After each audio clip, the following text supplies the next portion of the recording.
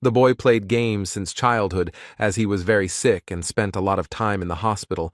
It was boring to just lie down, and this became an important part of his life. And this time the hero was playing a mobile game, but suddenly he was defeated and began to complain about the NPC artificial intelligence. But if you do something for a long time, you get tired of it, and one day it just becomes uninteresting to play. Neither puzzles, nor RPGs, nor first-person shooters, nothing could interest the young man. The story and lore were simple and stereotypical, the system had no depth, and there were no unique games. But suddenly he found an RPG indie game with 2D pixel graphics, which had long been unpopular. It was called Dungeon and Stone. The game was only in English, and in general the hero didn't really like such games.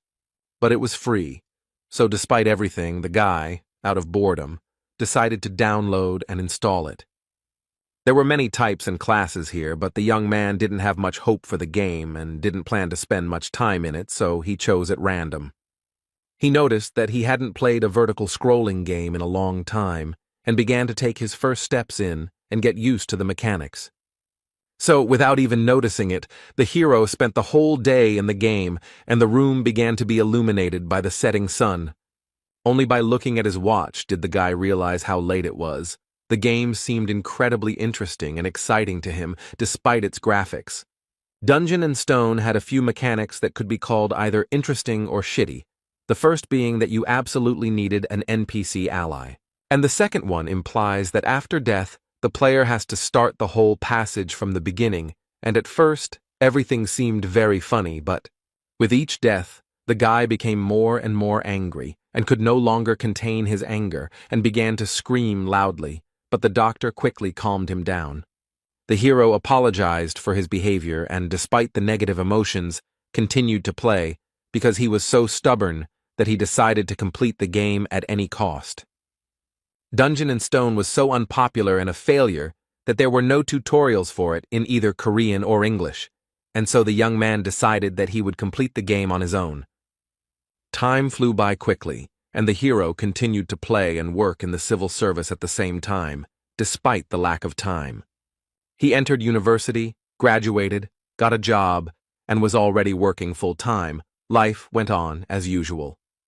And all this time the hero continued to play Dungeon and Stone, but he could not complete it, and kept dying and starting over, dying and starting over. But then 9 long years passed, and finally the guy was close to the end he had been striving for so long.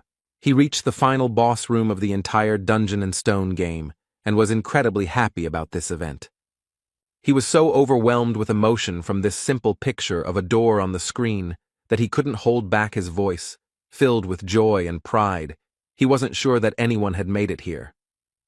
The hero shed tears of joy because he had been working towards this for 9 years, but he gathered his courage and agreed with all the pop-up notifications when entering the room.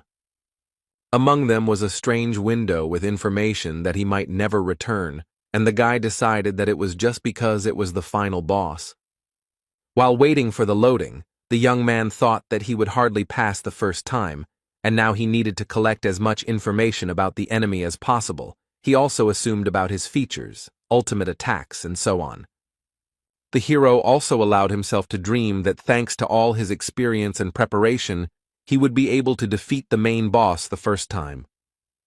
The download was complete and new notifications appeared, among which was one that made the hero surprised and even scared, and it said that the training was complete. But what made him go crazy was the Korean language in the notifications, because he thought that Dungeon and Stone only had English. And he spent almost 10 years racking his brains trying to get through tons of dialogue and descriptions in English, which made him very frustrated. Suddenly, a bright light began to shine from the monitors, which blinded the hero. He did not understand what the hell was going on here. Suddenly, this light burst out from the monitors and swirled around the guy like a beam, causing hellish pain throughout his body. A moment later, the hero's body disappeared without a trace, and the rays rushed back to where they came from, into the monitors. The guy lost consciousness, but through his oblivion, he heard a voice congratulating the young fighters and saying that they would soon become real warriors, and when he opened his eyes, a crowd of savages appeared before his eyes. The hero found himself in an unimaginable situation. The darkness was illuminated everywhere, not by the usual LEDs, but by real, smoking torches. There was a crowd of wild, pumped-up barbarians standing around, wearing a variety of very primitive clothes and covered in tattoos. And some strange and no longer young, judging by his gray hair, man reads out an equally strange speech, and now he called for choosing a suitable weapon for himself. The hero was completely confused. He did not understand what kind of weapon was being talked about. He did not understand where he knew the language that the leader apparently spoke, and why the young man was here at all. The guy quickly pulled himself together and decided to sort out the situation and gather information, and the first thing he noticed, remembering the recent terrible pain, was his body. And I couldn't help but be surprised again. Rough hands, powerful muscles, tattoos, all this was extremely strange. The guy couldn't believe all this, but he couldn't think forever, because the situation continued to develop, and the leader shouted out to those who would be called to come out. Despite the complete confusion and lack of understanding of what was happening, the young man began to observe the situation because a cry was heard calling a certain third son of Vanon, Karak, and the barbarian standing in front of the young man walked forward. Standing in front of the gray-haired man, he began to quickly look around, as if searching for something. It soon became clear that the young barbarian was choosing a weapon, for he picked up a double axe and raised it upward, to which the chieftain praised his choice. And with all the power of his mighty lungs he declared him a warrior, after which he shouted the next name in the same style, only now it was Fenelon's second daughter, Einar. And then a strange thought came into the hero's head. Because he remembers something like that, this is a familiar situation for him. The young fighters choose their weapons and are recognized as warriors, the boy thought as the ceremony continued. And with the leader's words about blessing Raphonia, it was as if a city from his fantasies and memories appeared before his eyes. An incredible guess pierced the guy's head, his pupils narrowed, his breathing became intermittent, and cold sweat appeared. This is the world of the game dungeon in stone. He chose a barbarian as a starting character and just played for this class. The hero simply couldn't comprehend how this was even possible. Heavy thoughts occupied his head. Completely focused on his thoughts, he didn't even notice how the rest of the sounds of the ceremony seemed to be muffled. But suddenly, the hero heard the barbarian standing nearby say the name of the game, which aroused serious interest in the young man. He was different from other barbarians because he had horror on his face, his eyes were darting, and he was afraid of everything. The guy realized that he was not the only one who got into the game and that this barbarian was the same player as he was. Suddenly, a threatening voice was heard very close by, asking who dared to open their mouth. Raising their heads, the two young barbarians saw the figure of the leader towering over them. He had a threatening look, and his very appearance inspired terror. The hero was feverishly thinking about how the chief had ended up here so quickly and unnoticed, but his occupation was interrupted by the chief's question, asking if it was he who had done it. The guy shouted out decisively, denying it and trying to hide his fear, excitement, and worries. The hero glanced sideways at the barbarian standing next to him, mentally blaming him for what was happening. The leader realized who was guilty and turned his terrifying gaze on him, to which the barbarian tried to apologize hesitantly. And he asked if this was all really dungeon and stone, and there was horror in his eyes, cold sweat running down his forehead. But the young barbarian's words were interrupted by the chieftain, who simply swung his fearsome axe without the slightest mercy. The hero looked in horror at the place where the head of someone as unfortunate as he had recently been, and could not move from the fear that gripped him. Despite the emotions that overwhelmed him, the guy stood straight and tried not to show anything on his face because he could become the second victim. Without taking his eyes off the hero, the chieftain reported that Kadua's son, Orm, had been captured by an evil spirit. Seemingly satisfied that the second barbarian was okay, the chief turned around and walked back, ordering everyone to forget the evil spirit's words along the way. The ceremony continued, and the hero thought hard and realized several things, namely that people like him are called evil spirits. If someone finds out about them, they kill them, and that his head could be lying on the ground. The following names of the barbarians were heard, and the guy realized that he had one small problem. He didn't know his new name. There was no character screen, but the hero was able to figure out what to do. He would just wait 2 seconds after each name and then go. Of course, it could be the name of another evil spirit, but he would have to take a risk with that. After some tense anticipation, the next name was called Jandel's son, Björn. The hero quickly glanced at the crowd of barbarians, but none of them moved, which meant it was time to take a risk. 2 seconds passed, but no one came out, and if so, it was time to cast aside fear and doubt and go to the merciless leader. Gathering all his will into a fist and not showing a single emotion on his face, the hero confidently stepped towards fate, hoping that this was truly his name. The guy crossed the distance between him and the leader and stopped. Now he would decide whether to live or die. The man's menacing eyes, as if glowing with a golden color, carefully examined the guy in front of him, eventually meeting his gaze. The hero looked firmly, without showing a single emotion. This continued for some time until the leader decided something for himself. He smiled, turned to the young warrior, and with a wave of his hand ordered him to choose a weapon for himself. The hero expressed his emotions with a small grin and thought about the fact that Jandel's son, Bjorn, was now his name. But now the guy was faced with a second important decision, so he tried to calm down and pull himself together. Bjorn looked at the racks of weapons, thinking along the way that barbarians had no talent for magic, but they had outstanding physical abilities. He's going to pick something that will help him as a beginner, so the weapon he chose is this. The shield, and the boy was sure that this was the best choice. The cry of the chieftain sounded, declaring Bjorn a warrior. Meanwhile, the guy's computer continued to work in the house, but not as usual, and by itself, it acquired the status of Björn Yandel. The hero went into recollections of how, during his first game as a barbarian, he chose a two-handed sword because it looked cool. But he died too much and too often, and could do almost nothing to the monsters he fought against. He couldn't figure out how to play a barbarian at all and increase his survivability because he died over and over again. Then he tried out a variety of weapons that would be suitable for a barbarian. These were double axes, huge hammers, a flail, and many others. It was a very unstable build, because every fight was like the last, and he barely survived, leaving the fight on his last breath. But one day, while browsing through the wares in a gun shop, he noticed a simple shield and an interesting idea came to his mind. And the barbarian should definitely be a damage dealer, because they are tenacious and strong, and although dwarves are better suited as tanks, his class also has everything needed for this role. The hero didn't like this fighting style because it required training, but he didn't want to waste time, so he decided to try it. And surprisingly, with such a strange build as a barbarian with a shield, the guy managed to fully implement this playstyle in a serious fight with one of the bosses, a basilisk, and defeat him.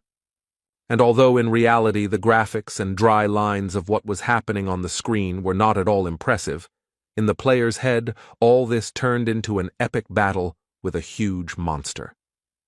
The player realized that this was complete MBA, but in reality he summed up his thoughts and memories by saying that this was the most rational decision he could make now, and he would not regret it.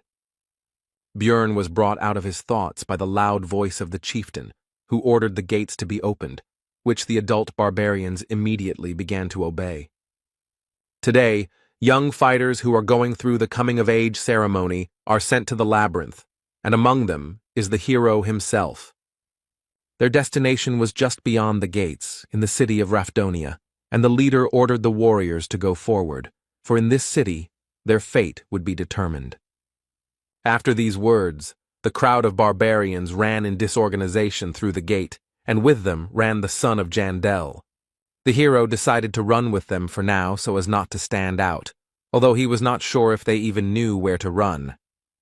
After running around the city for some time, the barbarian who ran first reported that they were lost. At this, the rest of the crowd began to resent, and it was necessary to choose a new leader, and Bjorn thought to himself that they were no better than this leader. To which the ashamed leader lowered his shoulders calmed everyone down and was about to say that he was handing over his position, but in the middle of his speech he was interrupted by a barbarian girl. And she said that she would be the leader, to which the others supported her, and shouted the name of Einar, the second daughter of Fenelon, and also that she was wise. The hero remembered her name and they continued their search, but very soon the girl reported that she was lost. The barbarians were outraged and began to quarrel with each other for the right to the place of the new leader, and Bjorn thought that at this rate they would never reach the labyrinth.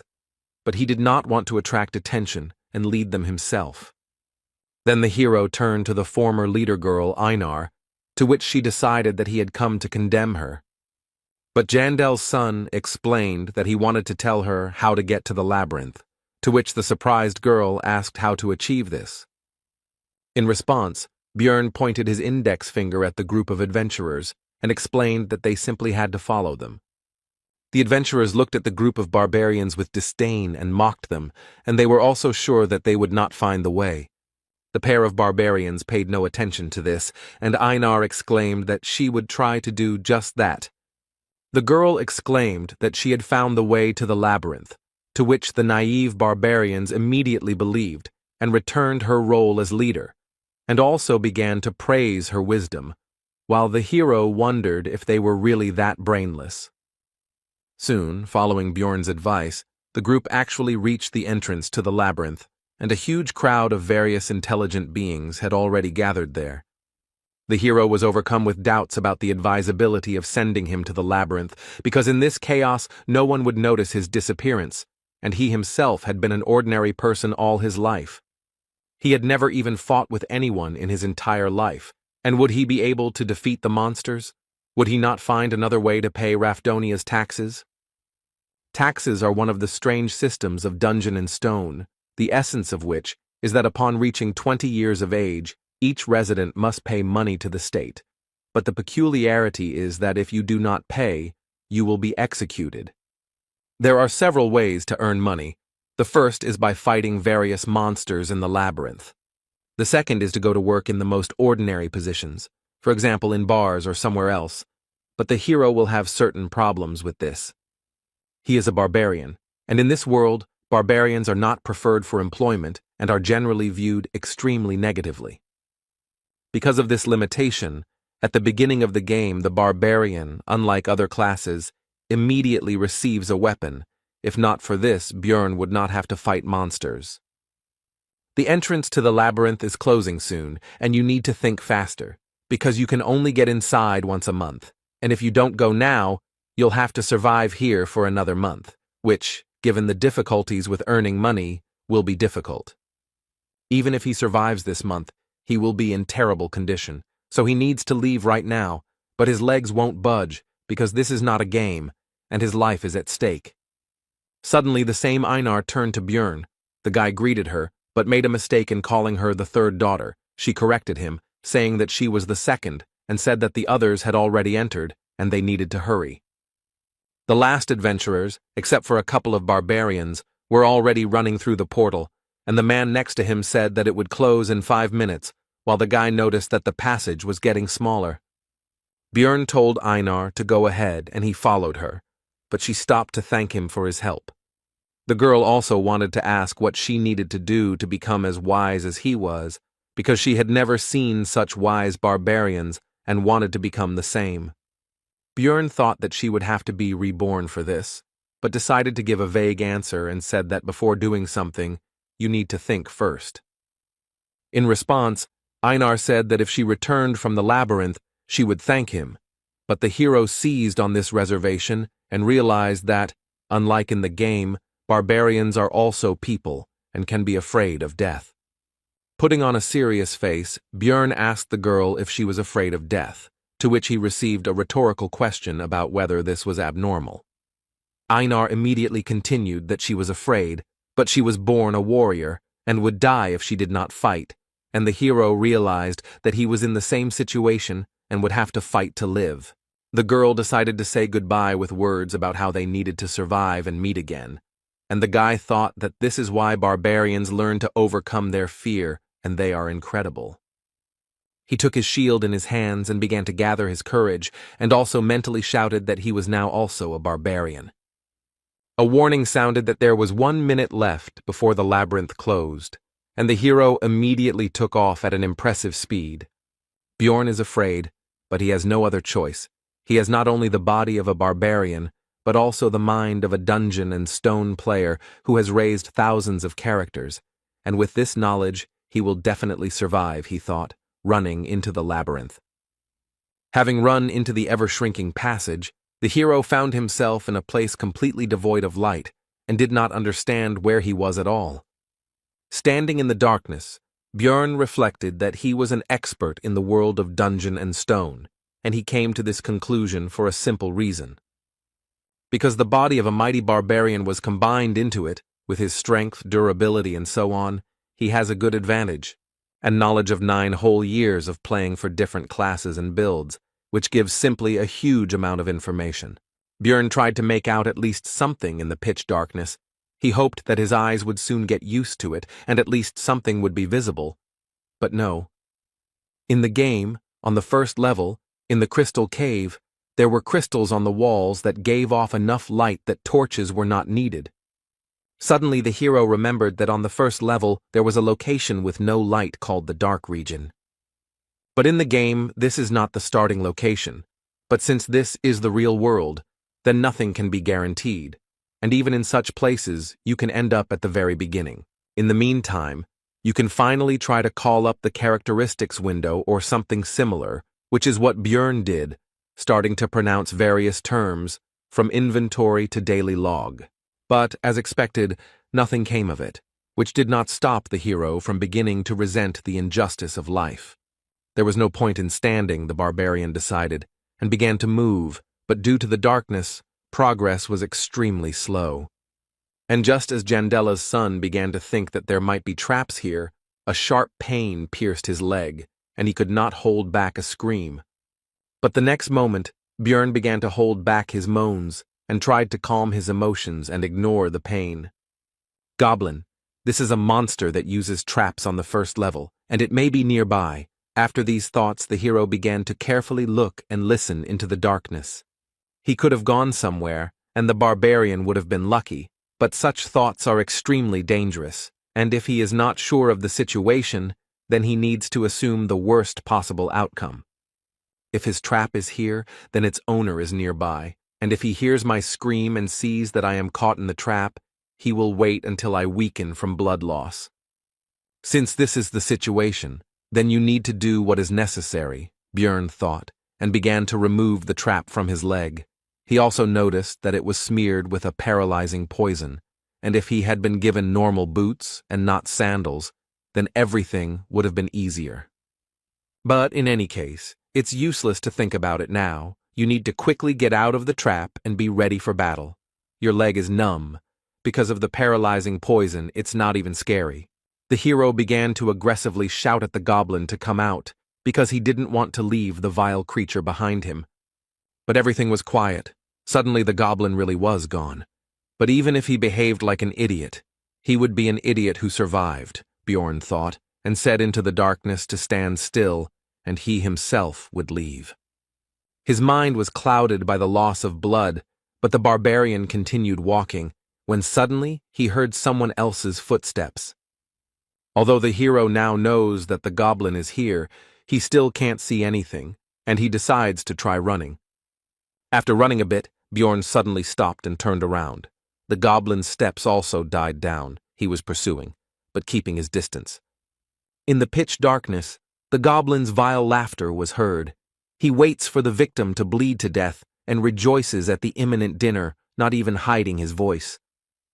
Then Jandel's son decided to pretend that he was completely weak and fell on the cold floor of the labyrinth, waiting for the goblin. The goblin came a little closer and began to carefully examine his victim and, as he thought, soon food. But the goblin was careful and smart enough to check if the victim was alive by throwing a pebble at the head. The monster's intelligence surprised Bjorn quite a bit, and he even thought that he was definitely smarter than the barbarians, while the object of his thoughts continued to throw pebbles. The goblin began to approach the victim, when unexpectedly for the hunter, he himself became the prey. Bjorn tried to throw his fist straight at the green-skinned creature's face, but missed, which even amused the monster a little. But the next moment, the hero felt as if his body began to move on its own, which was completely unexpected. This body is very different from his past. Instincts are highly developed in it, and the hero could even feel how his opponent moves. These thoughts went in parallel with how the goblin received blow after blow. With a loud, wild growl, the barbarian beat the already lying monster, who could no longer resist. How could the puny green-skinned one compete with the mighty barbarian? And now the hour of the final blow had come. Bjorn was not going to spare the monster, because what was the point? Even if it had intelligence, it was not even close to human. Besides, it would not spare the barbarian himself. A short time after death, the monster's body began to evaporate just as it happened in the game. In place of the corpse, there was only a small red object. It was the currency used in the world of Dungeon and Stone. To be more specific, it was a 9th-class magic crystal. His price is just a piece of bread, and for this Bjorn Yandel went through such a dangerous situation. This is a place where labyrinths and monsters exist that, after death, leave items and disappear. And outside the city, there are other places familiar to the guy from the game, where life goes on as usual and other races coexist. This is definitely the game world that the hero knows about, but he can never consider this reality a game, and with these thoughts, the barbarian continued to move through the labyrinth. The barbarian has been crawling in complete darkness for a long time now, but the bleeding still refuses to stop. The rejection of the human method of movement begins to bear fruit, because this way the guy does not use his injured leg, and he moves faster than you might think. And the most important advantage is that it is now impossible to step into a trap, and Bjorn is ready to endure inconvenience for the sake of survival. Continuing to move, the hero thought that bleeding was very dangerous, and he couldn't stop because he needed to find someone who would help him with the wound. In such a dangerous situation, Bjorn remembered a guy like him, who was killed by the leader at the very beginning, and began to wonder if he died or woke up in his world. And he also realized that it is in such cases that faith helps. It seemed to the hero that he was coping, because light was already visible in the distance. After all, the entrance to the first floor should not be covered in darkness. The guy is sure that someone will help him there. Suddenly, Bjorn saw himself, but different. It seems that the loss of blood and the stressful situation itself are already causing hallucinations. The figment of the imagination began to tell that no one would save the miserable dying barbarian, because he was not a beautiful girl or an intelligent man, but a savage that no one needed. Jandel's son felt his personality splitting and then joining, and then becoming silent again, and he was definitely going crazy. Despite his condition and the constant mockery of his own mind, Bjorn continued to crawl, and soon it brought results. He finally got out of the pitch darkness into the light.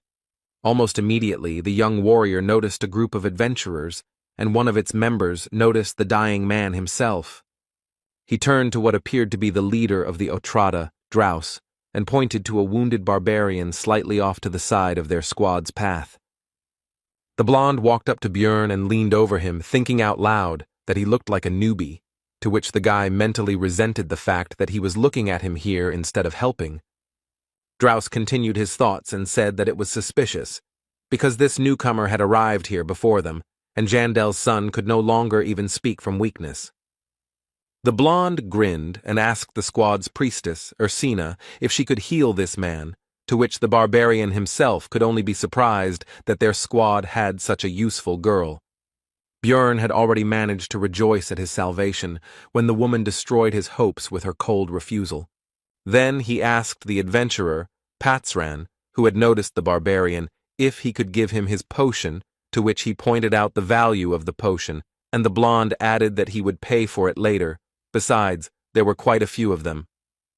Having received what he wanted, the leader began to uncork the bottle and explain that this was not divine power, so it would hurt a little. After the potion hit the wound, Björn's body was pierced by such intense pain that it felt like his body itself was melting. After some time, the pain went away, and the wound on his leg was gone, the weakness almost receded, and the hero began to rise from the floor. As soon as Björn recovered, Draus began to ask about how the newcomer got here before their group, and also whether there was a secret passage, to which the barbarian explained how everything happened.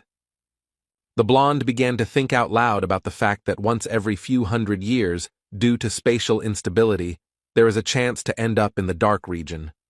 Bjorn began to rise from the ground as the adventurers passed by, and Draus informed him that he should not worry about the price of the potion. As the barbarian watched the group move away, he reflected that time in the labyrinth was extremely valuable, and it was a miracle that they had spent so much time on it. Björn should have been glad that he had survived, but he hated feeling sorry for himself. Meanwhile, the group continued on their way, and its members talked about the unexpected meeting, in particular arguing about his luck or bad luck, because on the one hand he got into an unpleasant situation, and on the other, he met them. The archer noted that his luck was to meet Draus, and not him, Patsran, because he was sorry to even give his potion. To this, the adventurer replied that there were many such worthless ones, and did not the priestess agree with him? To this, the archer said that if it were not for the rules of the temple, the barbarian could have been cured without any problems. Continuing the argument, pointing out the kindness of Draus, because he gave the dying man the opportunity to pay for help with information, and barbarians do not like to accept help from others, they also noticed that the bloody trail had been going on for a long time. The priestess noted that it was convenient to have a guide, who was the blonde man, to which the archer noted that he had memorized the map of the entire first level, which was an extreme rarity. But when the group finally reached their destination, they noticed that they were the first to arrive, and Draus came closer. And he activated the portal that leads to the second level of the labyrinth, and the adventurers began to move to the next location. But the archer made everyone pay attention to the sandals of their recent acquaintance and the trap nearby. The magician illuminated the cave, and everyone saw that the bloody trail stretched all the way from here, which surprised everyone, because they had lost him. The magician asked Draus how long it was to walk from here to the place where they met the barbarian, to which he received the answer that it was about 15 kilometers if you didn't take a shortcut. Patsran, having learned that he had crawled for so long in pitch darkness, wondered whether he could repeat it. He also remembered that the barbarian had then pulled his magic crystal towards them, which he carried with him all the time, no matter what. He simply had nothing more to thank them with, and after these thoughts he informed the group that he took back all his unflattering words about this guy. He realized that people like this barbarian never give in, no matter what, and never escape from problems through death. After his recovery, Bjorn continued to encounter green-skinned goblins in fairly large numbers. The first time, the barbarian was in pitch darkness and was also nervous, but now these monsters pose practically no threat. The traps are set randomly and not even camouflaged in any way, making it almost impossible to get caught. Their attack directions and ambush sites are extremely predictable, and they cannot pose a serious threat. But a new problem has appeared, and it is extremely simple. It is hunger, because enough time has passed, and the energy has gone to recovery and physical activity. Suddenly I remembered that they were given provisions at the very beginning, but while crawling the bag got damaged and a fair amount of food was lost. There was only enough for 2 days left from the 7-day ration, which meant he would have to economize, Björn thought, eating the bread, which seemed quite tasty to him. Only the first problem, the need for food, was more or less solved, as I wanted to drink, but this will be more difficult. Dungeon and Stone only had a hunger system, which worked in the labyrinth, and it had no information about water. But this is not a game, but the real world, and since they were not given water to take with them, it means that there must be natural springs somewhere, and the hero went in search of them. After some time, Björn heard the sound of water and went there, where he met a lonely adventurer resting. It was the first time he had met anyone outside of that blonde guy's group, but in the labyrinth there was an unspoken rule not to interact with others unless absolutely necessary. Having quenched his thirst, Björn decided to count the crystals he had obtained from the goblins, of which there were 44, which turned out to be quite a good haul for him. And now, the third problem has arrived, also connected with the needs of the body, namely, the need for sleep. And there are two ways to rest in the labyrinth. The first is to simply go to bed and hope for luck.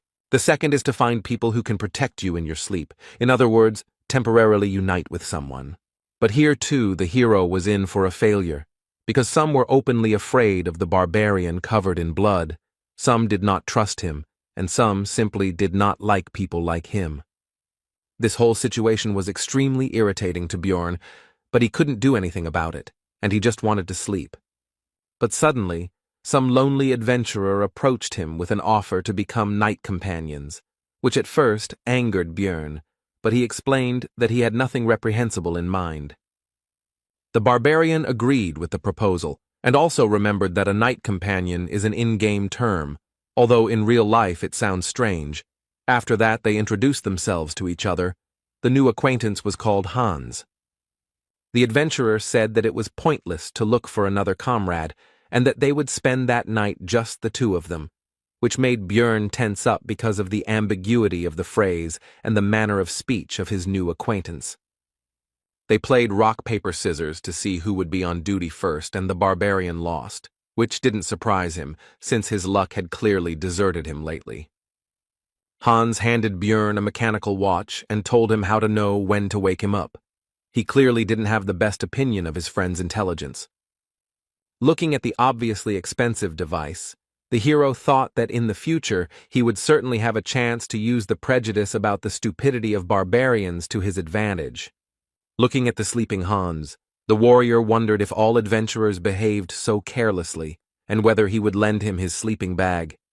And so when the right time came, Björn woke up his temporary comrade so that he could take up his post. Hans replied that it was now the barbarian's turn to sleep, and then he realized that he wouldn't be able to sleep because he didn't trust his friend at all. The hero decided to just pretend to be asleep, simulating a loud snore, but in reality he listened attentively to the actions of his temporary comrade. But during the entire dream, Hans did nothing, despite all of Björn's expectations and suspicions. Looking at the carefree sleeping man, the barbarian doubted whether it was all justified, or whether he was just winding himself up in vain.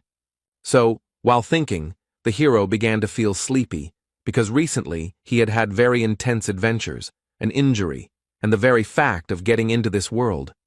Björn was brought out of his sleep by a sharp cry of his name. It was Hans. After all, 2 hours had already passed, and now it was his turn to be on duty again, and he did not argue with his night companion since nothing had happened, and sent him to sleep. And although intuition told me not to trust this man, the facts said otherwise, because he was the first to turn to him when the barbarian was in a difficult situation. He didn't scold him for his mistake, so he could sleep. But suddenly Björn woke up and saw Hans hanging over him with his huge hammer, who was surprised at his light sleep and said that he should sleep a little longer. The next moment, the adventurer's weapon rushed straight at the barbarian's head with impressive speed. But not enough, because Björn had good enough speed and reaction to dodge and jump away from the opponent. Hans clearly did not expect such agility from the barbarian, and now he was confused and did not know what to do next. Björn was furious about the attempted murder, and Hans began to try to justify himself, which only made the big guy even more angry because he thought his people were so stupid. Quickly closing in on the enemy, the barbarian delivered a blow similar to an uppercut, but with his metal shield right at the man's chin. Hans' jaw was strong enough to continue his excuses. He tried to stop Björn, saying that he had an explanation. The hero didn't even listen to him. He was thinking that, unlike the goblin, he didn't die from the first blow, which meant that he needed to hit again. The barbarian immediately put his thoughts into action, delivering a direct attack with his shield right into Hans's face, likely knocking out a couple of his teeth. He flew away from the force of the blow, but before he could recover, the terrifying figure of Björn appeared in front of him, the mere sight of which made him lose all will to fight. Hans began to beg for mercy, but the hero was not concerned with these screams. He was interested in the reasons for this vile attack in his sleep. The man began to explain that he needed magic crystals, and the hero could not believe that they tried to kill him for this. Seeing the distrust in Björn's eyes, Hans continued that he also wanted to take the shield, since the barbarian's equipment was considered to be of very high quality and was quite expensive. The hero decided that this man was hiding something else, and decided to loosen his tongue by kicking him in the head. Putting his foot on Hans's body, Björn threatened that this was the last chance to tell the truth, but he decided that this was not all, because in the world of Dungeon and Stone, killing an adventurer is a serious crime. Then the would-be assassin confessed that he also needed his heart, the barbarian's heart. They sell for a good price, and he heard that it was an ingredient for some new spell. Then Björn realized that for this man he was like a goblin, just a very difficult but also valuable prey. The barbarian also learned that Hans had not attacked the first time only because he also wanted to sleep, and the former knight companion asked that since he had told everything, would they forgive him. At first there was a few seconds of silence, and then Björn explained that he would probably meet more people like him later, and he was not going to forgive anyone. These were the last words that this man heard. 2 days had passed since entering the game. Despite his first kill, the hero tried to find some positives. Among them was that he received new equipment. These were shoulder pads, a backpack, a hammer, and leather boots. In his backpack he now carried a flask of water, a compass, that same watch, bandages, and potions, and he got all of this by killing a man, which did not improve his mood, but he himself was to blame. With the new weapons, it became much easier to kill goblins, and during the fight, the instincts of the body took over, which on the one hand felt like being in someone else's body. On the other hand, it made it easier to fight. It's already the second day of the labyrinth's life, so the goblins began to appear in pairs, but the hero also became stronger thanks to equipment and some experience. Also, the young warrior's progress became much faster than before, which could not but please. But there was one serious problem among this news, because he had not slept for a long time, and this threatened significant problems, and remembering the previous experience of searching for a comrade, the hero decided to sleep alone. But as soon as Björn began to fall asleep, these green-skinned people appeared, which irritated him greatly, as a result of which they lost their lives. Then the barbarian tried to kill all the goblins in the area, hoping that they would not appear again, and fell asleep. He was awakened by a sharp pain in his chest, and opening his eyes he saw a monster in front of him who plunged a dagger straight into his body. But the green-skinned man did not rejoice for long, because he received a fist in the face and died instantly. His friend, seeing the fate of his comrade, hastened to flee, and the barbarian did not even have the strength to pursue the fugitive. Reflecting on the fact that due to overwork, he did not notice the danger at all, the hero decided to use a healing potion, which brought even more suffering than the injury itself. It's been 14 hours since the meeting with Hans. At this time, the adventurers begin to look for companions for the night, which Björn decided to do, but now he decided to look for a fellow barbarian, because only he can be trusted. This time, other groups of adventurers also invited him to join their company, and at first, the hero, due to exhaustion, did not understand why. He refused everyone and explained that he was looking for a relative, and he also understood the reason for such hospitality, simply and trivially. With new equipment, he looks not like a tramp without one sandal, but like a completely reliable comrade. One of the people I met explained that it would be difficult to find a barbarian on the first level of the labyrinth, because all of them, 3 to 4 months after the ceremony, go to the second or higher levels, and it is difficult to meet young ones. Then the hero decided that since he couldn't find his relatives, he would look for representatives of other races. For example, elves who kept their promises, or dwarves who were as lively as he was, but not people. They wouldn't attack other adventurers, blinded by the thirst for profit, Björn thought, and after an hour of searching, he was lucky enough to find the elf sitting right on the floor of the cave, with a bow and quiver lying nearby. The barbarian asked the elf if she was alone, to which he received a tense silence, She was clearly afraid of the big guy who had suddenly appeared. Björn also noticed that the girl was wounded in the stomach, and it did not look like the damage was caused by goblins, so he asked if a human did it. The elf suddenly fell to her knees and asked for mercy, which greatly stunned the hero. Her eyes began to water, and she continued to beg for him to let her go, and also said that she had a little brother at home. Björn just stood there the whole time, thinking that in the game all the elves were very cold and very different from this representative. In order to calm the elf down, the hero tried to smile kindly, which clearly didn't work out, and on the contrary, he scared her even more, and even added that he didn't plan to kill her, as if an even worse fate awaited her. The next moment, the girl burst into tears and began to say that she knew that the warrior opposite her was a barbarian, but he did not have to kill her. At this sight, the hero could only marvel at the bad reputation his fellow humans had, and he could only guess how they had earned it. Bjorn decided to throw the elf some bandages and some herbs that he didn't know, but the pointy-eared one recognized them. They were the healing leaves of Liko. When the girl asked why he was giving it to her, he replied that there did not necessarily have to be a reason for helping, although in fact he wanted to make as positive an impression as possible. When the elf finished bandaging the wounds, the couple decided to introduce themselves to each other. The possible friend's name was Erwin. Sitting down opposite, Björn asked the reason for her fear of him, to which she simply replied that it was because she was an elf, and he was a barbarian. And she explained in detail that their races had fought with each other about 10 years ago, which made the hero surprised and made him think about how much time had passed since the situation that was presented in the game. But then Erwin said that enough time had passed, and now there was peace between them, and she did not hate his people, and also did not want to fight with them. In response, Björn said that he also held no grudge, which made the elf happy, and then asked her if she would like to be his companion for the night. Erwin was wary of the barbarian, but remembering that people like him value their military honor, she asked him to swear by it that he would not harm her, and seeing the displeasure on the big guy's face, she assured him that she would swear by her tribe. Bjorn agreed with this, but decided to first deal with the fact that the girl constantly calls him Mr., which makes him feel old, and once again reminded him of his name. When this question was decided, the barbarian and the elf began to pronounce mutual oaths, and the full name of the pointy-eared one turned out to be Erwin Fornaci de Tercia.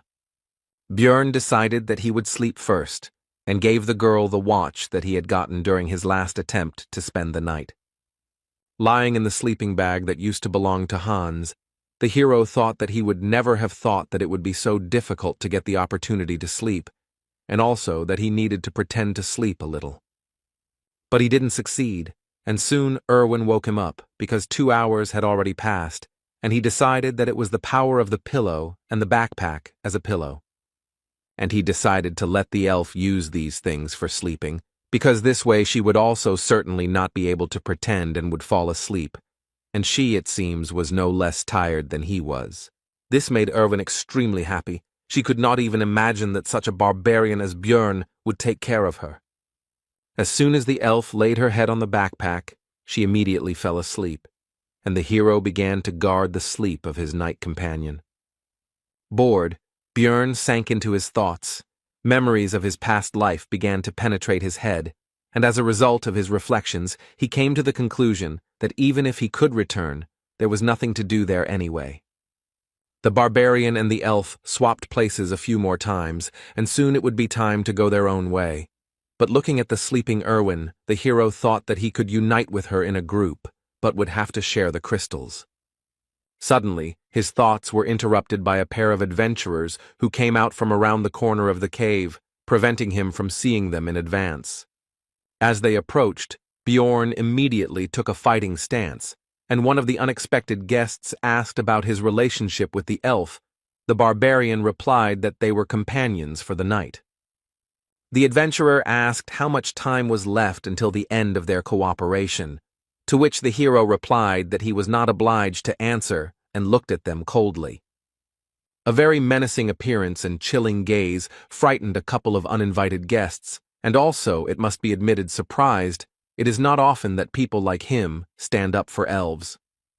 Having assessed their chances of winning the battle with the mighty barbarian as negative, the adventurers hastened to move away. Björn had a bad feeling, and based on their interest and his intuition, he assumed that they needed Erwin, so he started to wake her up, but she, like a child, asked for 5 more minutes. The hero noticed that she was actually just pretending to be asleep, which was evident from the fact that she was holding the blanket near her face. Grabbing the elf by the shoulders and lifting her up, Björn asked the reason for her behavior, to which she put her hands up in a defensive gesture. Erwin replied that if she stood up, the guy would leave her alone, and the hero understood the situation because they were just temporary allies, nothing more. And as soon as the elf opens her eyes, the oath will end, the barbarian continued to think, getting ready for his further journey. He also asked about what connects her with those 2 recent guests. She answered that nothing. But Björn noticed that they knew her from somewhere, and Erwin had to admit that they were from the same clan as the people who had wounded her. This could be seen from the symbol on their clothes. They were from the Crystal Union. The hero began to think that this promised big problems, because there was a whole group of them, but looking at the worried girl, he could not leave her alone. Björn told her to get ready and that they were leaving, and the delighted elf asked if he would help, but the guy replied that first they needed to listen to her story. Erwin said that she was with their squad as companions for the night, but at night she felt something and woke up, and upon awakening she saw a man approaching her. Continuing to run away from the place where they spent the night, the girl said that only later she found out that he was the director of their clan, which operates on the first level of the labyrinth, and since then she has been persecuted. They are helped to coordinate their actions in her search by stone transmitters, magical devices that allow them to communicate at a distance of up to 300 meters, if they are synchronized. The hero began to think hard. They are the equivalent of walkie-talkies. They are a bunch of people. There is nowhere to run. If he abandons Erwin, she will die. Björn asks why they continue to pursue her if she has done nothing significant, perhaps to silence her, to which the girl hesitantly replies that there is a compelling reason.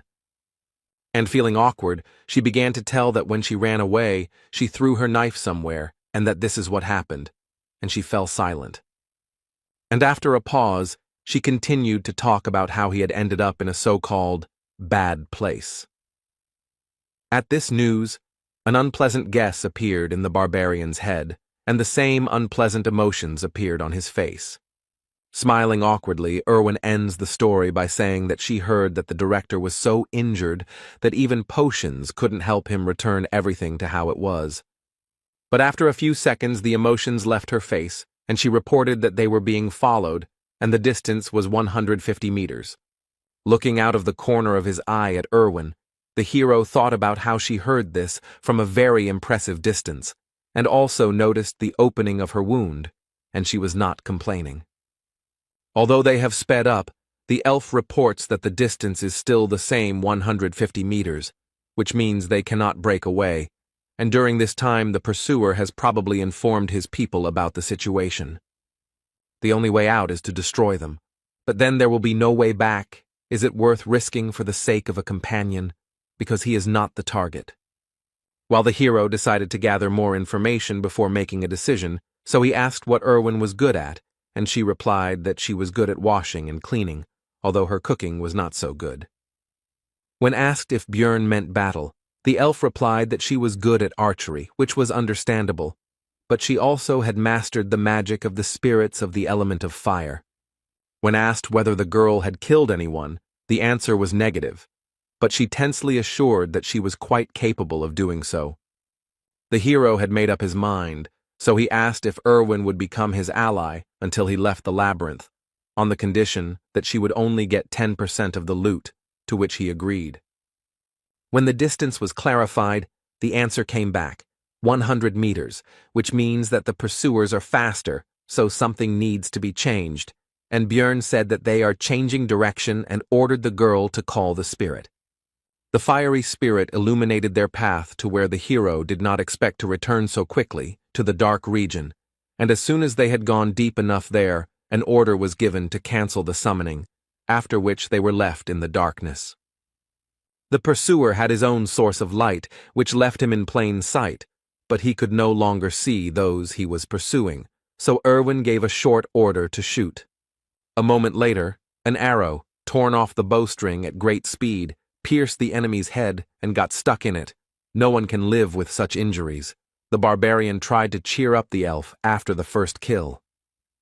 Coming closer, Björn picked up the stone transmitter, after which he began to listen to the negotiations of the opponents, from which he learned that in connection with the loss of the man they had killed, everyone was ordered to gather in the goblin district. The barbarian had hoped for a decent haul, but received only a bag of crystals, 2 knives, and 1 potion from his belt. And also, plus the leather armor that Erwin took for herself, because it's better than what she had before. When Björn asked how to use these stone transmitters, the elf replied that there should be a button on the side.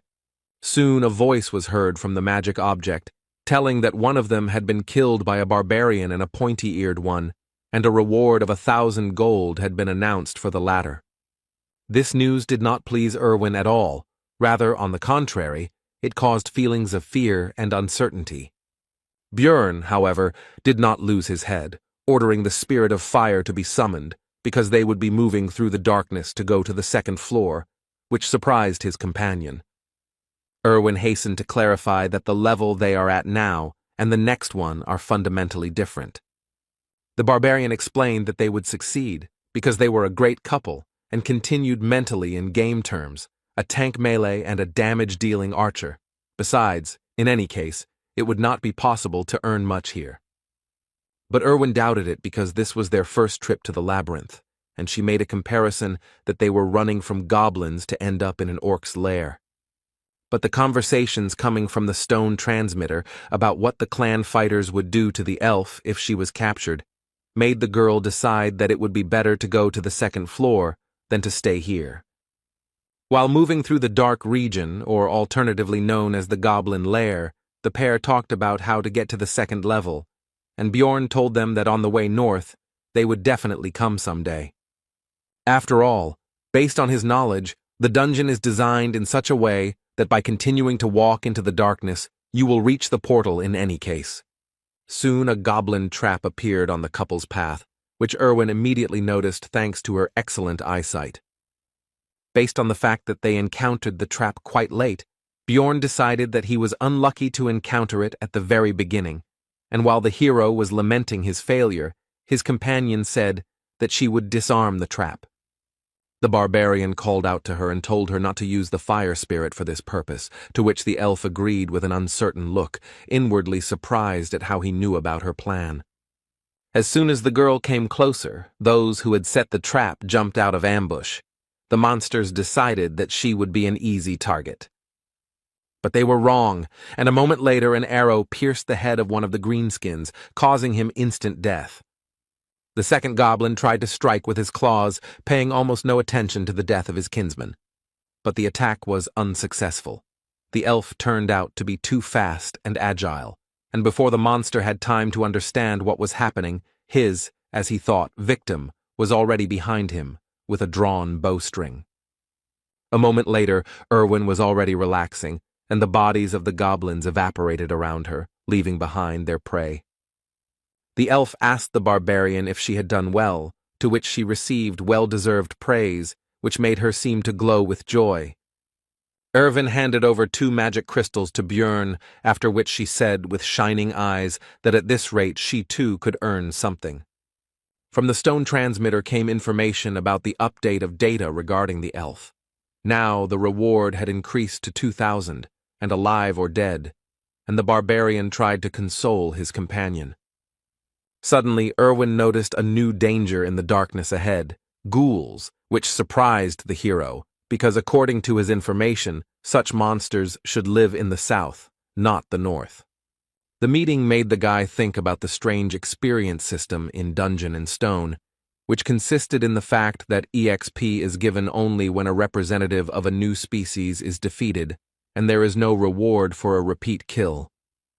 After closing the distance, the ghouls turned their ugly heads towards the living, and in their eyes one could see only hunger and no glimmer of reason.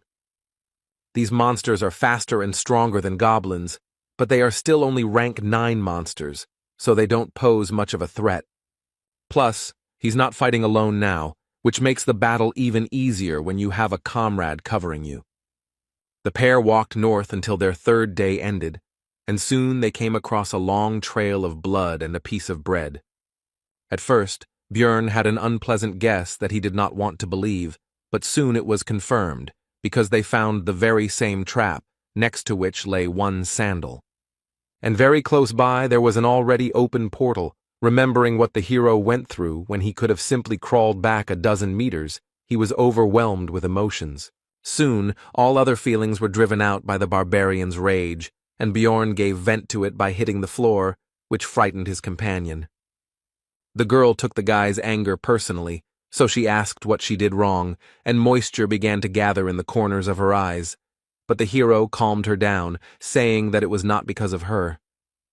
Erwin then put all the factors together in her head, including the bloody trail, the pieces of bread, the sandal, and her companion's reaction. And she said in a mournful voice that he had been through so much, which made the barbarian wonder if she had really guessed what had happened. But it soon became clear that Erwin had come to the wrong conclusions. She thought that the hero had lost a precious comrade here, and uttered a phrase about the certainty that he had gone to paradise. Having gathered their courage, the pair of the elf archer and the barbarian tank went through the portal straight to the 2nd level, which is called the Goblin Forest. The next moment they were transported to a new area, but no one could have expected that they would appear not on solid ground, but above it. Upon landing, the hero noticed that he felt as if he had been chewed and spat out by a giant frog. Erwin also said that she was surprised herself, because she had never heard of such a thing before and her friends had not told her about it. While scouting the area, Björn came to the conclusion that the lighting from the stars was so-so, but there was no point in waiting for dawn because they were in the labyrinth, and also decided that in case of a threat, they could return to the 1st floor.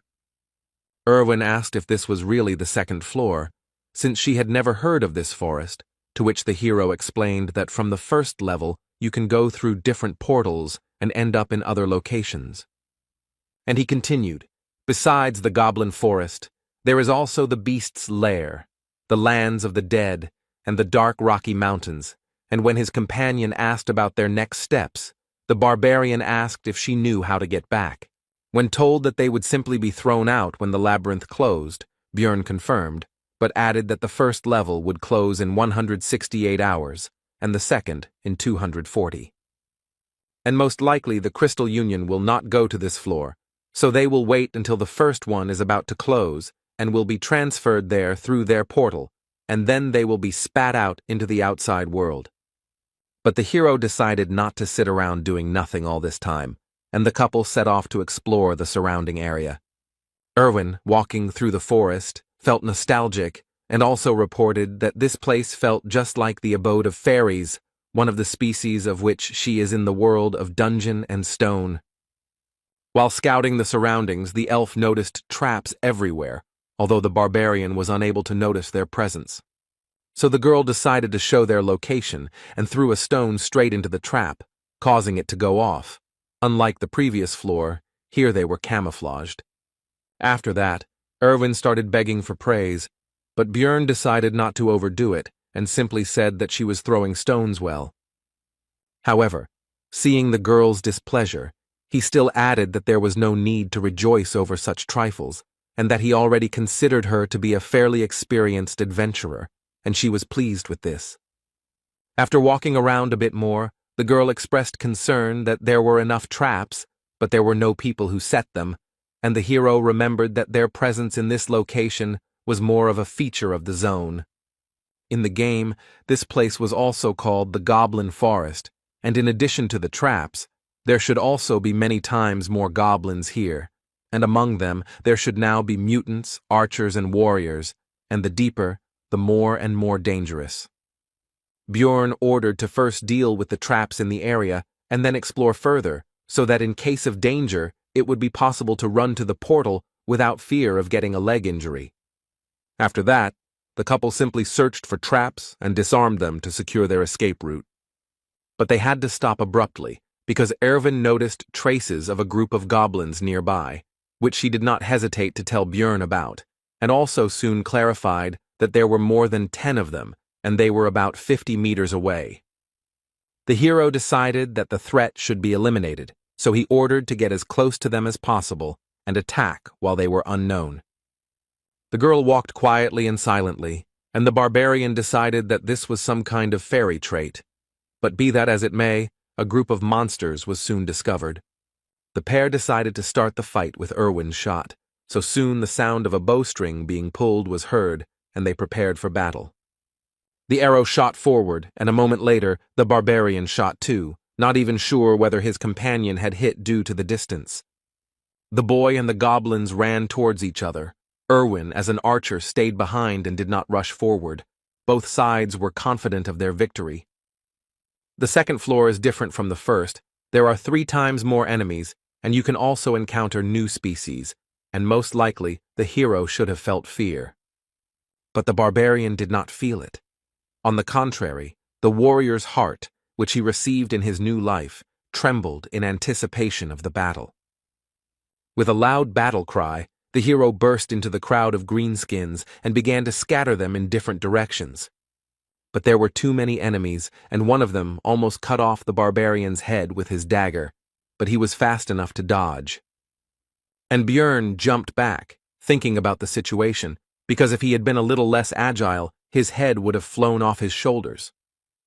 The enemy has the advantage in numbers, and injuries would be inevitable if he were here alone, but it's good that he has an ally. To prevent the goblins from running to Erwin, the hero began to shout loudly, attracting the attention of the green-skinned shorties. It was time to finish. From defeating the group of goblins, 11 magic crystals were obtained, which was quite good compared to the first floor. After all, Björn earned about 44 in a whole day, and although he wanted to take the armor or weapons, they dissolve along with their bodies. The barbarian decided to give Erwin 2 crystals, because those that fell from the goblin warriors were more valuable, which made the girl happy. After which he ordered them to move on, because he was impatient to see the results of the whole day's monster hunt. As the pair went 3 kilometers into the floor, groups of goblins began to appear every 5 minutes. This time they had a new type of enemy with them, a goblin archer, whose specialty, among other things, was camouflage, with the help of which he could disappear right before your eyes. The barbarian and the greenskins rushed towards each other, because even though the shooter would make things more difficult, he would not lose. While the battle was going on, the archer took an advantageous position in the bushes and began to aim at the hero, and now the right moment for the shot arrived. But thanks to the excellent reaction of the new body, the guy managed to notice the arrow flying straight to the target. At the last moment, Björn was able to dodge the dangerous projectile without receiving any injuries, after which he began to search for the shooter's location. The goblin realized his mistake too late and could no longer hide, so he was killed with one powerful blow of the hammer. After 15 hours of continuous fighting, both were very tired, so they finally decided to rest. This time Björn was the first to take up duty, because despite the fact that they were very well prepared, the elf could not boast of the barbarian's endurance. It seems that it has already become a tradition to reflect on duty, and this time the hero did not break it. They hunted for 15 hours and earned more than they could have dreamed of on the first floor. But the further they went, the more often they encountered other adventurers, who not only often had numerical superiority, but also included different races. Adventurers are much more dangerous than goblins, especially now that the guy has someone to worry about. Björn said out loud his thoughts that the biggest problem was that he was very beautiful, which embarrassed, in fact, only the girl who was falling asleep. In the following days, the couple actively hunted goblins to earn crystals and gain experience. Together they rested from physical activities and protected each other's sleep from monsters and other possible dangers. So the 6th day of their stay in the labyrinth passed, and the 7th came. The couple decided to get out of here because there were only 2.5 hours left before the first floor closed.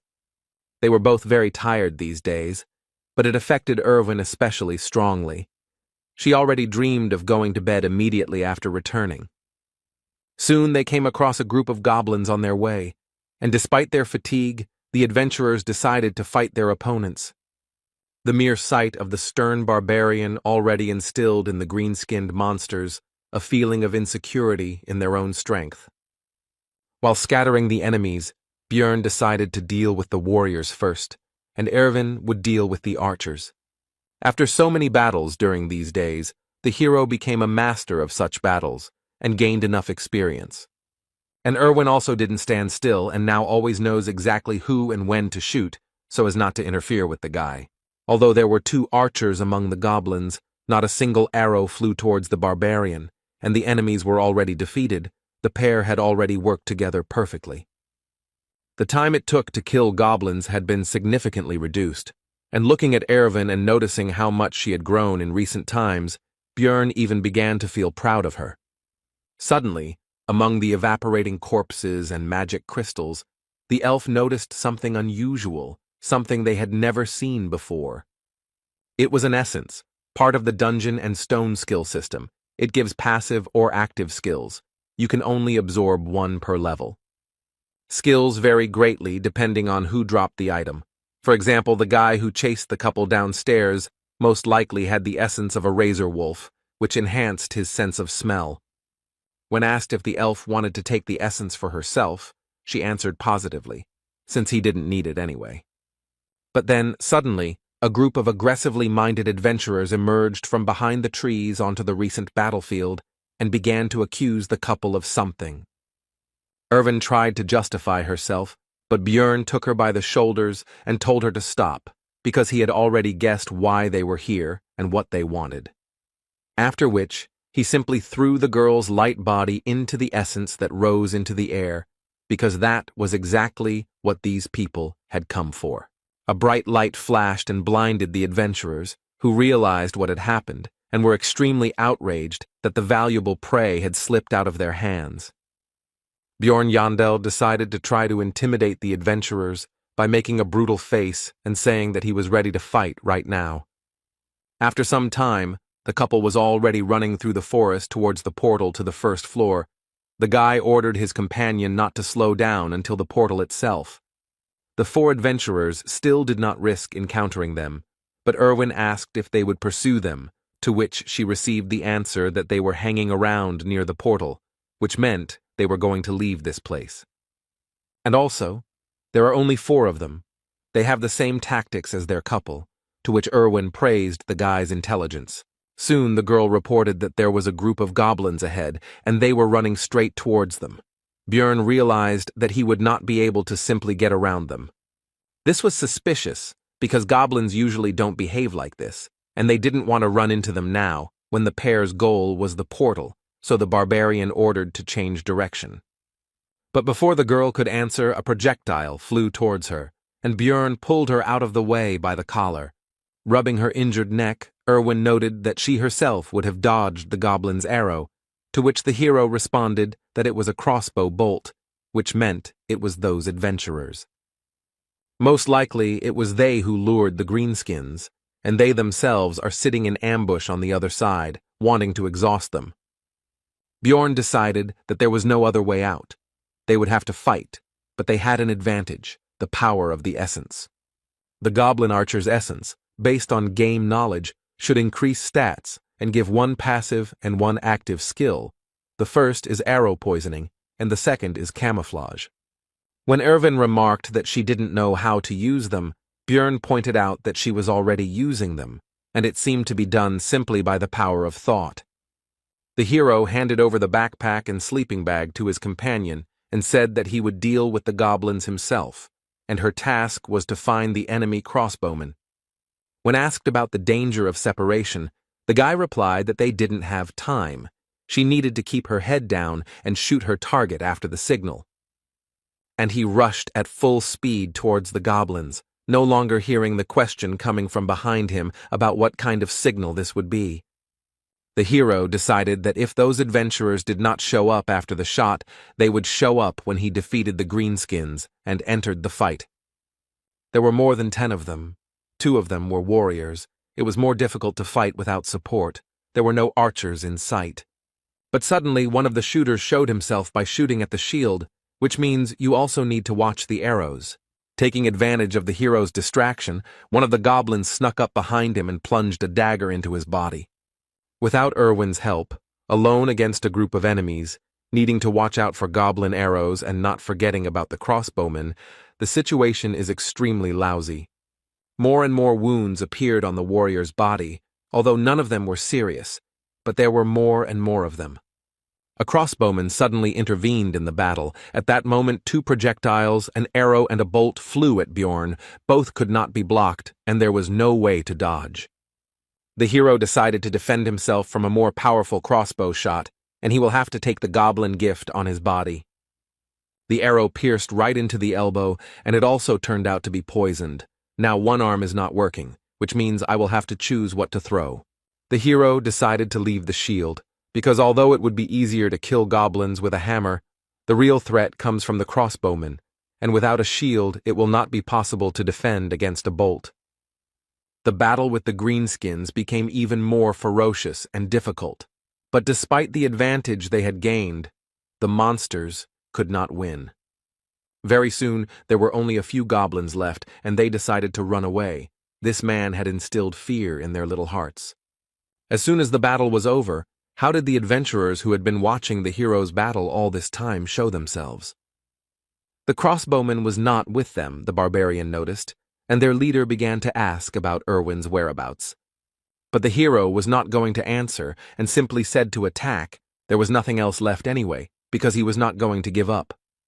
The adventurer gave a speech about how, although the barbarians had a lot of energy, this representative of theirs already had enough wounds, and now they would defeat him and find out where the elf had gone. Finally, the leader said to imagine that they were fighting a huge monster. The group rushed towards the hero.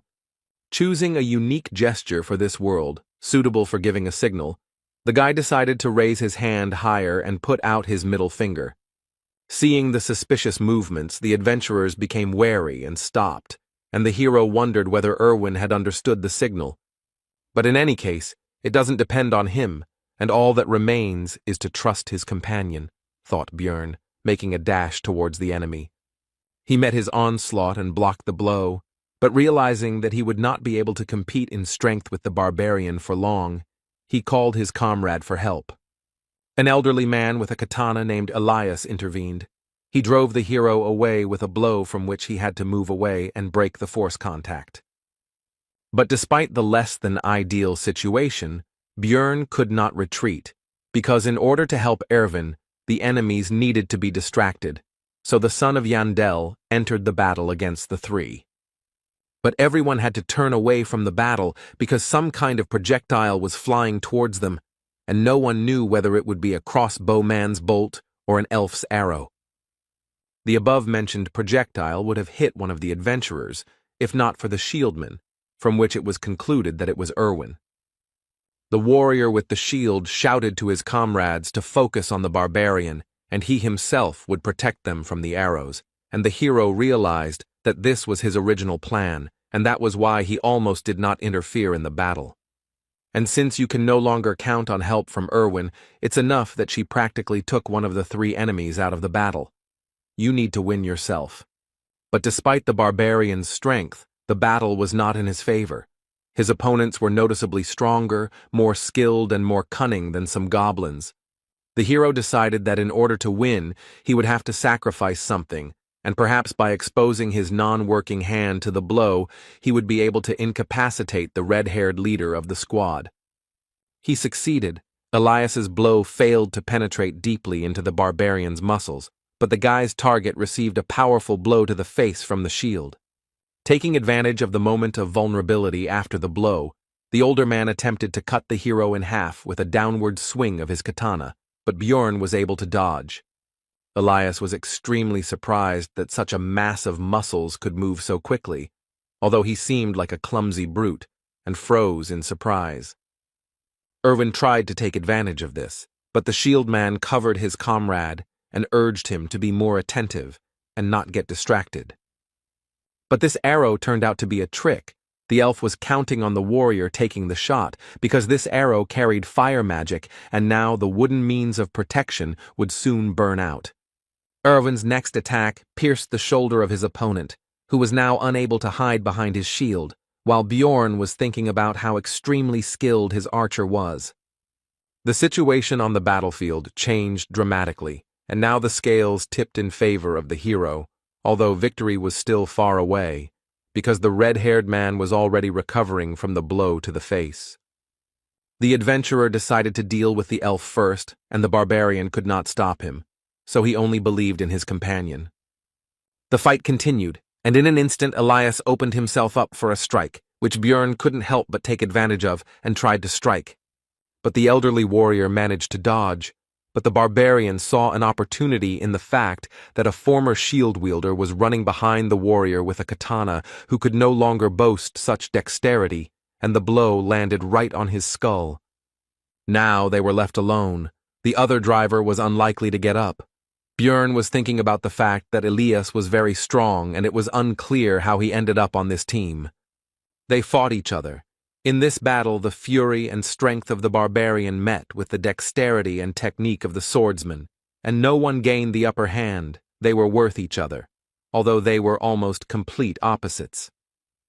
But it is worth noting that all this time, the elderly warrior practically did not attack, but only dodged, because he was stalling for time and waiting for the return of his red-haired comrade, which Bjorn could not allow. The hero came up with a trick. He pretended to hit, but in fact threw the shield straight at the enemy's head, which he did not expect and was unable to dodge.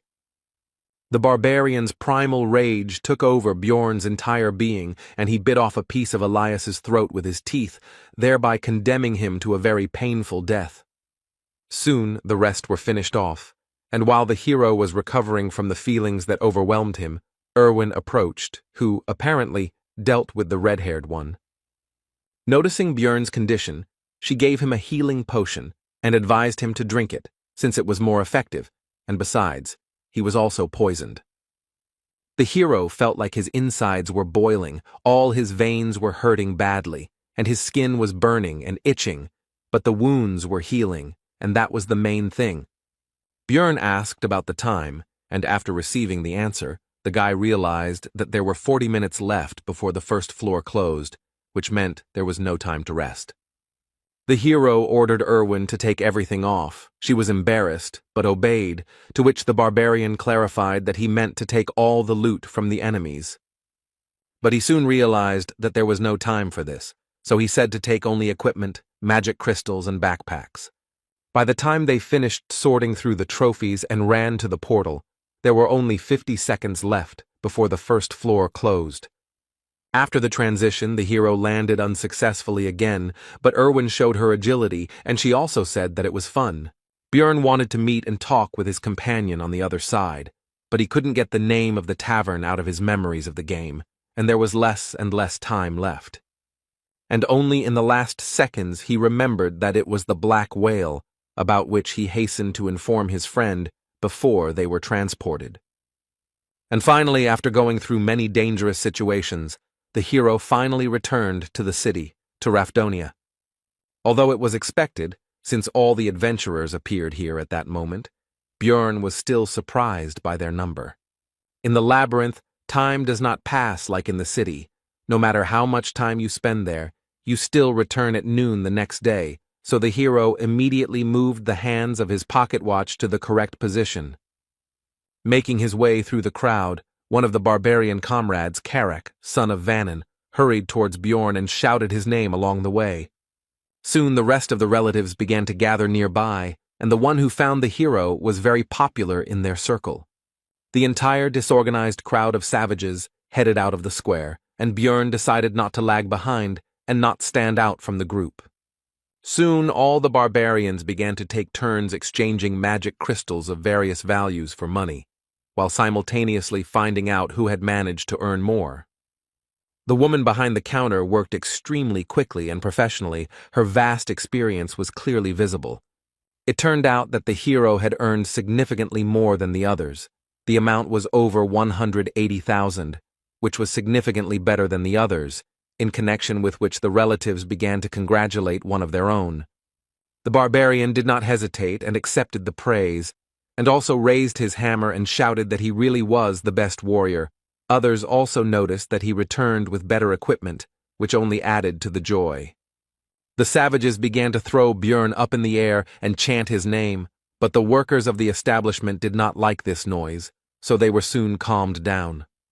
Soon the group of barbarians left the building and sat on the stone steps, waiting for everyone to receive their money, and the hero decided that he would follow the others, because he did not yet know the local layout. While examining the city, Jandel's son noticed a small detachment of elves, and among them he managed to discern Erwin. The girl also noticed her friend and waved awkwardly to him. Björn also greeted his friend and quietly asked to meet tonight, and despite the distance, the sharp ears heard everything. But the attentive elven eyes of one of the group of adventurers noticed the couple exchanging glances, so the attentive person asked if Erwin knew this barbarian. But only the pointy-eared can boast of excellent vision, so Karak also noticed what was happening and asked Björn about his acquaintance with this girl. Both began to deny the connection between themselves. As soon as the two groups turned their attention to each other, it became possible to notice with the naked eye the enmity between the two peoples. The tension grew. The last barbarians left the establishment just in time, and Björn hurried his relatives to leave, since in such a situation it would not be possible to have a normal conversation with Erwin anyway. Walking through the streets of Rafdonia, the hero noticed touching reunions of relatives who had returned from the labyrinth. But also everywhere there were grieving people who were unlucky enough to lose loved ones on this day. They cried, blamed themselves or others for what happened. Many did not wait for their parents, children, brothers and sisters, and loved ones that day. The hero had already seen all of this in the game Dungeon and Stone many times, but looking at all of this in reality, and not in a 2D picture, caused completely different emotions. But be that as it may, life went on. So soon the barbarians reached the tavern, where they began to celebrate their successful return with the spoils. Björn didn't like all this because he followed them because he thought he might accidentally miss some necessary step, and not for this reason. Therefore, he decided to leave without even trying the drink, and some of his relatives decided to see off the most successful warrior. Walking through the streets of the city, Björn's tension gradually eased because there were no monsters or hostile adventurers here, so there was no need to fear attacks, and he could finally relax a little. The hero became interested in the clothes shop. He wanted to buy himself a clean shirt, but his things needed to be cleaned of blood and other dirt. Lost in his thoughts, Björn didn't even notice how he had reached a quite decent hotel. His head was occupied with thoughts about the serious differences between the two worlds. Having paid for the room, the guy went to the shower to finally wash properly after so many days in the labyrinth, and also thought that living in this city might not be so bad. But lying in bed, the hero admitted that he was deceiving himself, and had done the same thing before, because in fact he wanted to go home, even though no one was waiting for him there, and with these heavy thoughts, he fell asleep. Björn woke up already at night and decided that now was the time to go meet Erwin, so he started getting ready. Having asked a local resident about the Black Whale Tavern, the hero received the answer that this place had had a different name for 10 years already. Finally, Björn became convinced that the game world was lagging behind this in time, and having learned about the current name of the tavern, he went there. Nowadays it was called Python's Paths, and the hero noticed that he could read the local language because he understood what was written on the sign, which meant that he should visit the library soon, but now he needed to go inside.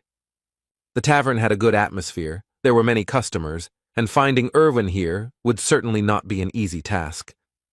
But the hero was lucky.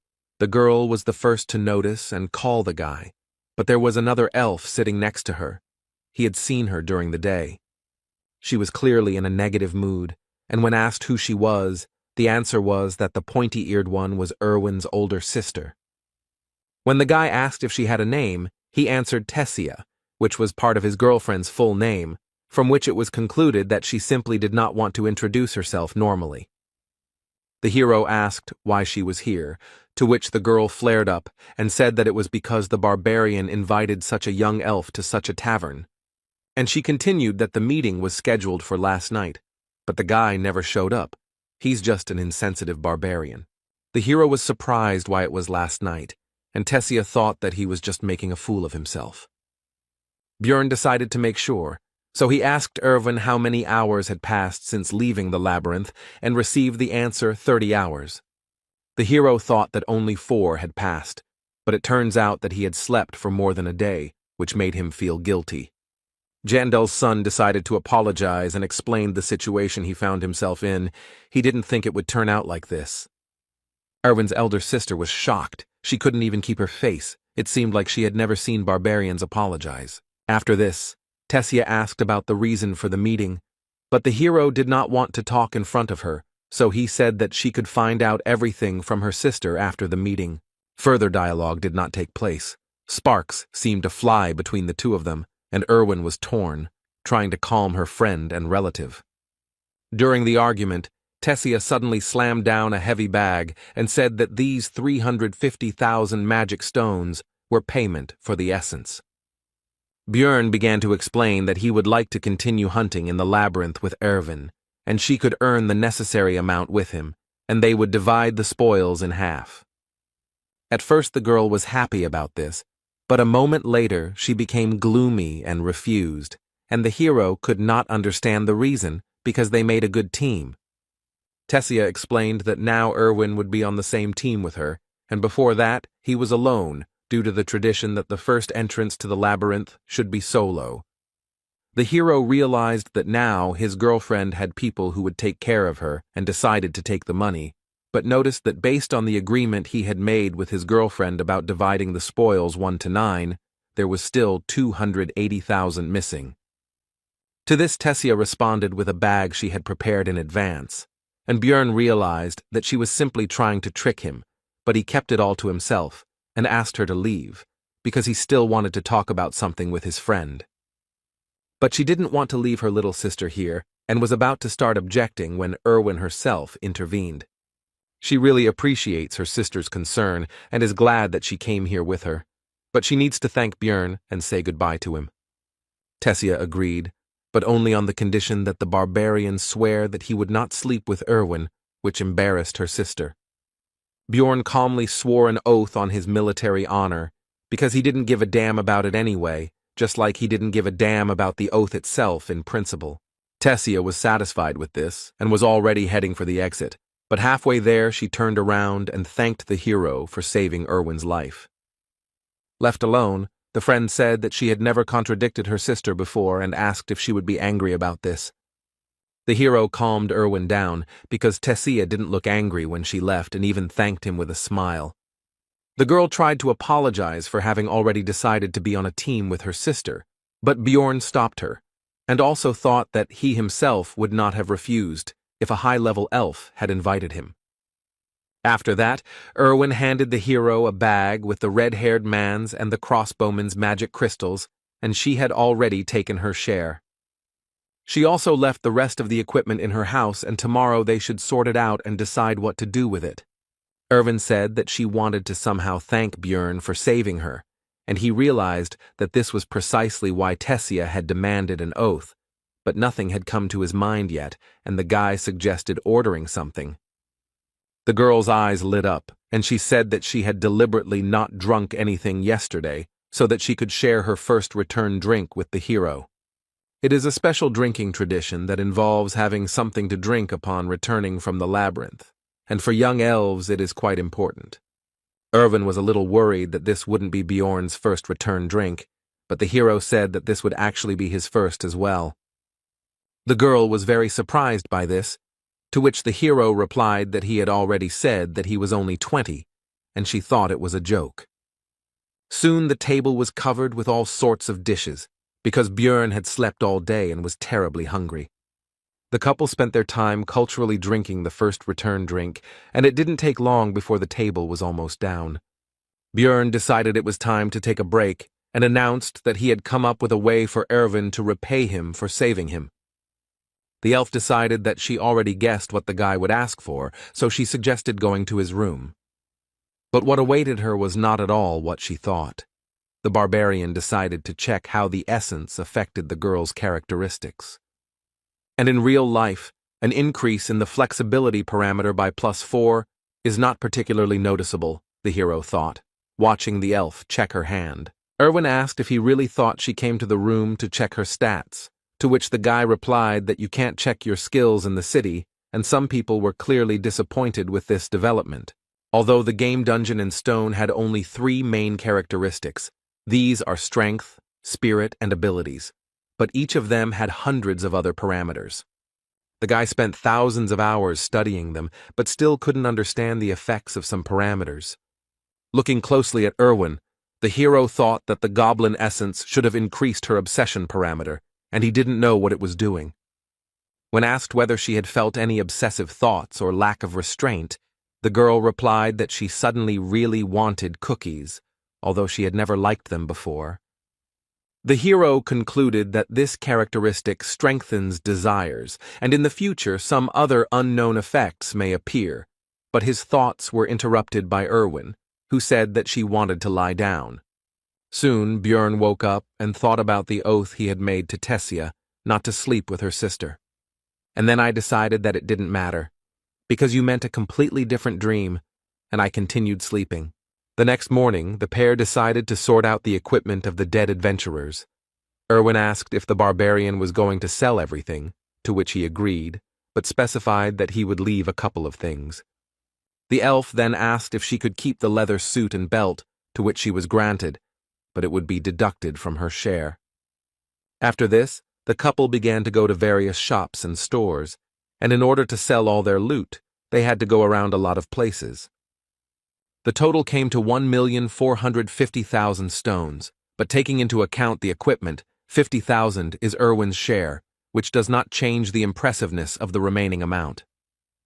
This would be a great start, Björn thought, since even in the game he hadn't managed to get that much on his first outing. When the girl heard that it was time for them to say goodbye, she was upset, because she wanted to spend more time with the guy, and to console her a little, the barbarian suggested that they go to the central square together, since they were on the same path. Upon arrival, the couple noticed that a crowd of onlookers had gathered in the square, and a guillotine had been erected in the center. When the girl asked what was going on, the guy replied that it looked like the execution was beginning, while looking at the condemned man. There were other unfortunates nearby, whose only guilt was non-payment of taxes. People have no other choice, because the rest of the world was destroyed by the witch's curse, and only here, thanks to the labyrinth, there are resources. But they are limited, and in such a cruel way one has to control the number of hungry mouths, the hero thought, watching the locals dip bread in blood and eat it. When the girl asked about the reason for their actions, the guy explained that there is a belief that the blood of the executed brings financial luck, and then asked about the amount of crystals for the first year's tax. To which I received the answer that the amount is 700,000 for non-humans, but in the second year it is already 800,000, and a commission appears upon exchange, which is slightly different from the game, but close. Taxes are growing every year, which means he can't stop training, otherwise his blood will end up on someone else's bread. You need to save up as much money as possible so you don't have to worry about it, so you need to get to at least the 6th floor in order to avoid execution and survive. After saying goodbye to Erwin, the hero went to the library, where he continued to collect surprised glances from other visitors, since barbarians are rare guests in such a place. Walking through the reading rooms, the hero suddenly noticed a familiar girl. It was Einar, the second or third daughter of someone there, he didn't remember, who seemed to have fallen asleep right on the book. Björn decided to wake up the blonde, because he was curious what she was doing there. She woke up easily. The girl was glad to see her son Jandel, which she announced very loudly to all the visitors of the library. When asked to be quieter, she justified herself by saying that she did not expect to see a fellow barbarian in this place. The hero asked about the reason for her stay here, to which the girl replied that she decided to follow his advice to think before doing something, so she decided to gain new knowledge here. She also said that while in the labyrinth, she realized that it was not only monsters that posed a danger, so Einar decided to study, but she faced a problem, which was her poor reading skills, and now she is going to the Temple of the Barbarians to fix it. As she was about to leave, the girl remembered her promise to repay for the advice, so she said that she should be looked for in the Angry Bull Tavern. The library was simply huge, and the hero couldn't even imagine how to find the books he needed here. Björn decided to approach the female librarian, but noticed that she had fallen asleep at her workplace, so he tried to wake her up with a soft cough. She immediately opened her eyes and began to find out what was required of her, to which she heard about the need to help in the search for books. But before the hero could explain the details, the librarian cast some kind of spell and cast some kind of effect on the barbarian. And yawning, she explained that he would find the book he needed if he simply wandered around. Taking them with him was forbidden. He had to read them in the library. Before Björn could find out exactly how it worked, the girl closed her eyes and fell asleep again. He quickly understood how magic works. Just looking around a little, it turned out that magic simply highlights the desired book, which was very convenient. Now it became clear to the hero why only one person looks after such a large library. Magic makes life much easier. The first book Bjorn picked up was called The Fallen World, and it told the story of how the lands had been cursed for thousands of years, and only Rafdonia survived, thanks to the ruling family who opened the way to a dimension called the Labyrinth. The second, Basic Notes on Alchemy 4, covered ways to turn magic crystals into food, water, steel, and other resources. The book Holy War 3 described the reasons for the enmity between the barbarians and the elves, but he was already impatient to touch the fourth, the most useful for him. Bearing the name Evil Spirits of the Abyss, which was the name given to those who came from another dimension to take over someone else's body. The reasons are not described here, but it is clear that the ruling family and the church have done a lot to get rid of this phenomenon. For him, as an evil spirit, the information from the book was very useful.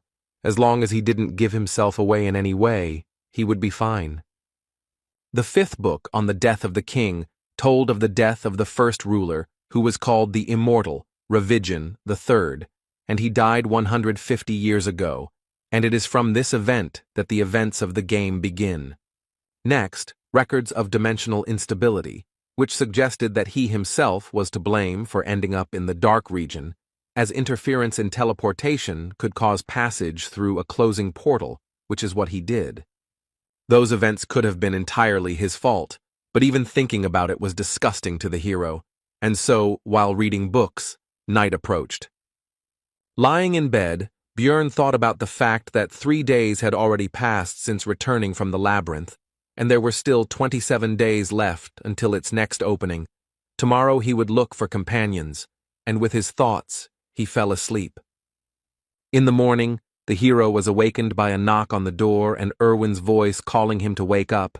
The guy had no choice but to obey and go open the door. Before Björn could say hello, a powerful gust of wind hit him in the face, causing him to lose his train of thought. Erwin began to happily tell that she managed to make a contract with a new spirit.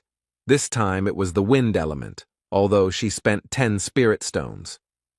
Showing a creature that looked like a small tornado, she continued to say that she was very lucky because the elements of fire and air go well together. The hero remembered that spirit stones are a rather expensive item, which allows you to make a contract with a spirit, a 10% chance. After finishing his thoughts, Björn asked to call the creature back, as a strong wind was currently causing a disturbance in his room. As an apology, Erwin decided to confirm her words about her good cleaning skills, and the barbarian admitted that she really did it very quickly and efficiently. After this, the hero asked the girl about the reason for the visit, because she has more important things to do, for example, preparing for the trip to the labyrinth. Erwin explained that she wanted him to be the first to know about her successes. Based on these words, Björn decided that he was her first friend, or something like that.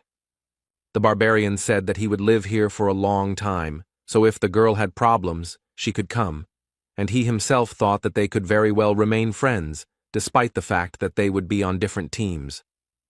Erwin, sitting on the bed, beamed at these words, and the hero thought that having many connections is always useful. Having said goodbye to the girl, the hero went to the Angry Bull Tavern, where the barbarians were staying. One of the relatives told them all sorts of things as they walked through the establishment, in particular that they lived 10 people in a room of 5, but paid only 300 crystals. Soon they met the one for whom Jandel's son had come here. It was Einar, Feneline's second daughter. When asked why he needed her, the hero explained that he wanted to fight her for training. In response to this request, Einar explained that there was no point in spending her debt on this. She could just go to the site, and she was not against training in her free time.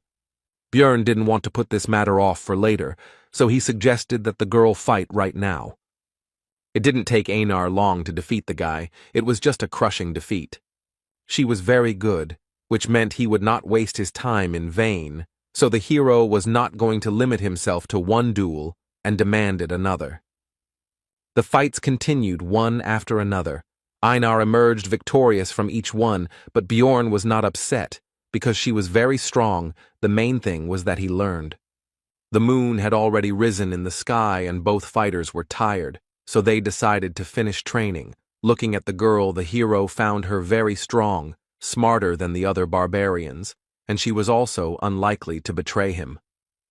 Björn decided to find out if Einar had a team, to which he received the answer that she was going to go alone, because she did not have the money to assemble a group. Having learned the information he was interested in, the hero decided that the best choice would be to invite the girl to join him. And he began to explain the conditions under which he would take 80% of the spoils for himself, but would pay for the creation of the team himself.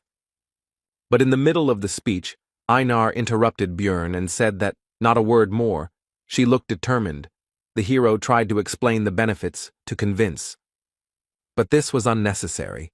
The girl meant by her words that she agreed without any words, since she wouldn't understand anything anyway, and simply trusted him. This brought a smile to Björn's face. He was glad that he finally had a reliable teammate. The next day they went to the Temple of the Barbarians, where the hero had recently begun his journey. There they were met by the same man who had conducted their ceremony back then. Björn had no desire to return here, but there was no choice. The man recognized them and asked the hero if he was following in Einar's footsteps in wanting to learn to read and write, to which he received a negative answer. When asked why he was here then, Björn replied that he wanted to obtain a certain spiritual seal, or more precisely, the seal of the immortal. The non-human races have different features. For example, elves can make contracts with spirits to borrow their power. Dwarves can also gain the blessing of armor, which increases the effectiveness of their equipment. Beastmen have the ability to form contracts with ancient beasts, called spirit beasts, and the barbarian race has the ability to apply a spiritual seal in the form of a tattoo on the skin of the back. The man began to question the source of information from which Björn learned about this method of amplification. But the hero had thought this point through. He had checked in advance whether this information was available in the library, so he replied that he had read it in a book. The man laughed at this and patted the boy on the back, and also said that he was proud of him and Einar. The chief noted that he had no reason to refuse, but the cost of this service was 800,000 stones. To the rhetorical question of whether the newcomer could handle such a sum, the hero answered in the affirmative, which surprised both his companion and the man opposite him. The chief became serious and asked where the young warrior got so much money. It was very suspicious. But the hero thought this through too and began to talk about how he was lucky to meet a wounded elf in the labyrinth. He used her as a slave and took away the magic crystals he obtained, and also gave her essence. And upon returning from the labyrinth, the guy forced her sister to pay for the provided item. With his story, the hero greatly pleased both the leader and the barbarians who gathered around to listen to his story.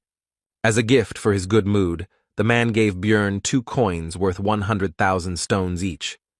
The hero shouted that he would continue to bully these useless elves in order to become a cool warrior, and the more he looked at his new relatives, the more he became imbued with their spirit. Spiritual seal is a kind of strengthening technique, the purpose of which is to fill the body with special ingredients that will give special strength. Barbarians tattoo newly born children when their souls are still pure, so that the paths of the soul are visible even after they grow up. So every one of his kind has tattoos. The shaman gave the young warrior a chance to think better, because he would not be able to choose another spiritual seal, but would remain with this one until the end. The seal of the immortal is the main requirement for a tank barbarian. Other seals are also very useful, but the hero has already made his decision. Getting the tattoo was excruciatingly painful, and Björn was already shuddering at the thought of having to go through that again in the future to level it up. Its effect was a significant increase in natural regeneration and physical characteristics. At parting, the guy thanked the shaman, which surprised the latter because for the first time he saw a warrior who thanks people like him. At this news, Björn hurried away as quickly as possible, hoping that his unusual behavior would not reveal his nature. The next morning, the hero went to the shopping district to buy the necessary equipment, thinking along the way that thanks to training with Einar, it became clear that the sword would not suit him. Björn plans to focus on learning shield techniques, so the weapon should be easy to handle. The hero's choice fell on a medium-sized mace, the cost of which is 220,000 magic stones. The barbarian also took half armor for 360,000 and a custom helmet, since he couldn't fit into the usual ones, for 170,000. After that, time flew by. Although the days were full of worries, they very quickly became routine. At 7 in the morning, he woke up and had breakfast with Erwin. After that, Björn stayed in the library until 4 in the evening, which greatly surprised other visitors, and the librarian slept constantly. After this, the guy goes to different taverns to listen to the conversations of other adventurers. He does this in order to obtain information that cannot be found in books. After this, around 5, Björn goes to the barbarians to fight with various relatives, with whom he began to fight a week later. After regular training, the hero even began to defeat Einar sometimes, and his efforts began to bear fruit. He succeeds in this because the girl, although strong and skilled, has direct and predictable movements. He told her this, but it has long become her habit, which she is unlikely to easily correct. At 9, Björn returns home, washes up and meets Erwin again to have dinner with her. They finish around 11, after which the elf leaves, but this time she reminded them that the labyrinth opens again tomorrow. The month has passed extremely quickly. The next day, Björn and Einar went to the Explorers Guild to establish a magical connection. Its price for rank 9 seekers is 15,000, and it works for 24 hours, but it is necessary so that after teleportation, you end up next to each other, and not in random places. The hero decided to order an expensive dinner, a whole feast for 800 stones before entering the labyrinth, which made his partner happy. Having finished with the last things to do, the couple headed towards the square, where the rest of the researchers were already waiting for the portal to open. Suddenly, a group of barbarians burst in here. They were newcomers who had just come from the coming-of-age ceremony. Their appearance brought a pleasant nostalgia to Einar, even though only a month had passed since she had been in their place, and Björn thought about how they managed to find their way every time in an unfamiliar city. Soon, it was possible to enter the portal, but the hero stopped his companion and said that he wanted to check one of his guesses. The portal became smaller and smaller. Einar began to worry, but Björn was still waiting for the right moment. And so, when the security guard at the entrance shouted that it would soon close, the guy rushed forward and shouted for the girl to do the same. The next moment, the hero's guess was confirmed. They found themselves in the dark region, as he thought. To his companion's concern about what was happening, Björn explained where they were and said that this time he had torches, and the last reservation surprised the girl a little. Right in front of them was a passage to the second floor, and thoughts flashed through the hero's head that every gamer should know how to use bugs to their advantage. Without delay, the portal was opened, and the first person to do so also received some experience as a reward.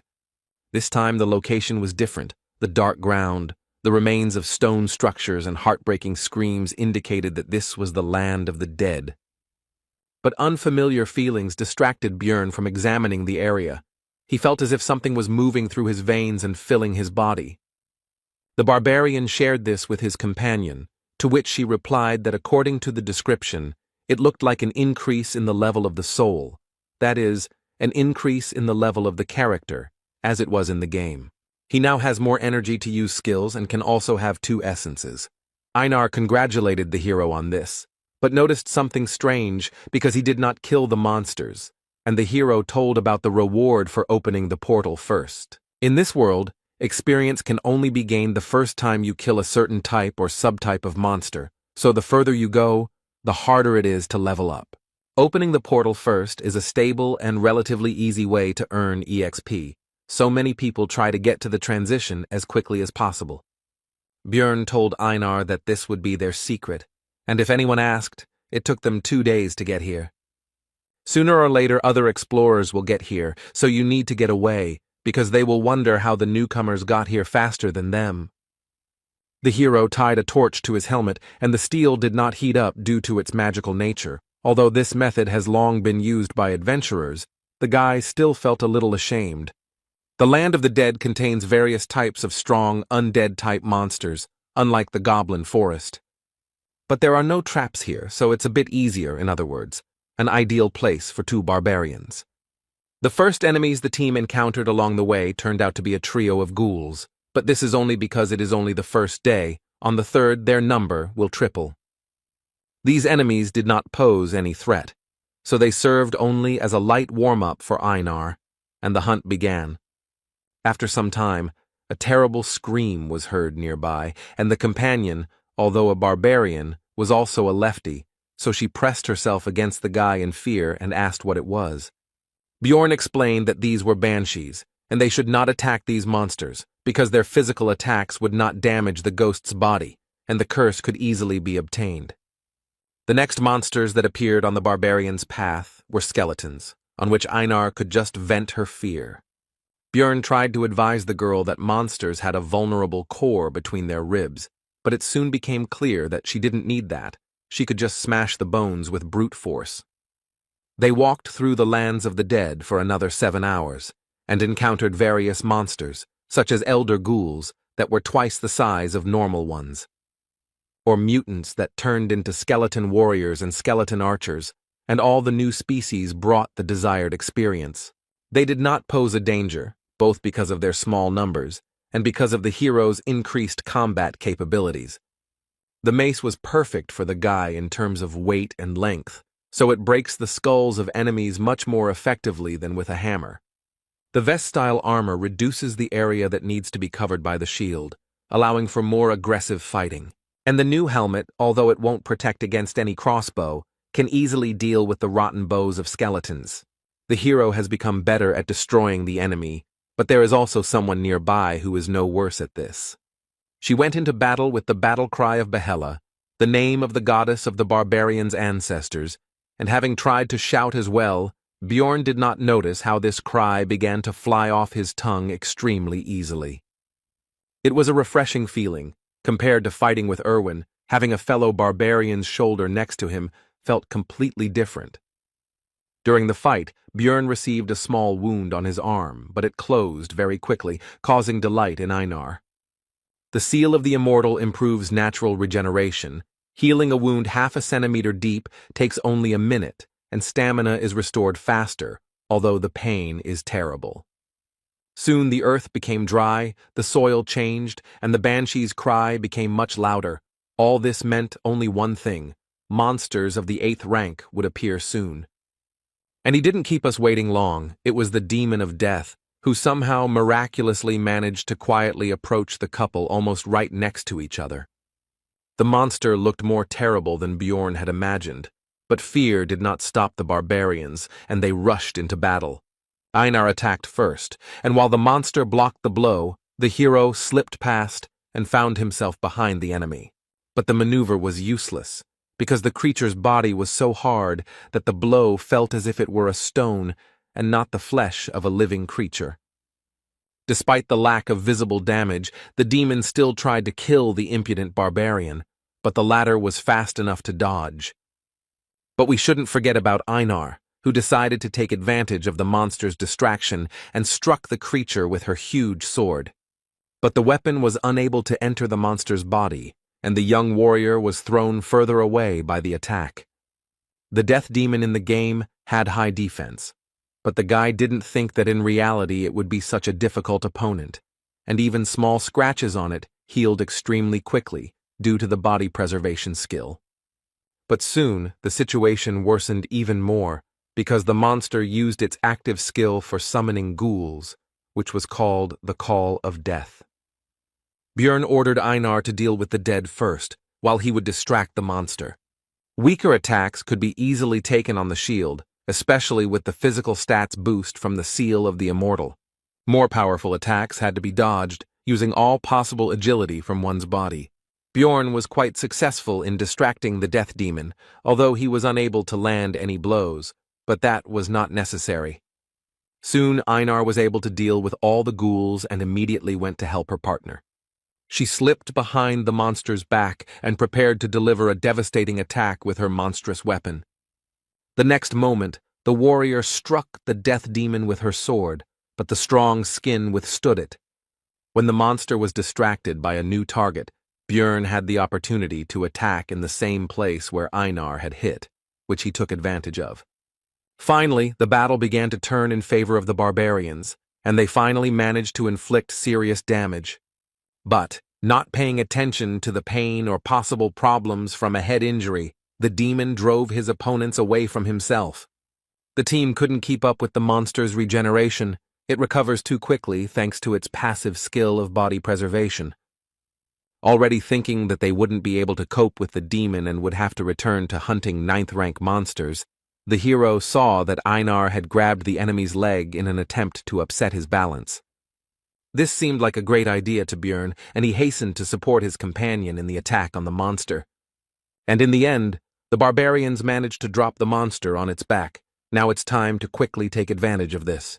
But it turned out that there was no hurry, because nature, or whoever created the demon of death, did not think of a way for him to get back on his feet after falling. Now the barbarians can take advantage of their advantage, and the monster began to feel like a victim. The pair of researchers began to joyfully beat and cut the helpless enemy, who not long ago seemed to them, if not invincible, then at least an extremely difficult opponent. After defeating the demon, a very large magic crystal remained in its place, which made Einar happy.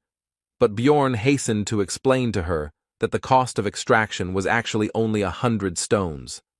But it turned out that for the girl, this sum was quite good, because for this price she would be able to buy the delicious bread that she ate at the feast before leaving for the labyrinth.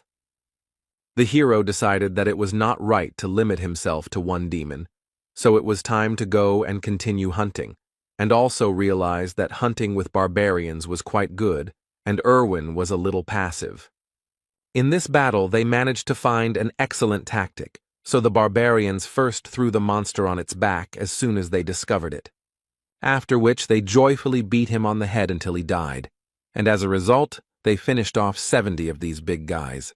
It was time to set up camp, and the hero again fell into thoughtfulness. He thought about the fact that it was extremely profitable for him to hunt death demons, because there was, albeit a low chance, but a chance to get an essence that would suit him very well.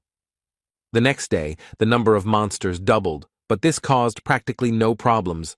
The barbarians simply felled them one by one, and then finished them off. True, if the demons could not be neutralized before they used the Call of Death, then they had to run away, because the creatures do not pursue prey outside their territory.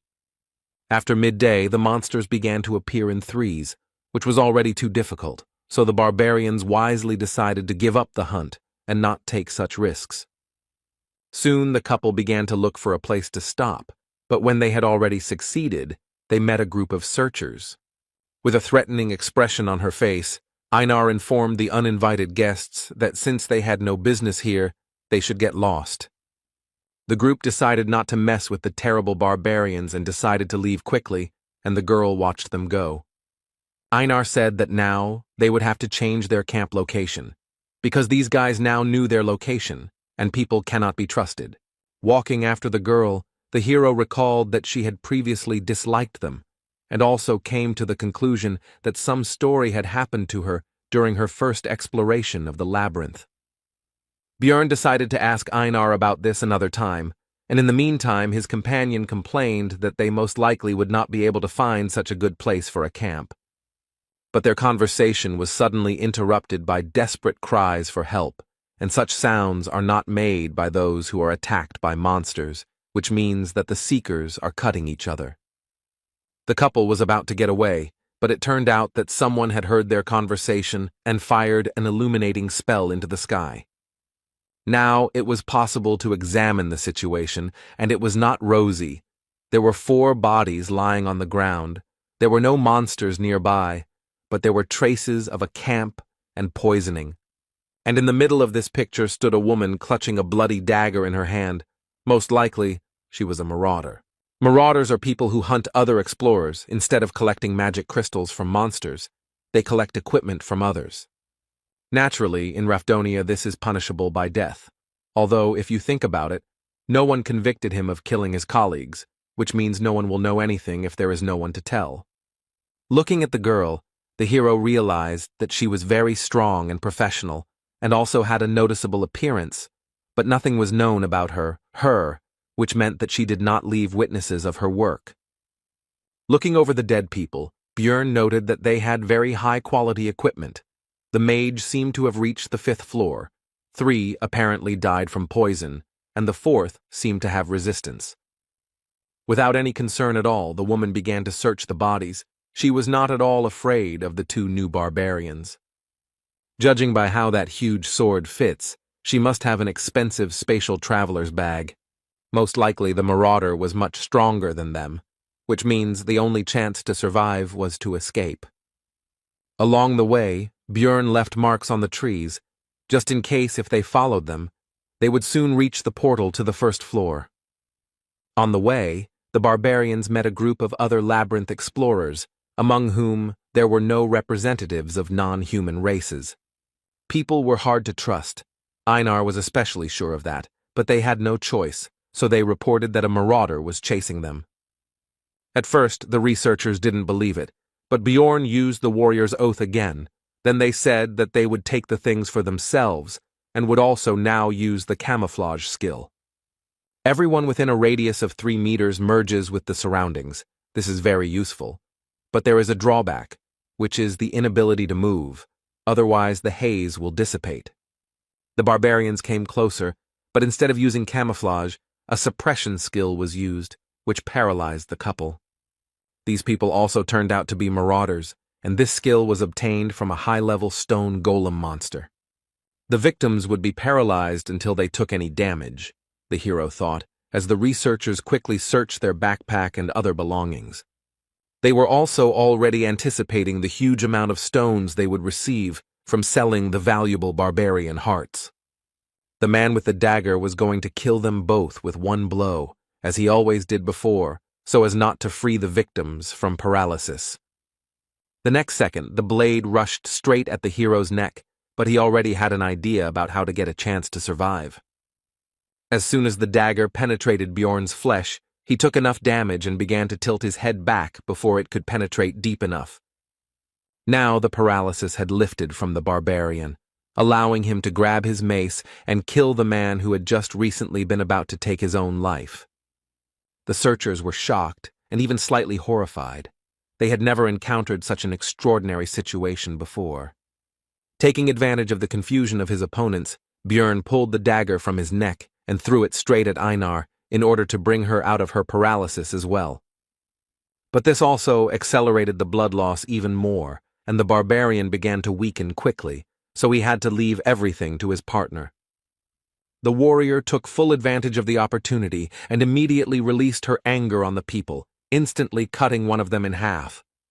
Soon the rest of the enemies lost their lives, except for one, who, seeing the quick reprisal against his comrades, decided to escape.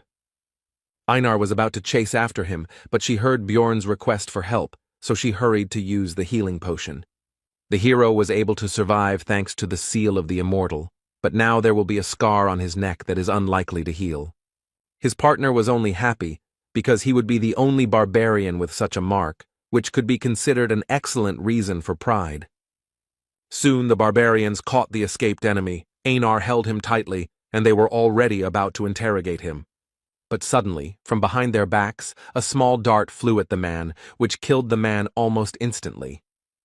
All this time the female marauder followed and watched them. They were never able to break away, which is an extremely bad sign. If they couldn't escape, then the only way out was to fight, so the barbarians rushed towards their new enemy. Even though they are newcomers, and this woman looks very experienced, they have the advantage in numbers and should have a chance to win. The next moment, the marauder dodged the young warrior's blow without any noticeable difficulty. And then she took on the dagger and attack of Bjorn, who, although he expected something like this, hoped for the best. Since she can compete with him in strength, it means she has probably absorbed more than one essence, and this once again confirms how high a level it is. Since the barbarian cannot overcome her in a normal confrontation with force, he will use his superior mass and start pushing. But the marauder did not expect that the enemy would pierce his armor with a simple, albeit poisonous dagger, which indicates that the woman knows how to use aura, which means there was no chance from the very beginning. Einar tried to correct the situation. She tried to stab him in the back with her huge sword. But the enemy flew past at lightning speed, inflicting serious wounds on the warrior, much worse than those received by Bjorn. Throwing a dagger into the air, the marauder addressed the hero with the words that the basilisk's paralyzing poison had already spread throughout the body, which meant it was time to surrender. The hero feverishly thought about the fact that the enemy was superior to them in strength, speed, and in everything, so would they really die here? The woman interrupted these thoughts by putting a dagger to the guy's neck and saying that if they swear not to say anything, then she will spare their lives. The marauder continued by saying that she had intended to suggest this from the very beginning. She didn't want to kill the barbarians because she was indebted to them. Now it became clear to the hero why she simply watched their fight. She wouldn't have had to kill them personally if those researchers had succeeded. The wounded Einar extended her hand and said that they couldn't trust this woman because she would definitely deceive them.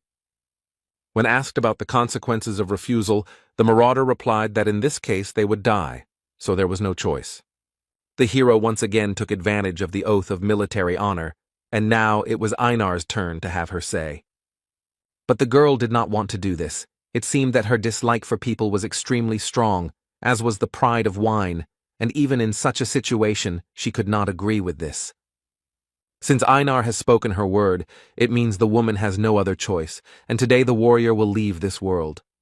But Bjorn categorically disagreed with this, so he began to persuade the girl to take the oath anyway. He desperately reminded her that Einar had said earlier that she would follow all his orders, she just needed to trust him. The warrior did not want to swear by her military honor, but still gave in to her partner's persuasion. The marauder was satisfied with this and was about to leave, but the hero finally asked what floor she had reached, to which he received the answer that she had reached the 8th, which meant that there was no hope of victory. Soon the pair of barbarians returned to the first floor, and the guy noticed that Einar took it all much worse than he thought. It seemed that for his kind to beg for mercy, with the honor of warriors, was extremely shameful. Bjorn tried to console the warrior with the words that they survived, and that was the main thing. And in the future they would still have a chance to defeat that woman in the future.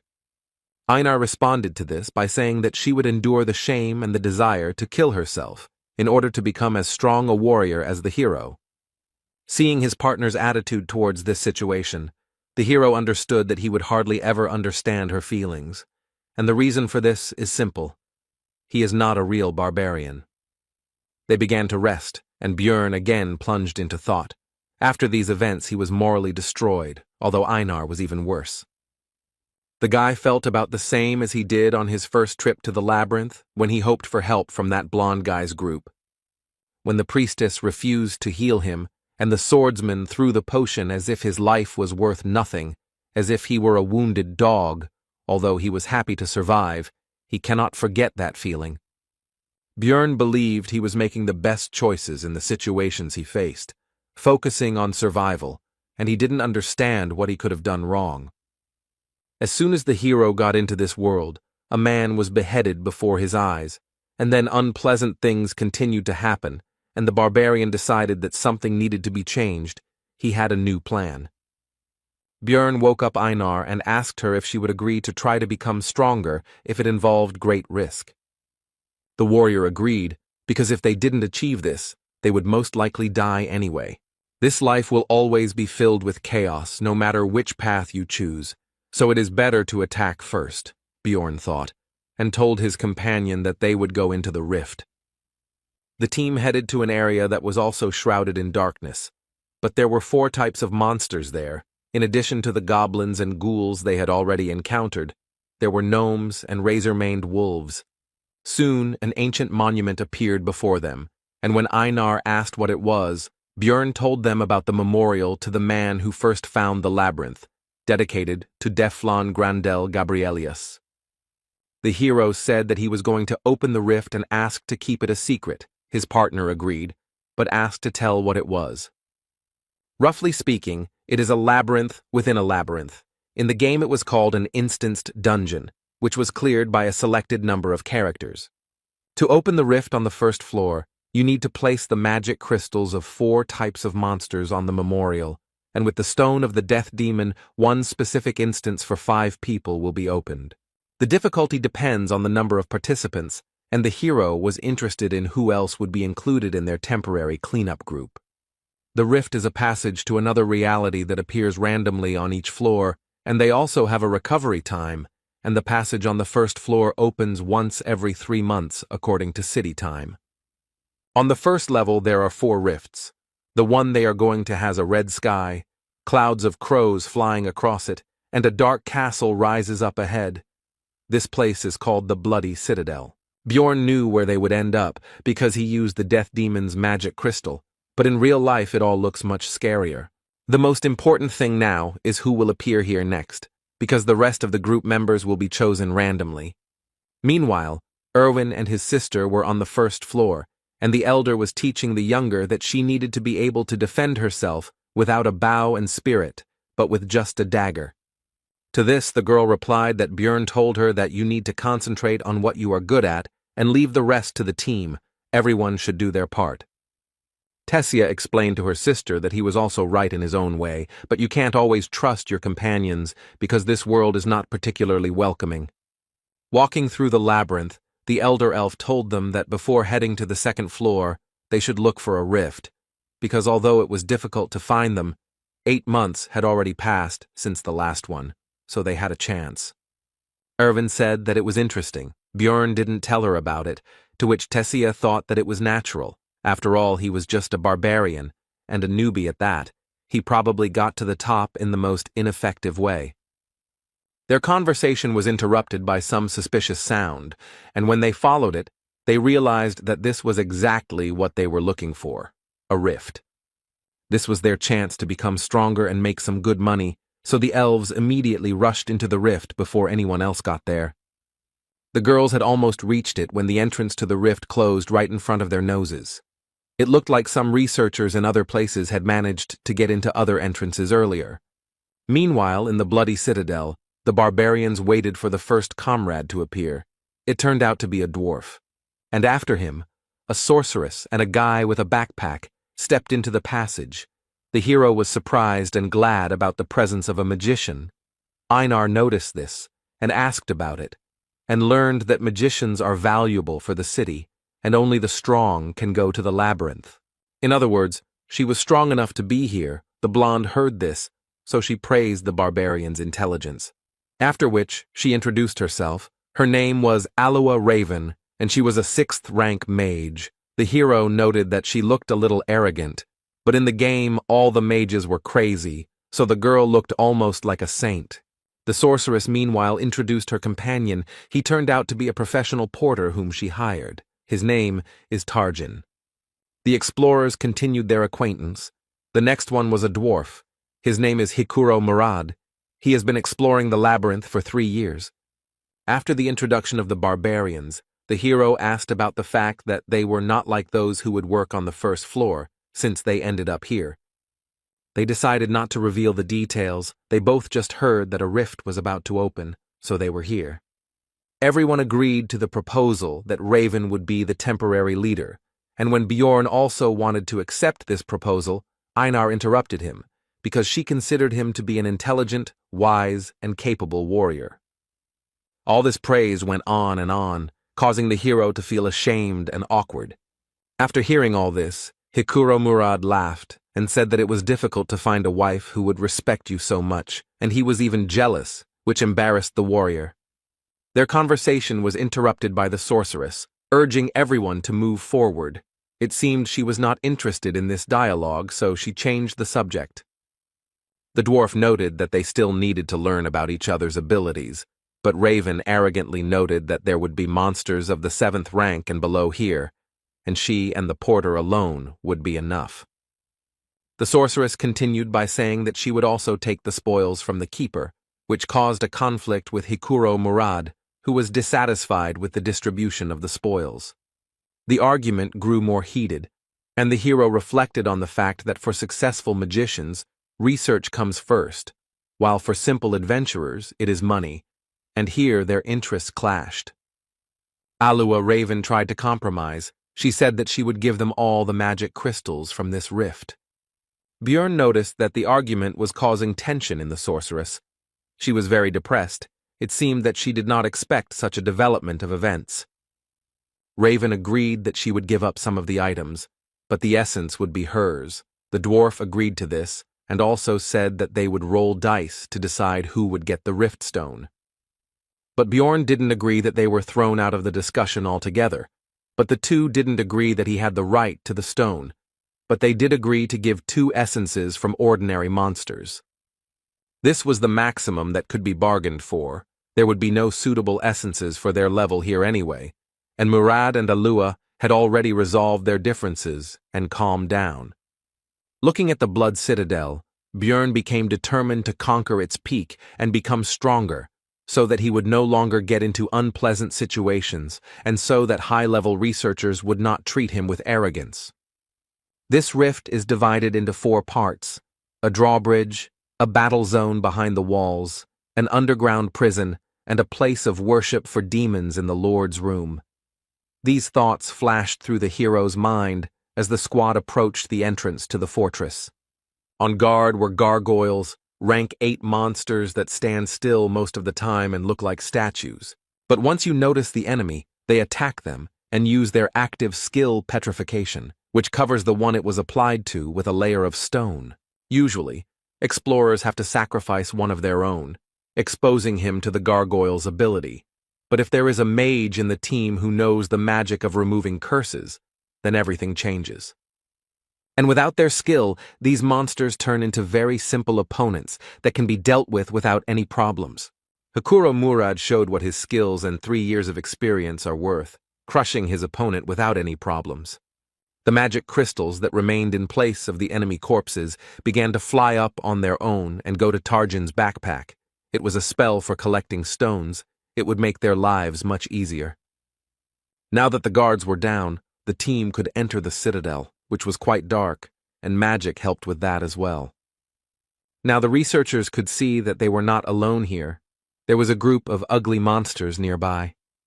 These were the dead, monsters without a rank that do not give experience or crystals, and their bodies do not disappear unless an essence drops. The part of the squad that was melee fighters took aim at the opponents, because it would be wasteful to waste mana on such weak monsters. These opponents could not cause any difficulties for any of the squad members except, perhaps, the porter Tarjan, but he did not participate in the battle. As a reward for exterminating the enemies, the researchers received a forge, which they took with them, because they would soon need it. After walking a short distance along the corridor, the team encountered an obstacle. It was a steel door. The sorceress volunteered to solve this problem. It's unlikely that anyone else would have been able to overcome this obstacle with brute force, but a huge fireball is a completely different matter. Looking at the result of the magic, Björn could only marvel at how overpowered magicians could be. The next obstacle on the squad's path is the first part of the fault, the drawbridge at the entrance to the fortress. It was raised. But Alua Raven knew how to lower it, so she asked Einar to blow into the horn she had recently received. With this action, the bridge began to slowly descend, and the long dormant magic seal was activated. And the dark bloody water began to rise higher and higher, and in it swam a crowd of the same monsters that the team had encountered not so long ago. The goal of this test is to survive the onslaught of countless undead. This is a pretty difficult part, but only for those groups that don't have an experienced mage who has area attacks. The next moment, Raven destroyed the crowd of enemies with her magic, making it much easier for the group to pass this test. Bjorn guessed that the sorceress was quite powerful, but he didn't think there was such a big gap between them. The first part of the Blood Citadel was completed, the bridge was lowered, and the team was about to move on. But Bjorn was tense, because it had been ridiculously easy to deal with, which, given his luck, was highly suspicious, and there was certainly trouble ahead. The group of explorers easily crossed the drawbridge of the outer wall and headed towards the inner castle. Normally, they would have had to fight their way through a lot of monsters, but they had Raven, which was a big help in conquering this rift. Soon, she was no longer destroying all the enemies with one blow. This time, there were about 10% of the enemies left. Among them, the most dangerous were the death demons, who survived thanks to their durability and regeneration. Einar and Björn had already worked out their tactics for fighting these monsters on the second floor very well. This sight greatly surprised and discouraged Hikuro Murata, but the barbarians seemed to be having fun. Raven also decided to contribute to the victory over the monsters by hitting them with the spell Worsening Wounds, which negated the monsters' regeneration. Without one of their greatest strengths, the death demons have been reduced from fearsome foes to mere lumps of meat. Having seen the possibilities of magic, Einar understood why wizards are treated specially, which she told Bjorn. The dwarf supported her in this matter. Hearing the praise directed at her, Raven simply beamed and said that they study hard for this, but talent is also essential. Now the hero began to better understand her character. She pretends to be modest, but loves to brag and conduct research. The sorceress asked for help in collecting some materials, which no one refused her, and soon Targan's backpack became almost full. Björn noticed that she had examined the entire area, but had not paid attention to the statue. Did she really not know about it? Some gamers have a habit of pressing the interaction button when they see a unique object or a suspicious wall, and the hero was one of them, so he discovered a lot during 9 years of playing Dungeon and Stone. But it might hurt the sorceress's ego if a common barbarian knew something that she hadn't discovered, even though she had spent her entire life researching, so she would avoid things that might arouse suspicion. Soon, the group of adventurers entered the inner castle, which lay in ruins, and there were no monsters or possible prey nearby. So they did not stay here long, and quickly found the steps leading down and went under the thickness of the earth. The group fearlessly entered the first floor of the underground prison, the third part of the Blood Citadel, and began to explore it. Hikuro began to ask Raven about the monsters encountered in this location, to which he received the answer that they were a skull rat, a banshee, a death demon, a ghoul lord, and a corpse golem. To this, the dwarf noted that he had fought with all of these species except the last one, since it was found only here in the Bloody Citadel, after which the sorceress began to talk about its features.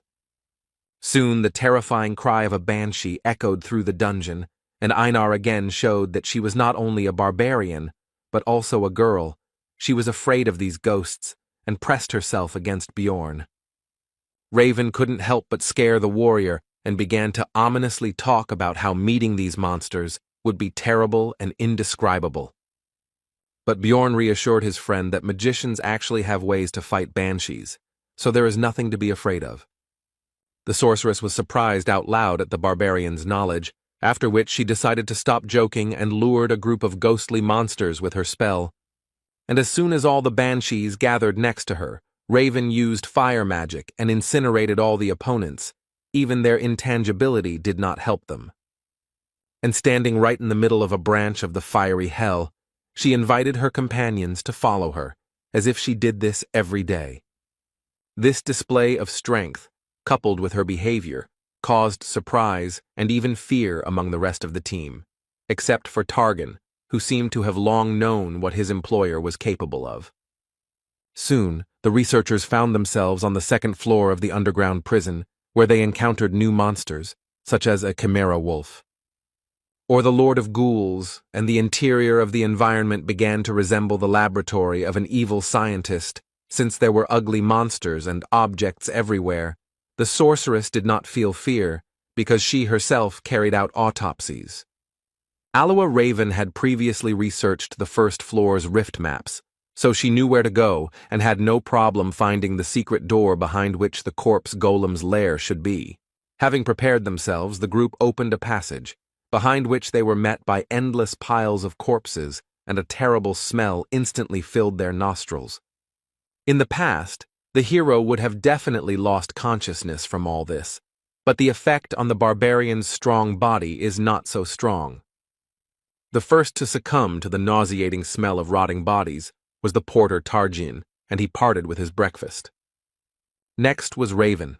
She was used to looking at something like this during autopsies, but it didn't change the disgusting smell.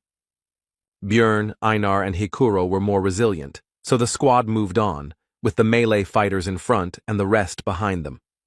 Soon, they reached the largest pile of corpses, and suddenly began to hear strange voices that became louder and louder with each passing second, and soon it became clear that these were the bodies talking to them. It turned out that this pile was the monster that the group came here for. The first boss, the corpse golem, awakened. The terrifying appearance coupled with the human-like voices caused fear in Hikuro, and he froze in place, as did Raven and Targan. The hero had thoughts about how they had always pretended to be tough, but now they were useless, which meant he would have to sort things out together with Einar.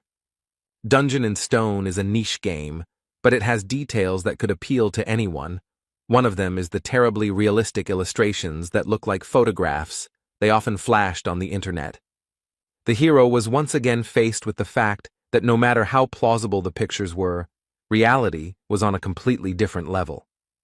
Aloha Raven still couldn't recover from her dissection experience, so she wasn't just useless, but also a burden that needed to be protected. Hikuro Murad, a dwarf who had seen many terrible monsters during his 3 years of exploring the labyrinth, was no better. Tarjan, the porter, who looked quite stoic, especially for his role, was also of no help, which was to be expected. They all treated Björn and Einar like trash because they were newbies, and in the end, they, the barbarians, were the only ones left sane. And the corpse golem was not going to wait for the researchers to come to their senses, so it attacked them, releasing acid mixed with corpse poison from its body, from which the warrior protected herself with a broadsword. But Hikuro didn't defend himself in any way, and the splashes hit him right in the eyes, taking him out of the fight in an instant. Raven couldn't recover and was still vomiting. She couldn't even stand on her feet while Targan tried to help her with something. Seeing the dire situation, Bjorn ordered Einar to take the dwarf with him and go protect the magician, and he would try to distract the monster until the others came to their senses. The hero knew the boss's attack sequences from the game. He preferred to throw a corpse bomb at distant targets. But up close, he used his vile semblance of hands to catch opponents in order to absorb them, making them a part of himself. The vile corpses that made up his body stretched out their arms in an attempt to grab the living one, shouting out various phrases along the way, which instilled fear in the hearts of the researchers. Björn couldn't get too close. Otherwise, the golem would hit the mage with long-range attacks, so he had to stay at a medium distance all the time, balancing on the edge. After some time, the hero's efforts were rewarded, because Raven was able to gather her will into a fist and strike the monster with magic. Watching the huge wall of flames, from behind which came the screams of the undead bodies being burned, Björn was impressed by the power of the spell, as it alone ended the first phase of the boss fight.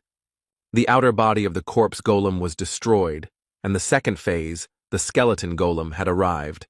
this was not the end yet. Einar and Bjorn rushed forward, because now the monster had no long-range poison attacks, and the two barbarians had every chance of destroying it. With their brute force, they would crush its bones. It wasn't long before they managed to break through his chestbone plates and reach the golem's vulnerable core in the center, and the monster was defeated. At the sight of his death, as a reward, a beautiful ball of energy quickly formed. This was his essence. Elite monsters that do not appear in the regular labyrinth are highly valued by explorers, as they can be used to obtain valuable experience, which is very difficult to earn. Various magic rings, amulets, earrings, and other things that can be obtained from the Rift Keepers are also very good loot.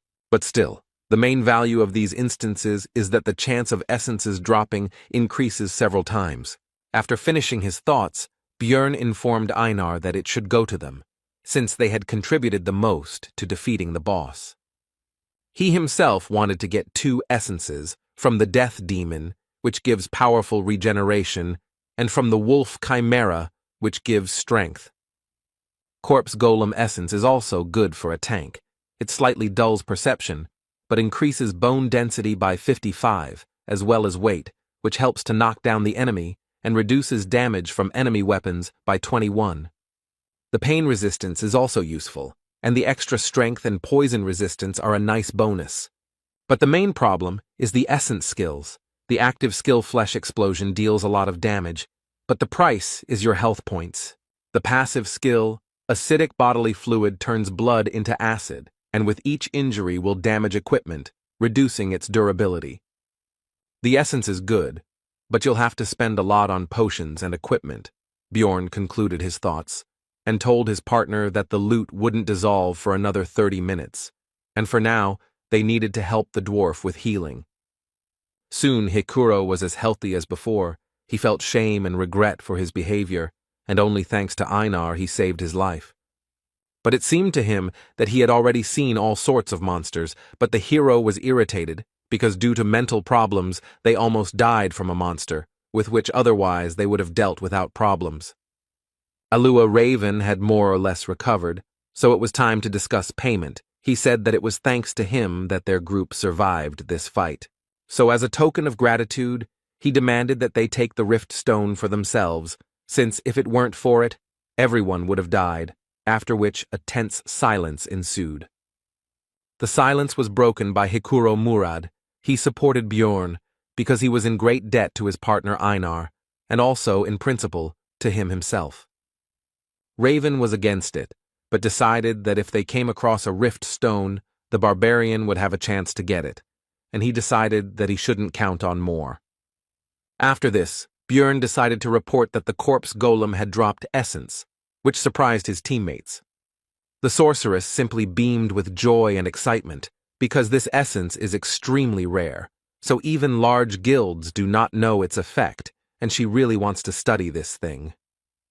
Bjorn had a proposition. He could give up his loot from the boss, but in return he wants to get the essence of the keeper if it drops.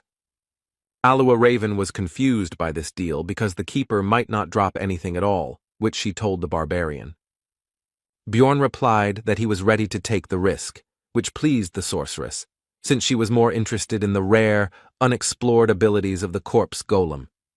When Hikuro asked how she was going to take the essence, she showed him the artifact vial and said that she had everything she needed. It was an extremely expensive magic item that wouldn't pay for itself with essences below rank 6, but she didn't seem to care. Soon all the work was completed, and the team hurried to leave the terrible lair of the corpse golem, moving on.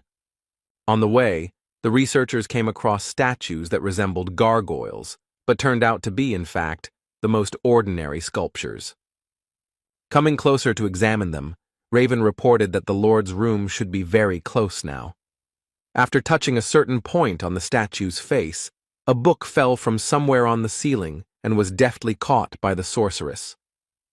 It seems she had read about the cache in advance, and the volume itself was called the Necronomicon and contained rich knowledge about black magic. Raven said that she was taking the book for herself. The dwarf agreed with this, because none of them possessed the magic of distortion, which was needed to carry out of the labyrinth what should usually disappear.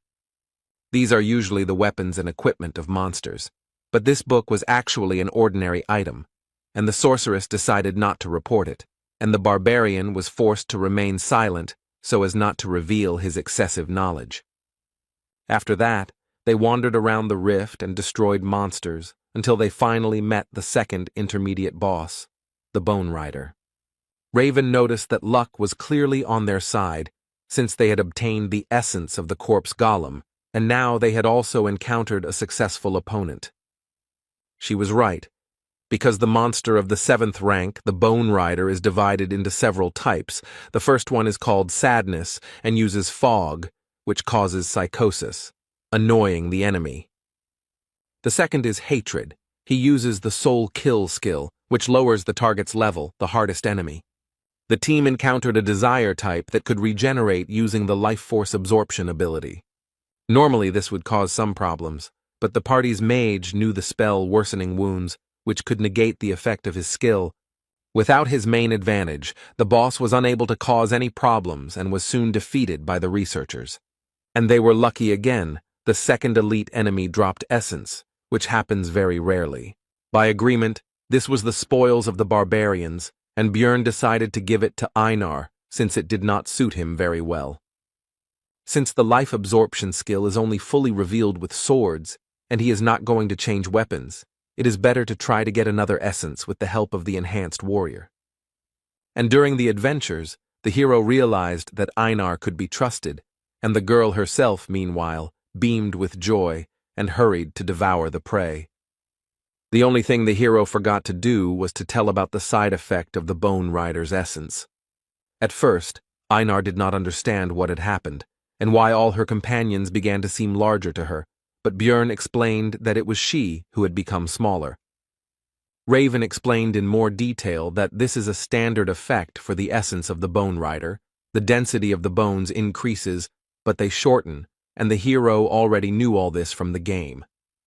Einar was very upset about this, because her relatives already looked down on her because she was a woman, and now no one would see her as a warrior at all.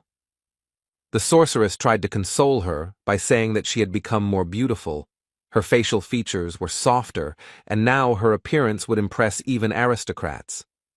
But this only upset Raven even more, because she no longer looked like a warrior at all.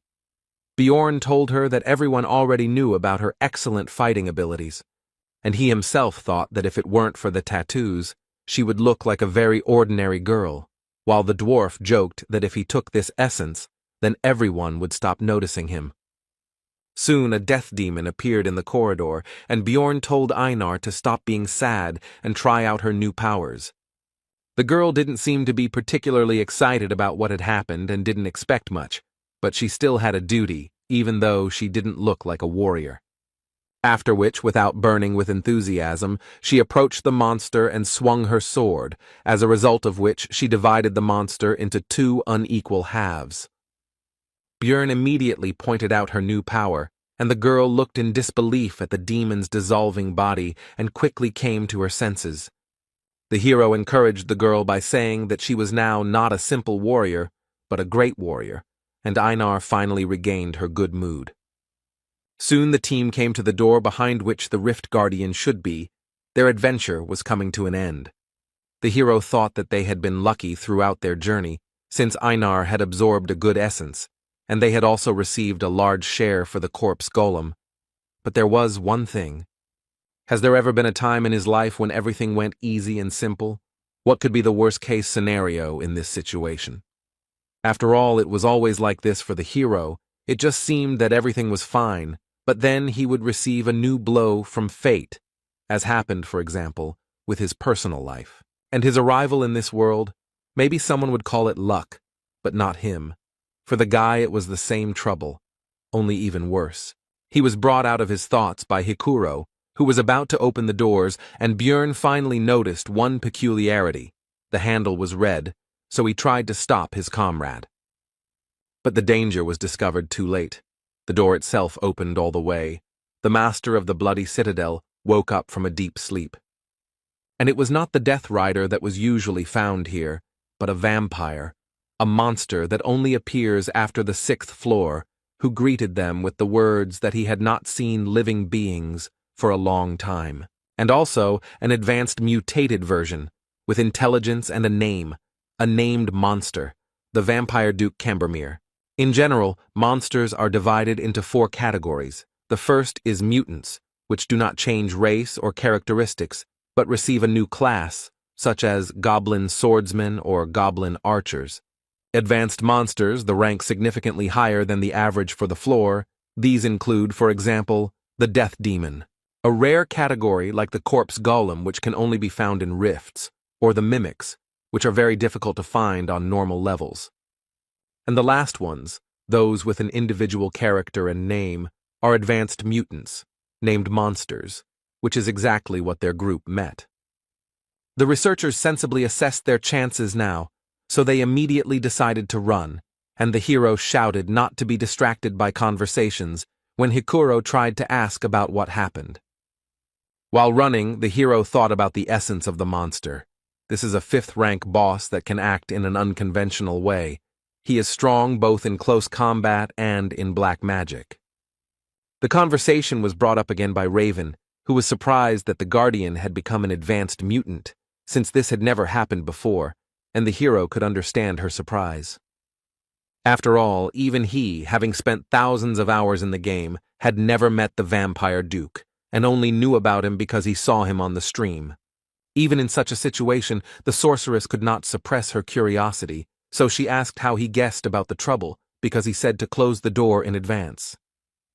Björn couldn't come up with an explanation for his gaming knowledge, so he blamed it all on his well-developed intuition. And he understood everything thanks to the red pen, because he had tried many times to find the Vampire Duke himself, and when he watched the recording of his appearance again, he was able to notice this small difference from the usual rifts.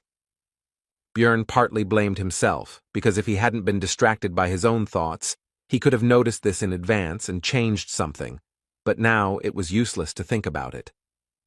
Hikuro noted that they wouldn't be able to leave without finishing off the Guardian anyway, so shouldn't they turn around and fight, to which he responded that they needed to get to a place with sunlight. But their conversation was suddenly interrupted by the voice of the vampire in front, who said a phrase about ill-mannered guests. It was one of the spells of black magic, spiritual form. A frightened Raven began to prepare some kind of spell, and before using it, she called on everyone to close their eyes. After using magic, the vampire disappeared, which surprised Einar greatly, but it was clear to everyone that everything could not end so simply. Spiritual form is one of the spells available to vampires. It allows them to move quickly, but their real body remains in place. Only with the help of release he can switch the real and spiritual bodies, and they would have been in huge trouble if Raven hadn't reacted in time, but they gained about 3 minutes. But it seems that the meeting with Cambermere did not pass without a trace for the group. He somehow managed to cause internal bleeding to the sorceress, which surprised the hero because vampires do not have such an ability.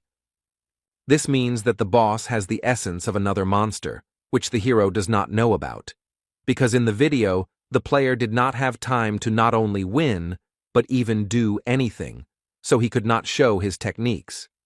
Bjorn interrupted his thoughts and urged everyone to continue running towards the exit, to which the dwarf noted that only Raven knew where to go, as she was studying the map of the Blood Citadel. The hero shouted that he also knew, which surprised Hikuro, and the latter asked how he knew this, since this was the barbarian's first trip to this rift. Björn replied that he had simply memorized the route, thinking to himself that he did not want to seem like a suspicious barbarian, but right now survival came first.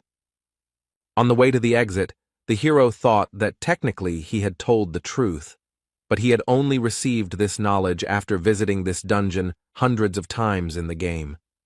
Soon the exit was already visible ahead, but the Vampire Duke was also already close and, if such words are appropriate to apply to the undead, was practically breathing down their necks.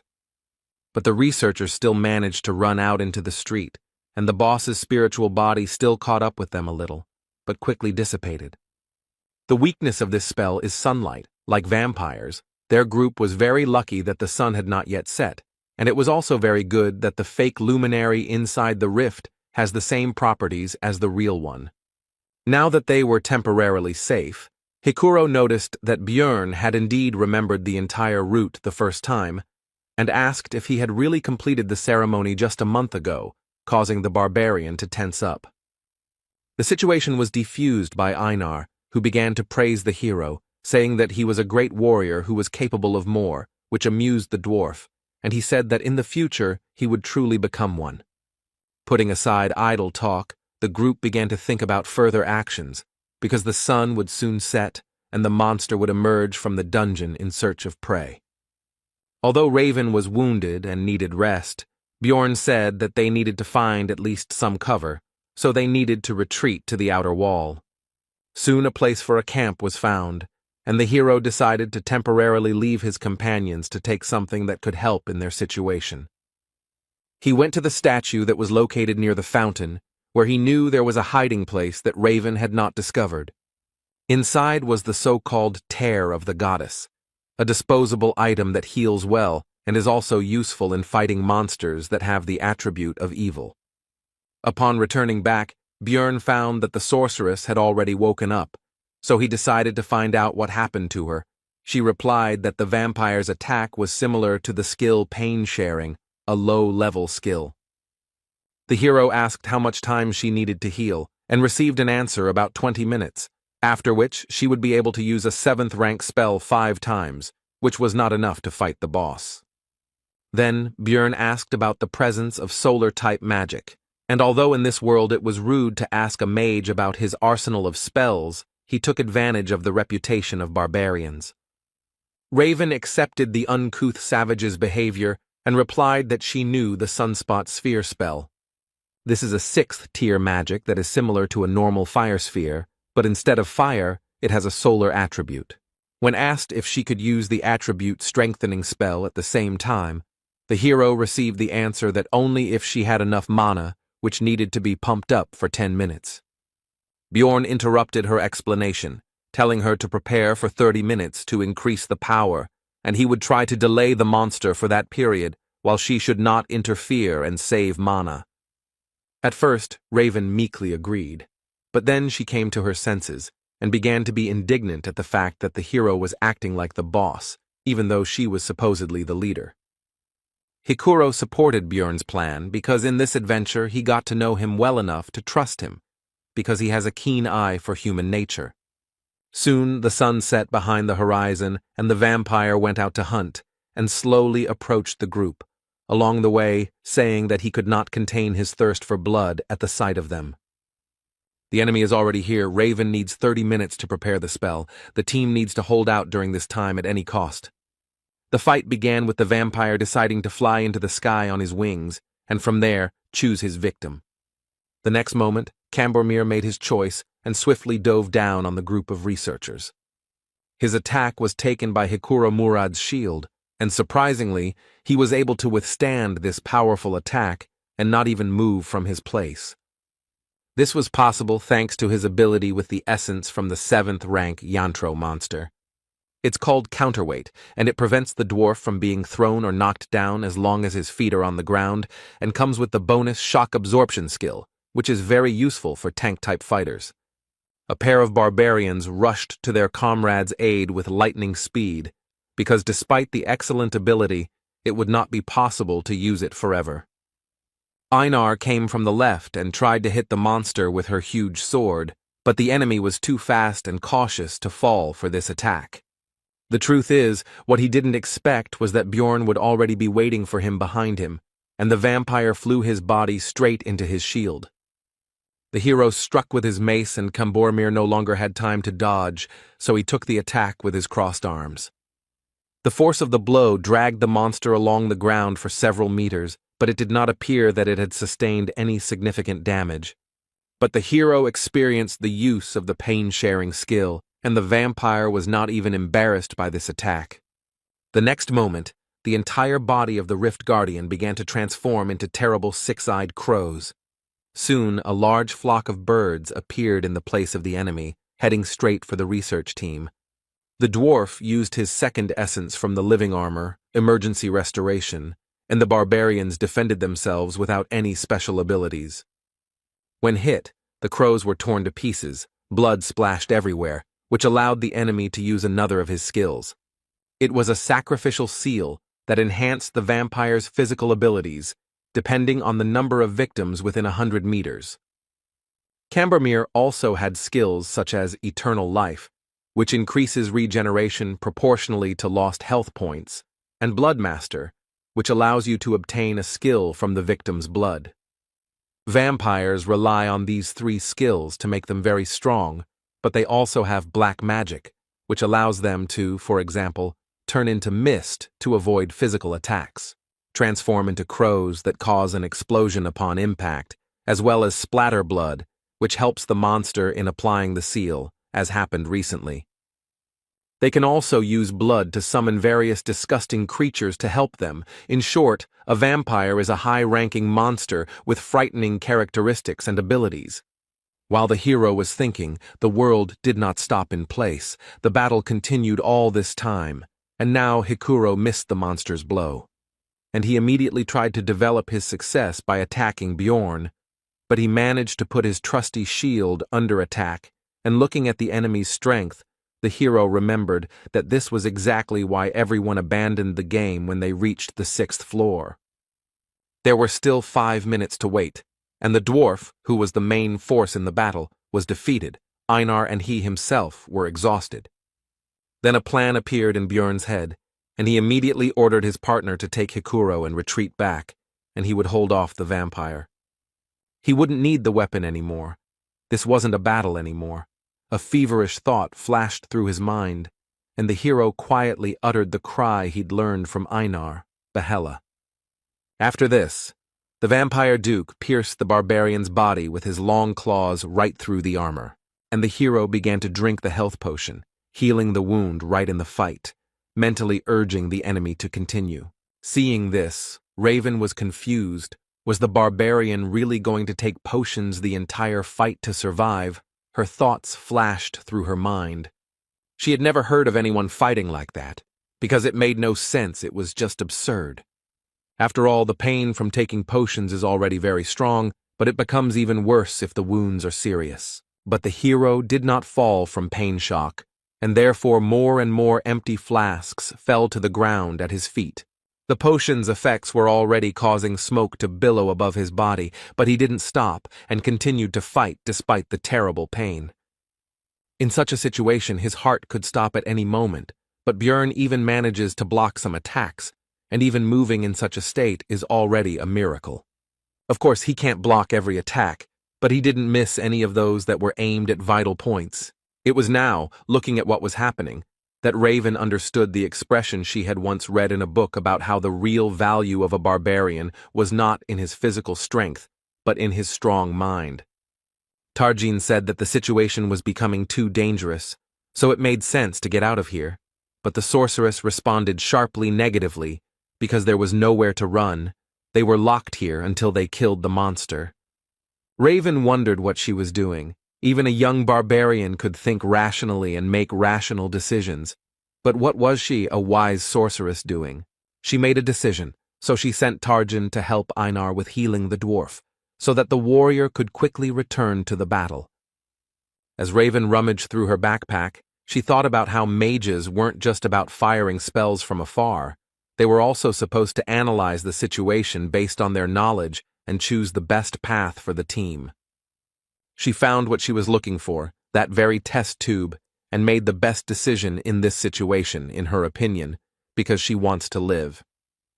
Raven conjured a number of magic circles that increased accuracy, helped with range projection, and performed automatic targeting. And when everything was completed, she threw a vessel with essence at Bjorn with magical telekinesis. This should help in defeating the Keeper. The test tube shattered on the barbarian's armor, and he instantly absorbed the loot from the corpse golem, which instantly increased many of his stats. When fighting the vampire, the hero's head became empty and his vision became clouded. He had to choose what to sacrifice and what to save. He forcibly threw away his weak heart and fought with all his might. He had to ignore such insignificant things as his arms and legs and protect only his vital points. But suddenly something changed. The picture of the battle changed. The vampire duke's claws couldn't cut through the bones. Could it be that he was fed essence? The hero thought. It was painful for Björn to think about how he would have to change his training and development plan because of this, but if we look at the current situation, it is a very fortunate development. After all, the doll that was beaten one-sidedly can now move, and even such a small thing increased the guy's chances of survival by an order of magnitude. The thought flashed through the barbarian's mind that he couldn't just keep taking damage, and suddenly someone seemed to hear it, and a restoration potion hit him in the back, increasing his regeneration. It was Raven, who had already come to her senses and seemed determined to use up her potion reserves in this life-or-death battle. If he can regenerate at the same level, then there is still a chance the immortal barbarian mode is activated. Björn no longer cared how his muscles were being cut, because the main thing was that his acidic blood from the essence of the corpse golem would cause damage to the vampire. And the damage will be immediately healed with the help of Raven's potions, so he doesn't care about his own wounds, he just needs to keep fighting. Finally, Einar was freed and immediately rushed to help her relative, which distracted the monster's attention. Björn dropped his weapon when the enemy began to hold him back, so now he had to attack the enemy with just his bare hands. The fight went on, and for the two barbarians the battle lasted for hours, although in reality it had not even lasted 5 minutes. And then Raven's voice was heard, saying that the spell was ready, and the hero realized that the time had come. The barbarian lunged at the vampire and grabbed him, briefly stunning him, and then tensed his entire body. And with a cry, Yahello threw the body of the monster high into the sky. Although Cambormir had enormous strength, he was still quite light. After this, Björn shouted at the light Murad to use another of his skills to hit the vampire. The dwarf began to charge the lightning. Discharges gathered around him, hitting his shield, and the power grew. To strike the airborne Rift Guardian with full force in the next instant, inflicting a stun effect on him. After this, Björn decided to use his trump card. These were the very tears of the goddess that he pulled out of the statue. In the confusion of the battle, he was able to save this item no matter what. Running up to the vampire, the barbarian shoved the flask into his mouth without even opening it. But that was not necessary. After all, immediately after this, the hero delivered a powerful uppercut to the monster's jaw, which damaged the flask, and the liquid was released. At the place where the item was destroyed, grace was formed, which temporarily sealed all of Duke Cambormir's resistances and increased the damage dealt to him. The monster's intense shock changed its stunned status to paralysis, leaving it temporarily defenseless. Raven finished preparing the 6th-tier Sunspot Sphere spell, so she shouted at Björn to get away from the Guardian. But it was too late. The hero should have run away earlier, and now he would fall under the influence of magic, along with his enemy. Soon everything was engulfed in flames, but Björn, despite his terrible wounds, did not lose consciousness, and also noticed that it was too quiet around.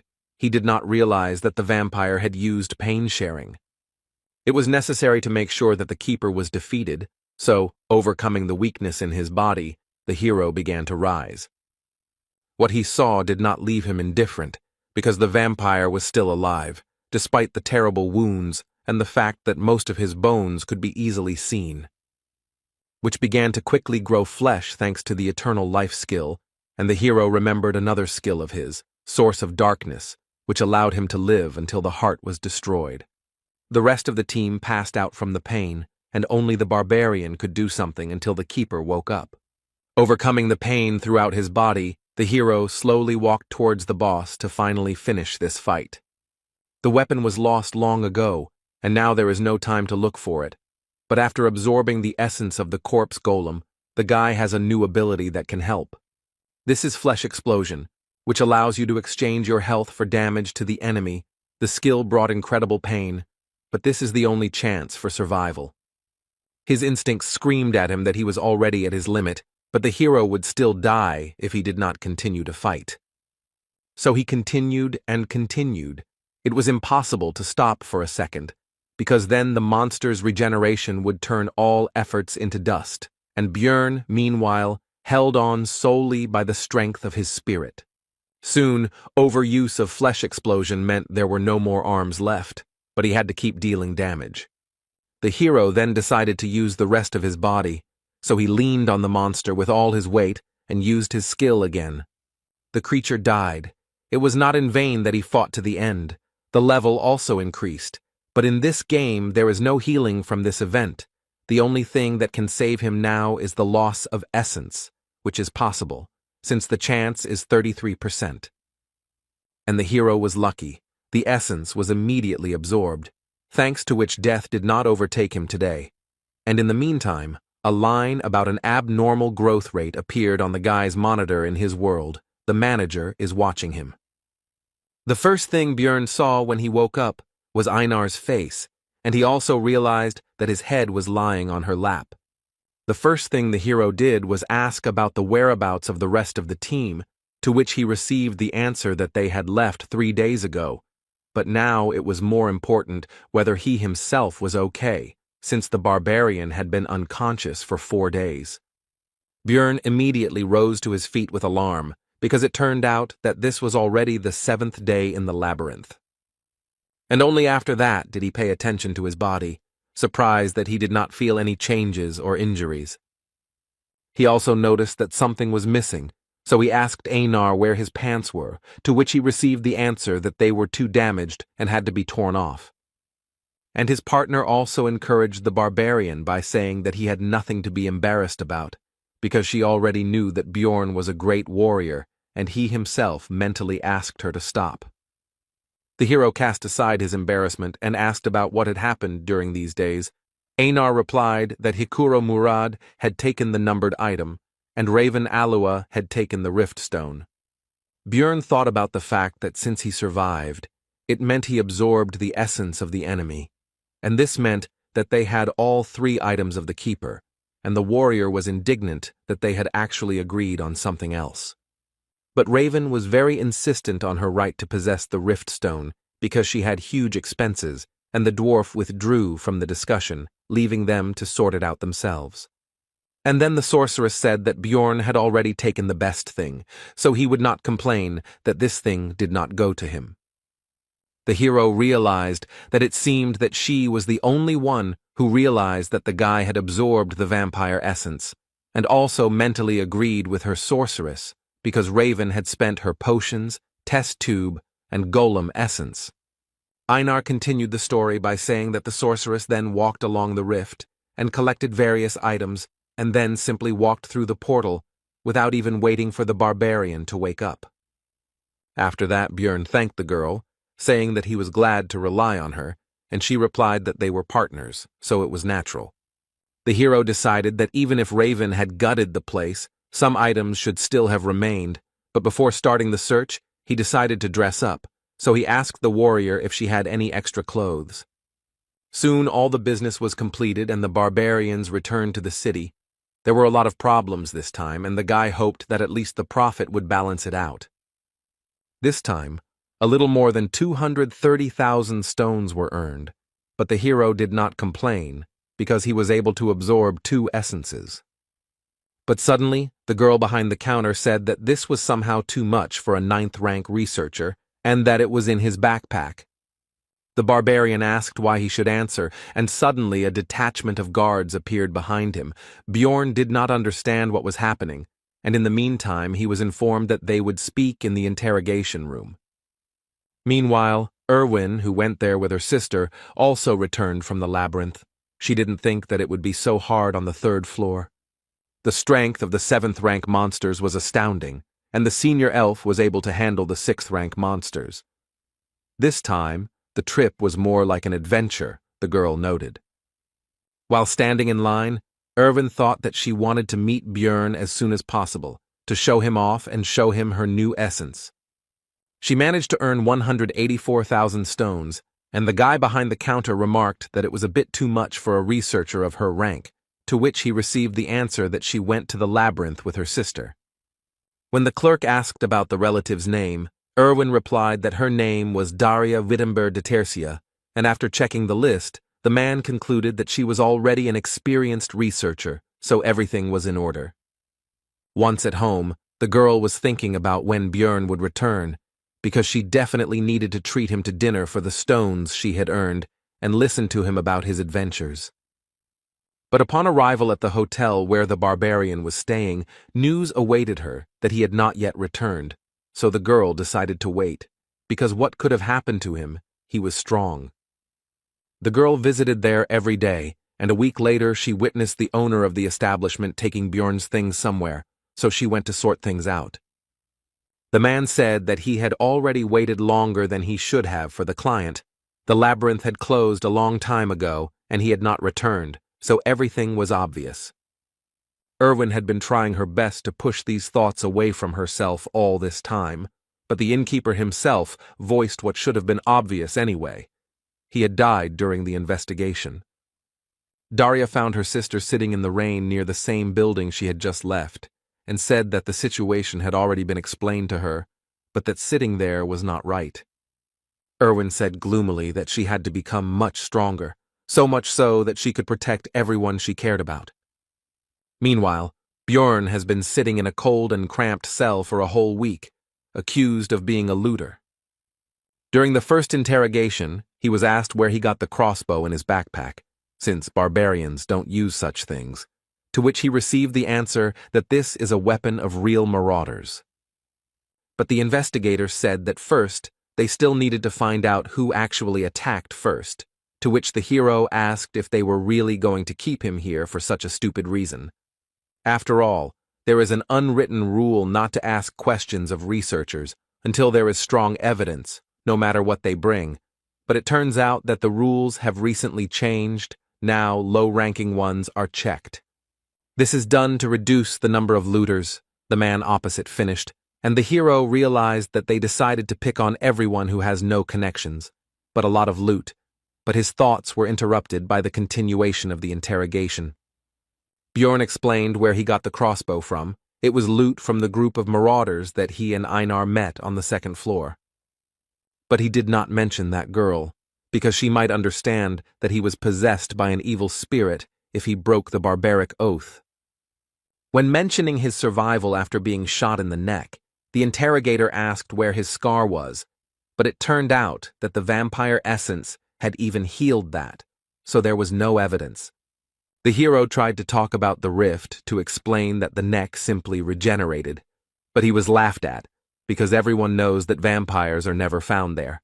Björn became angry and demanded that in this case, a magician be called to check the veracity of his words using memory magic. The investigator said that only researchers of the 7th rank and above could ask for this, so the barbarian offered to pay such a wizard from his own pockets. The man replied that they would take the money after his death anyway, so spending it on something so useless was pointless, but he still deigned to call a low-ranking mage from the guild. 2 days later, the wizard arrived, but was unable to pass through the hero's powerful mental barrier, so he said that a more powerful colleague from the tower needed to be summoned. The investigator said that he couldn't call such important people for such a trivial matter, and when Björn mentioned Hikuro and Raven, he didn't even listen. The man offered to surrender and then continued to pressure him to confess.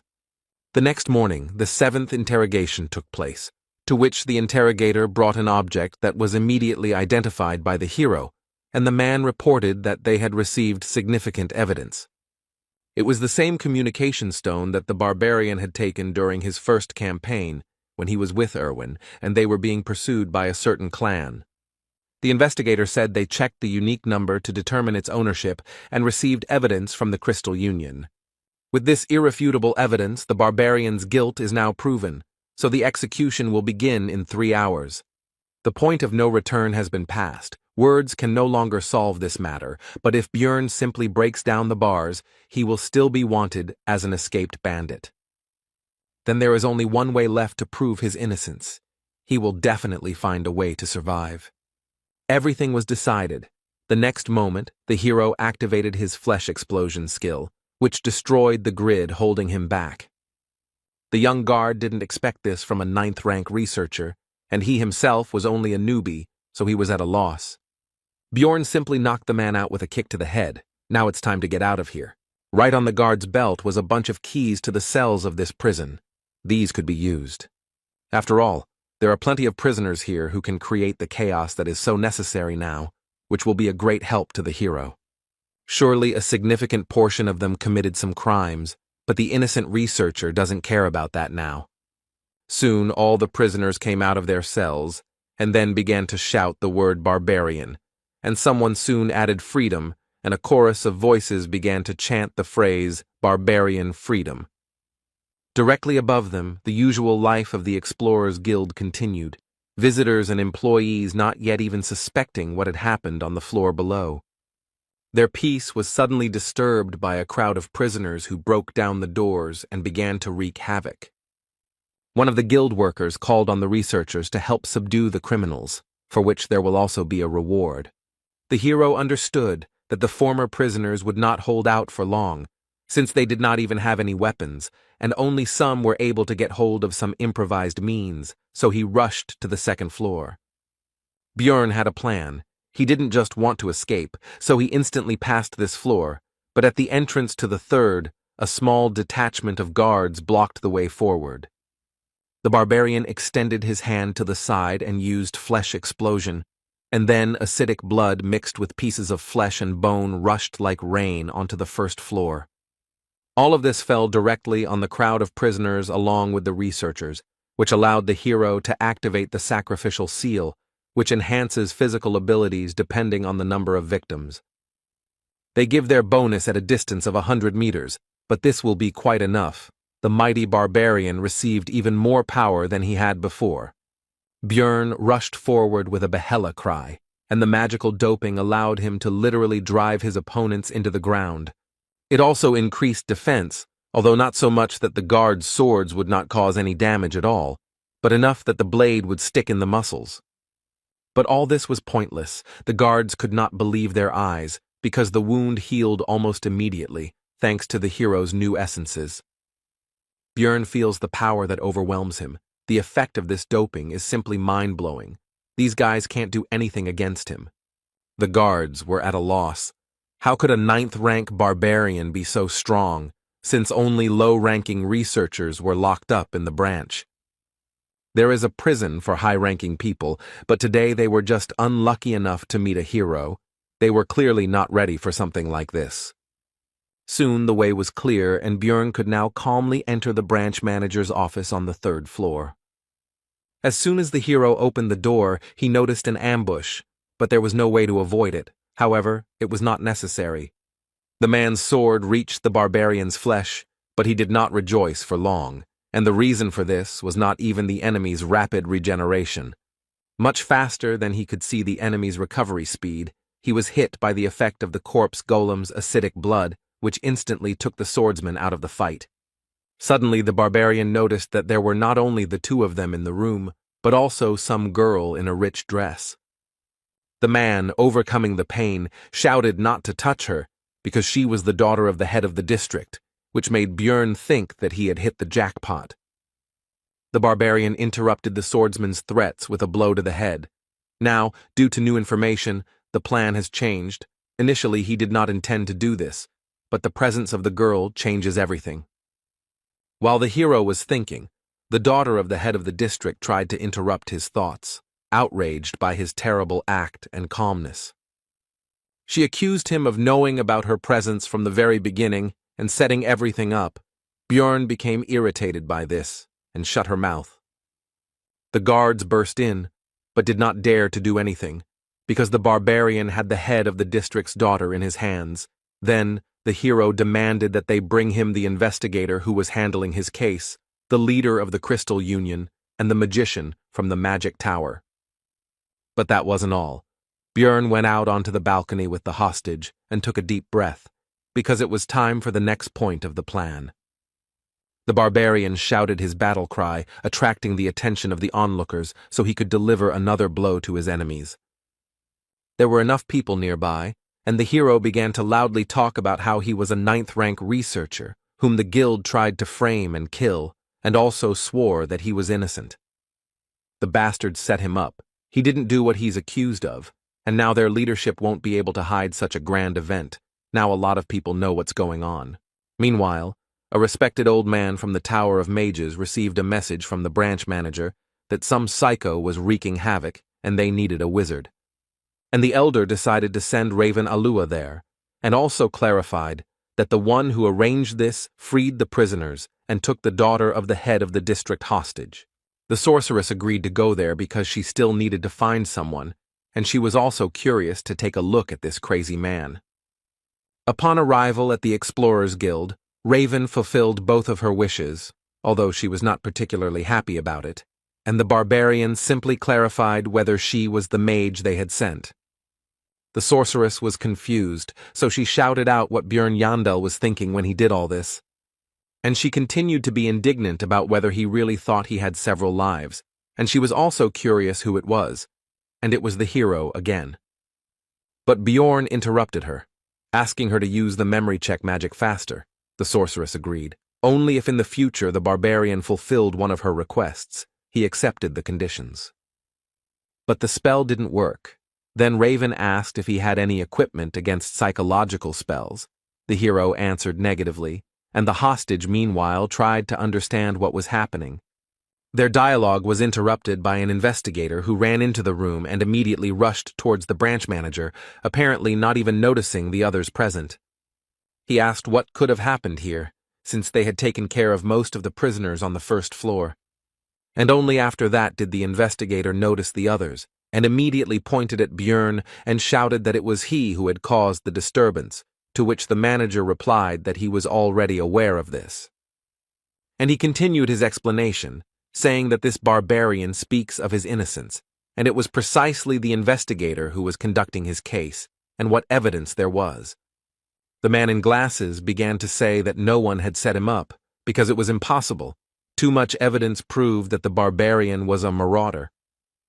The first piece of evidence is that he brought too many magic crystals for a 9th-rank researcher. Also, in his backpack, there were various equipment, such as a crossbow, swords, a shield, which seemed to have been stolen. The investigator also found the owner of the message stone that was found on the barbarian, and received information from the Crystal Union that Bjorn Yandel was killing innocent people and stealing their things. The hero noticed that this testimony was not only from a member of the same clan, but had not yet been verified by magic. This news surprised the branch manager, and he asked if these words were true. The investigator screamed that this was because the barbarian continued to lie about being wounded in the neck and surviving, and also said that there was no scar because he had absorbed the vampire essence. The interrogator continued by saying that this was complete nonsense, and that Bjorn had lied because he knew that memory magic would not work on him, and how, under such circumstances, could he bring the precious magician from the magic tower there? The man was confident that his arguments were irrefutable and was already anticipating the end of the annoying savage. But Raven indifferently reported that the information about absorbing the vampire essence in the first-floor rift was true. This news surprised the head of the branch and the investigator, and the latter, stuttering, asked what she meant. The sorceress explained that she had been there and seen everything with her own eyes, and ironically asked what to do now, since he would not be able to verify the truth of her words with magic. The interrogator did not take this information seriously and told Raven that even if she knew the barbarian, she did not have to protect him with lies. But the blonde sorceress interrupted the man and threateningly asked if he really doubted her words.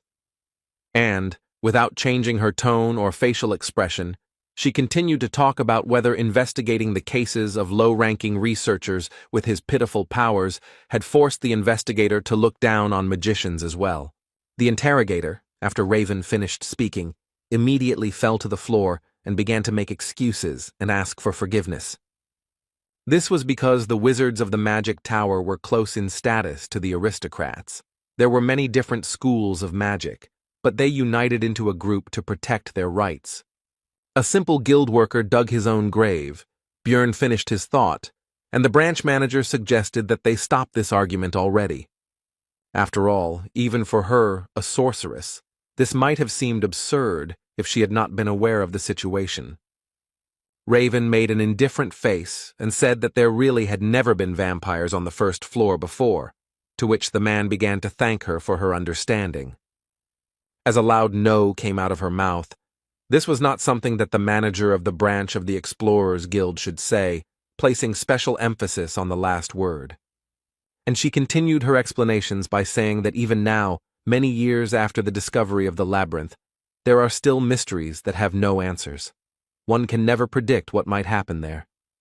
So how can a man be confident in the impossibility of anything, and at the same time head a branch of the Explorers Guild, again emphasizing the last word? The hero, looking at the girl's passionate speech, could confidently say that she really was a magician to the core, and also ruthless even to a very influential person.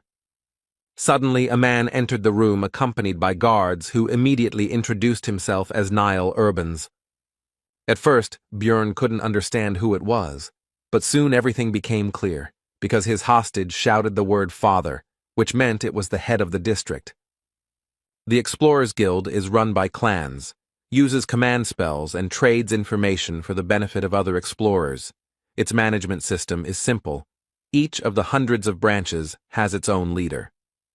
Above them, one step higher in the hierarchy, were 13 regional managers, one of whom was the man who had just entered here, and at the top was the guild master. The guards behind Niall Urbans pushed a man forward, and the high-ranking guest himself said that this was the one Bjorn had requested. The barbarian's face took on a gloomy expression, and he asked this man if he was the Crystal Union member, Hartz Jr., who had made false accusations against him. Without even listening to his excuses, Raven immediately used memory-reading magic and reported that the man had lied. Now he definitely won't be able to get out of this situation, since the sorceress from the Tower of Mages confirmed his slander. After this, the county chief said that Björn Yandel was found innocent, so there was no longer any point in keeping the hostage, and the barbarian released the girl. After this, Niall said that an investigation would be conducted against the slanderer, as a result of which his fate would be decided, to which the hero noted that it would be a good idea to take a closer look at the Crystal Union itself.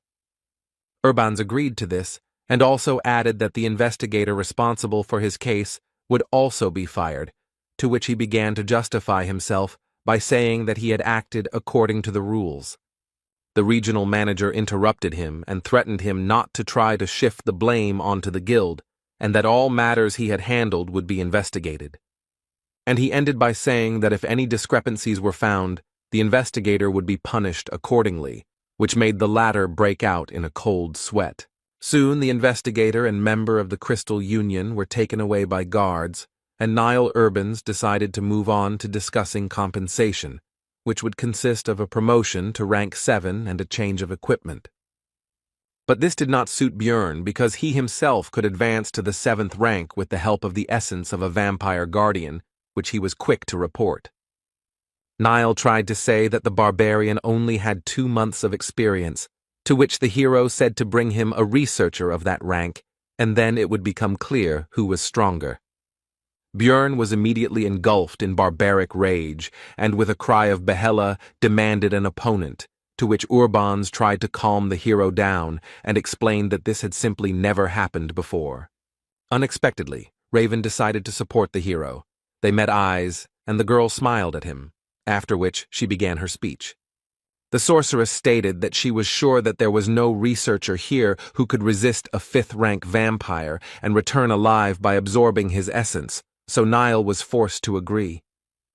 Then Björn demanded money as compensation, or to be more precise, 5 million stones, which may be a bit much, but he, as a stupid barbarian, can afford to start bargaining with this figure. But unexpectedly, for both him and the branch manager, Niall Urbans, although with displeasure, agreed to these conditions.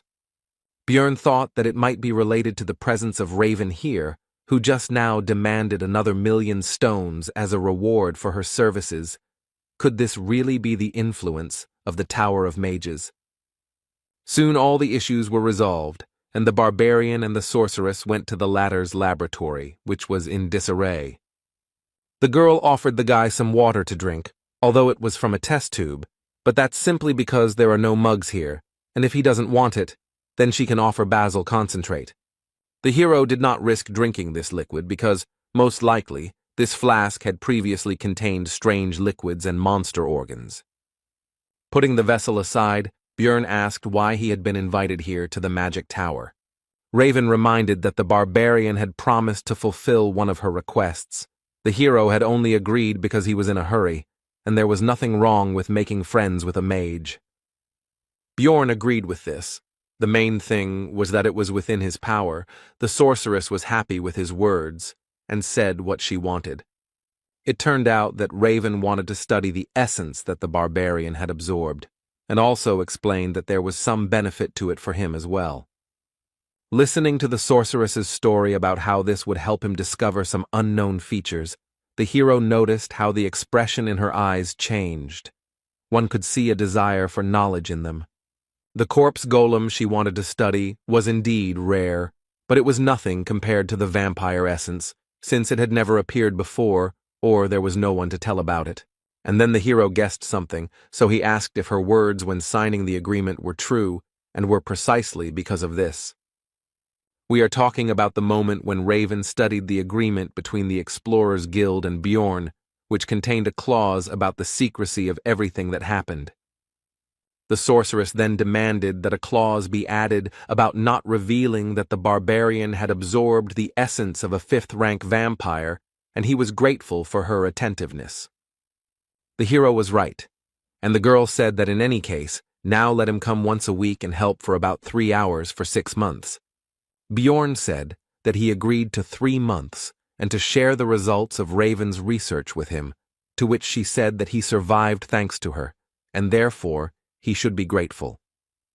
Looking at her, the hero thought that in principle this is true, but this is a separate topic, because in order for the cooperation not to end in a short time, the guy must show the girl what kind of person he really is. Bjorn stood up and told Raven that she was the one who should pay the money, which confused the sorceress. Thinking that anyone who doesn't stand up for their position is just an idiot, the barbarian loomed over the girl and said that she actually fed him the essence of a corpse golem. Raven tried to push the hero away from her and asked how that could be a problem since she gave him his powers for free. Bjorn said that she fed the essence for her own survival, to which the girl replied that she saved him as well. The hero responded indifferently that he didn't care. Raven had to pay 10 million, because that was exactly the amount needed to remove the essence in the temple. The sorceress asked in bewilderment why he was getting rid of such a precious thing, and exclaimed that he was a crazy barbarian. Bjorn explained that it was not the essence he wanted, meaning it had caused him serious damage, to which the girl responded that she had heard about the value of this thing to researchers. The hero said that this is the mage's biased opinion, since they cannot absorb essences. If he does not believe, let him ask other adventurers. Raven said that he was just sure that she didn't know any other explorers besides him, but that wasn't true. He should just wait a little. After this, the sorceress took out a magical communication item from somewhere and called a certain Patsran to resolve their dispute. The girl asked him how he would feel if someone fed him an essence he didn't want, to which he said the answer was obvious. To begin with, Patsran would be very angry, because despite the possible value and uniqueness, the essence, which was not in the plans, would only interfere. It's hard for mages to understand, but researchers can't just absorb everything and hope to move up the floors that way. And when asked about possible compensation, Patsran replied that he would demand 15 million, because the more essences a person has, the more expensive the removal, and if they cannot pay him, he may kill. This news worried Raven, and while she was collecting her thoughts, Bjorn decided to think about this Patsran. This researcher is obviously of a very high rank and experienced nature, since he understands the importance of skill combinations and has connections in the magic tower. If you were to ask the same question to some 9th-rank rookie who was barely surviving, then the answer would be completely different. Interrupting the hero's thoughts, an old magician entered the laboratory and said that he was the teacher of this lady, whom the barbarian had forced to tense up. Bjorn understood that since this was Raven's mentor, it meant that this was the person who controlled the 5 floors of the tower, the master of the great Artemian school. He was even higher in status than the regional leader. The old man said that he had overheard their conversation and drew the sorceress's attention to the fact that her sound insulation magic was working with many holes. And he explained that he did this to satisfy his curiosity, because his youngest student had dragged a man to her for the first time, and even a living barbarian, the hero, paid attention to these last words. And the old man ominously informed that usually Bjorn's relatives are delivered dead, or simply their hearts are brought. After which he changed his behavior, laughed, and said that it was all just a joke, but the hero was a barbarian who understood the mood of others well. Bjorn decided to respond with a barbaric joke, so he pointed his finger at the wizard and said that he really wanted to crack that skull. And after a few seconds he said that it was all a joke, so the old man should relax and laugh. Raven, looking at this disgrace, exclaimed that Bjorn had already gone completely crazy, although this was clear from what he had done in the guild. Having already decided that he had gone too far, the hero began to think about how to resolve the conflict, but the old man laughed and assessed the character of the boy in front of him. He also said that the older generation could easily tell the difference between a joke and a threat, although it was clear that he was actually furious.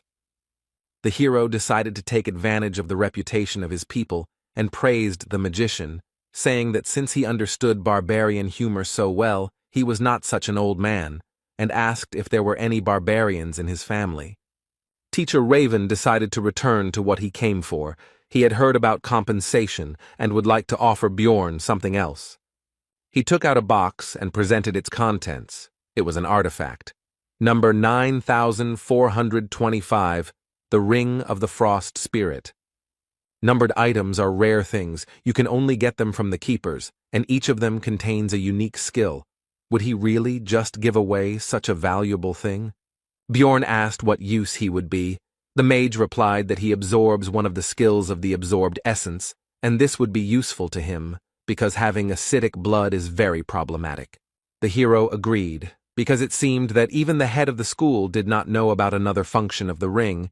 He was escorted to the exit by Raven, who reminded him not to forget about helping in research. The sorceress tried to ask her master for forgiveness, but he said that the item was useless anyway. Its market value was 1.5 million stones. Bjorn, meanwhile, was also pleased with the deal, because thanks to his game knowledge he knew about another ability of the artifact. Both parties were pleased with the deal, thinking that they had deceived each other. When Bjorn arrived at the hotel, its owner was surprised that he was still alive, and also said that he had already thrown out his things. The hero got angry because he had paid for another week. He said that he would reimburse everything, but the hero was not free of anger. He did not want to forgive. But the next second he calmed down, because he realized that this behavior was not typical for him, and he tried to remember how long he had been behaving like this. From the moment he came to this world, even when his life was in danger, the boy kept his emotions in check and remained calm. When I first killed, I only thought that it had to be done. The process was simple. Even during the escape from prison, there were no doubts. Remembering the argument with the old man from the tower, Bjorn knew that 29-year-old office worker Lee Han-soo would never do something like that. It seemed to the hero that these were all just changes under the influence of the surrounding reality. But the discomfort continued to grow, and now he is sure that after each battle the body's instincts break out. His mind becomes simple, rough, and aggressive, as a barbarian should be. It seems as if his consciousness is merging with this body. But for survival it would be even better.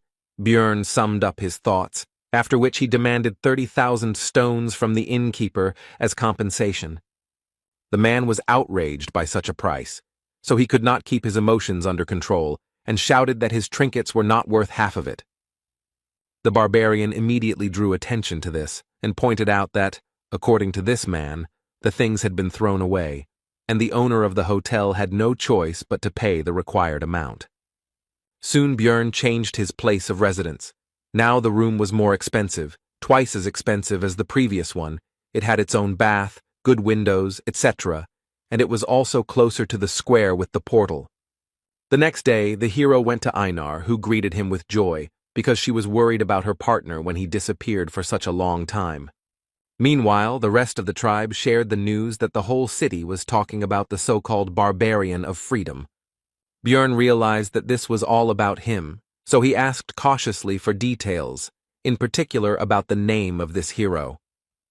To which he received the answer that no one knew about it, which meant that the guild was somehow able to maintain his anonymity. But the rest of the barbarians were not interested in this. They were simply happy and proud that such a man appeared in their tribe. He fought alone against 100, refuted false accusations. The relatives admired these actions, and the hero did not think that this would become such big news, and also hoped that it would not lead to serious consequences. Afterwards, Björn and Einar went to Karmelby, a middle-class area with many craft shops and merchants. Here, the team sold the loot and equipment of the hero himself, which turned into scrap metal, resulting in 800,000 stones, of which 300 went to the warrior. Einar suddenly became surprised by something and drew Björn's attention to how people had put clouds on a stick and were eating them. Of course, it was just cotton candy. The hero decided that it would be a good idea to treat the girl to both sweets and just lunch, while the warrior could not believe what humanity had come up with. But soon Einar's mood worsened. She thanked her partner for treating her as before, because the other barbarians now avoided her and did not see her as a warrior. And lately, some guys have started to hit on her, trying to get her attention, which had never happened to her before.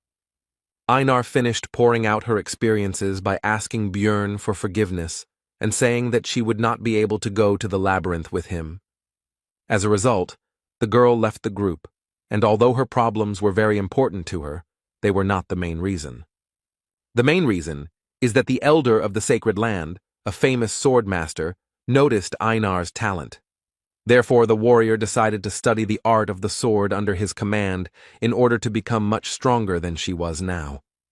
When asked if the sword master could go to the labyrinth with them, the girl replied that there would be special training, so they couldn't leave the sacred lands for 6 months.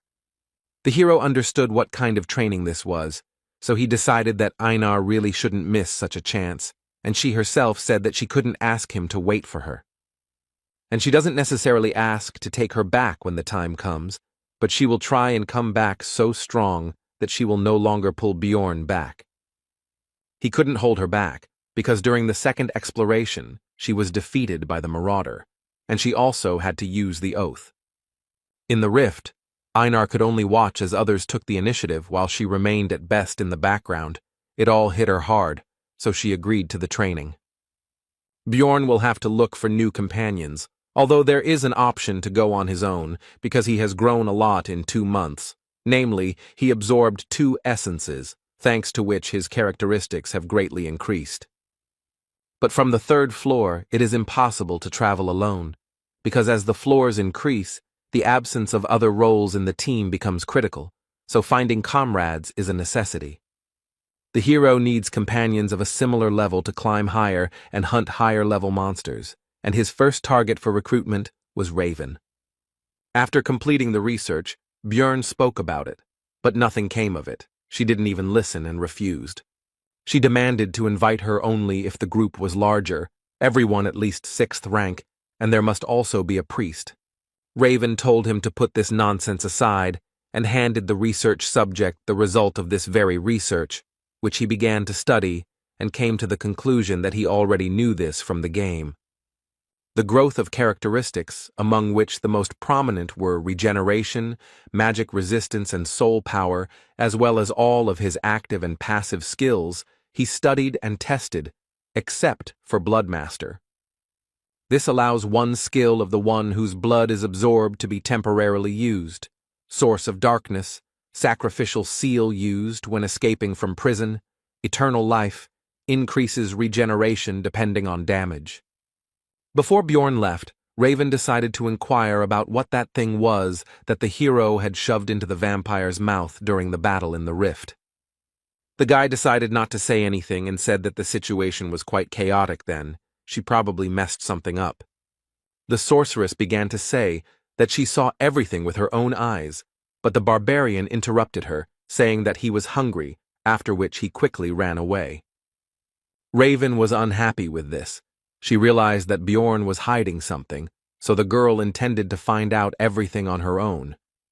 To this end, the blonde headed to the huge library of the Magic Tower with confidence to find answers in the books, which she did. She read that it was similar to a goddess Tyr, a consumable relic of unknown origin that, when destroyed, bestowed a powerful holy blessing on the surrounding area. 150 years ago, during a dimensional collapse, Cardinal Andron used 3 such objects to save the Holy Pope, and it was never mentioned publicly again. Suspicions grew stronger, because how could a barbarian who had recently undergone the ceremony know about the location of the relic, as well as its effect? Upon arriving in his room, the hero began to think about another artifact, the Golden Mask, which drops after defeating the boss of the Bloody Citadel when many conditions are met. It changes the wearer's face for 30 days, the number of uses is 5, the item dropped for him in the game, but there was no point in changing the appearance of a 2D character, so he sold it. But this is reality, which means that in the event of a clash with the forces of law or with someone extremely influential, this may come in handy in the future. Meanwhile, Daria Wittenberg de Tercia, Erwin's sister, sat in the tavern, calmly eating and resting. But she was drawn to the conversation of the other visitors, as they talked about the Crystal Union and its disbandment in just one night. This clan created a huge information network with the help of communication stones and offered various services to newcomers on the first floor. It grew very well. At first, everything went well. Some people found salvation there, but soon the Crystal Union became mired in disgusting deeds, mocking and doing terrible things to newcomers. Take, for example, what almost happened to Erwin. The elf did not want to admit, but if it were not for the barbarian, something terrible could have happened. Daria finished her meal and was about to leave, but decided to listen to the curious information when she heard that they fell apart because of some barbarian of freedom, because it seemed ironic to her. The researchers talked about the recent incident in the Explorers Guild, and one of them said that the rule about increased search for marauders among newcomers will be revised due to the growing problem. They continued their conversation, and when it came to the fact that it was a 9th-rank barbarian, Daria decided that it couldn't be a simple coincidence. If this barbarian of freedom is that same Bjorn, then the situation with his disappearance becomes completely explainable, the elf thought, heading home.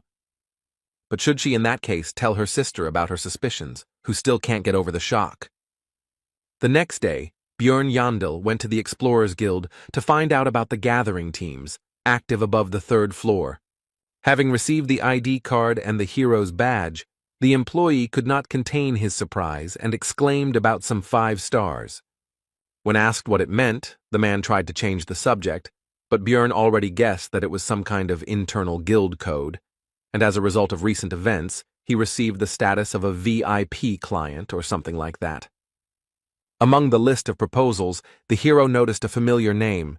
It was Hikuro Murad, so he immediately decided to meet him. They greeted each other and sat down at the table, but the dwarf suggested not to talk about anything for now, because another person should arrive soon. It would be a magician. He didn't keep them waiting long. He immediately introduced himself. His name was Lior Wabdvalki, and when Hikuro asked if he was the one they were waiting for, the wizard replied that it would be good luck to meet another sorcerer here and now. Murad didn't seem to be very good at understanding clever words, so Bjorn explained that the magician meant that everything was correct. They introduced themselves again. Hikuro added that he was 6th rank, and Dvalki said that he was an 8th rank wizard of the ruling family of Rafdonia. The barbarian had to explain again that he simply did not work for the guild. The hero decided to ask directly why a mage of such a low rank would go to the labyrinth, since it was dangerous for such people, and it was more profitable and stable for them in the city, to which he replied that he wanted to glorify the family of Baron Martuan. Hikuro Murad was surprised that he turned out to be a nobleman, to which he received the answer that his mother's sister's husband was the 3rd brother of the Baron's wife, to which Bjorn thought that he was not connected to them at all. Lior Wabdvalki himself continued by asking them not to be nervous, because he was not going to act arrogantly, which made the barbarian think that he looked like a fraud with these stories. From the subsequent conversation, it became clear that the magician knows how to use daily and administrative magic, knows a couple of spells like curses, and is well versed in cold magic, a wizard without experience. There are nuances, but the very presence of a mage in the team will become bait for good fighters, so Hikuro and Bjorn decided to accept Dvalki. As expected after that, requests from various researchers poured in, so they met several times a week to review documents, but it felt like the hero was doing all the work.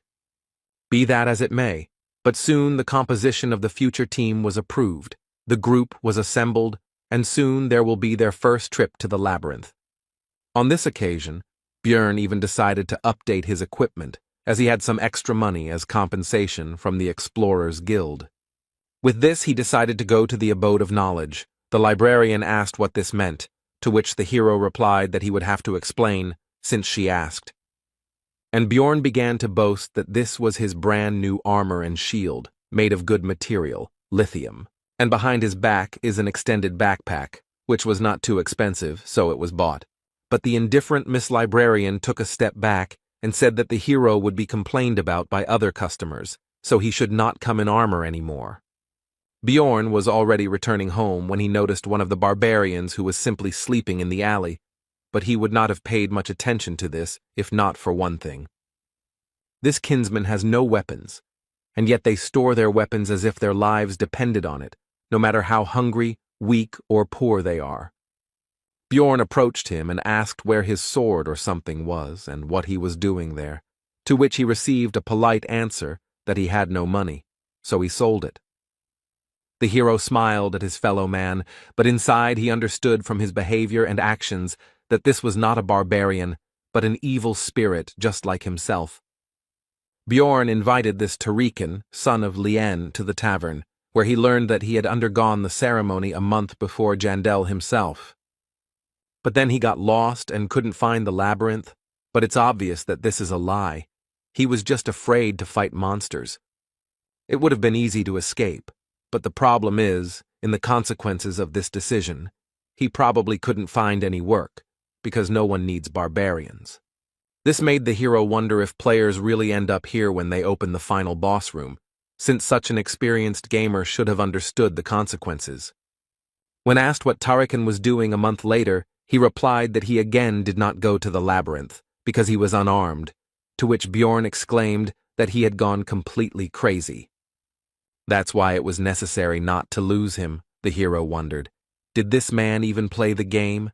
And if so, how did he make such mistakes? Then Tarikan went through hunger, cold, and illness, and Bjorn thought about how he had managed to last 3 months under such conditions, and also if he had run away on his first day, the same fate would have awaited him. The barbarian, on the contrary, finished telling his story and asked how he liked it, whether the hero felt sorry for him, whether he would help his fellow man, whether they would go to the labyrinth together. Bjorn refused this, but gave Tarikan 150,000 stones so that he could buy himself a weapon and go on the campaign himself. When his relative said that they should meet again next time, the hero responded with a sharp refusal, saying that he didn't care what would happen next, but that he shouldn't even try to look for him. Already in his room, Bjorn analyzed what had happened, and his behavior. He had behaved disgustingly. Did he remember the past? A logical person would say that this Tarikan is nobody to him, and the hero is stupid for giving him his money, but an emotional person would be angry at the weak help to that barbarian. Both points of view had a right to exist, but Bjorn believed that he had made the best decision, and now he could only hope for the survival of an evil spirit like himself. Soon, the newly formed team set out on their first expedition into the labyrinth. The squad's wizard, Lior Wab Dvalki, an 8th-rank mage, 25 years old, was inspired and ran around everywhere. Brown Rothmiller, human, rank 7 researcher, 34 years old, 8 years of research experience, seems to be the most normal member of their group. Hikuro Murad, a dwarf, a 6th-rank explorer, a tank and the leader of the group, and right next to him stands the second tank, Bjorn himself, a 7th rank. The last one is Misha Karlstein, a 7th rank beast woman, 25 years old, 5 years of experience exploring the labyrinth, and someone also said that she is the 13th princess of some tribe. She has a strange habit of saying Nia at the end of her lines. She claims that it is an innate trait, but the hero has never encountered this. Thus began their team's first exploration of the labyrinth, and under Rothmiller's leadership, they reached the portal to the 2nd floor in 10 hours. It was a good result. Although someone still came earlier than Brown was unhappy, soon the group entered the portal. Bjorn regretted that he could not use his method, because he does not trust them. This time the team got to the location of the beast's lair, in which, as can be understood from the name, beast-type monsters were found, and there was always a terrible smell here. But almost all members of the group could handle him, except for the newcomer Woba Dvalka. He felt bad. He vomited. This caused an attack of disgust in Misha. Since Rothmiller had an essence that was related to the sense of smell, Bjorn asked him how he was feeling, and he replied that he had gotten used to it during his entire time exploring the labyrinth. The beast's lair is a canyon, so you'll have to find a way through a natural labyrinth. There are no traps here, but a guide is needed even more than in the goblin forest. The local monsters could not become a problem due to the strength of their team, so they became only a source of experience for the hero, because he had not encountered local species before. Thanks to Dvalka's signal magic, 4 people could sleep at once, which meant 6 whole hours of sleep for Bjorn. When the magician asked why he should be on duty at all if he had his magic, he received the answer that the spell only works on monsters. But Dvalki didn't get the hint, so Hikuro said outright that the explorers could be much more dangerous than the monsters, which was clearly not what the naive wizard expected to hear.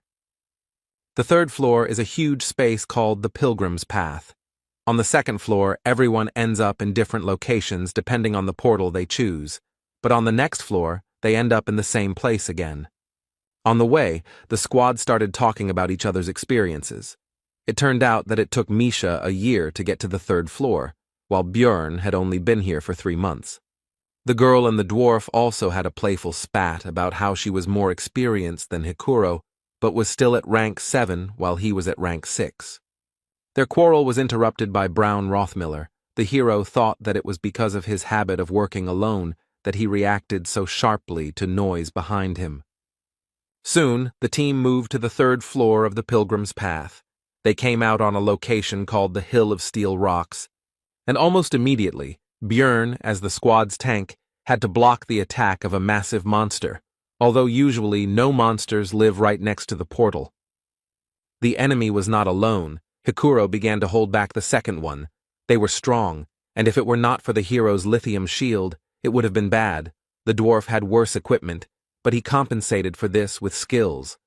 He restored the damage with emergency recovery, and he also had the essence of the same monster, so he used its counterweight skill, which gave resistance to knockback.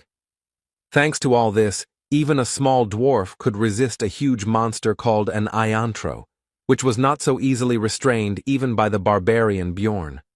This power struggle did not last long. The team's mage, Lior Wobdvalki, used an 8th rank spell, Corrosion, on Murad's opponent. The effect manifested itself almost instantly. The monster's tusks began to melt. Hikuro instantly saw an opportunity to attack, which he took advantage of. He delivered a crushing blow from above straight down to the Iantro's head, finishing him off. And Misha decided to help Bjorn's opponent. Using her agility, she jumped into the air straight from the barbarian, after which she attacked the monster from above. The fight was over. It was suspicious to meet monsters right next to the portal, so the hero asked Brown to check the area for people nearby. Then Rothmiller used his heat search skill. No one was found, but he informed Bjorn that their scent was still strong.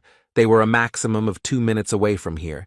Then the barbarian assumed that these people were watching the fight, and then left.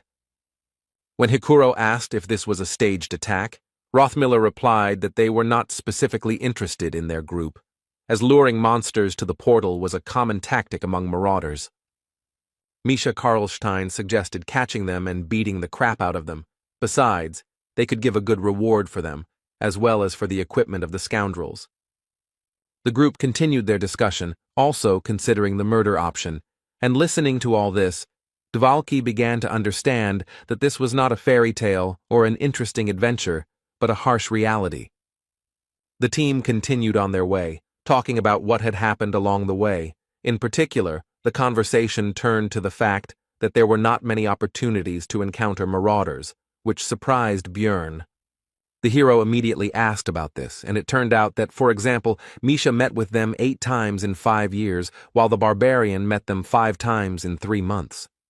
To this, the rest of the group could only say that Björn seemed to have no luck at all, and the dwarf said that 150 years ago, the situation was very bad, but lately the number of marauders has been less. Soon the squad decided to set up camp. It was not a very convenient place, but it was on the border of the location, where there were fewer monsters, which was more important. At the halt, Hikuro decided to inquire about Dvalka's condition, because he looked so-so, and at some point he stopped talking much, although before he never closed his mouth. Then the wizard replied that his fantasies of adventure had been destroyed. Perhaps he would be called naive, but the fact that researchers kill their colleagues in pursuit of money cannot be called a fairy tale. Dvalki continued by saying that in that case, he would sooner or later have to kill a person, so he had been preparing himself for this all the way. Then Björn asked about his success in this matter. The magician replied that he was ready, but was not sure that he would really be able to do it.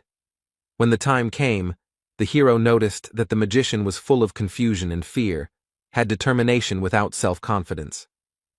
Björn decided that this was much better than people who acted confidently and then started to cry and wail when faced with death. Brown said it was important not to overestimate his strengths, and it was good that Wob seemed to understand everything, but now he asked the team to give him some time.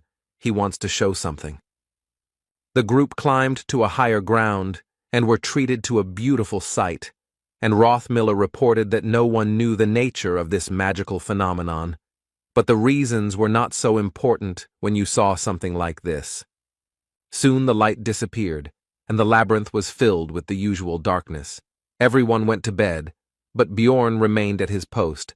But Dvalki also did not fall asleep soon. It seemed he was thinking about everything that had happened during this time. The next day, the hero analyzed his development. The amount of experience earned was about 50. 150 were needed to reach level 4. It would take a lot of time, but there was no rush, because there was another slot for essence.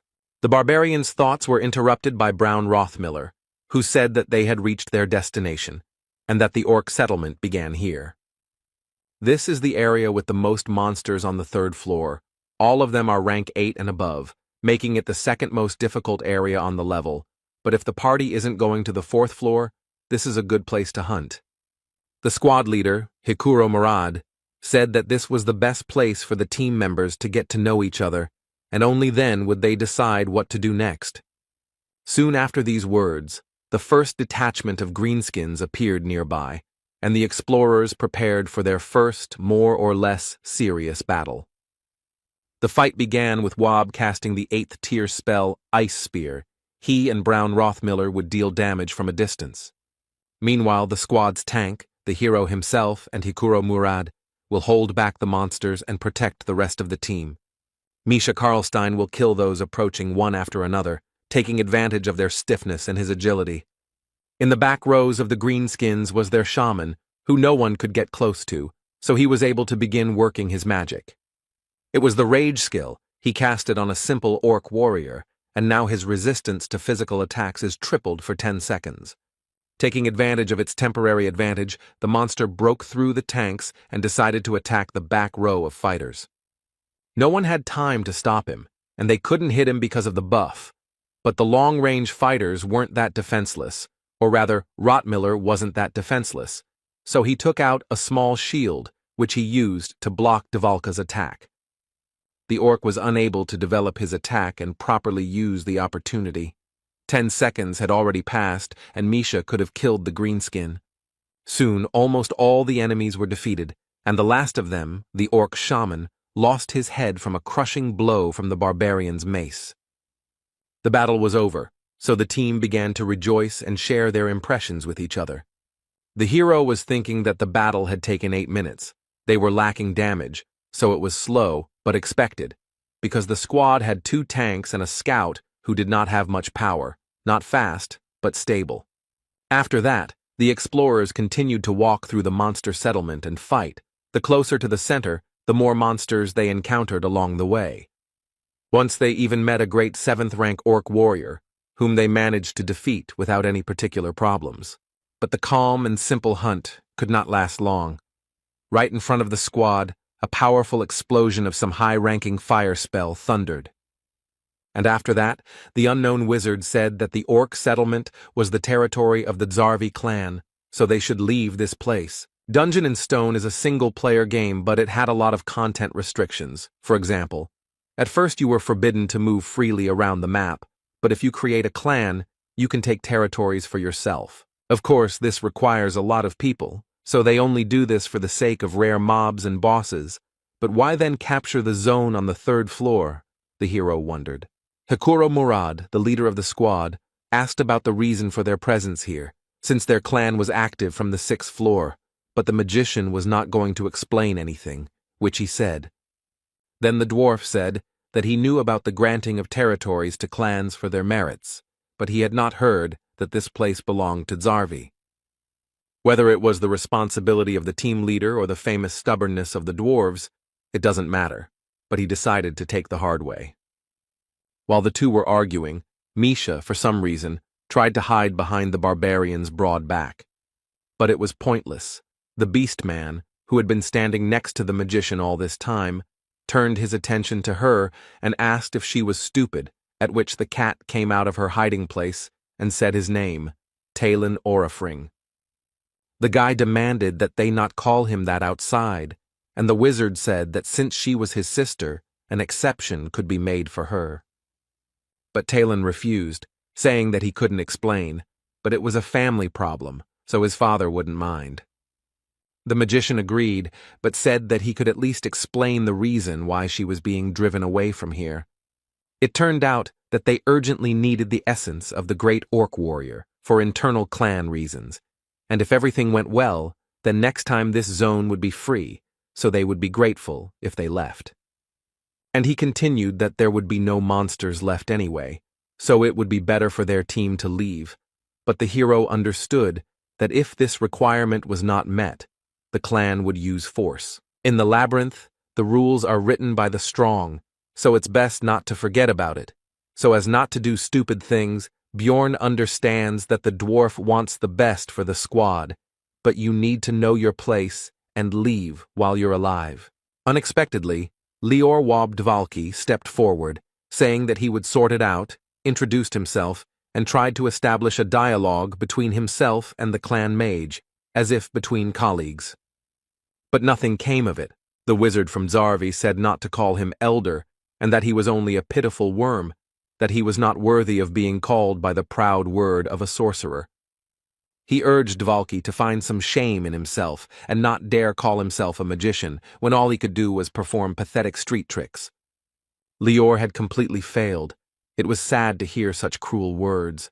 But the hero believed that nothing could be done. He had to leave. But Hikuro Murad, as the leader, decided to stand up for his own, and Björn believed that now was not the time or the situation for arguments. The dwarf finally lost his temper and began to charge his discharge skill, and the hero was already doubting his sanity because he was going to fight the clan of the 6th floor. Additional fighters from the Zarvi clan approached the magician. They all just looked at Hikuro and were not going to leave, because what could such a low-ranking researcher do to them? The dwarf lunged towards them with a cry of rage, while the wizard seemed to be only waiting impatiently for this, since in this way he would be able to kill this squad with impunity, citing self-defense. But the hero couldn't let that happen, so he made a lightning-fast dash and knocked the commander of his squad into the ground. He pinned Hikuro's head to the ground, not allowing him to move, and told him to stop. The dwarf himself seemed to also begin to understand what had almost happened just now. The Zarvi clan members just watched the performance with predatory eyes, and their wizard said that they had a good team, and Murad should definitely thank the barbarian later. The squad moved away from the scene, and then Hikuro began to apologize for his actions, saying that he had lost control. Rottmiller began to scold the dwarf, and the hero thought that it was right, because it was better to accuse him now so that he would remember everything. But the next moment, Brown forgave him and even praised him for defending his comrade. Misha Karlstein also began to ask for forgiveness. She said that if it were not for her participation, it would have been much easier to cope with the situation, and Dvalki began to deny her guilt. Hikuro noticed how awkward but sincere this consolation was, and the atmosphere between the squad members somehow changed, and the hero began to feel some kind of shame from this situation, as always in such cases. Misha began to talk about how she doesn't like to talk about her family because she is the only one who couldn't make a contract with the spirit beast. Beastmen are able to make contracts with the spirits of ancient animals. This agreement itself can have different forms. Some of the beasts themselves aid in battle when summoned, others cause obsession, increasing the contractor's physical attributes, and some bestow blessings and abilities. Of course, not everyone can sign a contract, but the problem is that Misha is the direct heir of the Karlstein family. She cannot summon a spirit, and this disgraces her family. Meanwhile, the girl continued her story by saying that as a child, she had good relationships with her brothers and sisters. But when she became an adult and was not chosen by the spiritual beast, then everyone began to ignore her, and also called her a half-breed. They say that she has dirty blood. Misha's mother died immediately after giving birth, so there was no one to tell the truth to. The girl could not tolerate such an attitude, so she left home and learned to fight, and that's how she became a researcher. The dwarf and the beast woman had a touching scene, with the former feeling sorry for her, and the latter saying that he reacted to the recent event in this way because he considered them true partners. The hero felt worse from the sweetness of this moment. He mentally asked to stop this conversation, but this was not destined to happen. Hikuro decided to tell his story too. Murad dreamed of becoming a blacksmith, but he lacked talent and was unable to complete his preparatory training for 10 years. That's one of the reasons why he became an explorer after he was 30. He needed money for taxes, so he had to run away. Lior Wabdvalki was completely moved by all this. He shouted out that he considered himself the most untalented and also decided to talk about his failures, about how he was able to become a magician thanks to his family status. But he didn't have the talent to enter the magic tower. If he was a real magician, then that person from the clan would have shown at least a little respect. Hikuro began to console the boy, telling him that the old man was just a bad guy, and that Wab was a great sorcerer. Rottmiller, who was standing next to Björn, said that he had been in many teams, but had never encountered something like this, to which the barbarian mentally agreed that it was strange. But the next moment, Brown also became a part of all this, and the hero thought that at least someone from this squad understood him, but it turned out not to be so. He said that when Murad and Misha talked about the experience, he was very upset because of envy, because they were not born human, so they do not know what he had to go through. They were surprised by this, and they asked the question, don't human researchers have advantages because they can become magicians, priests, elementalists, and open the aura? The hero mentally noted that this was only available to the talented, but he remained silent, while Hikuro laughed and noted that it turned out that they had a team of losers, and if so, they would cover for each other's shortcomings. There was harmony between the squad members. Everyone encouraged others. Dvalki promised to do everything possible to be useful. Misha encouraged everyone to try, and Murad expressed hope for long-term cooperation. They all laid out their problems and supported each other, and now all eyes turned to the hero. Now it was his turn. This made Björn tense up. They were all looking at him so strangely, waiting for something. Would they throw him out if he didn't say anything? And what should he say at all? These thoughts were rushing around in his head. In the end, the barbarian could not think of anything better than to shout loudly that he was left without a mother, after which there was silence. His comrades looked at him strangely. The hero was still tense and decided that this, apparently, was not enough. Then Björn started screaming again. but this time about how his mother died when he was born, and his father went into the labyrinth and never came back when he was little, and now he is an adult, but he cannot see them, even if he wants to. The hero fell silent and began to wait for the other's reaction to the speech. Also, technically it was all true. Einar told him about it. Rottmiller noted that it was hard for him at such an age, and Misha decided to apologize, because she complained about the difficulties in her family, and for him, everything was even worse. Dvalki decided that the hero was just pretending that everything was fine, and Hikuro offered to replace his parents if he wanted. Björn shouted that everything was okay, but inside he was screaming for them to leave him alone. The shame inside him was beyond all bounds. Somehow the hero became the most pathetic member of the group, but he didn't care, and it wasn't like he actually had a mother. In fact, he is a barbarian who uses his knowledge from the game as an advantage over other researchers, and has already reached rank 7 in a measly 3 months. Although, if you think about it, he is a loser who somehow ended up in another reality, where he is considered an evil spirit, who are killed as soon as they find out about them, and he has already been on the verge of death. While Björn was thinking about how shitty his life was and was being consoled by Misha and Dvalki, Hikuro and Rothmiller discussed the group's next steps, eventually deciding to go to a location called the Witch's Forest. When asked why not move to the 4th floor, Murad replied that he had seen too many teams underestimating the difficulty and dying there, so they needed to work on their teamwork first. The hero remembered that the Witch Forest was a zone that was only visited in extreme necessity, a bad place for hunting, and not very suitable for warriors.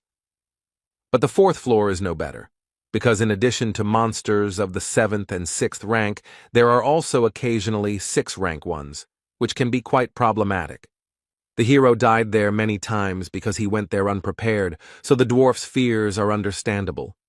But despite this, Björn still approached the squad members with a proposal to go to the 4th floor, because Hikuro and he are pretty strong tanks, so if something happens, they can provide an opportunity for escape.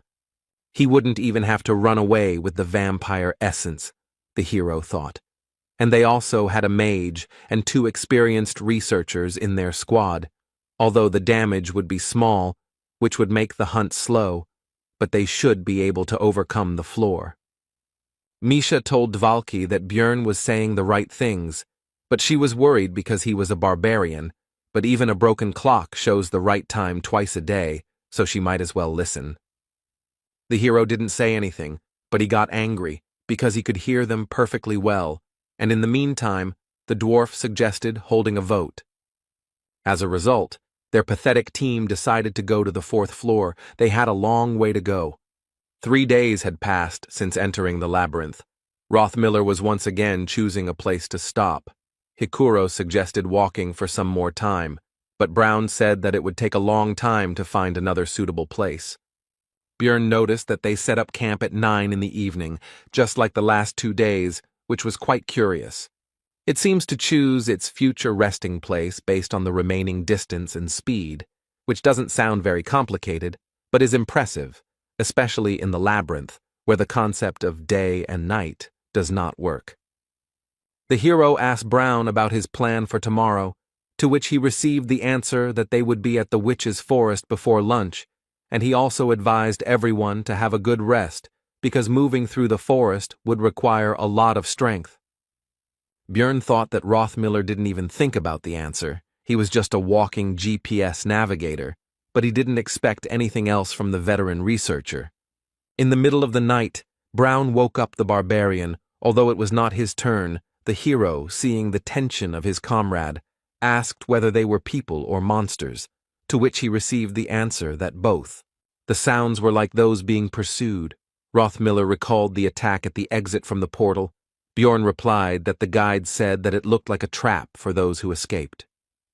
Brown confirmed this and said that he smelled the same scent as then, and their conversation also woke up Hikuro, who became tense from this news. It seems that for some reason they were specifically targeting them, and now they decided to deceive them by pretending to be people in trouble. In this situation, Björn decided to take advantage of the opportunity and ask the others not to interfere. Soon, 3 explorers appeared from behind the trees, screaming for help, but the barbarian stopped them with the words that if they approached, he would break their skulls. Orcs appeared behind the night visitors, and they themselves began to talk about the fact that the rest of their team had died, and also promised to reward them for their help. Bjorn demanded that they first put their weapons on the ground, but the adventurers were unwilling to do so, arguing that there were monsters right behind them. The orcs themselves were in no hurry, but simply watched and, it seemed, tried to understand whether the researchers had united into one group, but the hero decided that it was even better that way. The next moment, the barbarian threateningly announced that the choice was theirs: either throw down their weapons or get out of here straight into the clutches of the monsters. The researchers nevertheless decided to agree and threw down their weapons. Then Bjorn asked Rothmiller to collect it all. After this, the orcs turned around and hurried back into the forest. It seems they are retreating because they do not want to attack a large group, cunning monsters. The woman began to thank for the help and also introduced herself. Her name is Eliza. Also, her clothes were damaged, especially the bottom. The dwarf, due to his short stature, had a better view, and he was distracted by the girl's appearance, which irritated the barbarian. The others also decided to introduce themselves. One is called Irida Tyson, and the other is called Hans Argoth. The hero asked the latter again, because he remembered the first marauder he had met, who was also the first person he had killed, which was an interesting coincidence. Argoth replied that it was a fairly common name, and also asked if he knew the other Hans. Bjorn answered in the affirmative, and mentally added that he was already a corpse, so the acquaintance was very conditional. Eliza, meanwhile, even shed a tear, and also said that their meeting was probably the protection of the goddess Ritlus, which surprised Rothmiller, and he asked if she was a priestess. The girl replied that it was true, that she served the deity of light who protected explorers and relationships, the star that rose at dusk and guided them. The hero did not believe her speech, because he already knew that they were actually marauders, but one of the guests asked Eliza to heal his wounds. And the girl used a divine spell, which surprised the barbarian, because this meant that she really was a priestess. The comrades behind were also surprised, and began to whisper to each other and express doubts that these explorers were actually marauders. And Rothmiller himself could not believe his mistake, and his feelings can be understood, because in the world of Dungeon and Stone, priests are sacred and pure beings, and people are very devout believers. The priestess beamed and asked with a smile whether this was sufficient proof of their reliability, and whether they could take the weapons. But Bjorn answered negatively, and thought that all this only works for people, and he is a barbarian, a different race, and also a different religion. The hero demanded a reward from their team for saving them, because even though they were using a holy attribute, he didn't care, but the priestess asked about the amount of the reward. Bjorn demanded 2 million stones, but they did not have that kind of money, so the girl asked to give it to them when they got out of the labyrinth. But the hero said that he only trusts those who belong to his tribe, and if they do not have the required amount, then let them give in things. Armor will be just right. Soon the night guests' gear was neatly stacked nearby. This was part of Bjorn's plan to first take as many items from them as possible. The researchers had already relaxed, but the hero, thinking that in any game you need to kill the healer first, had already raised his mace over the priestess's head. The girl's head was broken, blood splattered everywhere, and both the teammates and comrades of the dead woman were shocked by what they saw. The barbarian, however, responded with a grin and an apology, and explained that his hand had twitched, and it also seemed to him that they might be marauders, and he could not help himself. Irida and Hans began to panic. They said that they would die now, and all because of this crazy savage, but they were looking somewhere down. Soon one of them was enveloped in some kind of dark purple haze, and he began to die quickly. Hikuro asked Dvalka if this was his magic, to which he received a negative answer. Suddenly the seemingly dead priestess, whose body lay behind Bjorn, stood up and in an inhuman voice remarked that this was strange. Her face was covered in blood from the wound, Her eyes were red and her head was turned at an unnatural angle. She asked the barbarian how he knew she was an enemy. The hero only wondered whether his life could be normal and why everything couldn't go peacefully. Eliza's resurrection from the dead clearly left no one indifferent, and Rottmiller and Misha froze as if they had seen a corpse golem. Bjorn, saying that he would sort everything out, rushed forward and hit the priestess on the head with his mace again, and he also realized that since she had come back to life, there could only be one answer to the question of how this was possible. This is a hidden class that can be unlocked upon reaching the 5th floor, the Karui priest, who has a huge number of combat spells and curses. It also allows them to use dark and light magic at the same time, allowing them to disguise themselves as ordinary clerics. Of course, there are also weaknesses, for example, the fact that Karui is an evil god, and if such a priest is found out, his head will be cut off immediately. Also, for full use, it is necessary to regularly sacrifice living creatures. Apparently, for this reason, she became a marauder, because it is easier to find prey in the labyrinth. The hero was taken out of his thoughts by the fact that the second researcher was also quickly killed by the same dark purple haze. The mist gathered around Eliza, forming a skull mask across half her face, and she stated that she had lost 2 useful servants because of their group.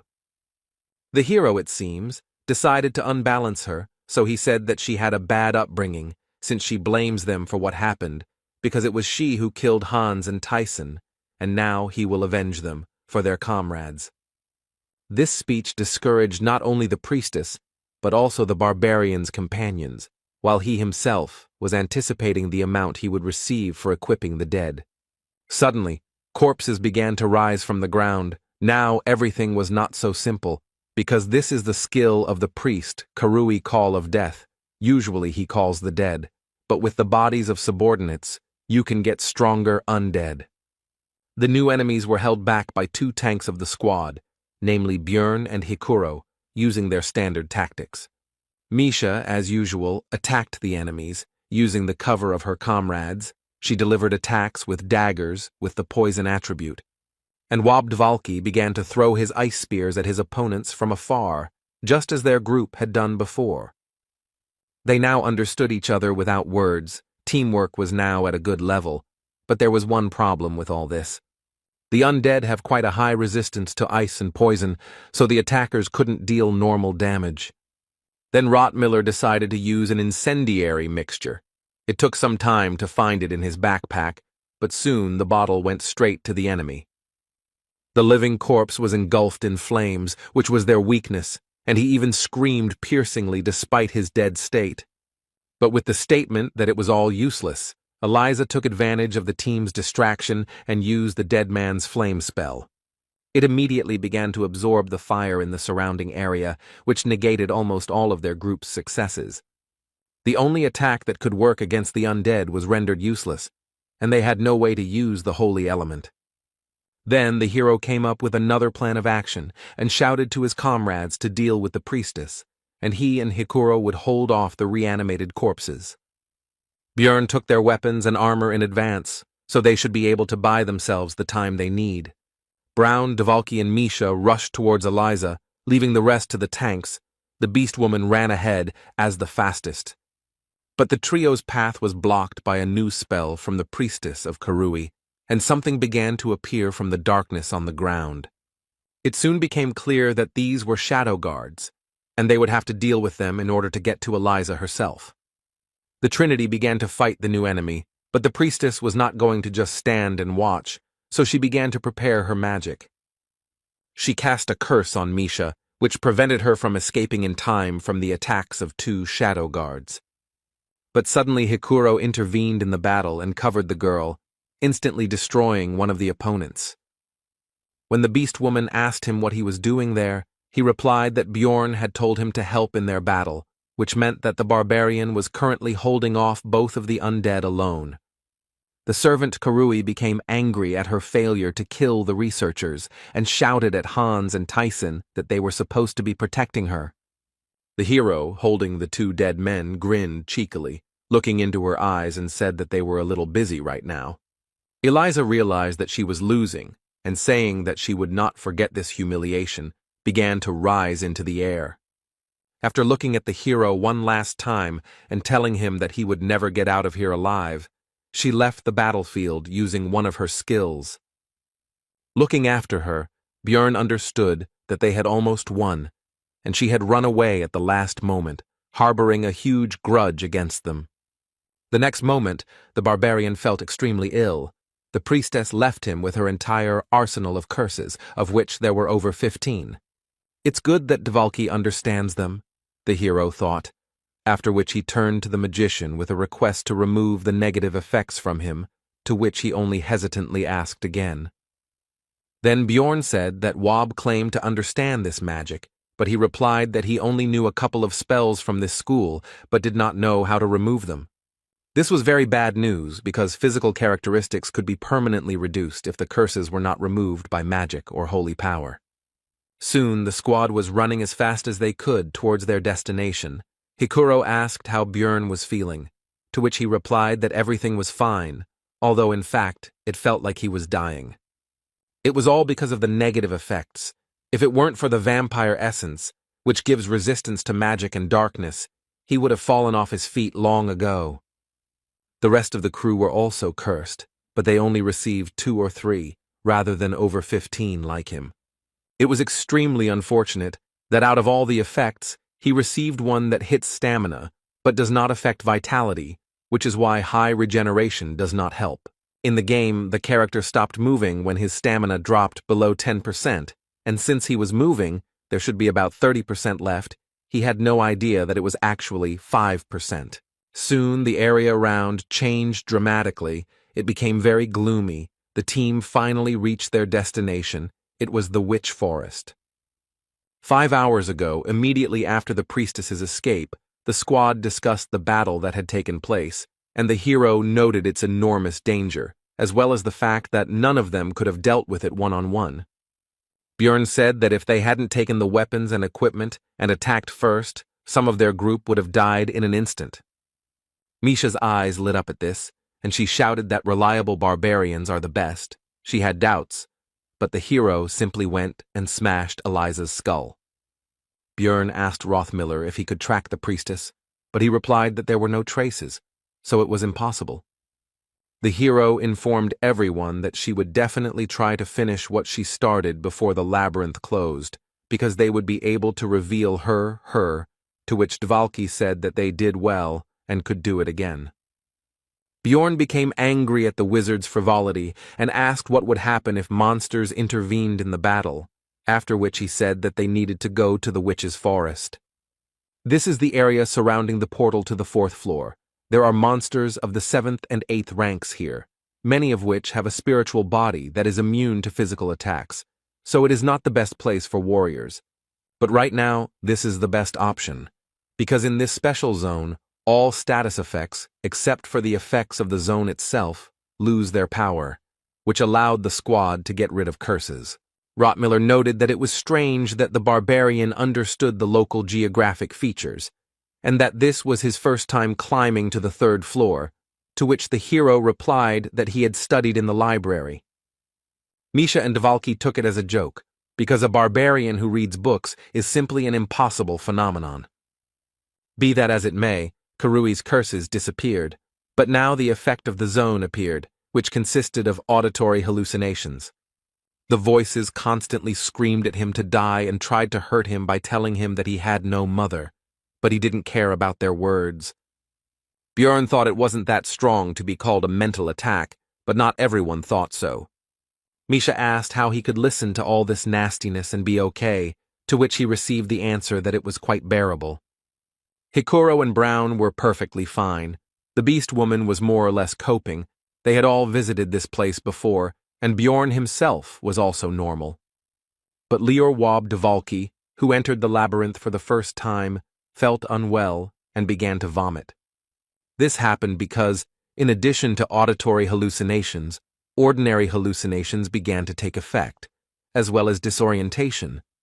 Now the hero looked at the world as if through a crooked mirror. Bjorn asked the wizard if he would be able to use his magic in such a state, to which he received an affirmative answer. Hikuro Murad decided to set up camp to rest a bit, since the hero had barely slept the night before. And then there was this race. The dwarf said he would watch for a bit, but the barbarian was no longer listening. He threw his things to the sides and simply fell right onto the bare ground.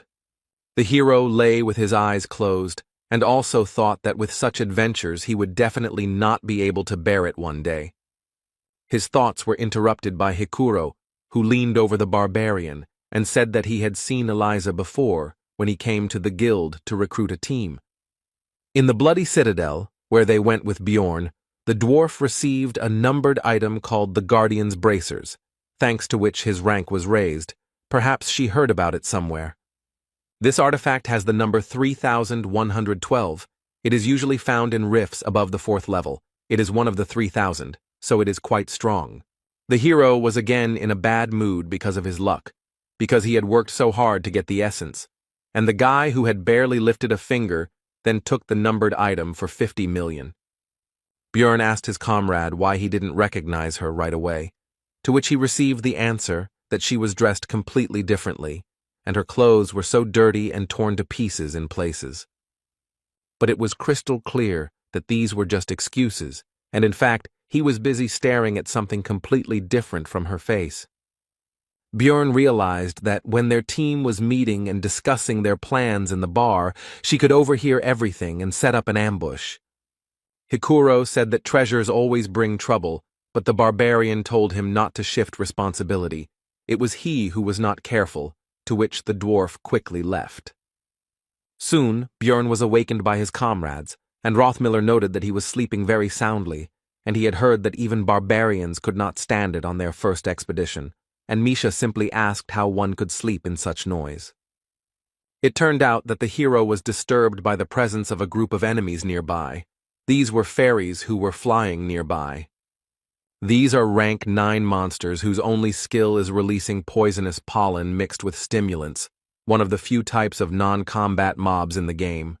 Bjorn said that there were quite a few of them, and that certain guy should be nearby, so was it worth fighting, to which Hikuro noted that Dvalki had gotten better, so they could handle it. The fight began with Murad sending his lightning at the fairies, after which the monsters simply fell to the ground. But that was not the end, for a monster of the 7th rank appeared, a half-troll that only appears in the witch's forest and has a habit of chasing large groups of fairies. The monster brought its club down directly on Hikuro, who covered himself from the attack with his shield, although it was not so easy for him. He stepped back a little, and the hero remembered that the dwarf simply did not have the same resistance to pain as he did. This is one of the main reasons why the location is not suitable for warriors, because they have to take damage, but here the pain is greatly increased due to the effect of increasing pain sensations. Most monsters are immune to physical attacks, and also use mental magic. The hero finished his analysis while Hikuro led the fight.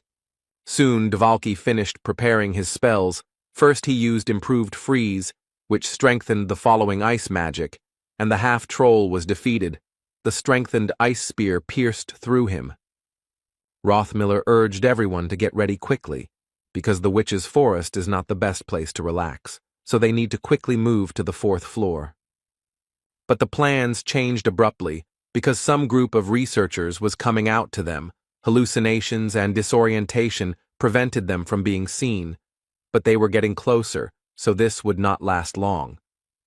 Among them was Eliza, who immediately pointed her finger at Bjorn and his comrades and said that they were the ones who killed her dear companions. The researchers prepared for battle, and one of them sent the priestess back, while the hero mentally complained about this woman and the problems she caused. Bjorn knew that this battle could not be won, so they needed to run, but before that they could use one item, which he shouted to the dwarf. He immediately used his guardian bracers, which pushed back the enemies and temporarily provided protection from any negative effects. While the team is fleeing, Misha decides to inquire about how this woman managed to find them, wondering if the witch forest shouldn't be safe. The hero guessed that after entering the forest, Eliza lost their trail, so she began to look for the researchers. She decided to use them by pretending to be a poor priestess who had lost her comrades to marauders. And now he is trying to pit their groups against each other so that he can then simply go and devour all the participants in the conflict. But explaining all this would take too long, and the effect of the item would soon end. So the hero shouted to Misha not to chatter, but to run faster. The scout is the first to notice the enemy's movements, the one who leads the team along the best route. They collect data in advance and then use their rich experience to lead others in the labyrinth. But all their skills are truly tested in the Witch Forest. Rothmiller's key strength is smell, because he has enhanced his sense of smell with special essences, and in this place, he copes surprisingly well. At a certain level of sensitivity, one can even smell mana, which now helps Brown in planning his route. But the enemy also had a good scout, who closed the distance at every opportunity, so they needed to speed up. Now it all comes down to who gets to the portal first. But the problem is that they are all tired, especially noticeable for Misha, who may be fast, but is not particularly resilient. Soon the girl tripped over a stone. Björn immediately rushed to her aid, but she said that it was just a cramp, so let him run on. The hero saw that she was lying. It was actually a sprained ankle, so he decided to take the beast woman on his shoulder and carry her like that. And when Björn turned around, it turned out that his comrades had already managed to run further, apparently not noticing their absence, while Misha began to lament that he should not have stopped and run further. The barbarian called the girl to calm down and said that it was better to stay where they were, because Rothmiller should soon notice that they were missing and would return. The hero himself, although he calmed Misha down, was not completely okay himself, because the situation was becoming very dangerous due to the fact that the Witch Forest could not be passed without a scout. The beast woman began to ask how long they would have to wait here, but her question was interrupted by Hikuro's cry, which rang out across the surrounding area. The girl got scared and asked her friend what they should do because they had to help the rest of the team. Björn replied that relying on sounds in this area was a bad idea, and that attacking them meant that they would not be able to return for them and they would have to move on their own. When asked what is most important in an emergency, the hero would not choose water, food, or tools, although these are important things, but strength of spirit. Right now, Misha clearly missed her. She was screaming that she didn't want to die like this, that she had worked and tried very hard, and it would be too pitiful. The hero told the girl to calm down, and mentally added that when you find yourself in such a situation, you need to accept reality and not deny it. Misha began to blame herself for this situation, because if she had not fallen, then this would not have happened, but Bjorn shouted at her to listen to him, because they needed to focus on the present. He told her to drink the potion from his backpack so that the girl could walk on her own 2 feet, to which she, having more or less calmed down, agreed. Soon they stopped to rest a bit, and Misha began to lament that she couldn't believe that she had swallowed the potion while riding on a running barbarian. She even managed to think that she would die on his shoulders. Sitting by the fire, the hero thought that 4 days had passed in the labyrinth, so it would only get more difficult, and now only the 2 of them had to hold out until the labyrinth closed. The worst part is that most of the monsters are spirits, which they can't attack, meaning they really need attribute power. Then the hero made a decision and first of all asked Misha if she was married, to which she noted the strangeness of this question, but still answered that she was not. Then Björn continued asking, but this time about whether she had any beliefs that she shouldn't show her naked body to men she barely knew. The girl, embarrassed, replied that circumstances vary. The barbarian said that this was great, after which he took off his helmet and began to approach Misha, and she shouted at him not to approach, and that in general she was not ready for this. But he simply put a ring on her finger and said that he was keeping it for the person to whom he could give it. All this surprised the girl. She did not understand what was happening. Bjorn told Misha to swear by her guardian god, and in exchange for this, he would always be by her side.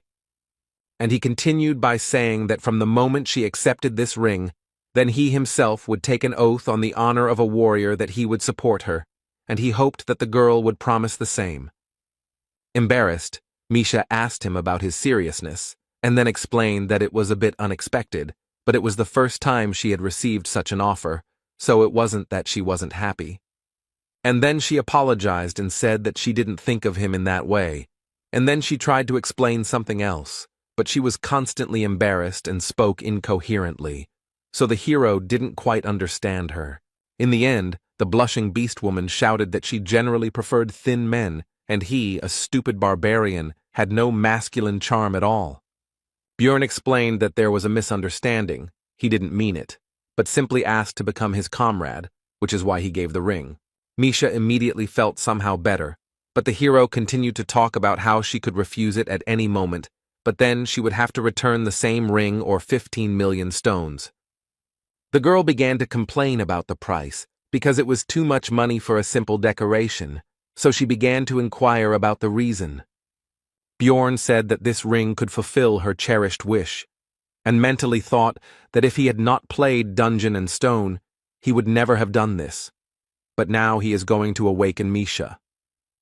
Number 9425, the Frost Spirit Ring, a numbered item that the hero received from the master of the Artemian school.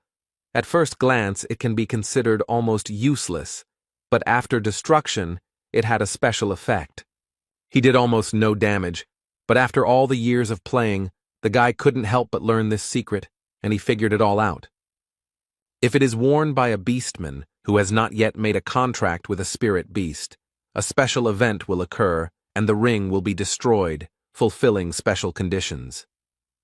This would remove the seal of Skadi, the spiritual beast of ice, and right now all this was happening. Now the spirit offered Misha a contract, which she could not refuse. Soon the contract was concluded, and the girl could not believe that it all happened so simply, and she also asked Bjorn where he got this ring. But if something like this exists, then why did her father never tell her about it after all these years? The beast woman asked sadly. The hero replied that he most likely did not know about this effect, because the magicians had been trying to understand it for a long time, and had only recently unraveled the secret. Then the girl asked how he knew this and repeated the previous question. Bjorn said that before all this talk, Misha should get dressed, after which he pointed towards her clothes, and also said that there was some useful equipment from the marauders there. The girl noticed that he was also wearing new clothes and asked why she was naked. The barbarian replied that he undressed her himself, because during the ritual all equipment is destroyed.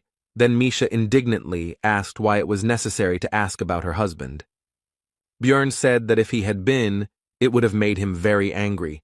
The girl was angry that he thought about such things, but he did not think to warn her. He replied that he was in a hurry.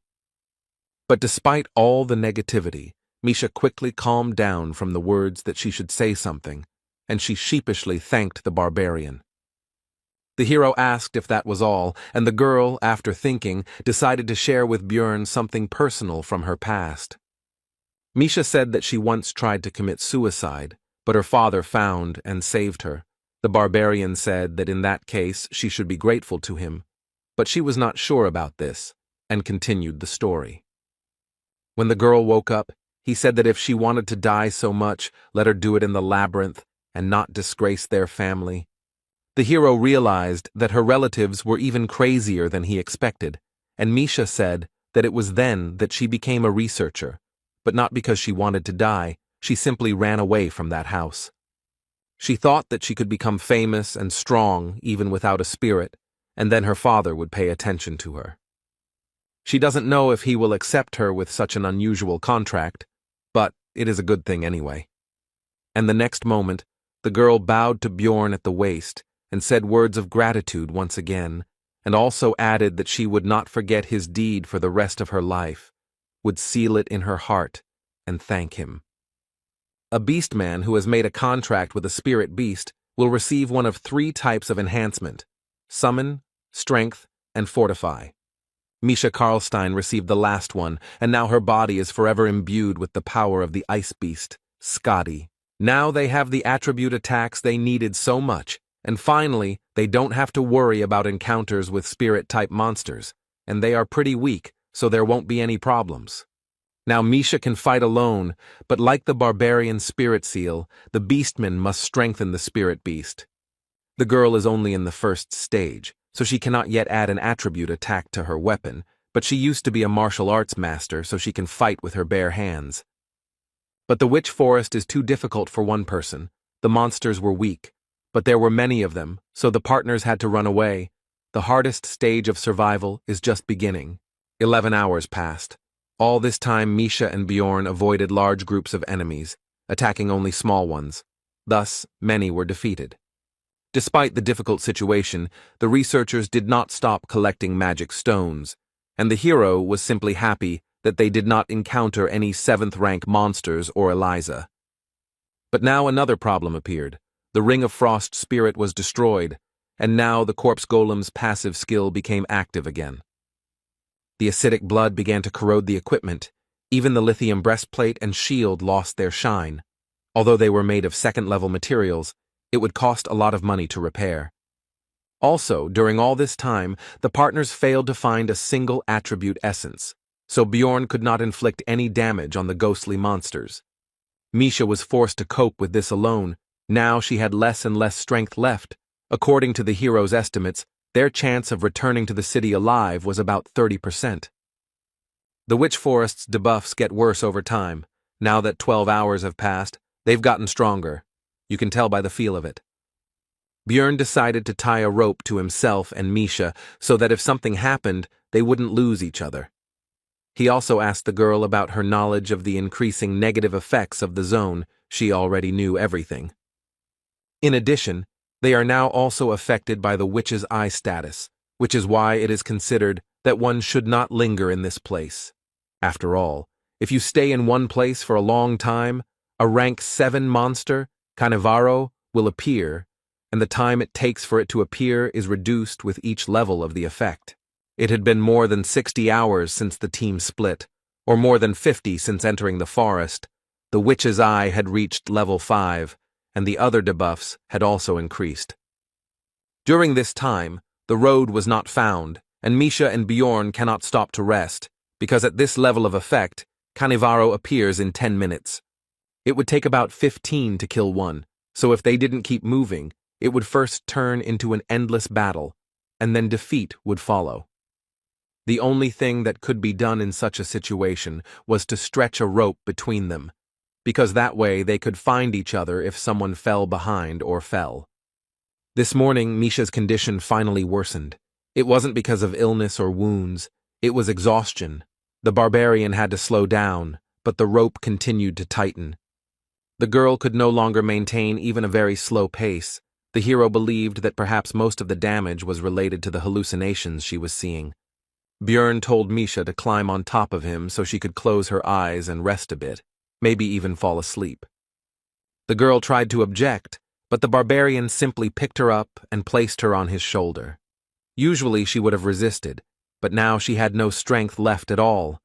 Another 17 hours passed.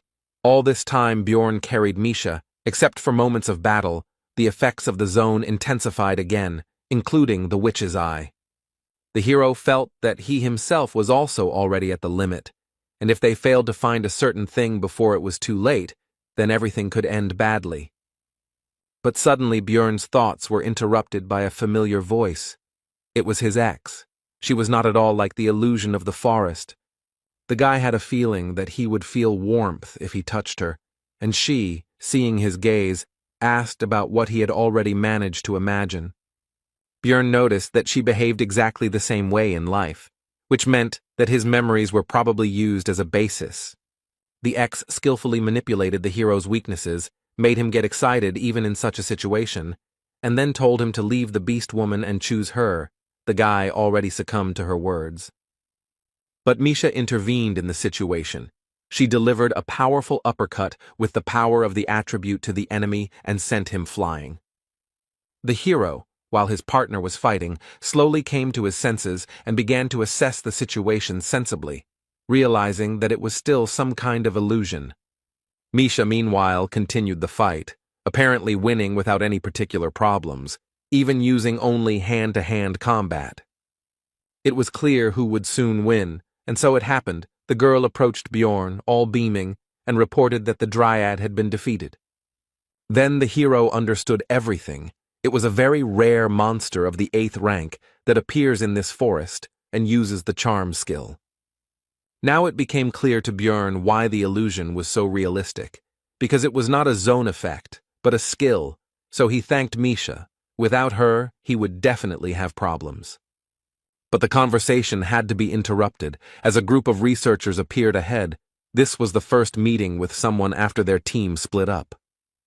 The witch forest is huge, and no one uses it as a hunting area, so it is very difficult to meet others here. They spent 8 days on the 3rd floor. The main part of the squads have already moved on.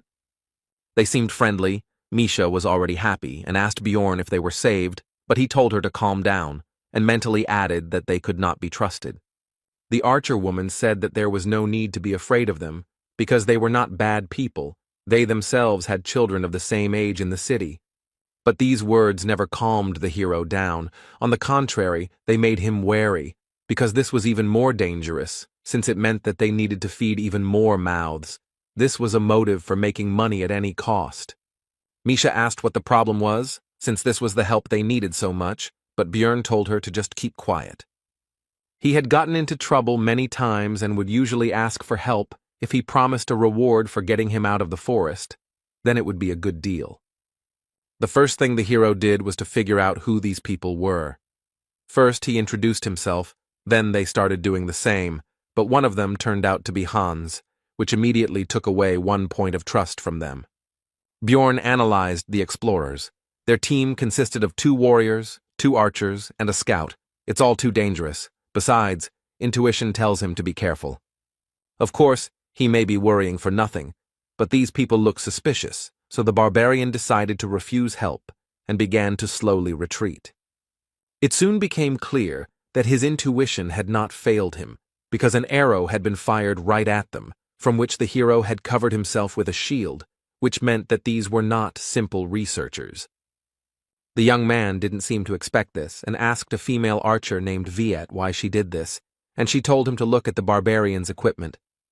It was made of lithinium, for which you can get a large sum of magic crystals in the city. She was already looking forward to it. The guy said that they were also explorers, but the scout told him to just step back, since he was not going to help. The rest of the squad, except for the young archer, agreed to the attack. Misha asked if they would run away. Bjorn thought about it, because the balance of power is not in their favor, and they also have a scout who will quickly find them in case of escape, so there is only one option. He then told his partner that they would have to stall for time, after which he offered the marauders his backpack and shield.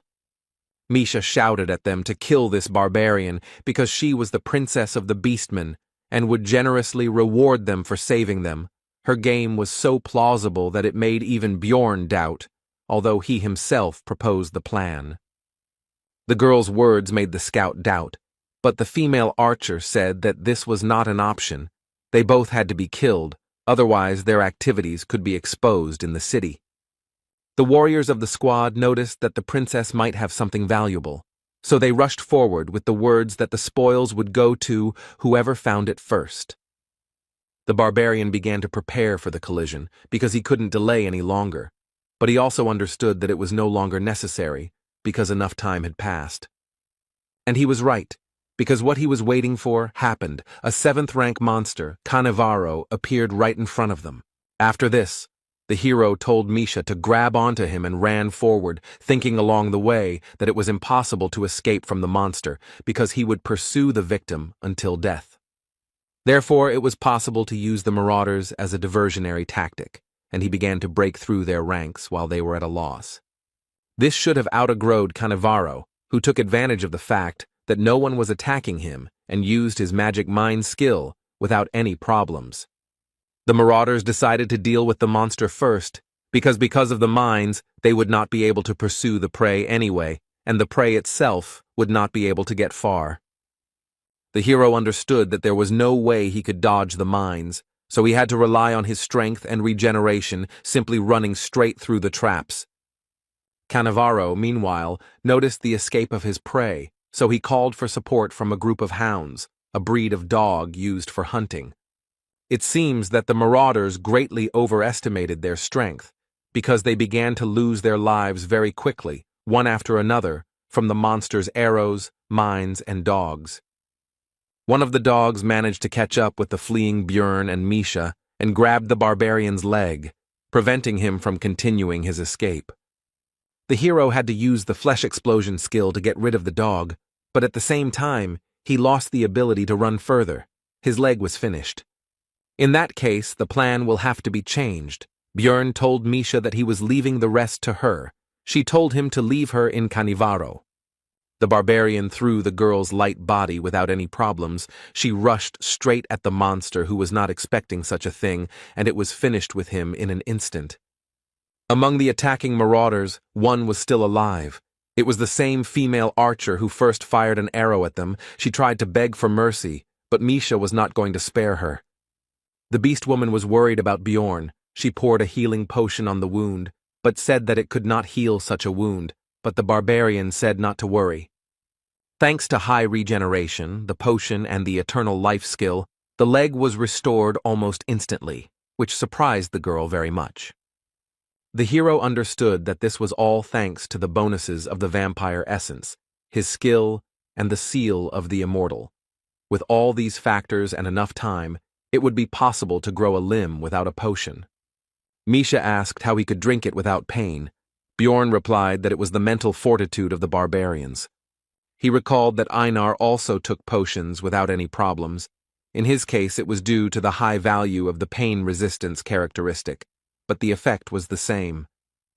The hero suggested that Misha pack up and leave before a new Canivaro appeared, and she herself asked how he realized that those researchers were dangerous.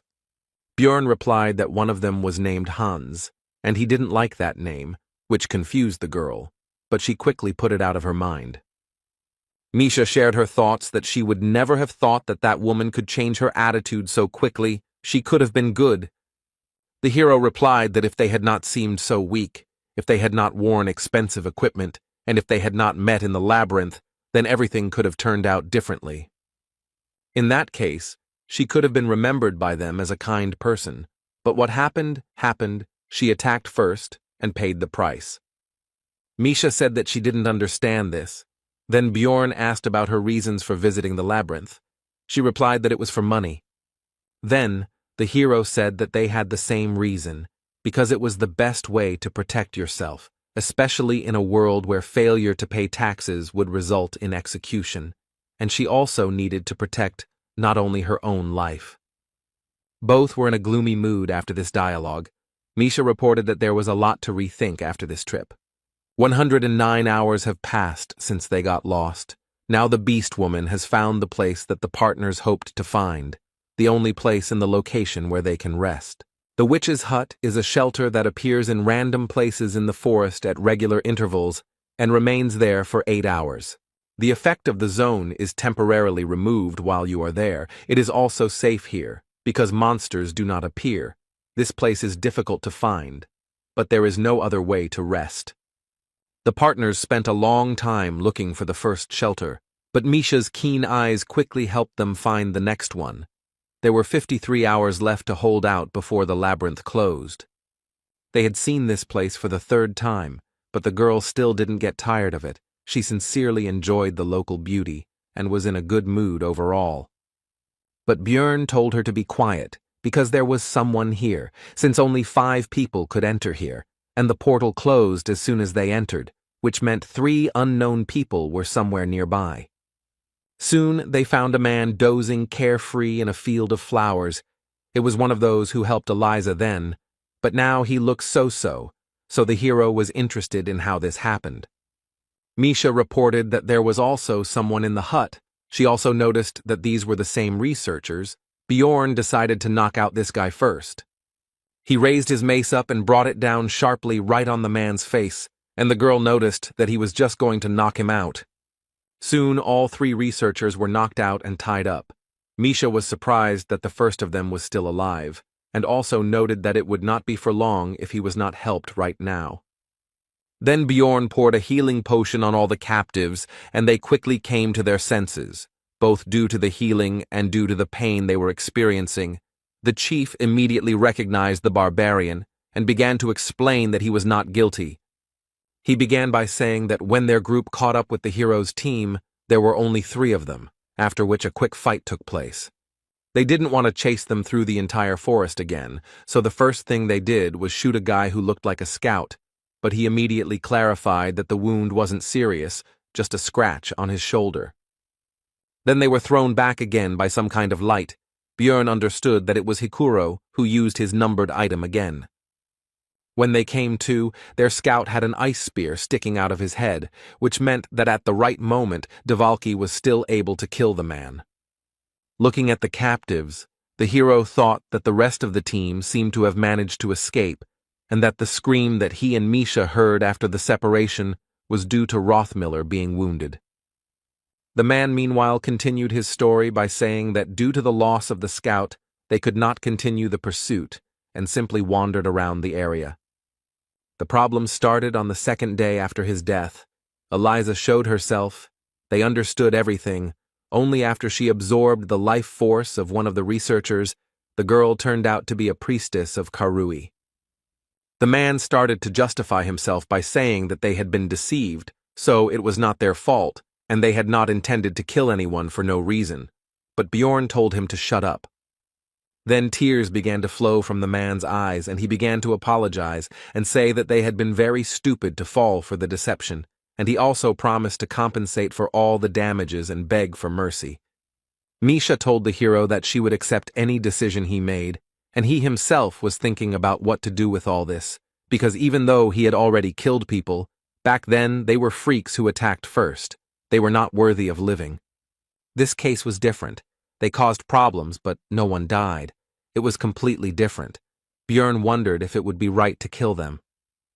It was as if 2 images appeared in the hero's head, one for good, the other for evil, but not in the usual image of an angel and a demon, but in his current, savage and former, from the past world, form. The barbarian said that whether it was right or wrong didn't matter. The main thing was that they could create problems in the future, so it would be easier to kill them. The good man said that you can't kill people because of one mistake, so why does he doubt? Because sparing them would be the right thing to do.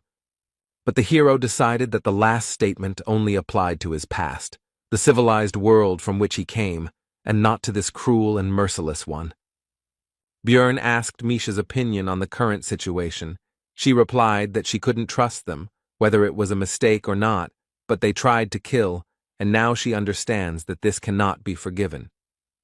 Then the hero's mind cleared, as if a fog had been dispelled, and he remembered the expression that in Rome they obey Roman laws, otherwise he himself would end up in the grave.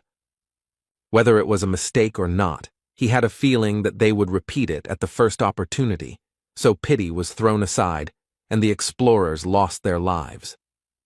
The hero, when he first opened his eyes in a new world and in a new body, realized that Björn Yandel was not only his new name.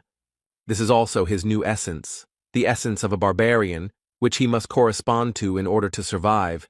Misha noticed his worries by his trembling hand. The hero replied that everything was fine. She shouldn't worry. It would be better if she collected the things of the killed researchers.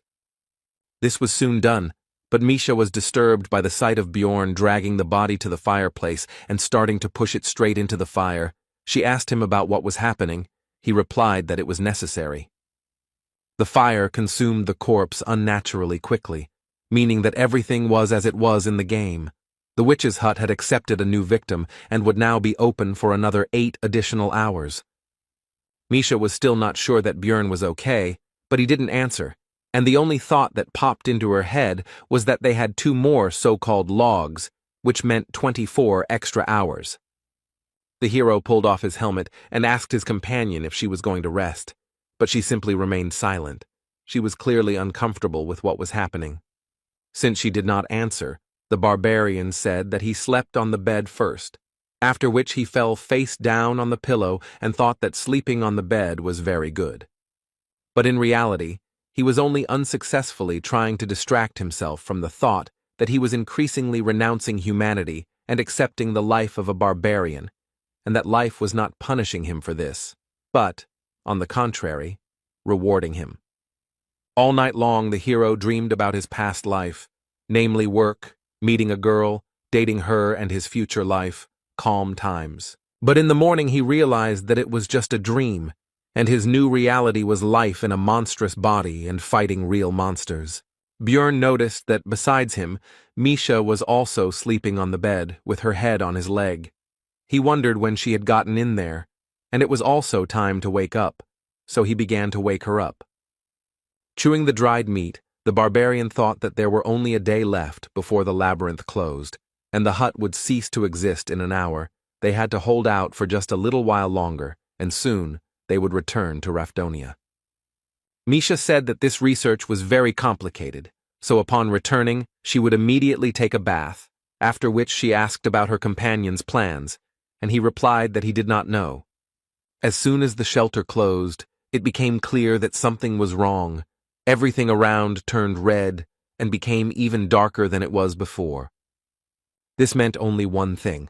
The special condition of 7 sacrifices in the witch's hut had been fulfilled, and now the Chaos Lord Riakis was wandering around the floor. The hero explained to his companion that this was something like zone bosses, but much stronger, and also each level had such a floor lord. The girl had never heard of such a thing, so she was surprised. Björn explained that she didn't know because the method of summoning was kept secret, because if some psycho summoned one, then a couple of deaths wouldn't be enough.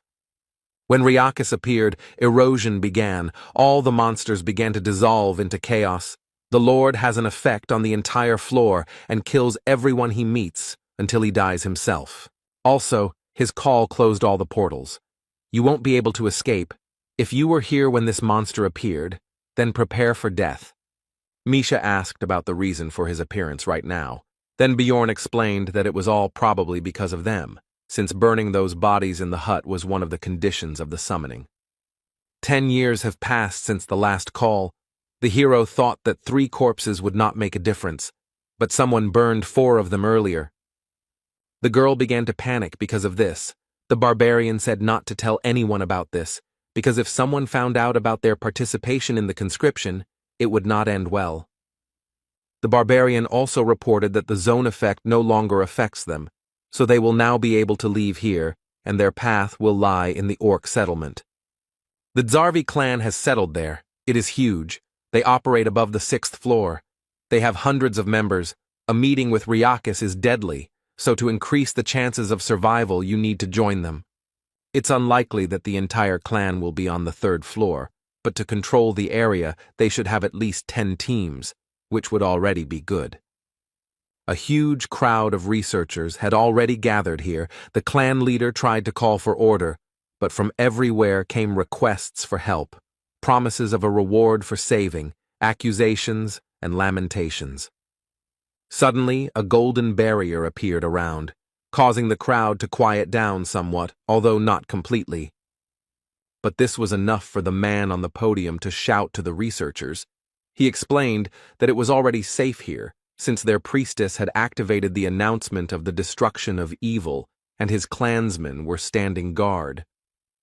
And he continued his speech by saying that they only needed to hold out for a day until the floor was closed, during which time Zarvi would fulfill the agreement with the royal family and do everything possible to ensure that most of the people returned.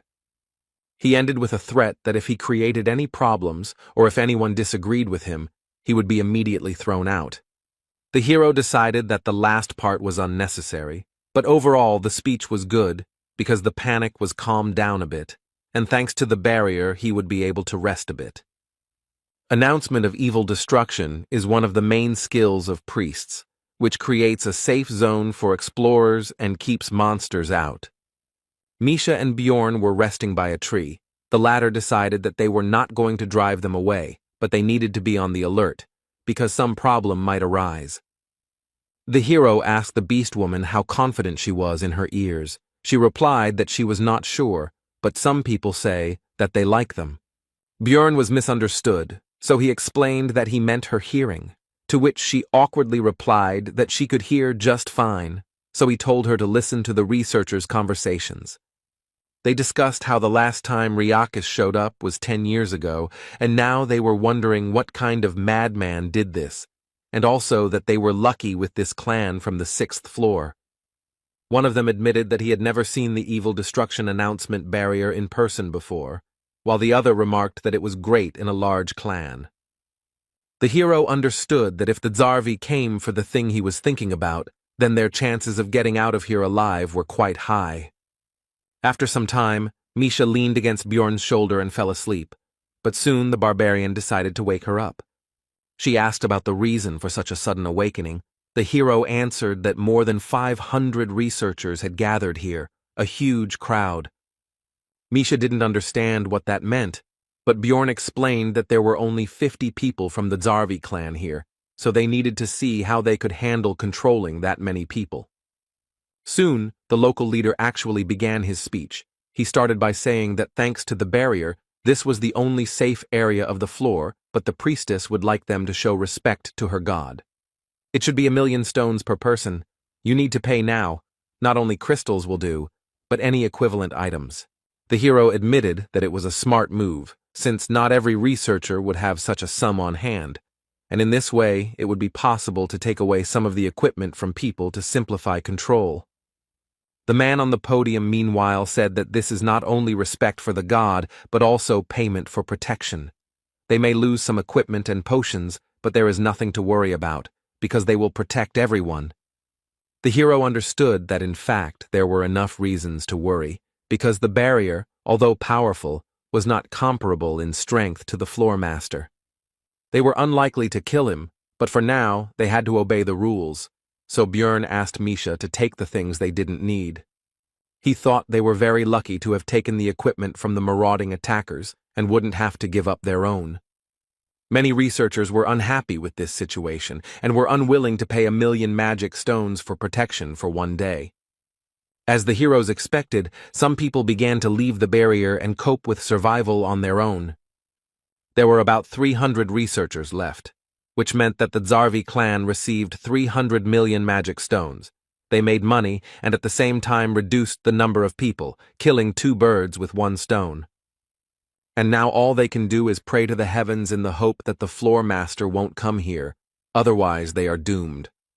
The 3rd floor is quite large. Everyone hopes that they will not encounter it. In this situation, both those who left and those who remain optimistic, but the hero prepares for the worst scenario. And so, 5 hours before the labyrinth closed, it really happened. The reign of despair began. This is the passive effect of the Lord of Chaos's aura. This skill not only deals damage to the area, but also turns it into an erosion zone that removes all effects. It also reduces magic resistance, deals minor damage, and can cause confusion. Soon the floor's ruler, the Chaos Lord Riakis, appeared on the horizon, causing panic among the researchers with his appearance. The leader of this expedition was disappointed, because this expedition would now cause a lot of damage, but despite this, he still ordered to use everything that they had prepared earlier. The next moment, the clan members began to apply various buffs to themselves, using scrolls that increased stamina or energy regeneration. Also used was the numbered item banner of the Lord of the Sun, which imbued the weapon with the attribute of holiness, the light of the god Ursium. The hero was stunned by the number of different consumables that were used at that moment, because not even a minute had passed before things worth tens of millions of magic stones had been used and disappeared. Bjorn realized that they were going to destroy the Floor Lord, and for the first time he was glad that he wasn't the only one preparing for the worst. There are many experienced researchers gathered here who have walked on the edge of a knife more than once to become who they are now, and it is not only a matter of luck, which means that they really should have a chance. The majority of people were amazed by the size and power emitted by the monster. They did not believe in their survival. Watching the battle of the Zarvi clan, the hero began to understand how game raids differ from those that happen in the real world. For example, the fact that tanks and melee attackers always try to avoid direct combat, they can barely deflect even the lightest blows from the monster. Also, warriors have to return to the front line of the battlefield immediately after treatment, even if their body is in terrible condition. But perhaps the most important difference was the multiple deaths of the explorers, who could no longer return to the battle. The current situation is that the melee war was instantly crushed, and the three ranged ones were hit by Ryakis's breath. Such losses immediately lowered the morale of the rest of the people. They don't understand what they're talking about because the clan is doing everything possible to fight the war, holding back the floor lord, and the mages are suppressing him. Suddenly, spheres appeared around the boss, and the expedition leader immediately forbade attacking him, because first he needed to focus on new targets. Bjorn was glad that the clan knew about his features and the second phase, but the other researchers did not understand why they did not attack Ryakis, did not understand their actions. About an hour passed. 11 people died. 20% of Zarvi's force. It's not scary. The worst can still be avoided. It's still possible to hold out until the labyrinth closes. However, the real problem is that ordinary researchers start to panic, and this will not lead to anything good, even though they have reasons for it. After all, every time Ryakis became enraged, someone who had paid for protection died, and the hero believed that it was their own fault, since they came so close to the battle and did not monitor the situation at all. Misha told Bjorn that things looked really bad and asked if they weren't going to do something, but he said what he thought.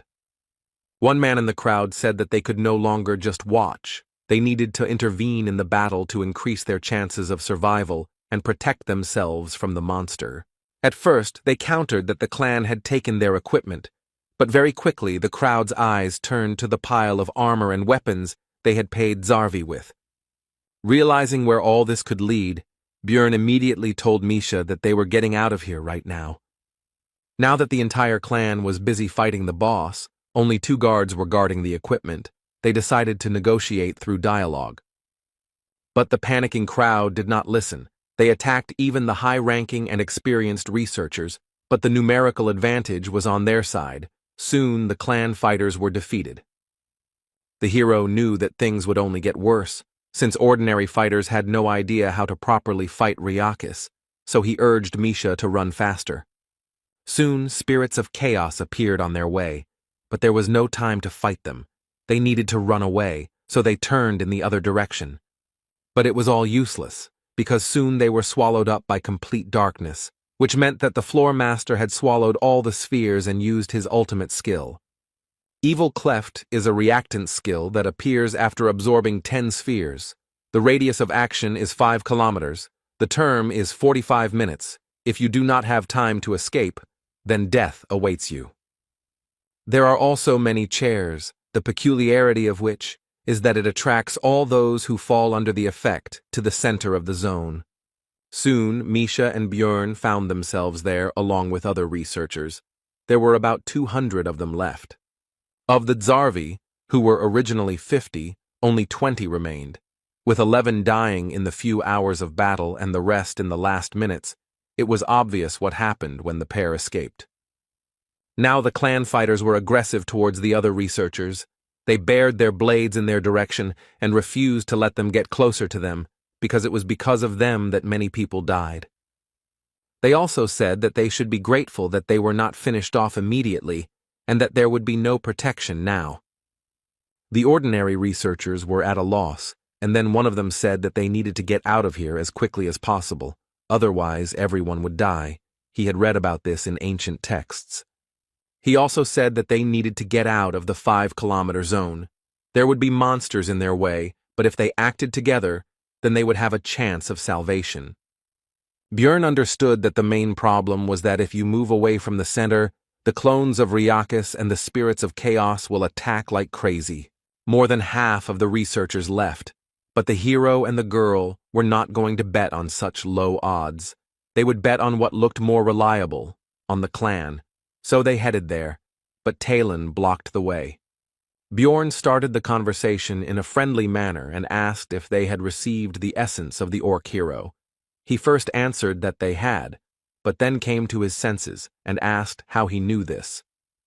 Meanwhile, the vice-captain of the Zarvi clan, Iraz Magrain, was later informed that 23 people had survived, including 3 priests, 6 mages, 12 ranged attackers, and 2 warriors. He was especially saddened by the fact that only 2 fighters survived, many of whom died when the commotion occurred, and many were unable to get support from the others. They tried to buy time, but Ryakis still absorbed the spheres, and now the lack of melee warriors will be fatal. Only 2 of them will be able to clear the way for everyone else, especially this spear swordsman. The vice captain was constantly asked to give orders, asked about something, reported new problems. Everything was very bad. Iraz Migraine could not come up with a plan of action, but suddenly a cry from the entrance to their temporary camp distracted him from his heavy thoughts. The vice captain asked who it was, to which the fighter replied that it was a barbarian from Karlstein's sister's team, and that he had somehow learned the information that they needed the essence of an orc hero. And he said that he could clear a path with her help. Then Migraine used his skill survival instinct, which can highlight targets that can increase this very chance of survival, and Bjorn glowed brightly. Iraza application saved from many situations, and now it said that this barbarian was a chance for salvation, so he came closer and first of all asked the name of the guest. After that, he introduced himself and asked how he knew about the essence of the orc hero. Bjorn replied that it was an assumption, but why else would such a respected clan occupy a zone on the 3rd floor and take so many expensive consumables with them? These items are clearly not for ordinary orcs, which means their target was higher, a rank 5 monster, an orc hero, a hidden boss that can be summoned at the altar in the orc settlement, and 777 magic crystals of these same orcs. And such a large number of supplies was due to the possibility of calling the orc lord instead of him, and since these things are still there, it means that he did not come. Then Iraz asked the reason why he should bet on the hero. He then replied that he was a barbarian with the seal of the immortal, who had absorbed the essence of a vampire guardian from the rift and a corpse golem that gave pain resistance. The vice captain interrupted him, asking him not to go into details, since he already understood that he could drink potions and fight at the same time. Migraine said that was pretty good for a 3rd-floor explorer, even excellent compared to his remaining warriors, so he was betting on the hero. Talon tried to remind the leader that the nobles had ordered the essence, but he replied that they could always say that they simply had failed to extract it from the monster. By donating crystals, 3 orc heroes can be summoned, each of them a different named monster, in other words, high-level opponents with inconvenient essences. That's why the group that hunts them must be strong and special, even though this monster is only a rank 5. Each orc brother drops an essence of a certain color.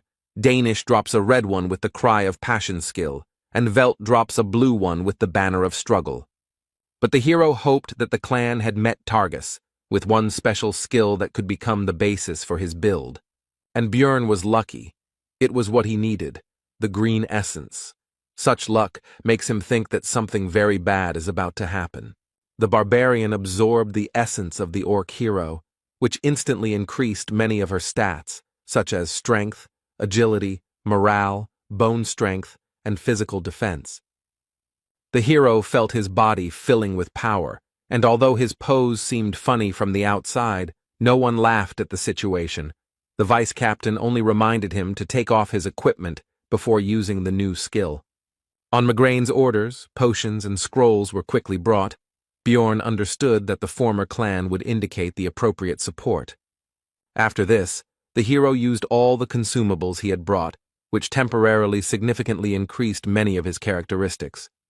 It was not necessary yet that all the clan's mages, as well as their priest, also began to impose their blessings and magical enhancements, among which was something that increased his aggro level, that is, attracted monsters specifically to him.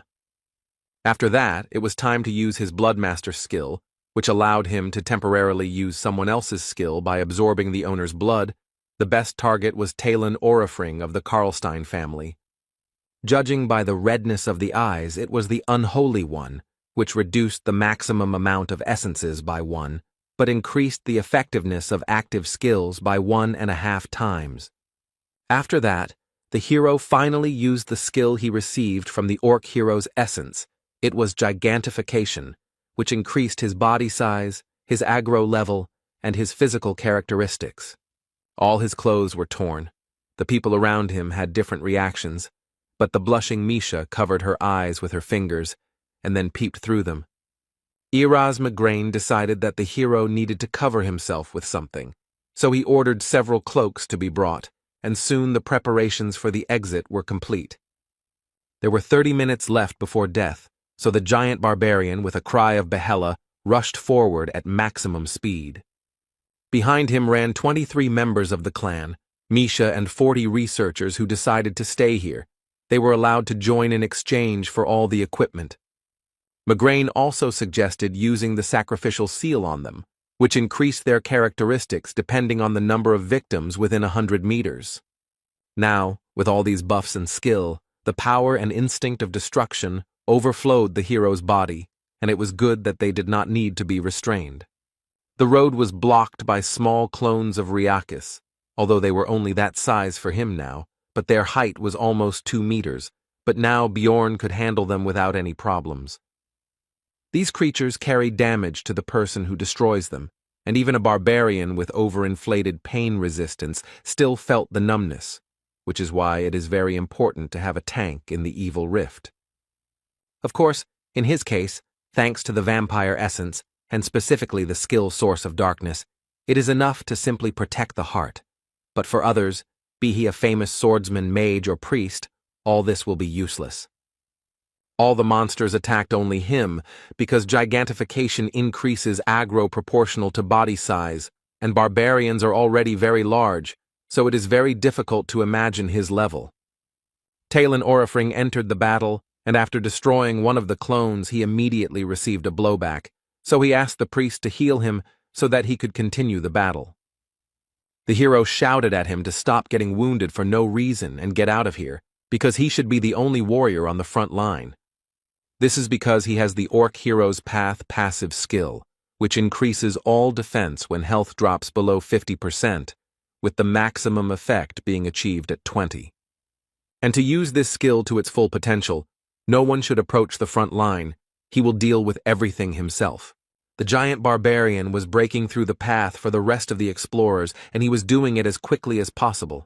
The others were also hurrying after him, because soon this place would collapse. The vice-captain decided to send Tylon to the back of the crowd, because you never know when monsters will appear from behind. He himself was worried that just one single attack had caused him unbearable pain, so he had to retreat like an idiot, and he didn't understand how the hero could stand it. The Beastman wondered who this was, because at first he seemed like a simple third-floor explorer hanging around his sister. He seemed like a simple barbarian warrior. No matter how much resistance he has, even though he is a tank, how can he not hesitate at all?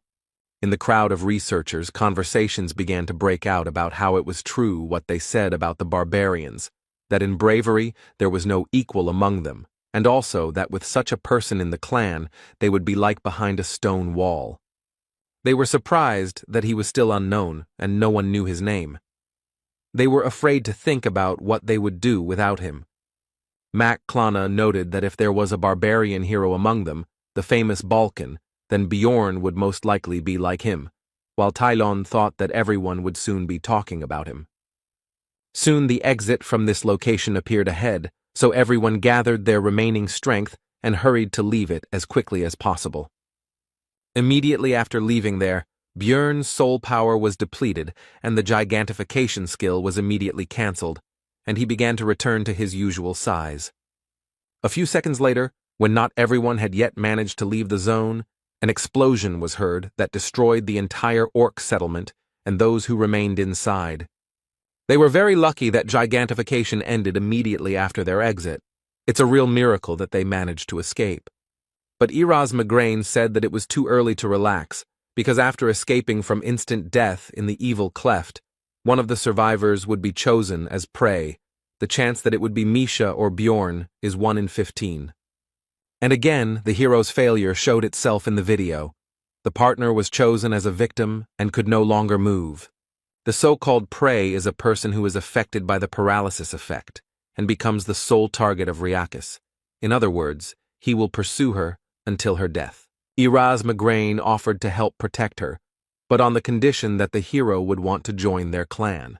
Bjorn replied that he couldn't work with the others yet, to which the vice-captain expressed his regret and said that he hoped to meet him alive in the city, to which he replied that if he got out, he wouldn't mind.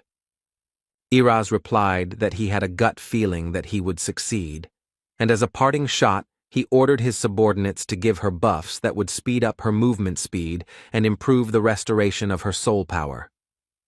Björn said words of gratitude, to which the vice-captain replied that it was not necessary, because if they died, Ryakis would run after them, and they would serve as a diversionary tactic, so he also had an advantage in this. There were 15 minutes left before the floor closed.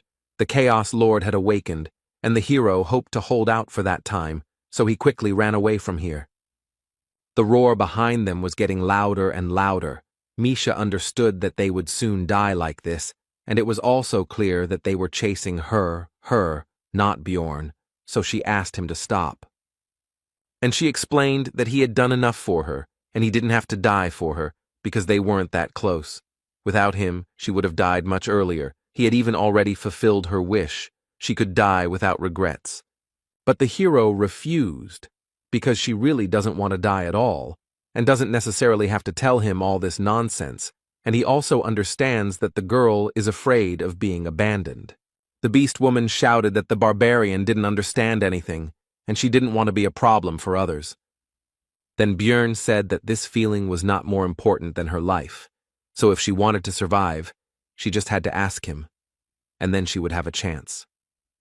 These were simple words, like the barbarians themselves, but the girl still understood them, because even from the forest he had constantly tried to help her save her life. In his eyes, the beast woman was definitely pathetic and whiny, and simply giving up and saying such stupid things was not what the man who was trying so hard for her wanted to hear. Misha said that if Bjorn saved her, she would be there for the rest of her life to help, to which the barbarian noted that she had already said that before in the forest.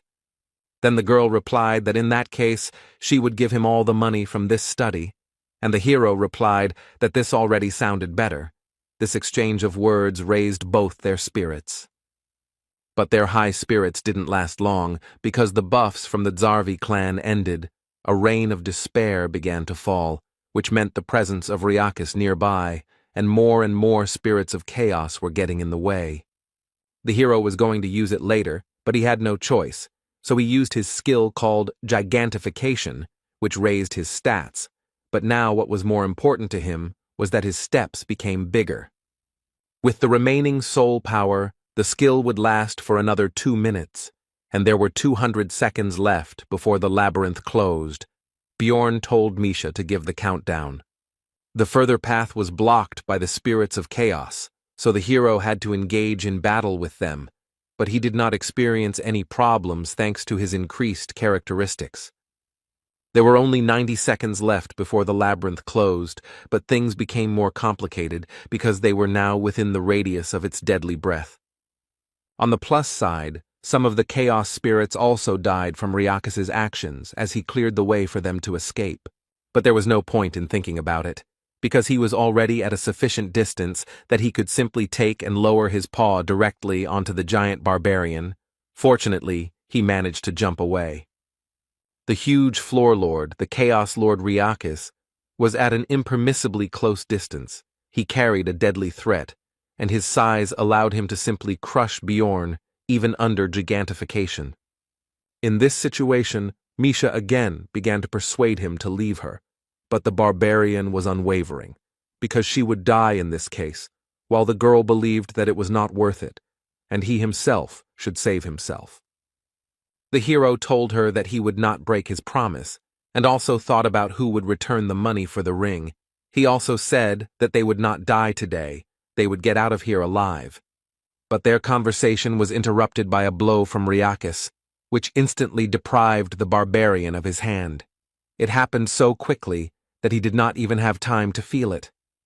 Misha, with even greater force after what had happened, began to persuade him to leave her, but the barbarian simply demanded to clarify the time. There were 60 seconds left. Now Bjorn has to hold out for 1 minute without an arm. He can't escape, which means it becomes a little more difficult. The hero turned around and ran straight at the floormaster, which scared Misha, but demanded that she continue counting the time. He attacked with his breath the place where they had just stood. He wouldn't shoot under his feet. The main thing was that he didn't move. After that, the hero managed to dodge this monster normally, because he had managed to study its behavior during the battle with the Zarvi clan. All this was very difficult for the barbarian, because for a very long time he had not been able to rest normally. Even the time spent under the barrier could hardly be considered normal rest. At some point the monster still managed to strike, which the hero could not dodge. Even a light attack from such a monster was very powerful. Bjorn no longer had any strength to dodge, so Riakis was already preparing to cut him with his claw, without any problems. The thought flashed through his mind that this was the end. But just at that moment, the soul's village dried up and the gigantification skill began to cancel, returning the hero to his normal size and displacing the monster's blow. Bjorn was surprised at how timely it happened, because a little more and he and Misha would have lost their lives. In a desperate struggle, the wounded hero, with his last strength, jumped onto the monster's claw and grabbed it, with 10 seconds left before the labyrinth closed and salvation. To somehow compensate for the absence of his hand and to hold on here more securely, he sank his teeth right into the monster. Riakis began waving his paw back and forth to shake off the pathetic bugs, but Bjorn couldn't hold on very tightly. Soon the actions of the huge monster had an effect, and the hero and Misha went flying. There were 4 seconds left before the labyrinth closed. Riakis showed that despite his size, he remains very agile, grabbing his prey out of the air and then wanting to devour it. The hero smiled, because he understood that the enemy would not have time to do anything, because right now, his mental countdown was approaching 0. Meanwhile, the residents of Rafdonia were waiting for the researchers in the square. They were wondering how much money their families would bring this time. The children were simply waiting for their parents. Soon the portals were opened, but the townspeople were faced with a picture they did not expect. Many people were injured and were now simply lying on the ground. Misha came to her senses. She immediately heard the words of those around her about the need to quickly call the guild and so on, but she only paid attention to how they talked about the seriously injured barbarian. The girl immediately pushed her way through the crowd and saw Bjorn, who was lying on the ground and showed no signs of life. Her heart sank into her heels. She was already expecting the worst, but when she put her ear to his body, the beast woman heard his heartbeat, which immediately caused tears of joy to flow from her eyes. Soon, talk about what happened on the 3rd floor began to spread through various taverns and other places. The victims of the tragedy numbered in the hundreds. And the survivor said that they got out thanks to one barbarian who got to this floor in 3 months of research. His name is Bjorn Yandel. He was given the nickname Little Balkan. It didn't take long before this news reached someone high up. He didn't remember such a rapid growth during his entire career, and besides, the hero's essences go beyond the scope of simple researchers. There have been similar cases in history. They were intelligent, born under the star of a special destiny. They were forever remembered by everyone as heroes. The man was interested in who the researcher who interested him, Bjorn Yandel, was, such a hero or an evil spirit. 2 days passed. The hero finally woke up, and the first thing he decided to do was gather the whole team and discuss everything that had happened. Everyone was happy to see each other alive. Rothmiller began to apologize, because if he hadn't been wounded, they wouldn't have had to abandon Misha and Bjorn in the forest. But the barbarian interrupted him, because first they should place an order.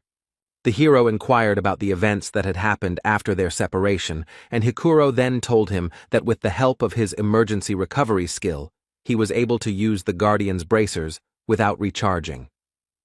When they ran far enough and healed Rothmiller, they tried to find the missing team members, but nothing worked, and then they ran into the priestess of Karui again. This news excited Misha, so she demanded to continue the story. It turned out that the group had to run to the 4th floor, taking advantage of the entry restriction. This level is called the Sky Tower. The color of the portal that leads there changes periodically, and those who enter before it changes begin to climb 100 floors together, and there are also safe zones there. Hikuro reported that just sitting there for 10 days was unbearable. And also, in the very first test, they got the essence that Rothmiller absorbed. The hero was outraged by the difference in their positions at that moment. The monster whose skills Brown mastered was a rank 7 mimic. It gives the skill Treasure Warehouse, which gives a personal spatial warehouse.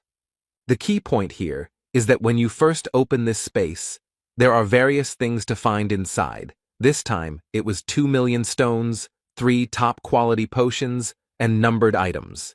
Hikuro decided to sell the last ones, since there was nothing useful there, and the hero was irritated by their luck, because at that time he was suffering in the witch's forest and fighting for his life, but decided not to take it out on his comrade. He decided to justify the bent cutlery by saying that he couldn't control his strength because of the new essence. Misha said that she hadn't noticed this in him, but Murad changed the topic to the adventures of the girl and the barbarian. After this, the hero told about all their misadventures and the struggle for survival, while leaving out some details that he decided not to report. This impressed the others. Rothmiller decided to congratulate Misha on signing a contract with the beast because she was very worried about this, and also asked about what merit Bjorn had in this. Then the girl said that she would not have survived without him. The dwarf was surprised to receive a new essence, and also that the protection fee was only 2 million, so as an apology, since they were somewhat responsible for this, they would provide 1 million. Dvalki regretted that he was not there himself, because this was the greatest and most amazing story of those he had heard, and Hikuro supported him in this, and also added that he was worthy of the title of Little Balkan.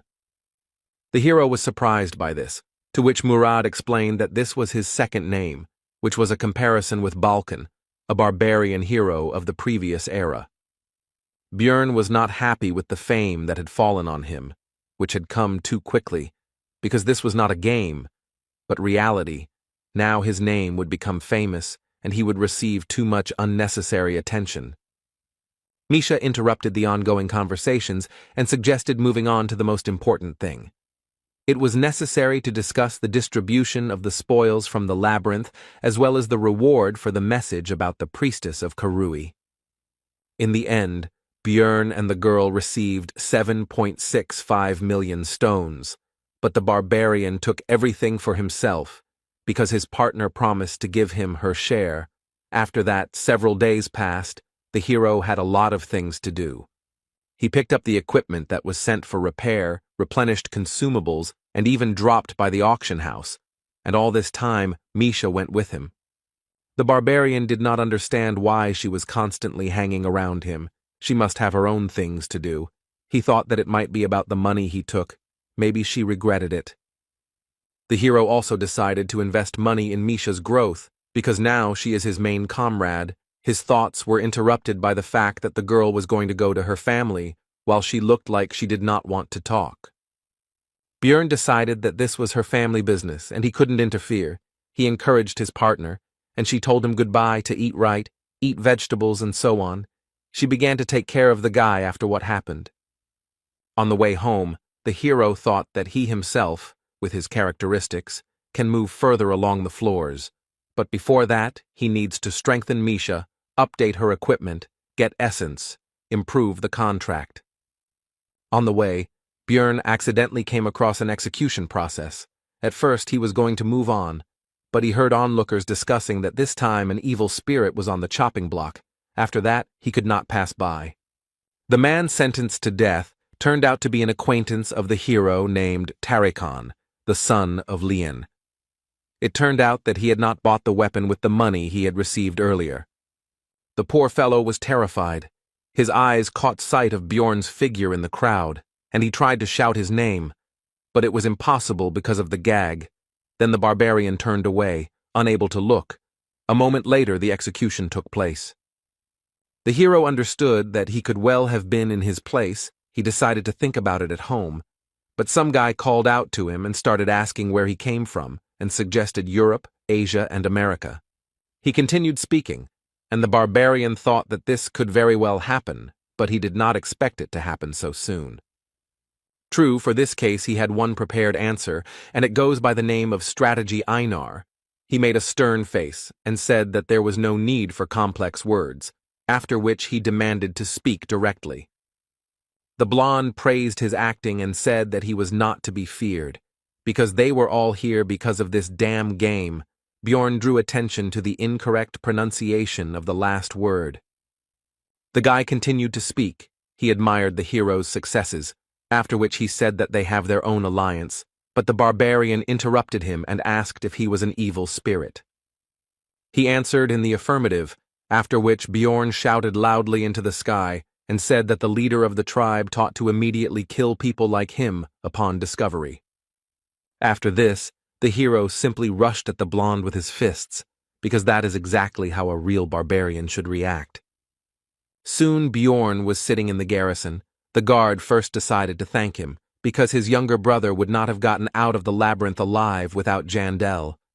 The hero accepted his gratitude, after which he asked how much longer he should sit there, because he was hungry and unhappy that he had not managed to finish off that evil spirit. The man was about to answer when another guard ran through the door and said that the detainee had a certificate of a hunter of evil spirits, which immediately interested Bjorn, but he did not show it.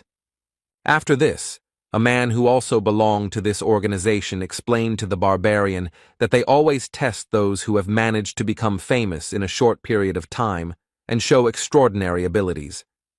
Bjorn put on a show of being a simple-minded savage who was angry at these suspicions, after which he was released. Now he went home in a lousy mood. He didn't even think that these guys knew such details about evil spirits. That blonde guy was pretty good at using words from his world. But fortunately, the hero noticed the catch when the hunter messed up his pronunciation and said Vigra. If they had reached such a level, then it was no wonder that Tarikan had ended up on the chopping block. Now Bjorn considered this world even more dangerous and out of reach. Upon arriving in his room, the barbarian found an unknown envelope on the floor, given recent events. This could be somehow related. Inside was a pill and a letter, which said that it was sent, presumably, to the player, warned that this cannot be said about the hunters. They also have their own community. It guarantees complete anonymity, and to get there you need to take a pill. It is signed by ghost hunters, and at the end there was an insult to the king of Rafdonia. Meanwhile, in the secret Ministry of Public Order, which reports directly to the ruling family, a subordinate bowed before his superior and began to briefly recount what had happened. After which he said that it would be better to see everything with his own eyes and turned on the magic device, which showed Bjorn's meeting with that blonde man. At the end of the screening, the chief said that in such cases, evil spirits prefer to flee, and he attacked without a doubt, so by all indications, Jandel is found innocent. Standing by the open window, the man was surprised that Bjorn had become famous in just 3 months. He thought that fate might have prophesied a hero's path for him, and that was good, because the city had always lacked talent.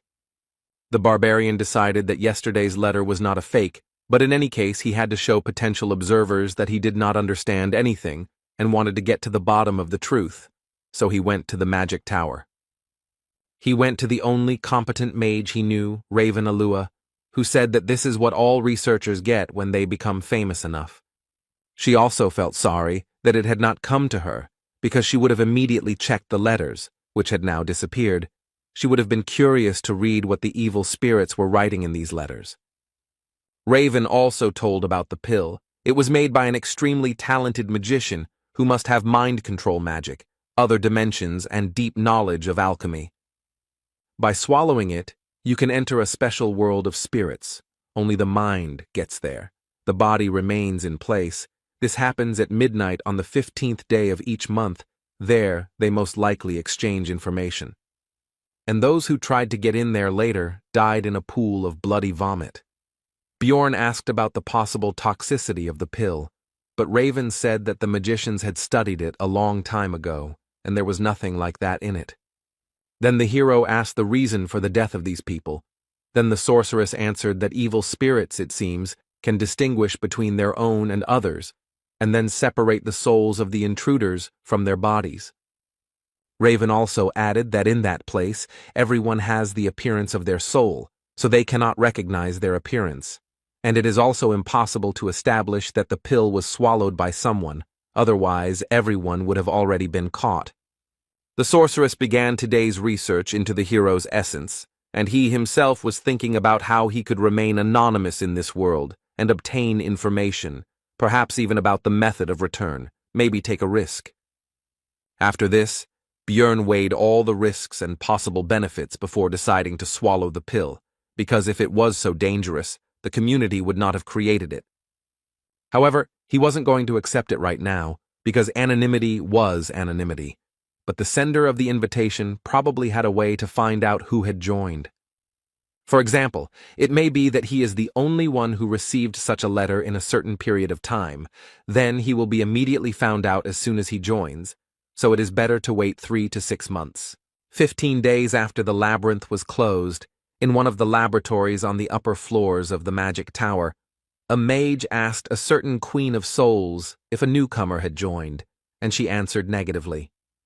He had to send the delayed letters further. The wizard was disappointed that it was again not the one he was looking for, although he took the shield at the coming-of-age ceremony. But it was not the player. Björn didn't notice how time flew by.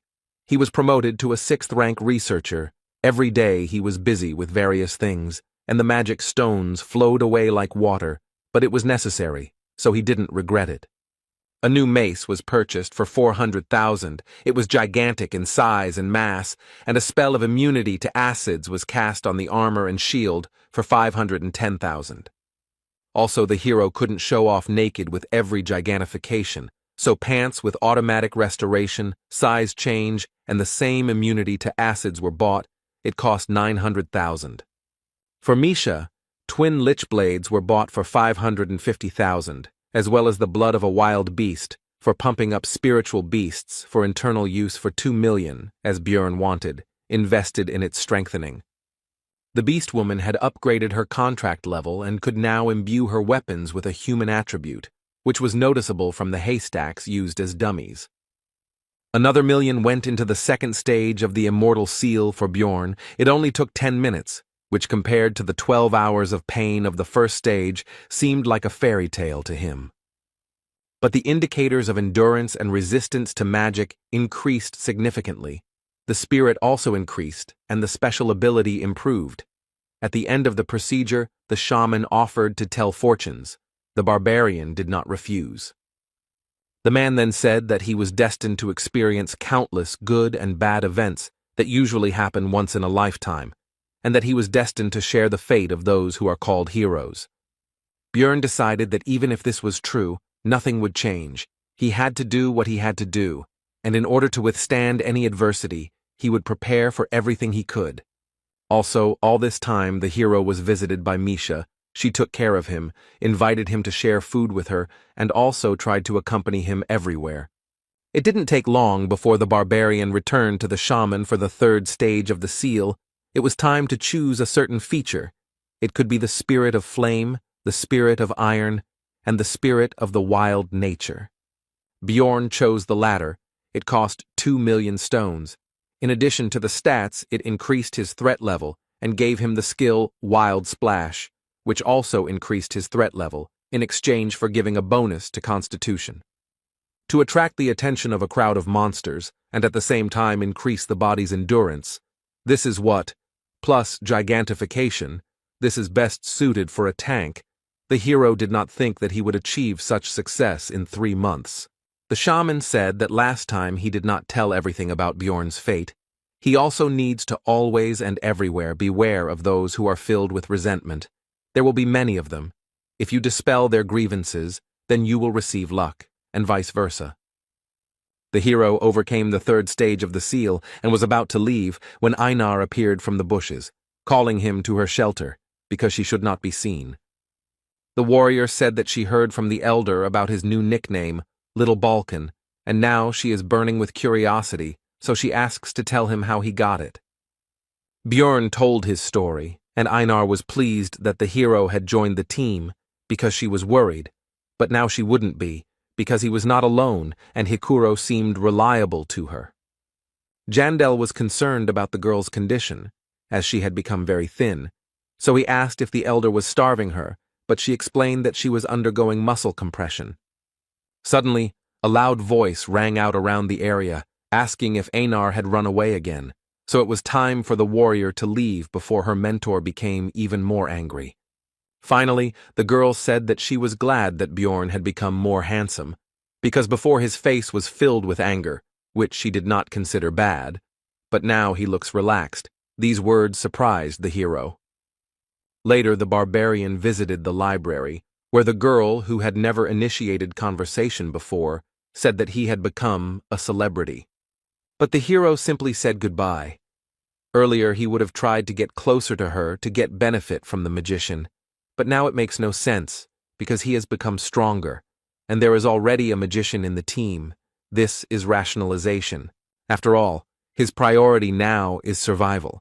He is not in a position to delve into other people's souls. His moral principle rejects idle curiosity.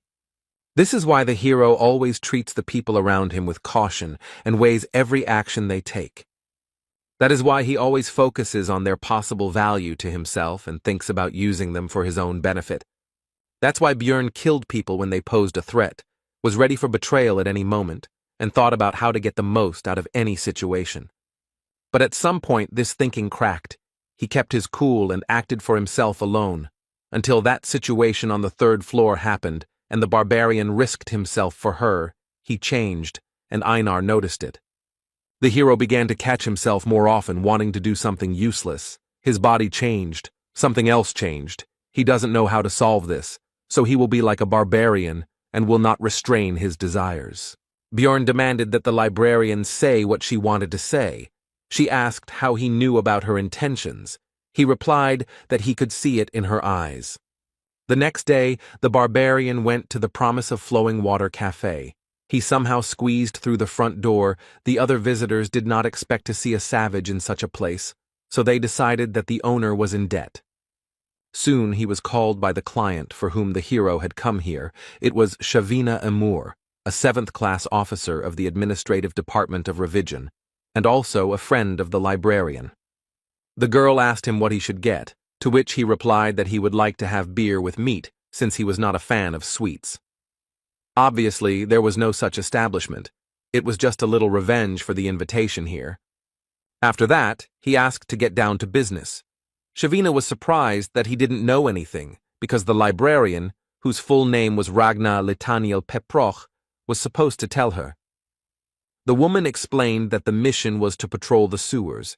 Usually they have a trusted squad that is engaged in catching tax evaders and other criminals, but they died on the 3rd floor. The hero had suspicions that these were again hunters of evil spirits, so he asked about the reason for his invitation, because there were more suitable researchers for this. To which Shavina admitted that it was simply a matter of his high popularity, and she was also curious to meet little Balkan in person. After which she said that she would order cookies to go and ask permission to tell her colleagues that he had given them to her, to which the barbarian hesitantly agreed. Amur said that the reward was only 200,000 magic stones, but if they worked together, Bjorn would show himself to be a qualified person in the eyes of other guilds and departments, and people would consider him reliable.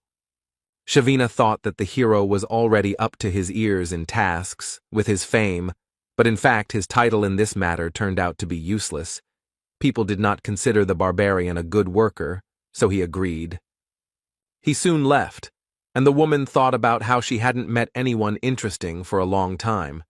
The conversation with Bjorn calmed her thoughts, and Ragna talks about other people.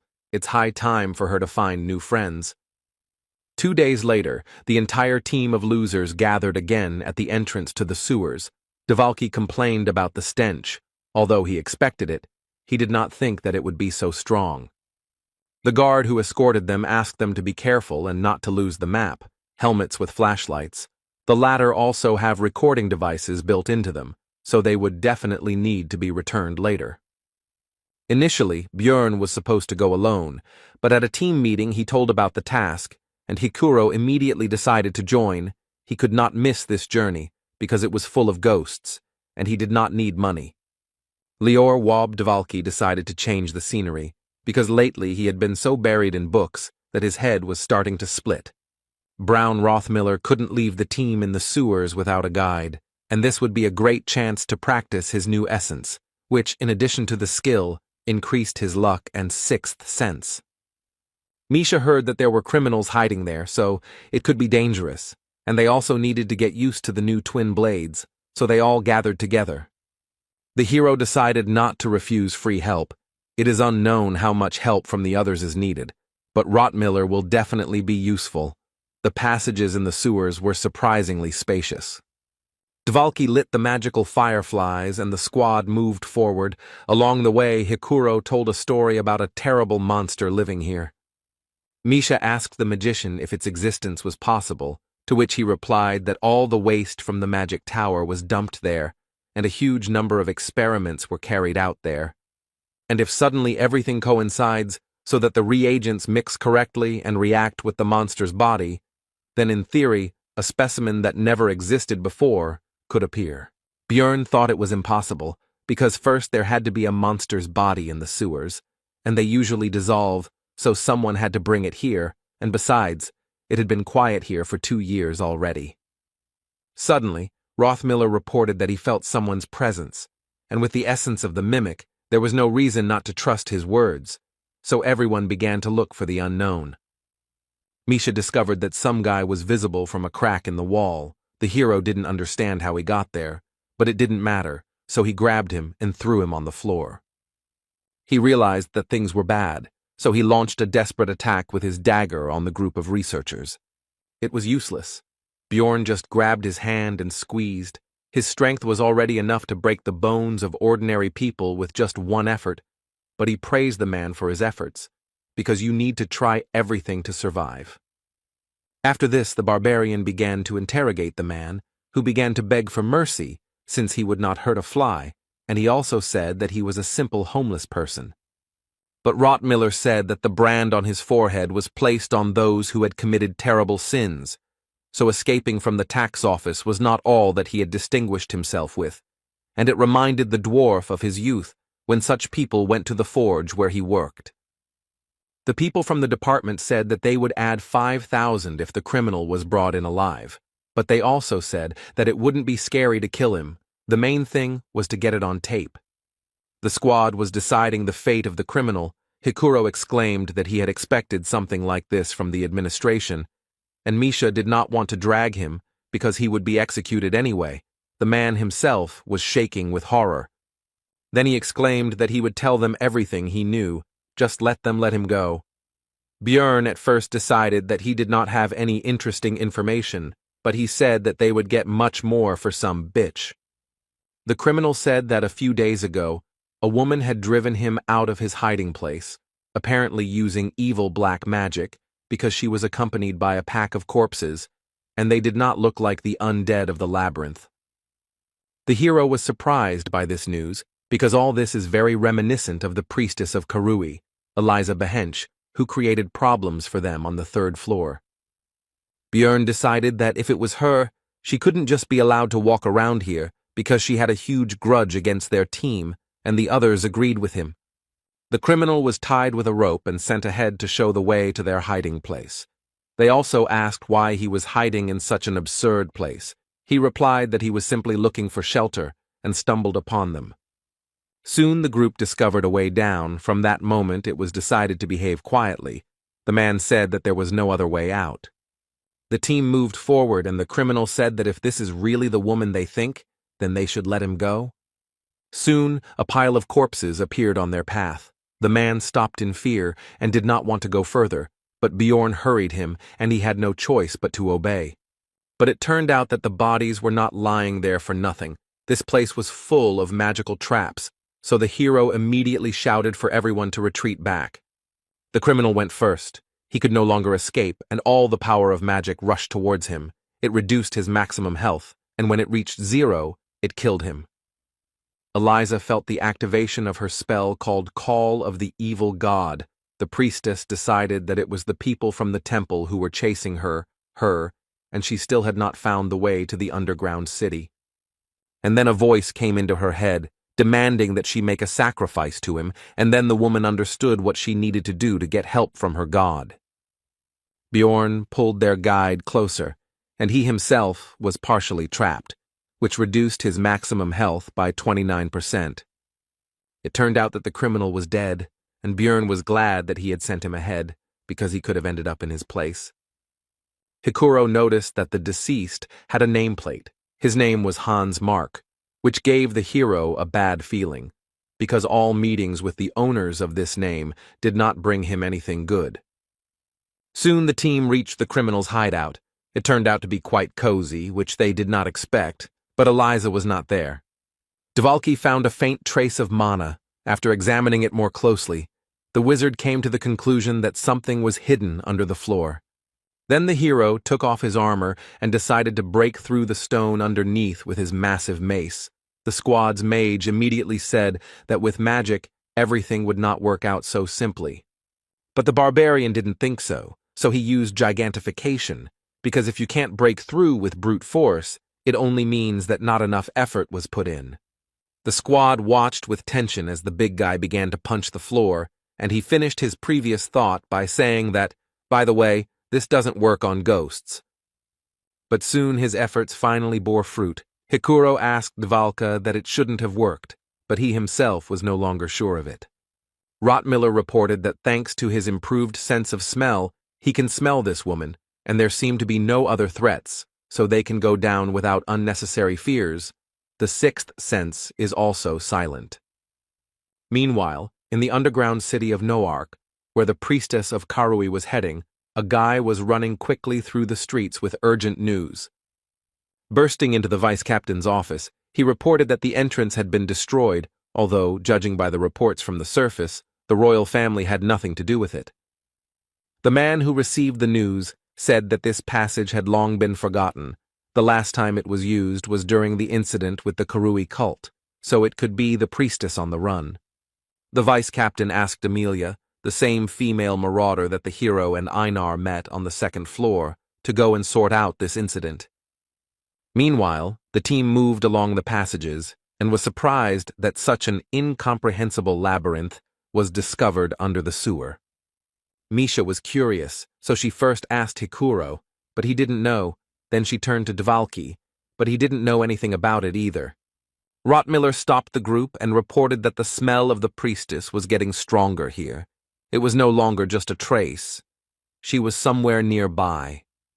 Eliza herself was wandering through the corridors of this place at this time when the voice of her god suddenly laughed. He did this only when something bad happens, and this could mean that people from the temple were already close. After that, she hurried to run away, and from behind she heard the voices of her pursuers, whom she recognized with surprise. It was the same barbarian blockhead with his gang. When Eliza realized what it was, she immediately decided to stop running away, because this time she would not let them go. They themselves were walking towards their death. After this, the priestess began to summon various creatures to help her with the spells Gate to the Kingdom of Demons and Shadow Guardians. Previously, Misha had some difficulties when fighting these opponents, but now she has become stronger thanks to the contract with the spirit beast and new equipment. Björn also became stronger. He rushed into the thick of enemies with the active skill Savage Splash, which increased his threat level, which lured enemies to himself, and also increased his physical characteristics. The others also entered the battle. They had won last time, but now everything was even worse, and Eliza decided to use the curses that had worked so well last time. But Dvalki used the 7th rank spell, Radiance, which removed all the effects with the evil attribute. It was the hero who asked him to learn a spell against this magic, and he went and learned a mass cleansing magic. Bjorn broke through to the priestess and tried to strike her, but she used the spiritual form spell, the same one that had caused her to fly away last time, and it also gave resistance to physical attacks.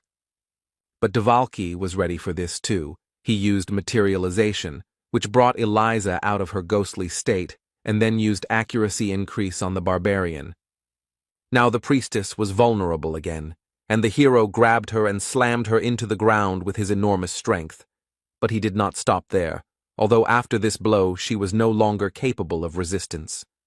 The others watched the beating of the servant of Karui in confusion, and could not say a word. But Dvalki nevertheless reminded the barbarian that they needed her alive if they wanted to receive the reward. Bjorn listened to his words and stopped. The priestess was tied up, and the hero began to carry her. The beating and paralysis magic allowed him not to fear any surprises. The hero, already in a good mood, praised the team and suggested getting out of here, but turned around and saw that the rest were lying unconscious on the ground. Before he could even react, he was poisoned by the basilisk's paralyzing venom, the effectiveness of which was halved due to his body type. Bjorn recognized the woman who came out of the shadows. He knew it was too easy, and it never happens like that with him. The marauder was surprised that the barbarian could still move. She praised him, because he had become noticeably stronger since the last time. After that, she looked at the hero's unconscious companions and assumed that he was not running away because of them, although he could, and Bjorn himself decided that she had come here to tie up loose ends. Then the woman let him go only because he was a greenhorn, but now he has become a celebrity with a nickname, and since he himself descended into this cesspool, it would be a sin not to take advantage of the opportunity, so thought Jandel. Bjorn shouted that he was keeping his promise, so there was no need to pursue him, but the marauder ignored his words. She asked how he knew about the passage here and why he invaded. But the hero did not understand anything, which he said. Then the woman clarified the details, and he replied that if she was talking about that magic thing, then he simply pierced it with a mace. The marauder was somewhat taken aback by this news, but continued the interrogation. She decided to find out the reason for his stay here, to which she received an answer about the priestess of Karui. Then Bjorn cheerfully suggested that they part ways peacefully. Since she had already found out everything, there was no need to give her an antidote. He could handle it himself, but she interrupted his flow of words. Amelia said that since the hero now knew about this place, she could not just let him go. Then he offered to take another oath, but the woman replied that this time everything was different. After that, Bjorn took off all his armor. The marauder asked what was going on, to which the barbarian asked if she knew 2 ways to piss off an opponent. She answered negatively. Then the hero replied that the first was not to finish the sentence, and the second remained unknown, because instead of continuing the sentence, he threw his mace forward. Amelia was perplexed by this development of events, but this did not stop her from dodging the improvised projectile. But after the mace, the hero's shield also flew, which surprised the woman. Bjorn himself called this action Captain America's throw. Amelia was flexible and agile enough to dodge this as well, and the thrower himself rushed forward after the projectiles, hoping to deliver a crushing kick. But as Bjorn expected, the opponent was too experienced and agile. Neither the blows nor the attempts to grab her achieved their goal, but that was not all.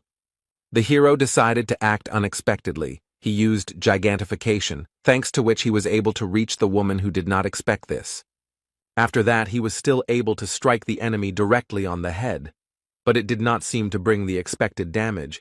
She snatched the dagger and enveloped it in an aura, which was very dangerous. Such an attack would easily cut off his arm, so Bjorn had no choice but to use flesh explosion, which also splashed the enemy with acidic blood. The woman's view was now not as good, but she still continued to advance, but this time she was no longer able to dodge the kick. The hero was delighted and surprised by the success. He had already decided that he had a chance to win this fight. When the opponent's voice came from behind, it was the self-replication skill. He instantly understood. Amelia said that she heard about Bjorn absorbing the vampire essence, so he should survive this too, and then used the Asura strike skill. The battle ended there, but the hero survived thanks to the source of darkness and was restored by eternal life and a healing potion. The woman said that she was surprised by the savagery of his regeneration, and after all, his head was torn off.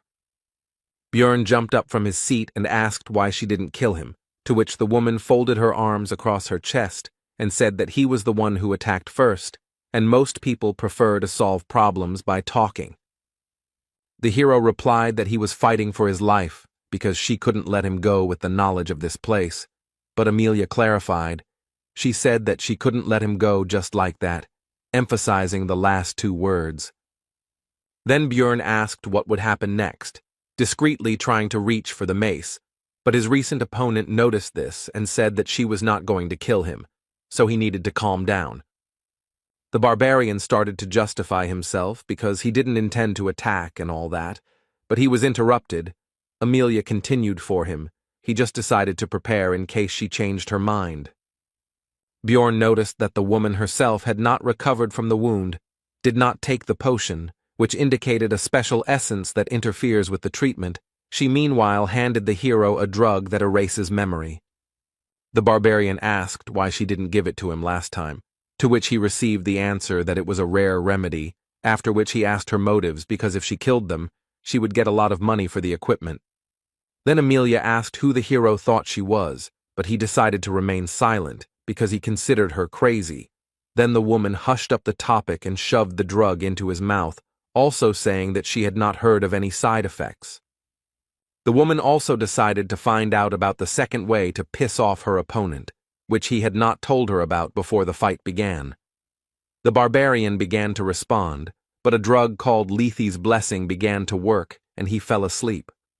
After a certain period of time, Bjorn woke up, but was surprised that his memory was still there.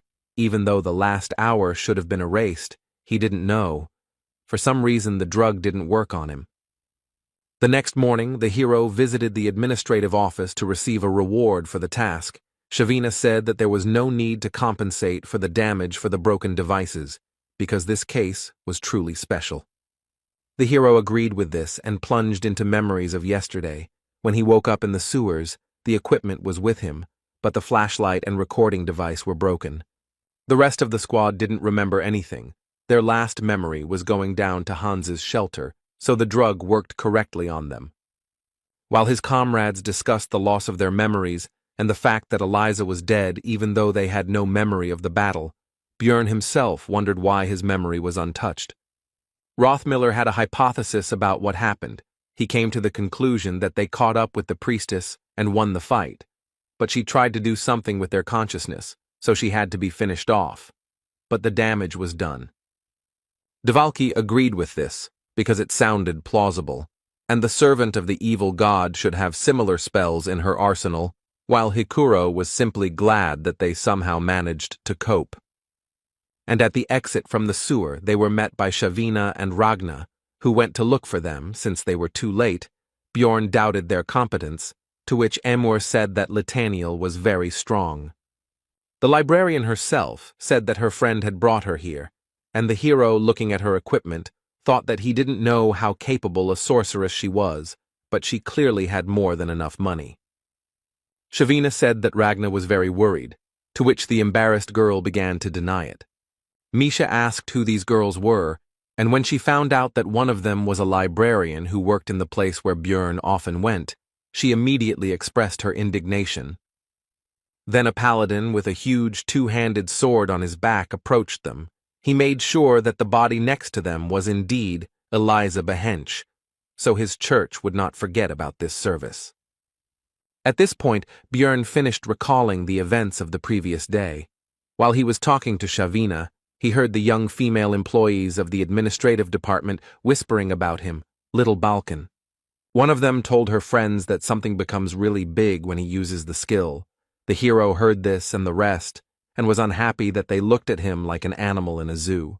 Shavina quickly scolded the girls and calmed them down with a threat to file a complaint for sexual harassment, to which they, covering their red faces with their hands, apologized and ran away. Bjorn decided that he would forgive her for inviting the barbarian to a nice little cafe, and he was about to leave when Amor said that Ragna had something for him, so he should stop by the library later. The team gathered to celebrate the successful completion of the mission, as well as the reward for the priestess of Karui, which amounted to 2 million for each. Everyone was in high spirits. Except for Bjorn, because the rest didn't remember anything and thought it was easy money when the hero tore his arm apart in a fight with that woman. Then she cut off his head, and his comrades thought they had won the lottery. Misha interrupted the barbarian's thoughts. She wanted to whisper something into his ear. She started to say that her dad wanted to meet him, but suddenly a loud voice rang out, and she was not heard. A guy came up to the table. It was Hans Hodge. He once advised the hero to go to the guild after Einar left the team. Maybe it was because all the Hanses Björn had met so far were assholes. But this man didn't give him any good feelings, so the barbarian chased him away. Not even a minute had passed when the Moslans burst into the tavern door. They belong to the organization of knights of noble origin of the same name. They are very powerful. The hero had already decided that it was all because of the meeting with Hans, and that they were bringing him bad luck.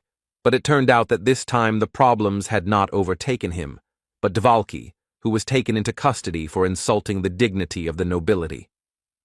3 hours later, outside Moslin's office, the team waited at the gate for the investigation to be completed, everyone in a mood that was the exact opposite of what they had recently experienced in the tavern.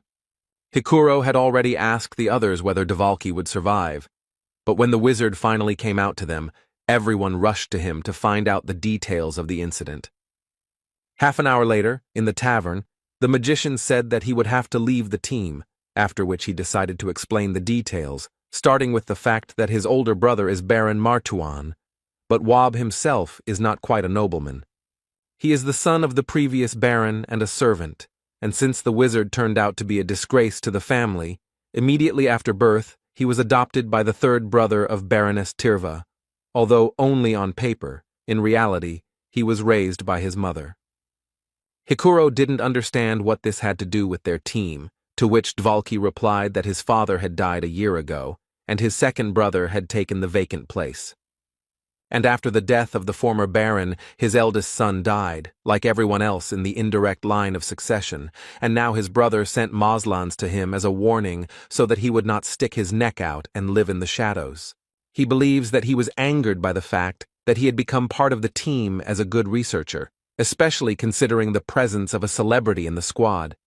Bjorn clarified that Dvalki was leaving them out of fear of his brother. The wizard answered in the affirmative, but also added that in exchange for dropping the charges of insulting the nobility, he was forbidden to enter the labyrinth. The team members agreed to continue the discussion tomorrow. Rottmiller went one way, and Hikuro and Wab decided to talk some more. The hero decided to go to the library, because he had business with Ragna. Misha wanted to go with him, since she had nothing to do anyway. But Björn drove her away and also said that since she had a lot of free time, then let her train, he was in a bad mood because of the change of plans. Soon the hero arrived at the library, after which he said that he and Ragna had not introduced themselves, after which he began to, in fact, introduce himself, to which the girl replied that she obviously knew his name anyway. She said that she was closing the place soon, but Bjorn said that he didn't come here for books, and offered her to join the team as a magician. She refused without thinking. The hero with an innocent face said that since the librarian was such a worthless sorceress that she couldn't even enter the labyrinth, then nothing could be done. But Ragna didn't rise to the provocation, so Bjorn had no choice but to retreat. It was time to take an interest in what, as Shavina said, there was something for him here. The girl launched into an explanation that it was not from her, but from Emor, because she had raised her status, and Peprok had a debt to her, so she asked her to do this. The hero was not sure of the need for these excuses. Bjorn asked what it would be, to which he received the answer that it was books, after which a spell was cast on him that allowed him to find volumes of high secrecy, and it was allowed only to nobles and the chosen ones. The hero asked if this was possible. Ragna replied that if he didn't blab about it, then no one would know. She had only used this spell a couple of times anyway. No one cared about what was happening here. The top secret books were definitely different from the regular ones. Their contents were incredibly useful, so the barbarian wanted to read all the works he could get his hands on. Bjorn almost missed his chance to start reading because he arrived at closing time, but Ragna let him stay after closing while she put everything back in place. With the help of the girl, the hero managed to read a lot of useful literature. He started with the organizational chart of Rafdonia, which contained information about various organizations, even about hunters of evil spirits. The next book was about the latter. It was called The World of Evil Spirits. It was written by an agent who described a journey into the spirit world from which he barely returned alive. Björn appreciated the security system. Next was the complete book of Rifts 2, which described 4 of them due to volume restrictions. It contained details that the hero had been extracting from the game for 9 whole years. For the locals, it was a real treasure. The barbarian decided to find out the name of the author, who turned out to be Oral Gevis, causing shock to Björn, because this is the creator of Dungeon and Stone. This meant either that the player wrote the book or the real developer. If it is the second option, then everything becomes much more complicated, because it would mean that the reason why the hero ended up in this place was not an accident, but someone's intention, which is much worse. If that was the case, then the developer must not be a mere human, but some sort of divine being. But be that as it may, Björn was glad to know it, even though the world had once again reminded him of his ignorance. If he could track down that name, he might one day find his way back, since opening the gate to the abyss might not send him home, but asking everyone he met about it was a dubious idea, so he had to be careful. The barbarian was so immersed in his reading that he didn't even notice how morning had come. He asked Ragna why she was silent, because he would have left immediately if she had asked. She replied that she had decided to rest after work. Björn didn't believe her explanation. She told him not to imagine anything unnecessary. The hero looked at her face for a while and decided that she was actually a kind person, even though she seemed indifferent to everything. A few hours later, the barbarian was already in the magic tower. He came to Raven, who was unhappy that he came so early. Björn immediately started talking about joining the team, but the sorceress immediately slammed the door. Then he shouted that there was one more thing, after which he gave a piece of Oral's book and asked to find out the time of its writing. Raven invited the hero into the room and demanded that he first tell her where he learned about the tears of the goddess, with which he killed the vampire. The barbarian replied that he had no idea, but he found this relic in a statue. He broke it simply because he was bored, which shocked the sorceress a little. Raven noticed the oddity, because how did the hero know how to use it then? Then Björn replied that he thought that since it had the sign of the goddess on it, then it should help against the godless vampire, and swore on the honor of a warrior. The girl was upset by this, because she had already hoped that she would be able to get a copy of the complete Book of Rifts, but the hero decided not to say that there was one in the library, because it was a secret. Then Björn asked about his request, to which Raven replied that she would take care of it, but he would help her research supervisors with the research, since they were bothering her, and he would receive the results of the paper analysis next week. A little later, at a meeting of the Outcast team, Misha immediately attacked the hero with questions about where he spent the whole night.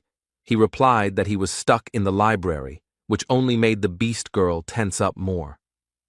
The barbarian explained that he had only read books, after which he remembered that his partner had wanted to tell him something yesterday, but then events had taken a turn and he had remembered it only now. But she was interrupted again, this time by the rest of the team. Their meeting began. Björn immediately said that it would be easier for them to find a new magician. He had already asked 2, however, both turned out to be. Hikuro was angry that the hero had resigned himself so quickly, but Dvalki calmed him down, as he believed that the barbarian was right, and the latter asked if there were any other ideas. Murad replied that they needed to meet and talk with Baron Martuan. Misha was surprised by this. Because he lives in the capital area, they won't even be allowed there. Hikuro replied that he often came to this tea shop where they were now, and usually showed up at this time. Björn was not in a good mood from such a surprise, because it meant that the meeting would be right now. Then the dwarf and the wizard, with an unhappy look, began to ask him not to abandon them, because if not today, then they would have to wait a whole month, and together it would not be so scary to approach him. Besides, Hikuro would give 300,000 each. Soon Baron Martuan entered the tea house in the company of a butler, 2 guards, and 2 servants. Dvalki was sent ahead, since they were relatives after all. The wizard immediately introduced himself and asked him to listen. The nobleman noticed that the surname was somehow familiar. Then one of the accompanying people explained that it belonged to the family of the third wife of the previous baron. Dvalki seemed to have spent all his determination on the first phrase, and then became completely confused by the fact that his brother did not even know about the existence of the wizard. So Bjorn entered the conversation. The baron noticed that he hadn't communicated with the barbarians for a long time, and this was at least something new and would dispel his boredom. Then the hero asked him to lift the ban on Woba entering the labyrinth, but he didn't understand what he had to do with it. Bjorn decided that he had no idea what had happened, and the butler meanwhile told him that Dvalki was a bastard, and he did not include this whole story in the report because he did not consider it a particularly important matter. Martuan agreed that it would be a waste of time, and decided not to grant the request, but the servant informed him that this barbarian was the famous Little Balkan, which immediately raised the spirits of the master. Then he said that he would lift the ban, but in return, Bjorn would do him a favor. In 2 months, the count would organize a large banquet, and at this event, the hero would become the baron's companion. Martuan also asked if the barbarian had any talent that could be demonstrated to the public, such as bending metal with his bare hands, which at first angered Jandel. Who do his people think he is? But the baron offered him 1,000,000 magic stones for this matter. Bjorn smiled and said that he would do anything for his comrades, mentally thinking that he would not refuse this money. The next morning, all charges were dropped against Dvalka. Now he could go to the labyrinth again, but the wizard was still not quite in the mood. It seemed to him that this story ended too easily. Bjorn reflected on the fact that using power turned out to be very pleasant. He decided to start making plans to achieve a higher status, although for now he was satisfied with his current level of influence.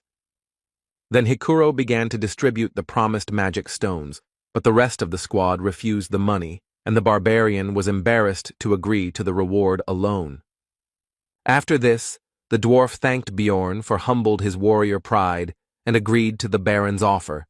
The hero himself did not understand why he would refuse 1,000,000, how his relatives lived at all. Hikuro said that he would definitely repay him, but Dvalki interrupted him because he owed the barbarian. Both tried to convince each other, and the object of their discussion himself said that he did not need it.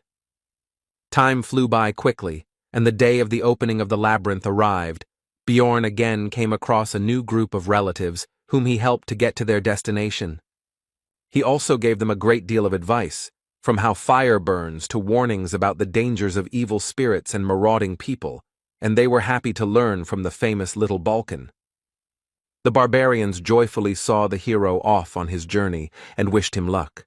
Hikuro was touched by his sincere concern for the newcomers. Bjorn replied that he was simply helping in any way he could, since learning only from one's own mistakes was quite harsh, and the dwarf agreed with him.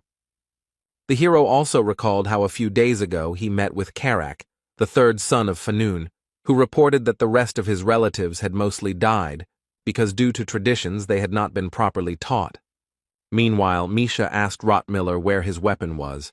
He replied that it was in the treasure vault, because he had already gotten used to his new skill and now takes out all the things only when necessary. Bjorn was thinking that his last 3 trips to the labyrinth had been pretty shitty, and now it was time to see what awaited him today.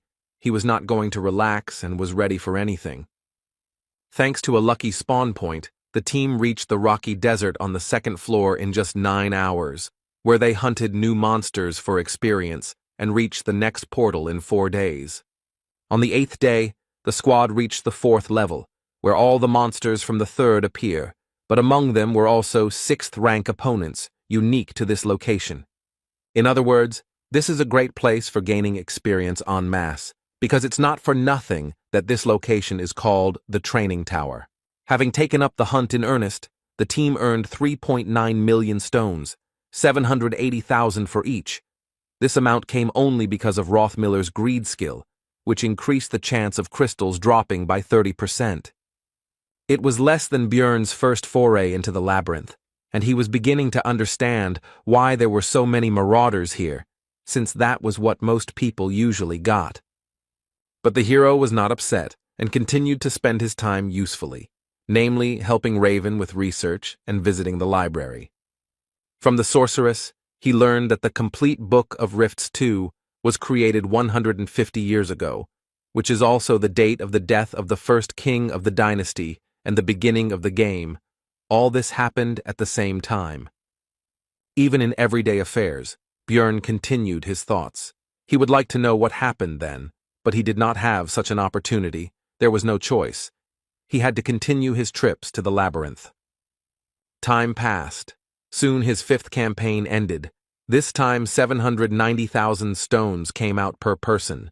Nothing extraordinary happened inside, except that the level was raised, and now there is room for another essence. The hero tried not to be nervous because things were still going well, so little by little his strength was increasing. He was getting new skills, equipment, and so on. But suddenly he interrupted himself, indignant about the course of his thoughts, because one should not forget that if everything is good, then the situation only gets worse, because always when he relaxed, some shit happened. He couldn't stop. He had to keep pumping. That was the only way he would have a chance to survive. If someone saw him now, they would think he was crazy, but Björn believed that he should always prepare for the worst. The next morning, Misha noticed that something had happened to the barbarian, because his gaze had become somehow cruel. Then he decided that this was only his personal problem, that he could not sit still. The hero thought that he needed to improve, but his thoughts were interrupted by the girl's offer to touch her ears, which surprised Björn greatly. Misha explained that her brother always felt better from this, although they were very young then, she says by the way about the older one, who still treats her well. Looking into her eyes, the hero saw only a sincere desire to help, which is why the environment in which you grow up plays a key role, and she doesn't even understand what's bad about this situation. Björn said that Misha shouldn't say such things to strangers because they might misunderstand her, which somewhat discouraged the girl. If the barbarian hadn't found out in the witch's forest that she liked skinny guys, he himself could have thought up something wrong, like that she wanted to seduce him. Misha replied that Björn was not a stranger to her, to which he told her not to argue with this. She agreed and offered to taste meat in exchange for the previous method of calming her down, which the hero considered an excellent offer. Later, he went to the library, where he started a standard conversation about nothing with Ragna, after which he said that if she had any business, then she should ask. The girl was surprised at how he guessed her intentions every time. The barbarian's explanation remained unchanged. He saw it in her eyes. Then the librarian began to explain that since he was a researcher, the information that a dimensional collapse might soon occur in the labyrinth might be useful. This phenomenon is a real disaster. Even floor bosses cannot compare with a disaster of this level. When the hero played Dungeon and Stone, he encountered this event somewhere once in 100 playthroughs. Ragna thought that Björn did not believe her, but he asked where the information was obtained from. She replied that she received it from a mage named Shernal Fergang from the Tarutane school. They have been researching this phenomenon for many years. After this, the barbarian thanked the girl and said that he would try to figure it out, and began to leave, thinking along the way that he had a new matter that needed to be resolved. But he was unable to find out anything. He had already begun to doubt the veracity of this information, and 10 days later Misha heard rumors about this, which she told her partner about. The researchers in the tavern also soon began talking about the collapse of dimensions, and Björn listened attentively to it all. It seemed strange to him that rumors were spreading at such a great speed, although there was not even a trace of their source. He wondered if something was spreading this information. He would like to know what they were talking about in more secluded places, but the barbarian could not even hope for that. It infuriated him. So he was left with the last option. Björn wanted to wait 3 months, or even 6, and only then take this pill to access the world of evil spirits, but he decided that 2 would be enough, and then took it. Today was just the 15th, and soon it would be midnight, just the time when this special space opens. The hero was looking forward to it. And exactly at the appointed time, the barbarian's soul entered into resonance and began to be drawn to a certain place. He realized that he was already in some indefinite space and in a past body. Meanwhile, in the real world, a law enforcement officer was reporting to his superior that Lee Han-soo, 29 years old, had been reported missing by the company he worked for after being missing for a month. The man asked about his family, to which he received the answer that the missing man had a mother, but when informed of what had happened, she said that she did not care about it. Then the boss asked why they, the violent crime unit, had been assigned this case, and the subordinate said that the guy had entered his house through the cameras but had not left it. All the windows and doors were also closed. The case was suspicious. There were no signs of forced entry into the house, no lost items, no one had used his card for a month, absolutely no leads. The clothes he was wearing were found in the room, and the way they were lying, it looked like he didn't take them off himself, but as if his body just disappeared. Whoever did all this was just crazy. The boss ordered a request for an examination, but the subordinate said that he still had something to show, after which he began to take out a massive object. It was the missing person's monitor. It wasn't even plugged into a power outlet, but it still somehow turned on, and lines began to appear on it, stating that the coming-of-age ceremony had been successfully completed, and other inscriptions. The subordinate said that he had already been like that when he was found, and he had also already studied this issue and found out that this was not an isolated case. Something similar had happened abroad more than once. The hero thought about the fact that 5 months of his stay in this world had already passed. During this time he had already repeatedly committed all sorts of barbaric things for survival. Now he could no longer be the same as before. When he saw his computer, his body itself began to type on it, immediately needed to enter the password. Lee Han-soo decided to enter the insult to the king of Rafdonia that was at the end of the letter. Nothing else came to mind. Only then did he notice that he was now in his past body, but he was distracted by the change of surroundings, which turned into his room, which now looked like the real one. The first thing the hero wanted to do was try something from his home world, for which he immediately opened the refrigerator door. Inside, for some reason, everything was filled with cans of cola, but he didn't care. He couldn't resist, so he immediately opened it and tried one, but he was disappointed. There was no taste at all. It was as if it was not soda, but ordinary water. But his regrets about this had to be postponed for later, because suddenly the doorbell rang and a female voice asked permission to enter. The guest explained that this place is the location where the owner feels most comfortable, and because of his high mental defense, everything looks like fog to her. And she came here because the password that the hero entered initially was incorrect, and the girl came to check everything personally. Her name was the Queen of Souls. She was something of a guide for the members of the spirit hunter community, and she tested intruders by making sure they couldn't imagine clothes and a room from Earth. The hero remembered that the suit he was wearing was a gift from his ex, and also wondered how the girl would confirm that he was a player since she couldn't see anything, but she told him not to worry. He was now a member of the community. He decided that there were other ways to check since he was acknowledged, and the Queen of Souls continued by saying that now they would no longer use the method of killing by separating the soul from the body, as they do with NPCs. After that, the girl taught him how to use the community forum, which looked like a regular forum, actually. First, he had to create a nickname, but his usual one was already taken by someone. Then he wrote it a little differently, and the Queen of Souls asked if he was a fan of it, which surprised the hero because he didn't understand what they were talking about. Immediately after that, the girl began to dissolve into thin air, and as a parting word, she said that if he needed help, he should just make a request. All of this made Lee Han-soo feel like he had been trained. It wasn't difficult to figure out the community. There were different rooms with different names. He decided to enter the one called for newbies, and immediately found himself in a new space. The leader asked where he was from. The hero replied that he was from Korea. The man continued the conversation by saying that everything here was not decorated yet, since they had few points, after which he asked to make the nickname visible.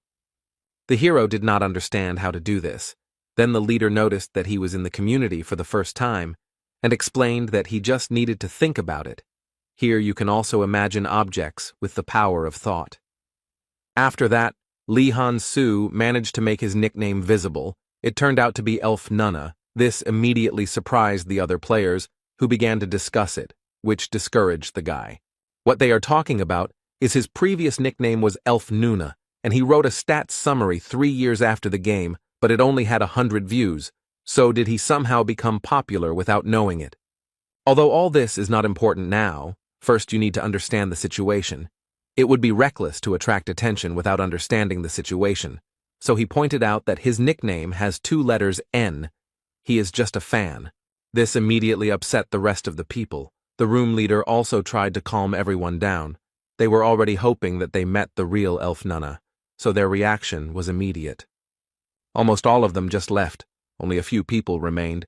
The hero also thought about leaving here.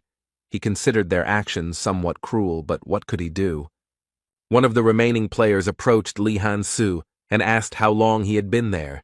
He decided to lie that it had been a year, because he would probably find the situation strange if he knew the truth. But the hero miscalculated.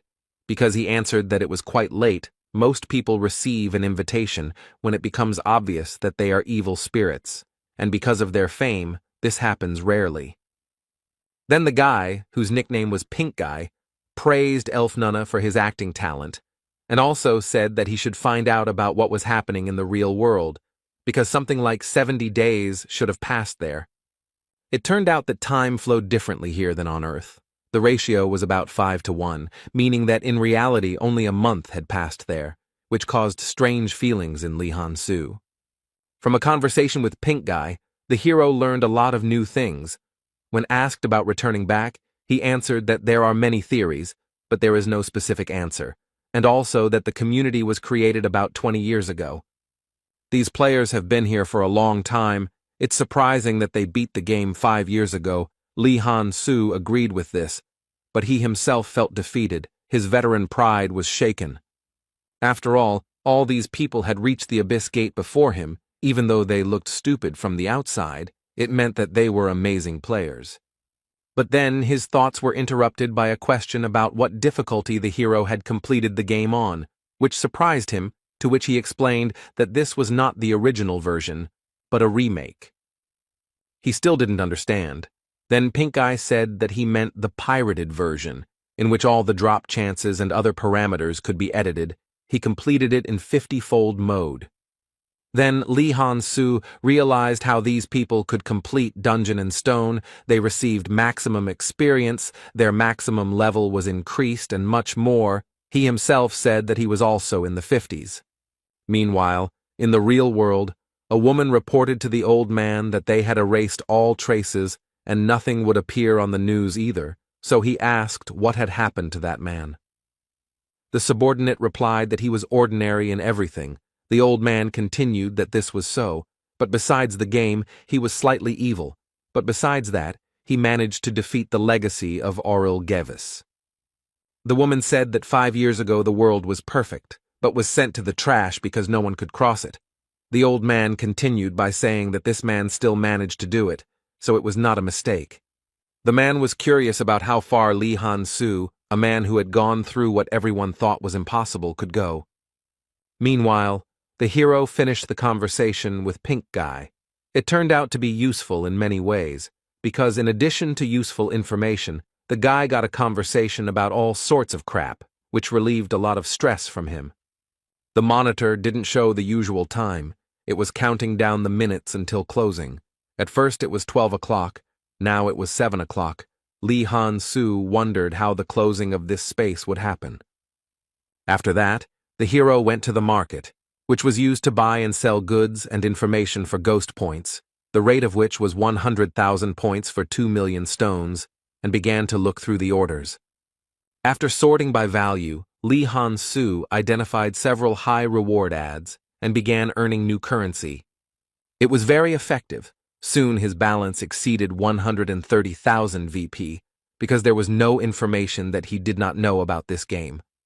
After that, he placed an order on the market for the information he was interested in, and almost immediately, a player with the nickname Elf Nunalove responded to it, which surprised the hero. In his post, he did not ask specifically about the collapse of dimensions, but about the Tarotane school and the mage Shernal Furgang who belongs to it. After all, it was still difficult to understand whether the informant was lying or telling the truth. He started by saying that he wanted to know what he had been doing lately, and immediately began asking about the source of the rumors. Thus, he was able to find a person with reliable information, and the player guessed that it would be about the collapse of dimensions. He replied that the rumors were true, but the phenomenon itself would not happen. He continued by saying that high-ranking officials and other politics were involved in this story. Then, Lee Han-soo said that he would add 20,000 VP on top, and Elf Nunalov agreed. He started by saying that the Tarotane school was studying dimensional magic, and in particular, the labyrinth, and this master had decided to conduct an experiment for which he needed as few researchers inside as possible.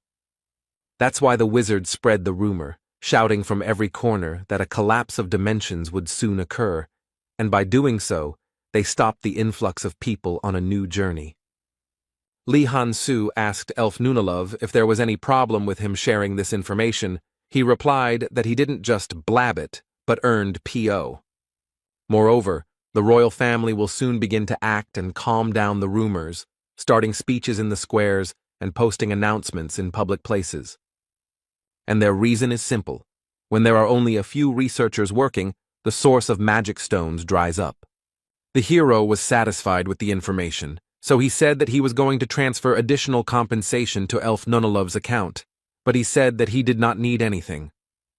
He very simply gave up on what was essentially 400,000 stones, which allowed Lee Han-soo to understand that he had settled so well in this world that such a sum was nothing to him. This explains why he is aware of all the details of what is happening. Although the hero himself did not find even a grain of information, after several days of diligent efforts, it reminded him of how he started.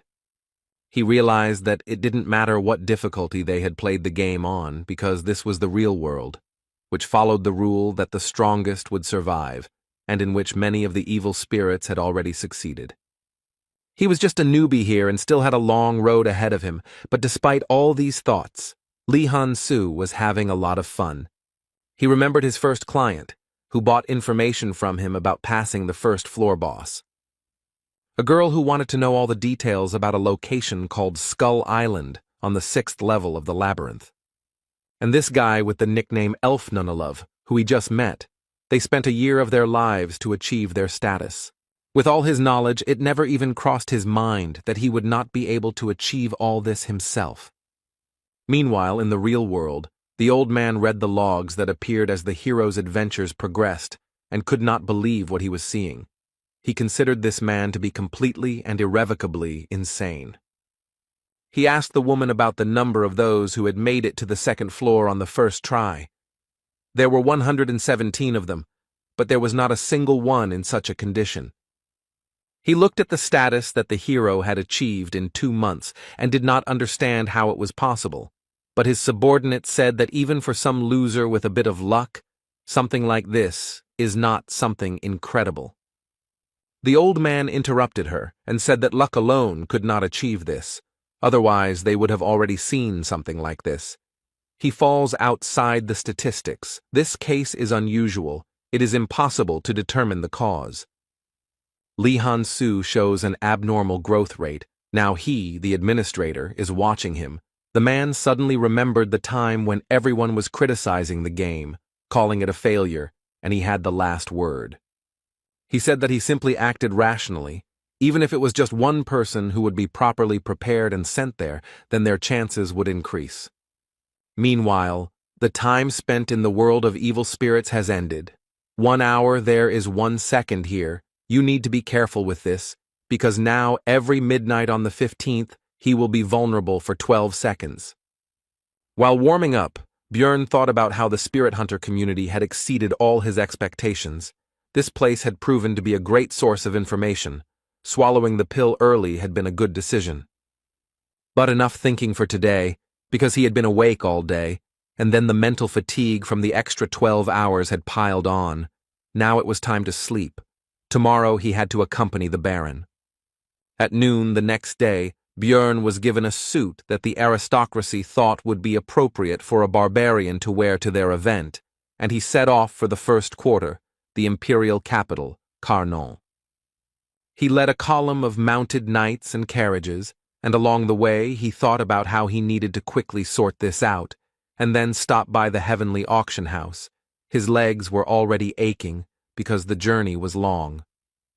The Baron's butler approached the hero with a remark that he was obliged not to turn his head, but to look straight ahead and keep his back straight, since he was honored to lead the cortege of the respected Lord Martuan.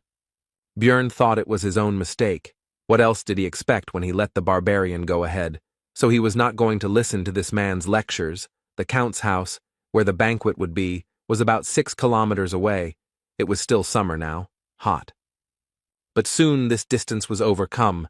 The hero met the Baron, who was beaming with joy, because for the first time so much attention from the guests was focused on him, and he had only just arrived. After this conversation, Martuan went about his business. Bjorn was left alone among the nobles. One boy asked his parent to buy him the same barbarian. The latter felt uncomfortable, like an animal in a zoo. He was about to leave when one of the knights approached him and praised his endurance, since he had walked the entire way in that outfit without stopping, after which he suggested that they step aside for a conversation. The barbarian agreed. They walked away and sat down on a bench. The hero asked the guy why he didn't chat with his own people. He explained that he himself had been a researcher in the past, so the others treated him so-so. After that, they introduced themselves to each other. The knight's name is Karls Erimor. He seemed like a good guy to Bjorn from the very beginning. This was because he did not show the arrogance typical of the other nobles. Their conversation was interrupted by the butler. He again had complaints about the hero. This time he did not want to see him idle. The new acquaintance said that he was relaxing with him at his own request. Then the man leaned towards the barbarian and began to whisper that it was time to end the rest, because the rest of the people would see the big guy sitting there. The latter did not understand what the problem with this situation was.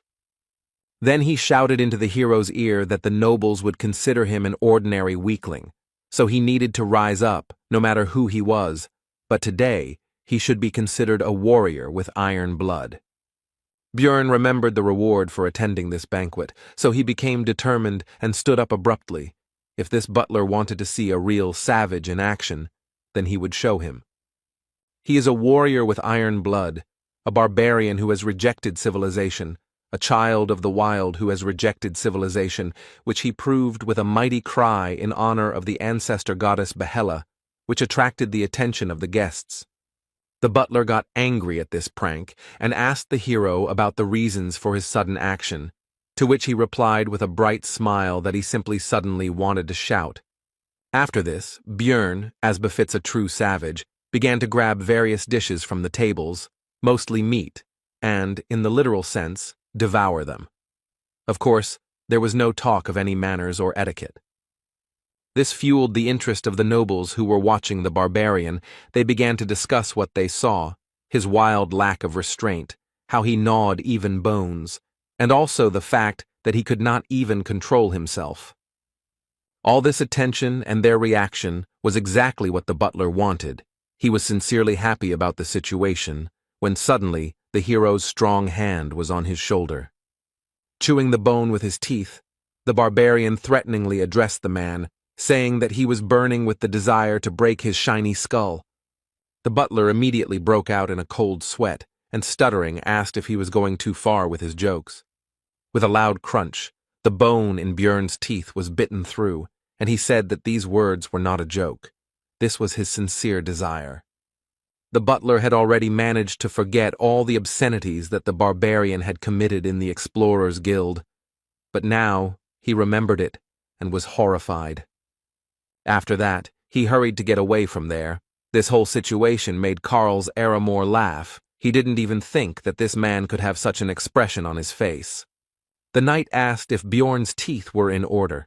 I received the answer that he was quite strong, and the hero was in a good mood because this banquet was finally beginning to come to life.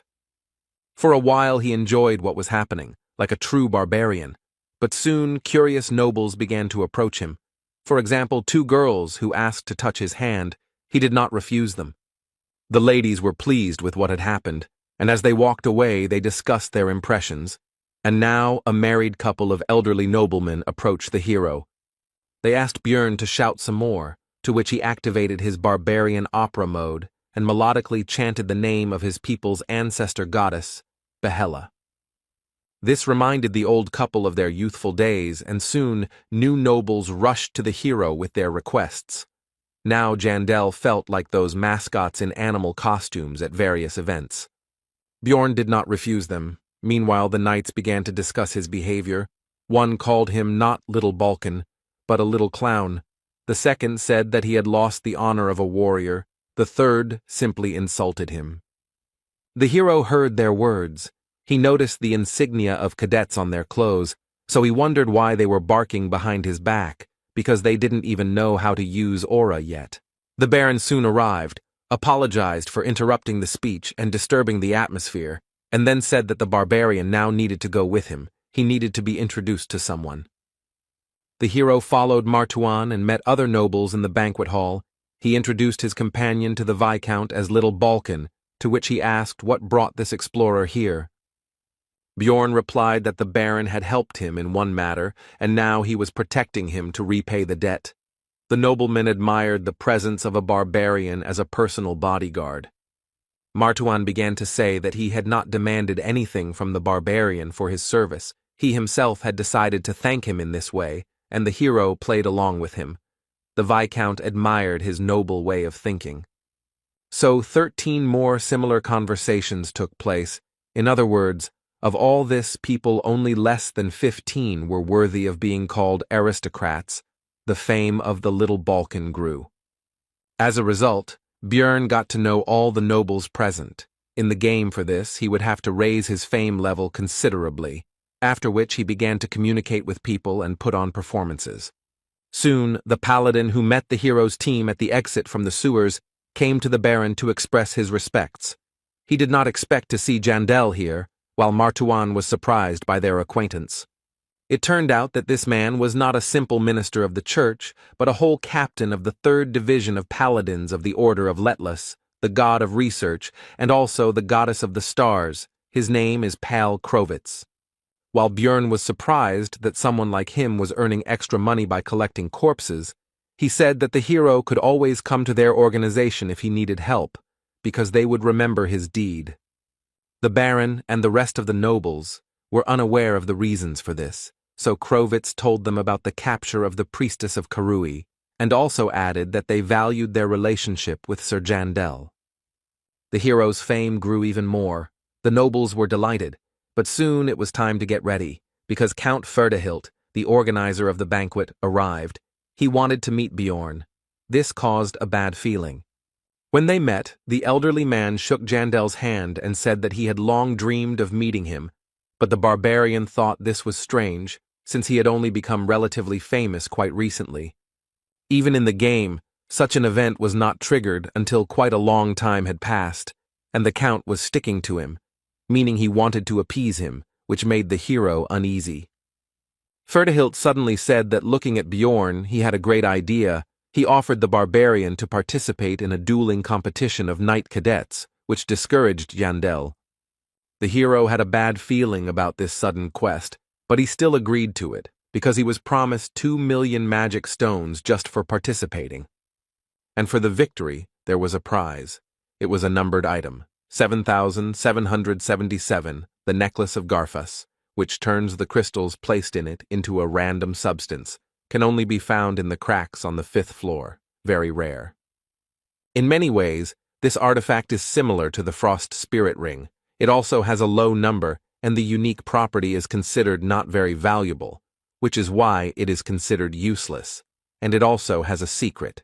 The hero remembered his recent worries about the future. Now he decided to send it all to hell. He was still tense, but he decided to accept his fears and move forward. He was not going to avoid problems. The Baron said that Bjorn didn't have to win, just hold out long enough to keep his reputation intact, but the barbarian said he could smash his opponent's skulls in 10 seconds. Martawan said that if he wins, he will give an additional 1,000,000 stones as a reward. Jandel did not expect such financial injections. His body was suddenly filled with motivation. He will do everything possible to win. However, he couldn't calmly wait for the duels to begin, because as soon as the Baron walked away, a pack of rats approached him, those 3 cadets who had insulted him earlier while he was busy communicating with the nobles. The one who called him a little clown was outraged by the hero's speech about victory in 10 seconds. He believed that the barbarian had forgotten his place after the clowning he had arranged.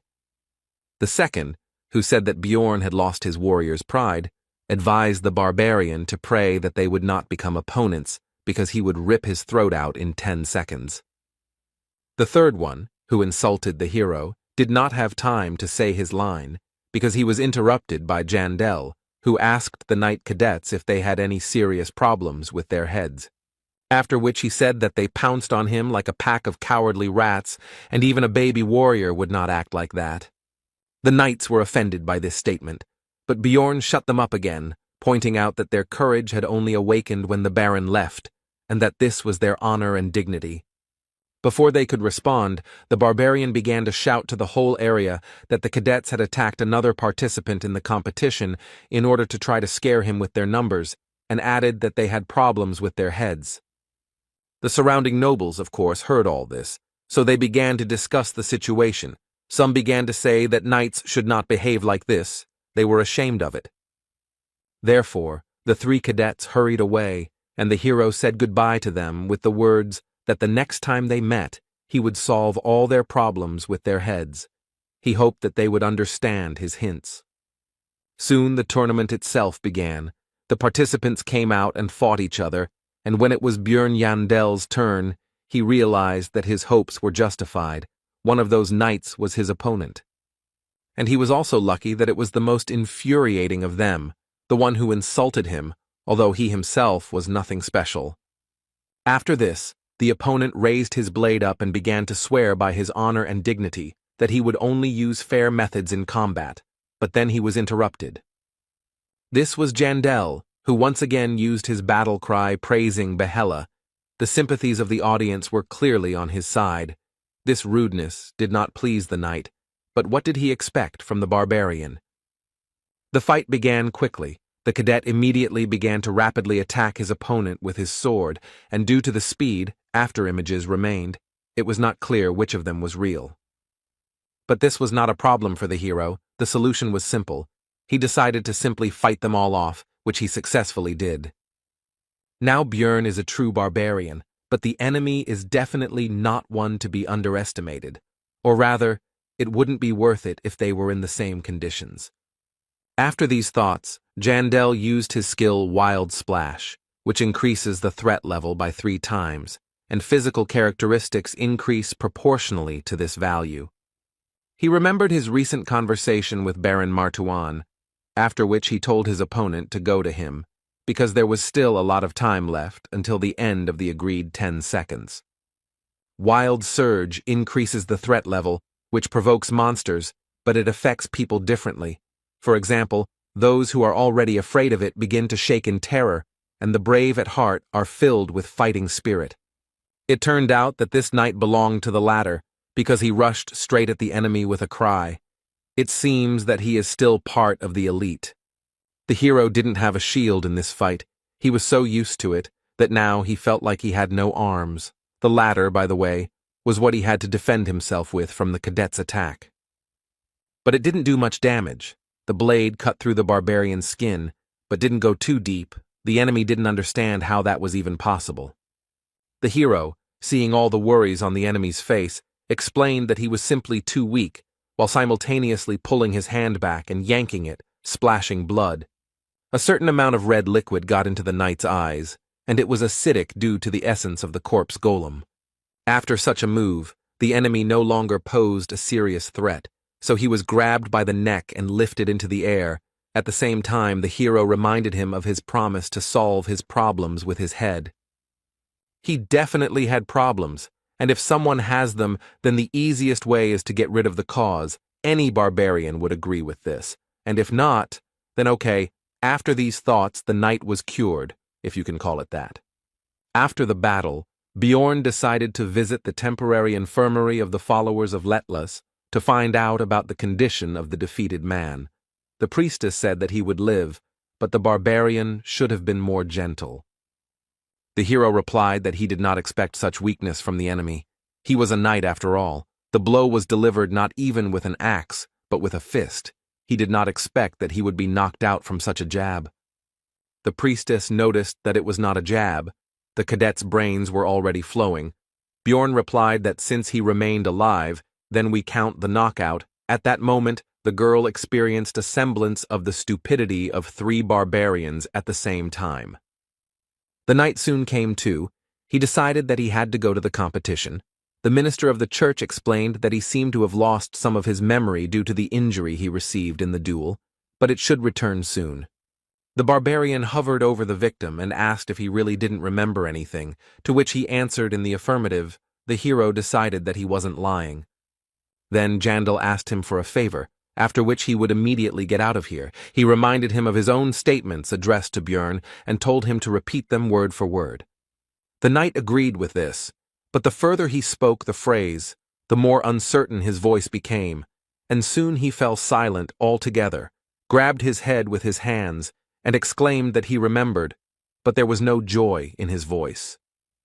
Bjorn was pleased with the patient's memory return. He smiled and encouraged him to continue speaking. This made the cadet quite tense. He was already covered in sweat while speaking, but now there was more of it. The knight knelt down right in his bed and began to apologize, admitting his wrongdoing and asking for mercy, while the hero said with satisfaction that his problems with his head had passed. The cadet was horrified. In an attempt to save himself, he crawled under the bed. The girl was stunned and kicked the barbarian out, and he himself was satisfied, because today he had healed injuries that even the priestess could not heal. As it turned out, the Baron was just looking for Bjorn. He asked where he had been. He replied that he had been visiting the knight with whom he had fought. Martuan was surprised by this act, because in battle he had beaten the enemy without mercy. Jandal refuted his thoughts. He said that if it had happened in the labyrinth, then that cadet would not have left alive, but as it was, he expected that he would be stronger, since he was so slow. The hero asked about possible problems. The knights were from noble families. The Baron replied that there would be no problems even because of deaths. If such did appear, he would sort it out. He should focus on victory. The barbarian was pleased with this answer, so he said that since that was the case, he would crack open all their skulls. And in the next battle, Bjorn was again pursued by luck. This was also one of that trinity of rats. This representative of them then spoke about the loss of military honor. As soon as the start of the duel was announced, the knight began to accuse his opponent of lack of shame, because he entered the ring after the previous dishonorable beating and warned that this battle would not be so easy. He still didn't attack, but continued his speech. He began to say that the barbarian's previous opponent was the weakest of their 3, but the hero was not going to conduct a dialogue here. He moved forward. The knight didn't have time to react to Bjorn's sudden attack right in the middle of his speech, so he got hit right on the head with an axe. The battle ended in 3 seconds. The treatment of the problems with the head continued. After his victory, the barbarian again shouted the name of the ancestor goddess Yahello, and it came out so naturally to him as if he had been in this body all his life. The spectators of this competition were only delighted by the bloody spectacle. Many shouted the name Little Balkan, but there were also many who shouted the phrase Night Crusher. The hero was surprised that they actually enjoyed watching someone get their head smashed in, and he wondered which of them was supposed to be the savage here. After that, fight after fight continued. Bjorn invariably emerged victorious. His reputation grew, and in the semi-finals, he showed the audience how spines are broken. The only thing the hero regretted was that he never met the 3rd rat, and he was the only one who had not yet undergone physical therapy and had not been cured of his head problems. But soon this unfortunate omission was corrected. It is also worth noting that the second one also survived after the opening of the skull. All of them expressed a desire to join the faith, apparently thus saving themselves from Bjorn. During the break, the Baron approached the hero. He praised Jandel because he was truly amazing, after which he asked where he knew the latest technique from. He could not answer because he saw it in cartoons. So Bjorn got out of it by saying that he needed to rest before the next fight. The Baron bowed out, and the barbarian realized that this would be his last opponent. It turned out to be a cadet who had sworn allegiance to Count Ferdehilt. The hero had previously observed his battles. He had the essences of an orc warrior, a giant golem, and a cyclops. This was a typical combo to increase strength. Before the fight, Jandel took off all his equipment. The enemy could not help but notice. He asked about it. The barbarian answered that it was somehow uncomfortable for him. Then the opponent decided that it was difficult for him to constantly fight with such a load. He was already worried that it would be too easy and was glad that this fight was taken seriously. After the fight began, he called his opponent to him. But his attempts were obvious to Bjorn, and judging by the way he relaxed, the hero came to the conclusion that it was not in vain that he did not reveal all his cards until the very end. At first the knight was almost certain of his victory, but soon the smile on his face, as well as his face itself, froze. He realized that something had gone wrong. He raised his head higher and higher, a shadow gradually moved over his face, and his posture became more and more tense. The hero used gigantization and wild splash. The first increased the threat level and physical characteristics proportionally to the increase in size, and the second increased the same parameters, but without turning into a giant. This was a great combination of skills that greatly increased Bjorn's main stats. Now he was like a monster himself. Perhaps the threat level had increased so much that it had affected even the experienced knight, or perhaps he was not particularly brave, but whatever the case, he began to tremble in fear before the colossal barbarian. The enemy did not stand there in a stupor for long.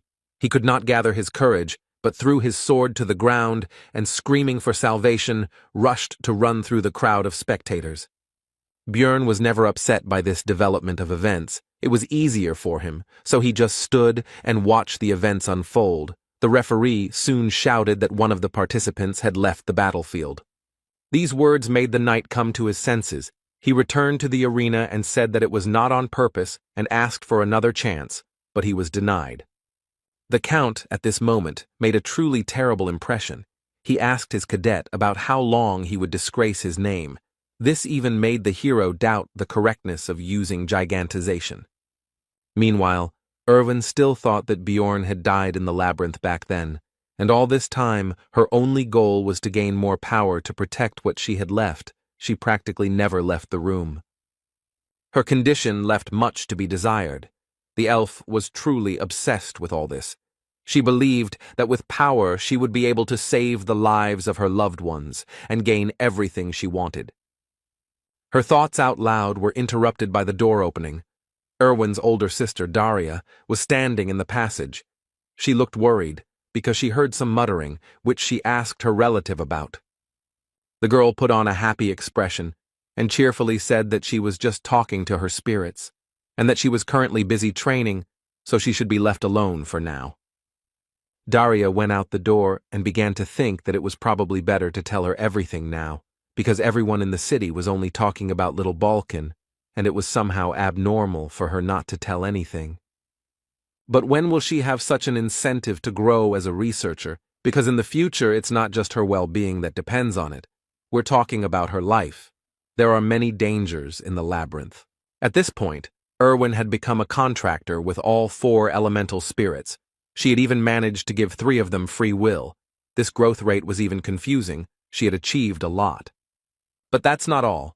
She now has extraordinary abilities in combat, both in archery and in wielding daggers, and she can now engage in combat with rank 7 monsters alone.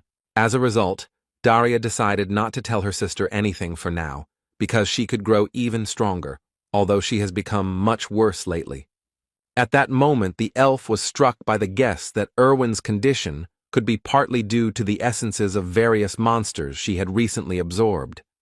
In search of answers, the girl turned to books.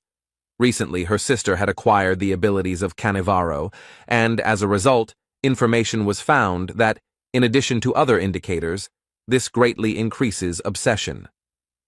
It soon became clear that her other two essences also enhanced this characteristic, and it is now clear that her obsession with strength arose not least because of this. Daria didn't like it, but she couldn't just take it all out of her, so she decided to do it only when essences were found to replace the current ones. Only then they would be removed. And in the middle of the night, the girl had a thought that it could very well happen that Ervin would find out that Björn Yandel was alive before the essences were removed, and in what direction her obsession would turn in that case.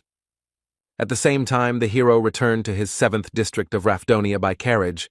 It was now already 2 o'clock in the morning. He would finally be home.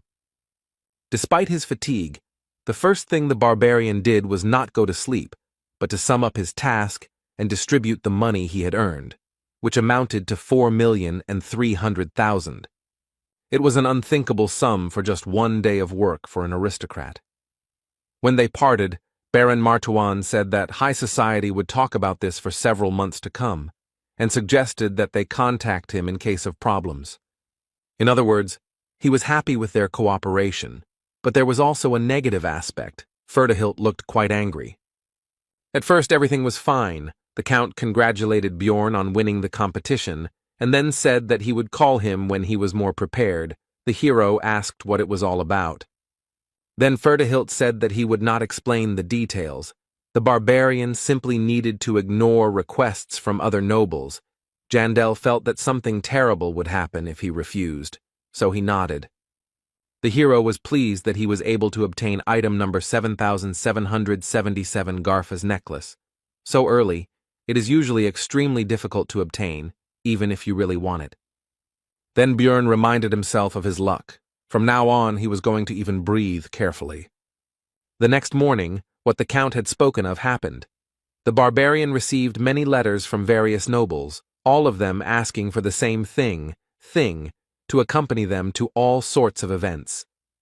The reward might have been small for the aristocrats, but it was impressive for the hero. But he remembered Ferdihilt and had no intention of angering him, but he couldn't just ignore them either.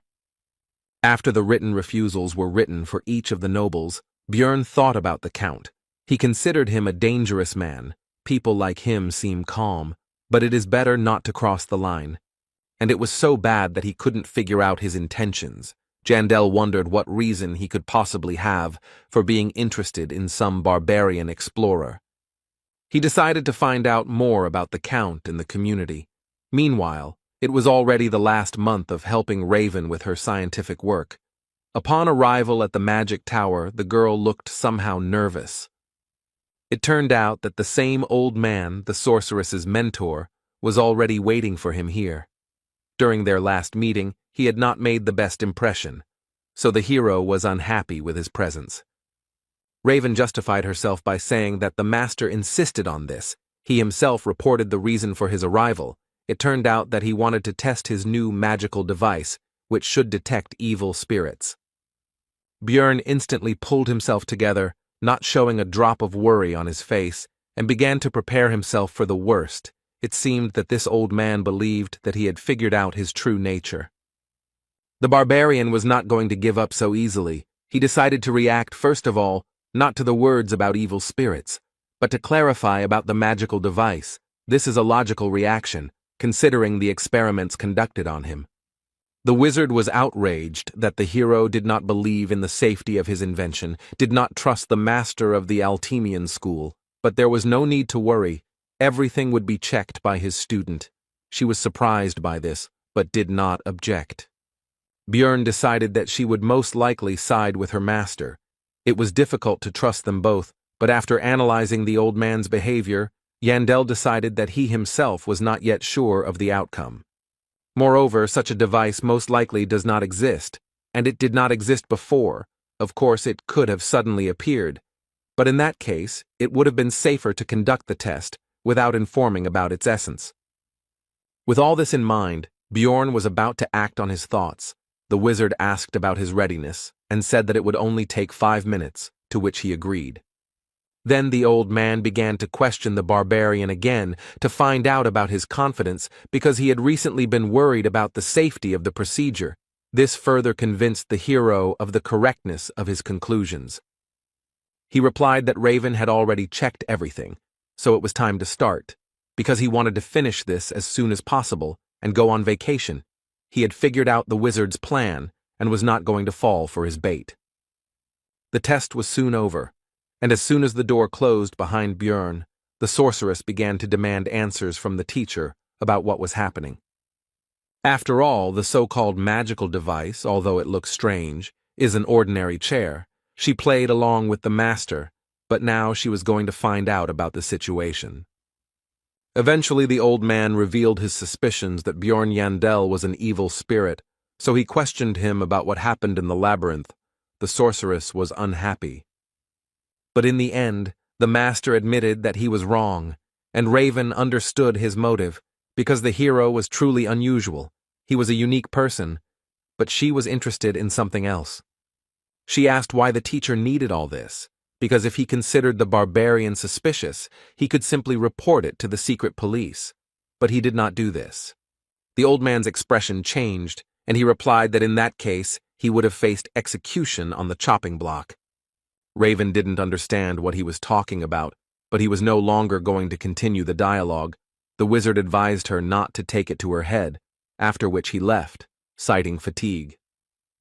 The sorceress tried to stop the master, but he left, and a moment later the idea came to her mind that the magician needed the evil spirits alive for some unknown purpose of his own. Meanwhile, the hero reached his room and collapsed on the bed. He was really tired, because what had happened was a real shock to him, and the anxiety did not subside. But despite all this, he showed himself well, reacted to the crisis situation extremely well. At least it seemed so to him. The old man, by the way, for some reason looked disappointed, but that's not important. As soon as Björn closed his eyes, Misha's voice was heard nearby.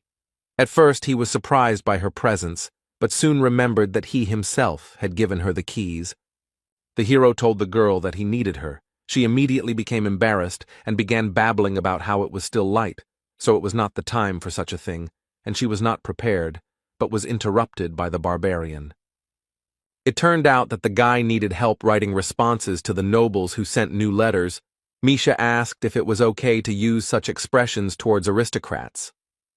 The hero replied that everything was fine, because barbarians could not be accused of insulting the nobility, violating etiquette, and so on. This was a privilege granted to their people for their great achievements in ancient times. If so, then Misha asked to tell her about the events that happened yesterday at the Count's banquet while she was scratching out these answers, of which there was a lot to do. Later, the regular meeting of the outcast team began. There were still 10 days left before the opening of the labyrinth. The hero was silent for now, pondering his knowledge of the main topic of today. This is a conversation about whether it is worth going on a research trip considering the possible collapse of dimensions. Hikuro said that he will not go, because if the rumors are true, then they are all finished. Dvalki and Rottmiller were of the same opinion. The hero could convince his comrades by using information obtained from the community, but it seems that this is not particularly necessary, and there is no need to invent a source of knowledge. Bjorn thought that it would be even better this way, because 3 months had passed since visiting the Blood Citadel, and any Dungeon and Stone player knows that in the early stages it is always worth clearing the rift on the first floor. He had just rolled away, but the hero couldn't just tell them how to open it, so he decided to take only Misha with him, which he informed the rest of the squad about. This time, they would go together. This news surprised the girl. It became obvious to Björn that she was not eager to go, so he said that since she was so worried, he could very well go alone. Misha accused the hero of being a savage who didn't even think about asking her consent first, or at least trying to speak more politely than usual. Then Bjorn asked the girl to go with him and added a magic word at the end. Then she agreed and said that she still would not have let him climb into the labyrinth alone, but the barbarian was surprised that it worked. The next day at the market, Hikuro and Rothmiller learned from the newspapers that the royal family was claiming that the rumors regarding the dimensional collapse were false and that the Tarutane school was spreading lies. Then Murad went with the good news that they could go to the labyrinth together, but the barbarian replied that he and Misha had already taken the mission and could not, after which he slammed the door. The girl was surprised by this and asked when the hero managed to take on the bodyguard assignment. He replied that it was actually just an excuse, which aroused the cat's curiosity.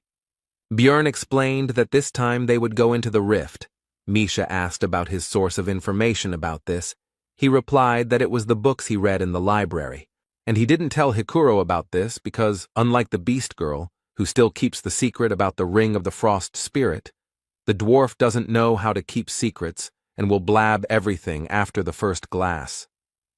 Jandel asked Misha's opinion about the rest of the team. She replied that Dvalki would definitely blab by accident, but she was not sure about Rothmiller. The girl's words almost perfectly coincided with Björn's thoughts. Apart from Brown, his hero was able to understand him the easiest of all of their squad.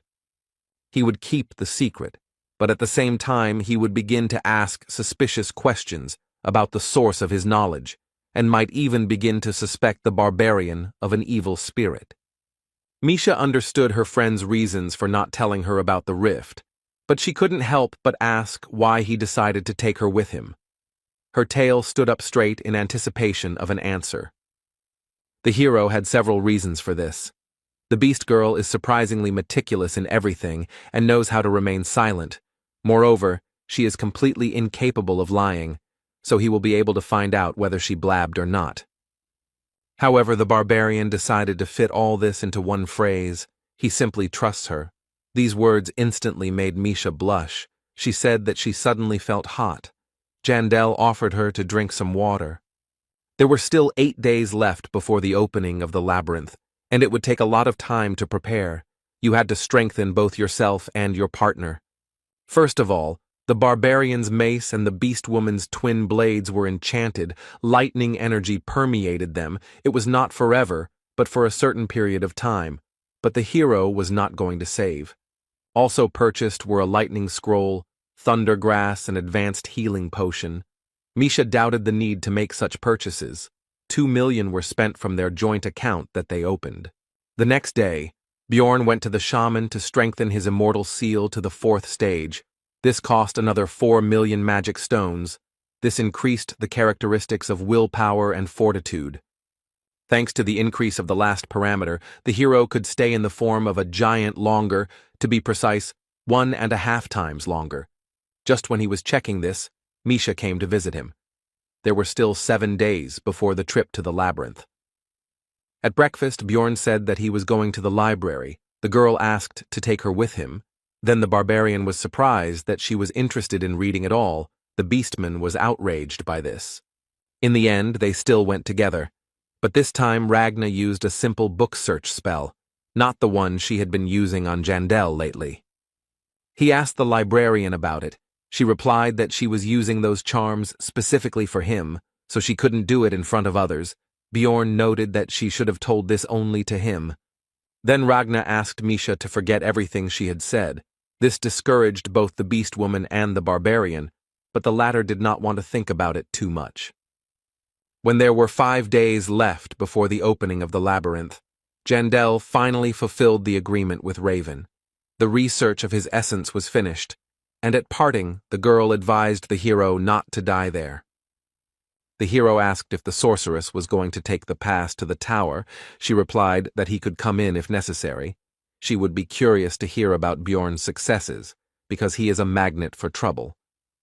During the remaining time, all other matters were completed, and the day of the opening of the labyrinth arrived. This time the novice barbarians were sent there again, to whom Jandel again gave advice. Moving towards the portal, they repeated his words and thanked little Balkan. Their sincere gratitude even managed to embarrass the hero. The others looked at this with approval.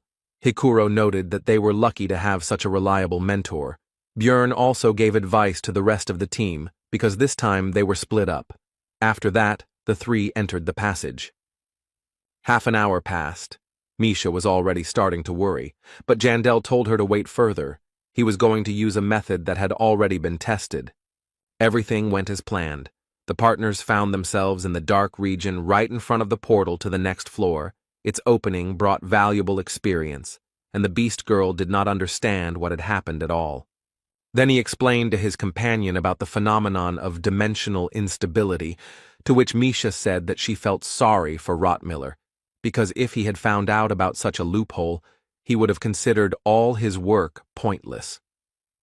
The hero agreed with this statement, because Brown takes his role quite seriously. He once said that his dream as a scout is to open a portal with his own hands, and he will try to do this. On the other side of the passage was the rocky desert, which did not suit them. They would have to go back and look for another passage, because there were no magic crystals needed to open the rift here. They needed to go to the beast's lair. According to Bjorn's estimates, they would have to walk for 2 days. After 3 hours, they encountered another type of 9th-rank monsters. They looked a bit like goblins, but in fact, they were gnomes that looked like clay dolls. The girl and the guy were distracted from collecting magic stones by a team of researchers who were in a hurry to be the first to reach the portal for the sake of precious experience. They had no idea that it was already open. Misha admired their high-quality equipment, but Bjorn said that there was nothing surprising about it, because one day they would also become the owners of something similar. The girl noticed that the hero was very ambitious. She assumed that it was because he was a barbarian. Jandel was not sure whether this was an insult or not, which is what he asked. Misha told him that he was a fool, and she meant that Bjorn was cool, which made the guy a little embarrassed. He thought that sometimes the beast woman could be too straightforward, just like himself. The presence of the two of them here caused whispers among the researchers. The hero did not take this into account, because they look very experienced. Such should already be on the floors of the increase, but they are here, and even in the starting location. A chuckle escaped the barbarian, because he himself had recently been a newbie like the people around him, and he remembered the past and the troubles he had to go through. Then he met Erwin, his first friend. He became interested in how she was doing. Everything should be fine with her. After all, her sister has money, but he was still curious. Maybe it was worth looking for her. Bjorn was brought out of his memories and reflections by a strange look from one of the researchers, which the barbarian immediately did not like, as, incidentally, did not like the guy himself. He stared at Jandel, who saw greed and avarice in his eyes. This newcomer did not seem to understand that it was even easier to kill him than the goblin. The hero felt worse the longer he looked at the researcher, so he decided to approach and ask if he had any business with them, and if not, why he was hatching. Misha grabbed Bjorn's hand and asked him what he was doing, because the man hadn't even done anything. This situation seemed familiar to the barbarian. The beast girl was now like a wife who was holding back her aggressive husband so that he would not get involved in a fight. Be that as it may, the hero decided to check something. He asked the name of the boy, who turned out to be Hans Ivan, and Bjorn expected to hear Hans, so he demanded to tell the truth and not lie. Soon Jandel began to calm down, but the researcher admitted that he really had been called that before, but he changed his name because it was too popular. Now it became clear to the hero why he felt so bad. As soon as he looked at the boy, it was another Hans, who always brings him misfortune. After this, the barbarian told him not to change his name back under any circumstances, but to continue living as Const. He agreed with everything and nodded his head actively. The hero was distracted from the conversation by Misha and the rumble that was heard throughout the labyrinth. Bjorn immediately grabbed his companion by the hand and ran towards the sound, because this could only mean one thing: the rift would soon open. Jandel decided that changing his name didn't help. If it was Hans once, it was Hans for life. They really were harbingers of trouble. Naturally, the rifts open once every 3 days, and while the first one was going on, it meant that someone had used the same method as him before to open this place. Bjorn was in a hurry. He had spent a lot of money on preparations. He also wondered who it could be, a former player or just someone with the right information, whatever it was. He was going to find out. But to do this, It was necessary to get inside, so to increase the speed, and, accordingly, the chances of success. Because the space is limited, the barbarian took Misha in his arms and rushed to the entrance. The partners still made it in time. They were the last of the 5 participants. 3 were already inside. It was time to get acquainted with the new members of the formed Rift cleanup squad. The young man introduced himself simply as Carlson.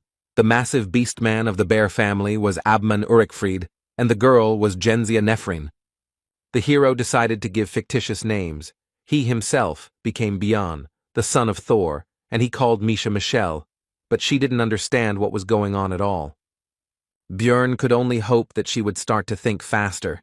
She soon confirmed his words, but she was completely incapable of lying. Her face could not hide anything. After the introduction, Jandel decided to decide on their roles in the team. He himself is obviously a defender. Genzia said that she absorbed the essence of a goblin archer and is a scout, and Carlson is a vanguard fighter.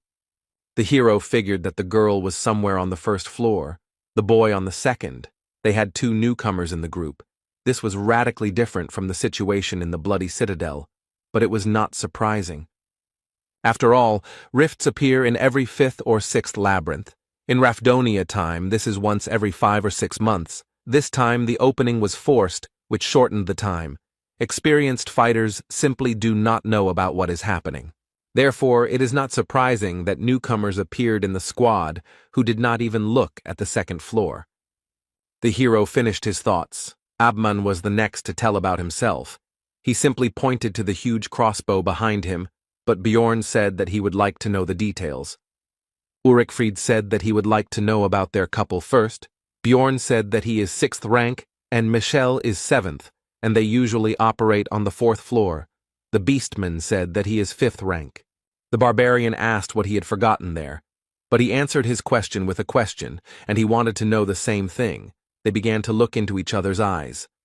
Bjorn said that he and Michelle usually go in a team, but this time there was a problem, so they went in together and got stuck on the 1st floor due to the lack of a scout, and then they noticed a rift appear.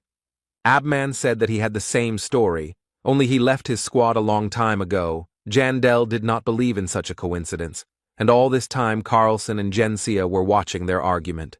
The hero didn't know if there was such a powerful build for a marksman to go solo, but given its appearance, it seemed quite likely, and he didn't think that newbies could get crystals to open the rift.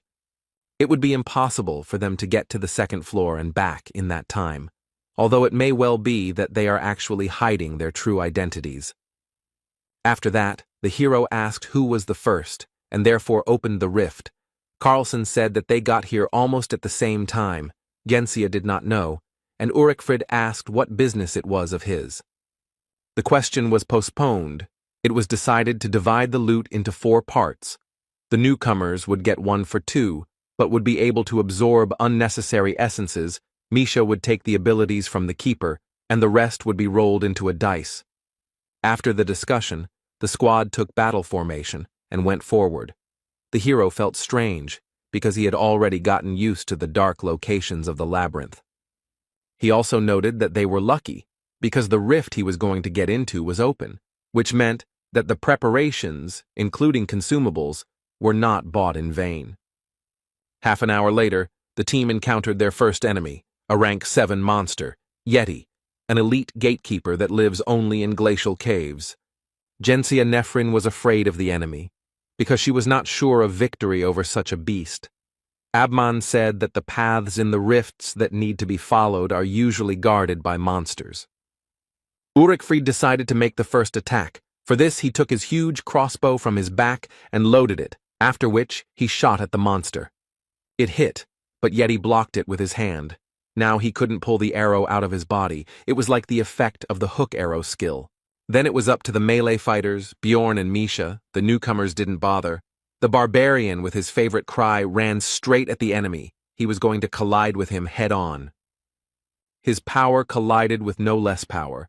Yeti blocked the run-up with his shield at the ready with his crossed arms, after which Jandel shouted out the fake name of his companion, Michelle. Now was her turn. The girl used her truly cat-like agility. She jumped into the air, where she twisted to end up upside down and directly above the enemy, who raised his head up to observe the new threat. This was the monster's mistake, because now its eyes were vulnerable to attack, so it was natural that soon the beast woman's twin blades were sticking out of its eye sockets. The Yeti was defeated with lightning speed. The hero turned to look at the reaction of the others, because he and his sheep showed very good abilities. If there is a traitor among them, then he should be afraid. After that, they entered the ice cave and chopped down countless clouds of frost wolves. Carlson and Jensia also entered the battle. Everything went as it should, only this type of monster appears in this location. Björn and Misha destroyed most of the opponents. The rest only finished off the remnants, which was natural, given the level of strength of the newcomers, as well as Abman's characteristics.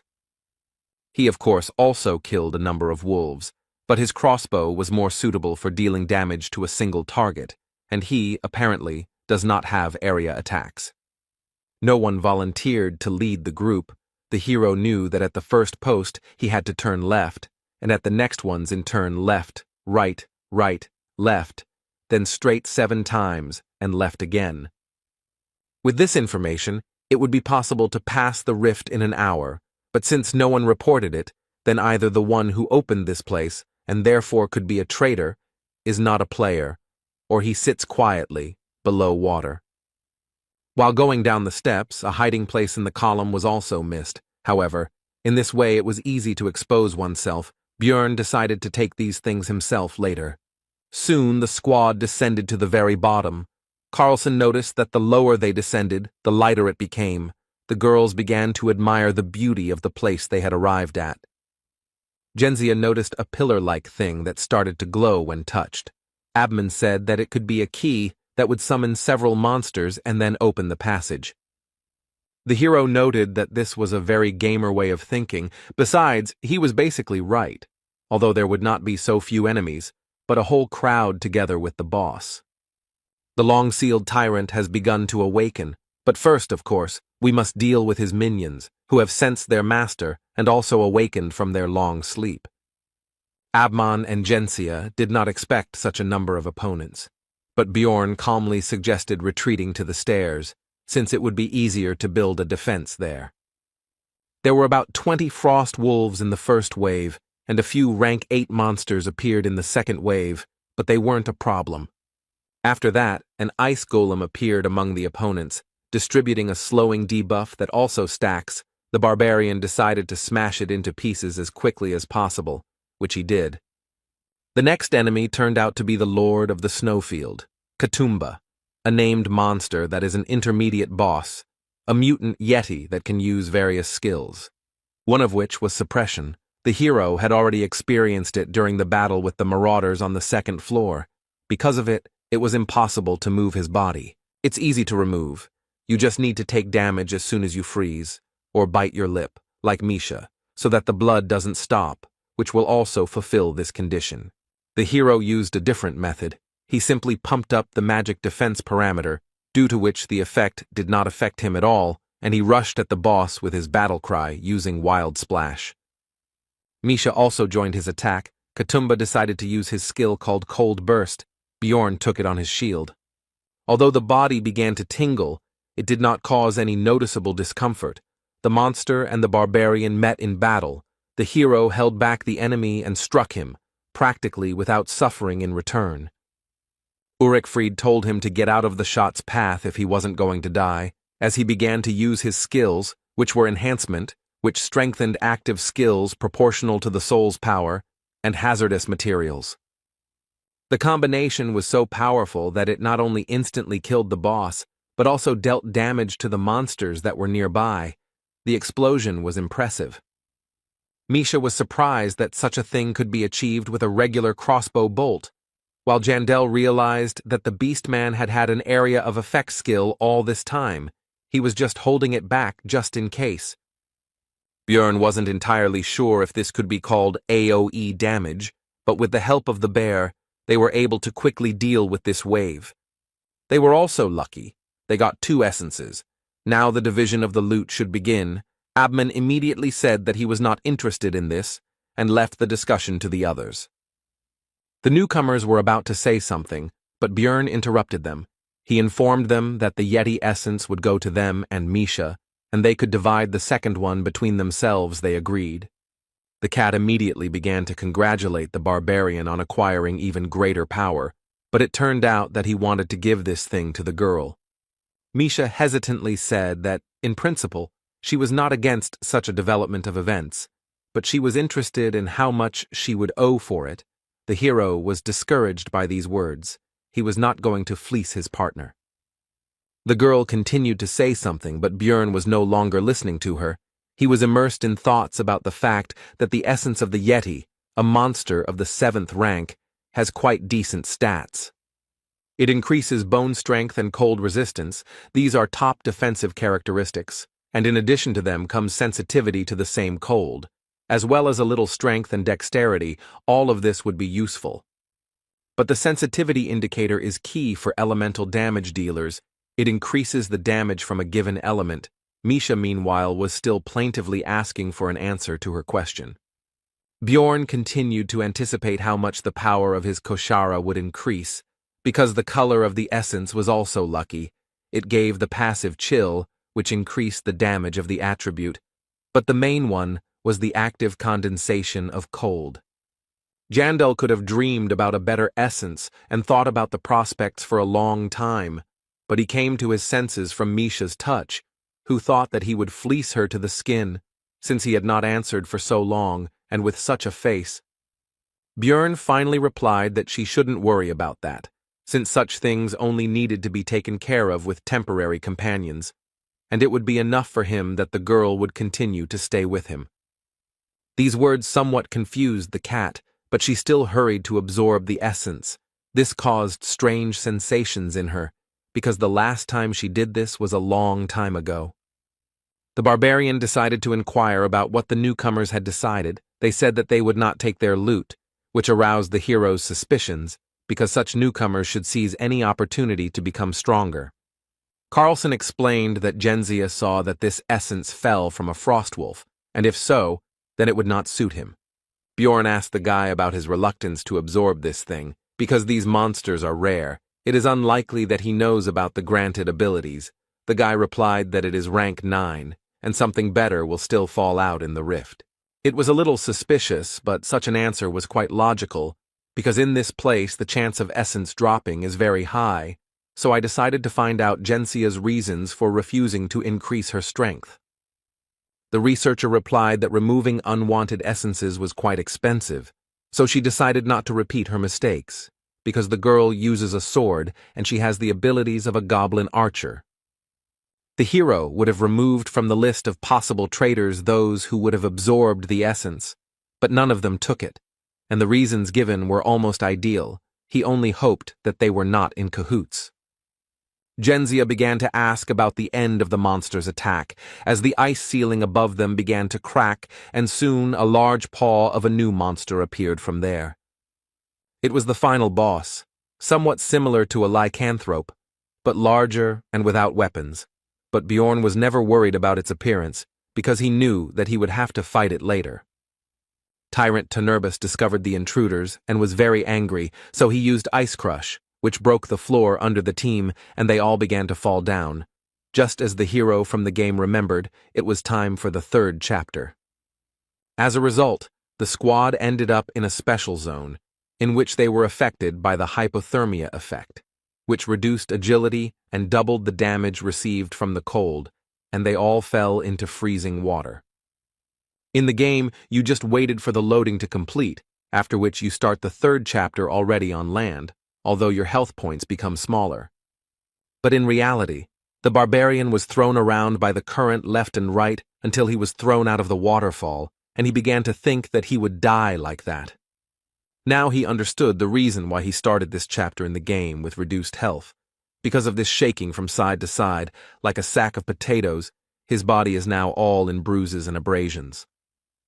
The hero was distracted from analyzing his condition by a worried Misha, who shouted his false name and ran to the barbarian to make sure that everything was okay with him.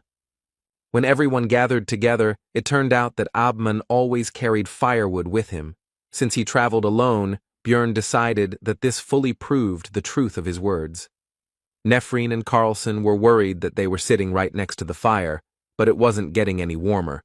Ulrichfrid explained that it could be an effect of a special region. His own limbs were getting numb.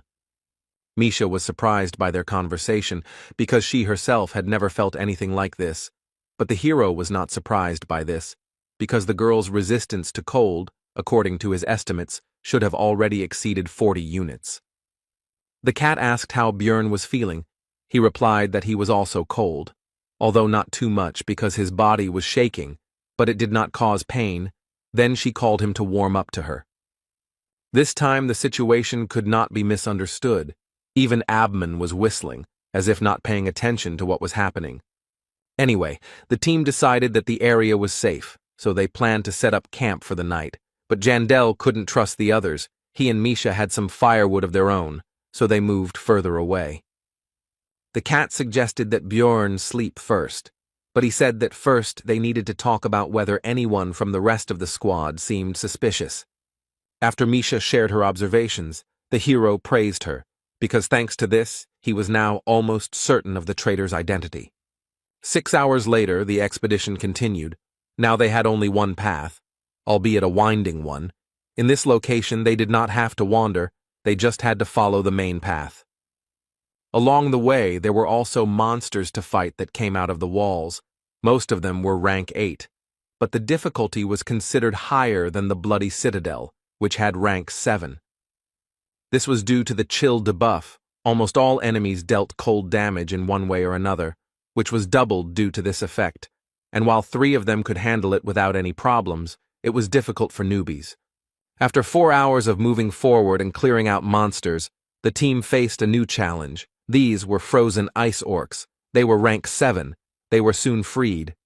Abman was a little upset by this, because he wanted to get a better look at the monsters. Björn called on everyone to keep in line, mentally adding that in this case, it would be easier for Misha to keep an eye on them. The barbarian didn't know what the potential traitor's goal was. Maybe it was even a simple clearing of the rift. But in any case, he decided to prepare for any development of events. Now he rushed straight at the orcs with a battle cry. Such a serious skirmish is the perfect chance for him to take action. So, just in case, the hero decided to keep his cards close to his chest and fight at a lower strength. Abman asked Misha why she was still here and not joining the battle. She replied that someone could attack from behind, but in fact Björn simply asked her to do so. Ulrichfrid decided that the battle was not going in their favor, so he used his contract with the spirit beast. It turned out to be a summoner, so the bear Iradun, the Iron Hero, appeared on the battlefield. Seeing the beast's power in action, Björn finally understood how Abman could explore the labyrinth alone, though that wasn't a good thing right now. At this rate, they would win before the traitor revealed himself. So the barbarian had to go to plan B. He weakened his defense and exposed himself to the orc's attack, while Misha worriedly shouted out his fake name. But in fact, she was closely observing the actions of the rest of the squad, as previously agreed. Björn was actually almost unharmed, because the combination of the helmet, the thickness of the skull, physical resistance and regeneration protected his head. He only got a slight dizziness. Now it's the cat's turn. Carlson temporarily took the place of the defender and began to hold back the opponents, but among them was an orc sorcerer who aimed at 2 beastmen standing at a distance. Abman fired a crossbow at the enemy, who tried to defend himself with an ice wall, but the bolt easily pierced the barrier and hit the greenskin right in the forehead. Even without the barbarian, the team coped with this fight. Jandel was already beginning to think that his whole idea of creating a difficult situation was losing its meaning, when a voice was heard that said that since the essence had appeared, it was possible to begin implementing the plan. Genzia used armament change, which instantly changed all of her equipment to a higher rank, after which she used the skill Beast Walk, which imposed invisibility and speed. Thanks to this, she quickly got closer to Abman and also activated Vengeance, which increased the penetrating and cutting abilities of one blow and also imposed the abnormal state of bleeding. She said that she would receive 30 million for his things, and due to Ulrichfried's critical injury, his spirit beast was recalled. The next moment, Misha threw some potion right at Genzia's head. She didn't understand its effect, so she tried to find out about it. But the thrower interrupted her with a shout that Bjorn must act now. No one noticed when the barbarian had already managed to get up and get closer to Nephrine, and he was already here. Using Wild Splash, he tried to strike. But the traitor was quick enough to avoid the surprise attack. She realized that the enemy had somehow figured out her intentions, but it didn't matter because she still had the skill of stealth. But when she tried to use Beast Walk again, she was in for a surprise. It didn't work. The effect was cancelled by the potion that the cat had thrown a few moments ago. Bjorn insulted her intelligence, thinking that she should have kept her mouth shut because she herself said that she had the essence of a goblin archer, and that was how he learned about the invisibility skill. In general, there were many hints that Gentia was a traitor. For example, she acted as if she knew how to get through the location. She mentioned key things for the passage, although she pretended that she did not understand anything. But he was finally convinced of this after Misha said that after they got out of the water, Nephrine's smell changed. Before, she smelled like the beast's lair. And to open this rift, you need magic stones from the monsters of this location. She just didn't think that this could somehow give her away. But then it became obvious to him who the traitor was here. Despite the hero's thoughts, the fight continued, and as a result of a short skirmish between Genzia and Misha, it became clear that the latter was stronger, so Nephrine had to jump back further to avoid a fatal blow. But there a barbarian was already waiting for her. Before the traitor could do anything, she received a powerful attack from a huge mace on her back. Blood spurted from her mouth. A normal speed fighter wouldn't be able to withstand this, but it seemed like this girl had invested a lot in her defensive stats, so she jumped back and angrily cursed with words about stupid NPCs. The hero realized that she was also a former player, like him. But this did not change anything for him, because if she wanted to finish him off, then he did not care who she was. Now she was just an enemy. While Bjorn stood there waiting for Genzia's next move, an orc with an axe came up behind him, but thanks to Wild Surge, he couldn't deal damage, so he was ignored, and killing him would spawn a boss. Nephrine herself, seeing how the 7th rank monster did not leave a single scratch on the barbarian, decided that it was not worth getting involved with such a thing, so she turned around and ran away. But it was pointless. It seemed she didn't know that when the ice orcs woke up, the passage would collapse. But as they say, a cornered rat will bite a cat, so you have to be careful. All this time, the enemy continued to beat the barbarian wherever he could. It seemed he was even starting to like it. Misha offered to take him on herself. Bjorn said not to kill him, but only to distract him. After that, he went straight to Genzia. She tried to say that they misunderstood each other and they needed to talk first, but the hero understood that she was just trying to stall for time. She recently cast Vengeance and is now waiting for the cooldown to be able to use it to win, which she needs to do for about 3 more minutes. In other words, she wouldn't be able to break through the shield yet, but his thoughts were interrupted by the enemy's attack. He realized that despite this, she would still try. Nephrine's onslaught didn't last long. Jandel timed it right and struck her leading arm with his massive mace, causing the blade to fly far away from them and leaving the girl unarmed. After that, the barbarian returned to the conversation and asked about what they had misunderstood. Genzia at first did not believe that they believed her, but this was her only chance, so she began to explain. But her speech did not last long. While she was speaking, a blow from Bjorn fell on her head, not strong enough to kill, but enough to knock her unconscious. It was all just a distraction. Soon all the equipment was removed from her. It was all sharpened for fighting with other people, but some of it could well be suitable for Misha. The rest could be sold for a solid sum. The loot was finished. Now it was time for a conversation. But before that, the barbarian crushed all the limbs of the victim and forced him to use change armament to remove the second set of equipment. After that, it was possible to find out that rumors about Genzia's tricks had spread throughout the guild. So this time, she decided to act for sure and kill all witnesses. Then the hero asked why she opened the rift. The girl replied that she wanted to get the heart of the snowfield, and that there were also supposed to be lower-ranking researchers here, and after that, she latched onto the words about opening the rift. It was Bjorn's miscalculation. Now Nephrine asked if he was a player, but the barbarian was not going to agree with this. Genzia began to beg for mercy, because she just wanted to get home. The girl said that in this world, in order to survive, she had to go through terrible things, and also thought that Jandel NPC, if she knew that he was a player, she would not have attacked, because real people cannot be killed. After that, she broke down. She wanted to hear at least some kind of answer, and the hero was silent all this time. He was surprisingly calm. There was not a drop of sadness, and there was no pity either. He simply said that she was an evil spirit. He raised the mace up and abruptly lowered it down. With her last word, the girl called her mother. After that, she would never say anything again, and the floor of the labyrinth was once again stained with human blood. Bjorn killed another player for the first time, whether it was easy or hard, whether he felt excitement or fear. Looking at Misha, he understood that none of it mattered. He did what he had to do. The cat ran towards the barbarian, because she was already starting to worry about his long absence, thinking that something had already happened. Meanwhile, Carlson was barely holding back that last ice orc. He began to call for help. The enemy was clearly stronger than the newcomer and was about to gain the upper hand in the confrontation.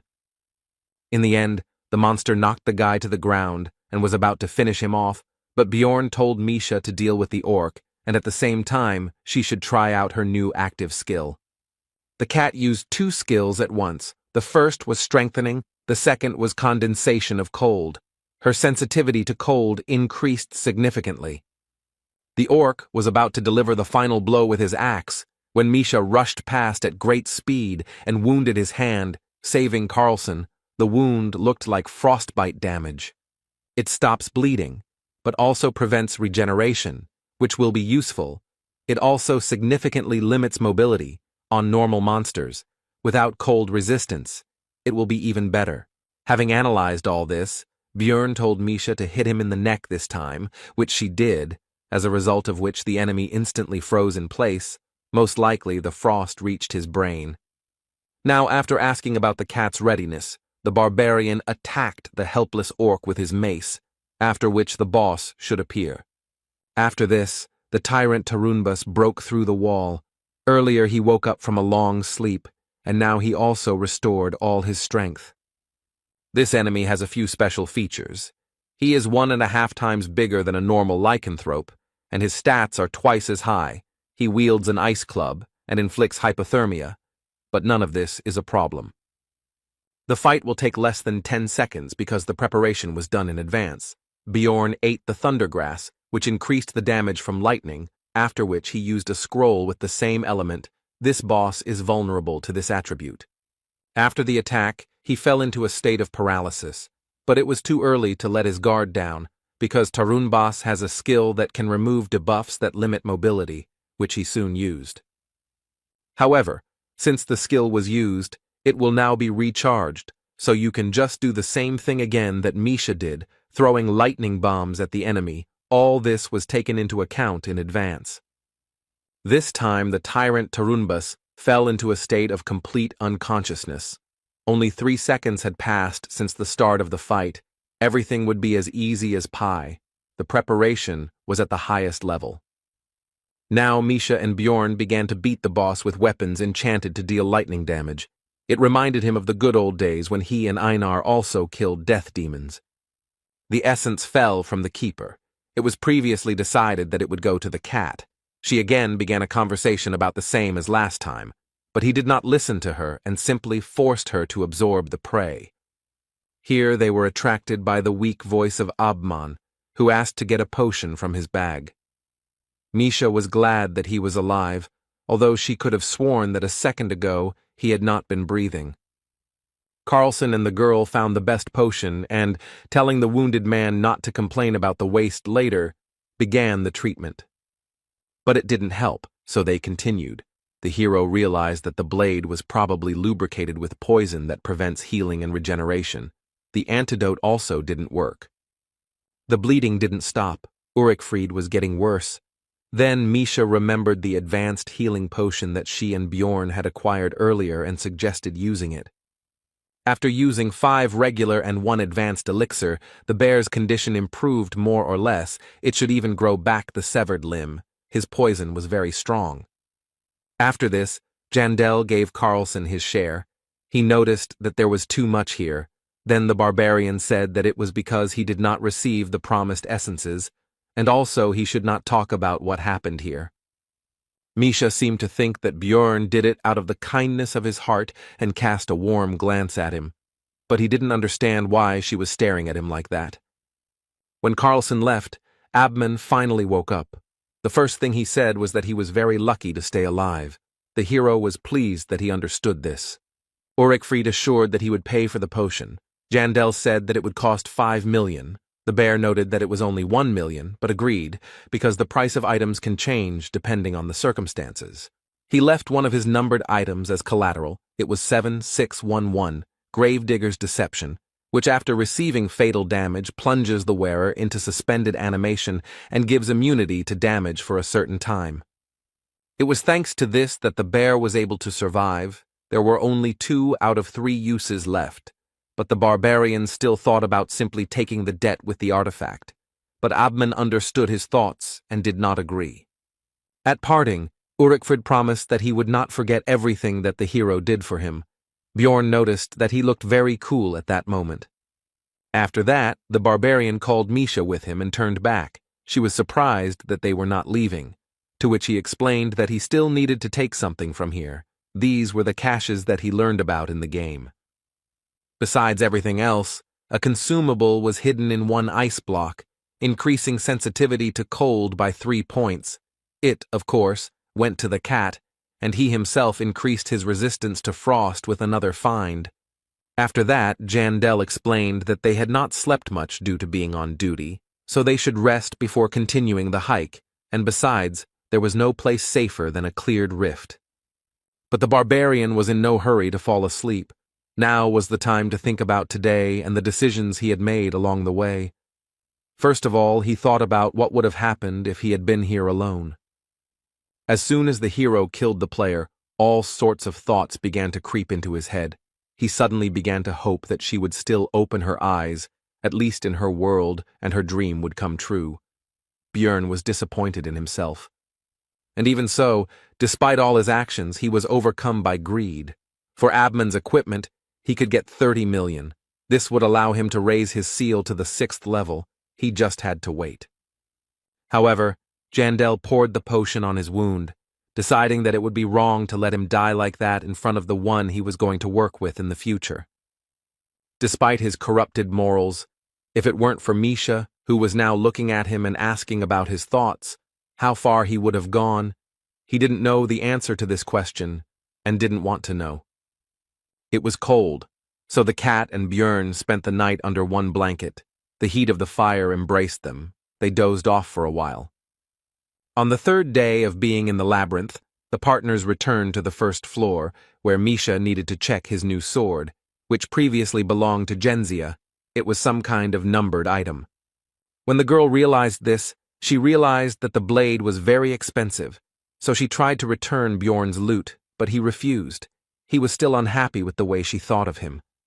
Misha continued to get used to her new powers and equipment, and Jandel was going to continue these trainings on the 3rd floor. Now he did not interfere in the cat's battles, so she asked just in case whether the barbarian was forcing her to fight alone because of his laziness. He answered negatively. Looking at how much stronger Misha had become, Bjorn began to be proud of her. Because she had grown so much in such a short time, he did not expect that they would be able to catch the essence. The essence of the lycanthrope is as good as the Yeti. It increased agility, cutting power, sensitivity to cold, resistance to it, physical defense, fighting spirit. But these are not the main characteristics. Passive skill, Snowblood, which increases sensitivity to cold by 1.5 times. The longer you live, the more noticeable the bonus will be. Plus, it is an excellent synergy with condensation of cold. The active skill Ice Crush slightly increases damage dealt to enemies in the frostbite state. and greatly increases damage dealt to enemies in the frozen state, making it super effective for multiple attacks. The Indomitable skill removes all effects that affect mobility. It costs a lot of soul energy, but helps fill in the weak spots in the defense of damage dealers who are usually vulnerable to control. Bjorn told Misha to try using Ice Crush immediately after cold condensation. The Beast Woman noted that monsters die with one blow. Then the barbarian advised to hit not with a sword, but with a fist. But it didn't help. The opponents still couldn't stand even this. Then the hero said that they were going to the second floor for training. Misha interrupted further explanations and predicted his next words. When Bjorn said that she guessed his thought, she beamed and lifted her nose. Based on her reaction, the barbarian realized that if he screwed up somehow, she would most likely calm down. He just needed to pretend that he had lost the argument to her. The partners walked calmly through the cave, as the crystals changed the color of their glow from light blue to red. This clearly indicated to Jandel that someone had summoned the Lord of the First Floor. He calmly explained what was happening to Misha. She initially calmed down because of his tone, but then perked up because the meeting with Ryakis was still fresh in her memory. Bjorn hastened to reassure her. He explained that the Lord of the First Floor was quite level-headed.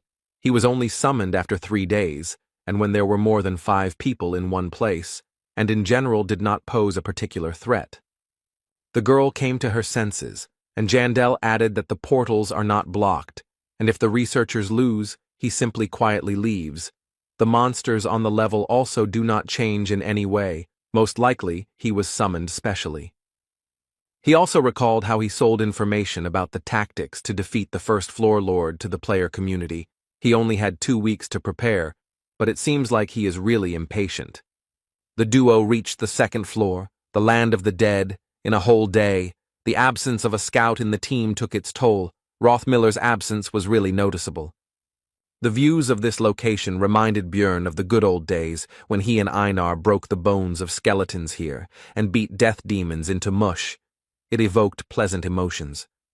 But the next moment, he remembered his meeting with that crazy woman, because of whom they almost died, which made him feel somehow worse. The reason Bjorn chose this path was simple. It was just much easier to get to the 3rd floor from here. You just need to stomp north. This time there were only 2 of them, so they could open a raid on the Death Knight, a 6th-rank monster, in the battle with which it will become clear how much stronger Misha has become, and they will also receive experience. Soon the duo encountered 2 death demons. They would be good targets to test the girl's new skills, so she would hold off the opponents while she focused on consecutive attacks. The plan was immediately put into action. Misha used cold condensation and ice crush. This immediately caused the entire lower part of the monster to be covered in a ball of ice.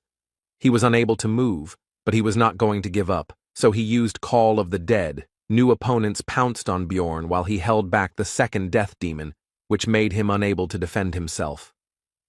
The dead man, despite all the hero's physical protection, managed to bite through his skin and draw blood. The damage was not particularly significant, but it was unpleasant. Misha became worried and rushed to help the barbarian. But this was not such a dangerous situation as it seemed to the cat, because a moment later the wound began to rapidly regenerate with a hiss. The beast woman asked if Bjorn was a monster. He told her not to look at him, but to return to the battle, and the thought also came to his mind that the further he leveled up, the less he would resemble a human. Soon the opponents were easily defeated, their bodies began to dissolve, and the duo continued their journey north, simultaneously fighting other monsters. The girl continued to train. As a result, Misha began to understand how much cold damage was needed to inflict the frostbite effect, but not to the point of freezing. They even came across a chimera wolf who had a control skill, allowing the cat to test indomitability. Bjorn advised his partner to use this skill only in case of emergency because it was spending a lot of soul power, to which she replied that she understood everything. She was not a kitten. But a little later, as the barbarian thought, Misha overdid it with her energy expenditure and began to feel tired and devastated. The barbarian began to carry his partner by the scruff of the neck, as if she were an ordinary cat, while simultaneously recommending that she spend her soul power wisely next time, while she justified herself by saying that she felt fine until the last moment. Some more time passed, and it was decided to set up a camp for rest in some ruins. The girl was resting, and the hero was on duty. Everything was calm. But soon the voices of some researchers were heard nearby. They seemed not to notice the presence of Jandel and the beast woman nearby. Bjorn decided that it was time to leave here, so it was time to wake up Misha. But he froze when he heard the guests begin to discuss a certain barbarian, in particular, how he slept carelessly, and that they could cut out his heart right now, but the magicians preferred fresh ingredients. The hero heard something he couldn't ignore. It was obvious that his fellow was lying there, unaware that he was surrounded by hyena explorers. Bjorn remembered that of the barbarians who had gone through the initiation ceremony with him, less than a third had survived by now. Karak had told him this. And of course it couldn't be just the monster's fault. It was obviously the work of marauders aiming for their hearts. Continuing to listen to the researchers' conversations, the hero began to understand that they, it seems, were not going to do anything today. So what should he do? His first thought was to just kill them all. It was a simple and convenient solution, but not ideal, so he came up with another option for the development of events, after which he woke up his partner. The researchers were resting peacefully. One of them, as expected, was on duty. No one expected any incidents. But suddenly they heard a loud cry which woke up the entire detachment, except for the barbarian who was sleeping extremely soundly. It was the hero's voice, who told his partner that he simply wanted to do it. The researchers heard them and were surprised by the unexpected guests, but did not lose their heads and told them not to come closer. After this, one of the squad members hurried to wake up the barbarian and explained the situation to him. He was surprised that it was not monsters that arrived, but other people. He did not understand the danger. After all, his relative was among the guests. They hurried to meet each other. Bjorn introduced himself by his false name, Bjorn, son of Thor, and the second big guy was Karen, son of Tarson. Watching the actions of the barbarians, Misha did not understand what they were doing, although she knew that the hero was pretending, but she still wanted to move away from them because of the atmosphere. After the introduction, Charon turned to his team and said that they needed to lower their weapons because Bayan was not a bad explorer, and Jandel confirmed these words while they seemed to shine. One of the members of this squad twice began to address the barbarian, but he first told him to call him by name, but he made a mistake in this too, calling him Thor. He corrected him again, and soon the hero got him angry. The explorer was still able to correctly name Jandel and said that they should leave here because this is their camp. Then Bjorn said that they can become friends for the night. He began to explain that this was not done above the first floor, but the faces of the other people showed that they were already fed up to death. They had no idea that this was only the beginning. The researcher continued his speech. He said that you need to go up with those you trust. Bjorn clarified that they cannot become friends for the night. And the next moment he yelled that they were completely stupid, that they only had the bull for decoration, because if they united, then each of them would be able to sleep longer. Charon was surprised by this. He exclaimed that this was simply a brilliant solution, and he also wondered how the others had not thought of this before. The researchers were extremely surprised by this whole conversation. They decided that there was no point in even talking to these stupid barbarians. They even tried to somehow object, but this did not bring any results. The leader, with whom Bjorn had been talking all this time, had already decided that this would only bring disadvantages when he noticed the beast woman, who was very beautiful. He asked her opinion. The cat replied that since they were in the company of a barbarian, they could not be bad people, so she was not against their temporary unification. After which she told that her companion had lost his weapon, so she could not trust him to be on duty. This news pleased the squad leader, and Bjorn added that he had stuck the weapon into the monster and it had run away. The hero came up with a ridiculous excuse, but they believed him, looked at each other and decided to agree. Sometimes the reputation of not the smartest barbarians can be useful. The duo began to pretend that they were sleeping. Misha asked if they had to lie together. Bjorn replied that it was necessary. In exchange, he would then fulfill any wish of his partner. Soon the people stood up. Jandel squeezed the cat's shoulder tighter. The researchers decided to split up to deal with all the targets at once. 2 went to the hero and the beast girl, 1 to Karen. Bjorn pretended to wake up. He asked if they also got up because of hunger. They answered in the affirmative and said that they had dried meat. The hero turned away. Then the researcher struck him, which did not cause him any damage.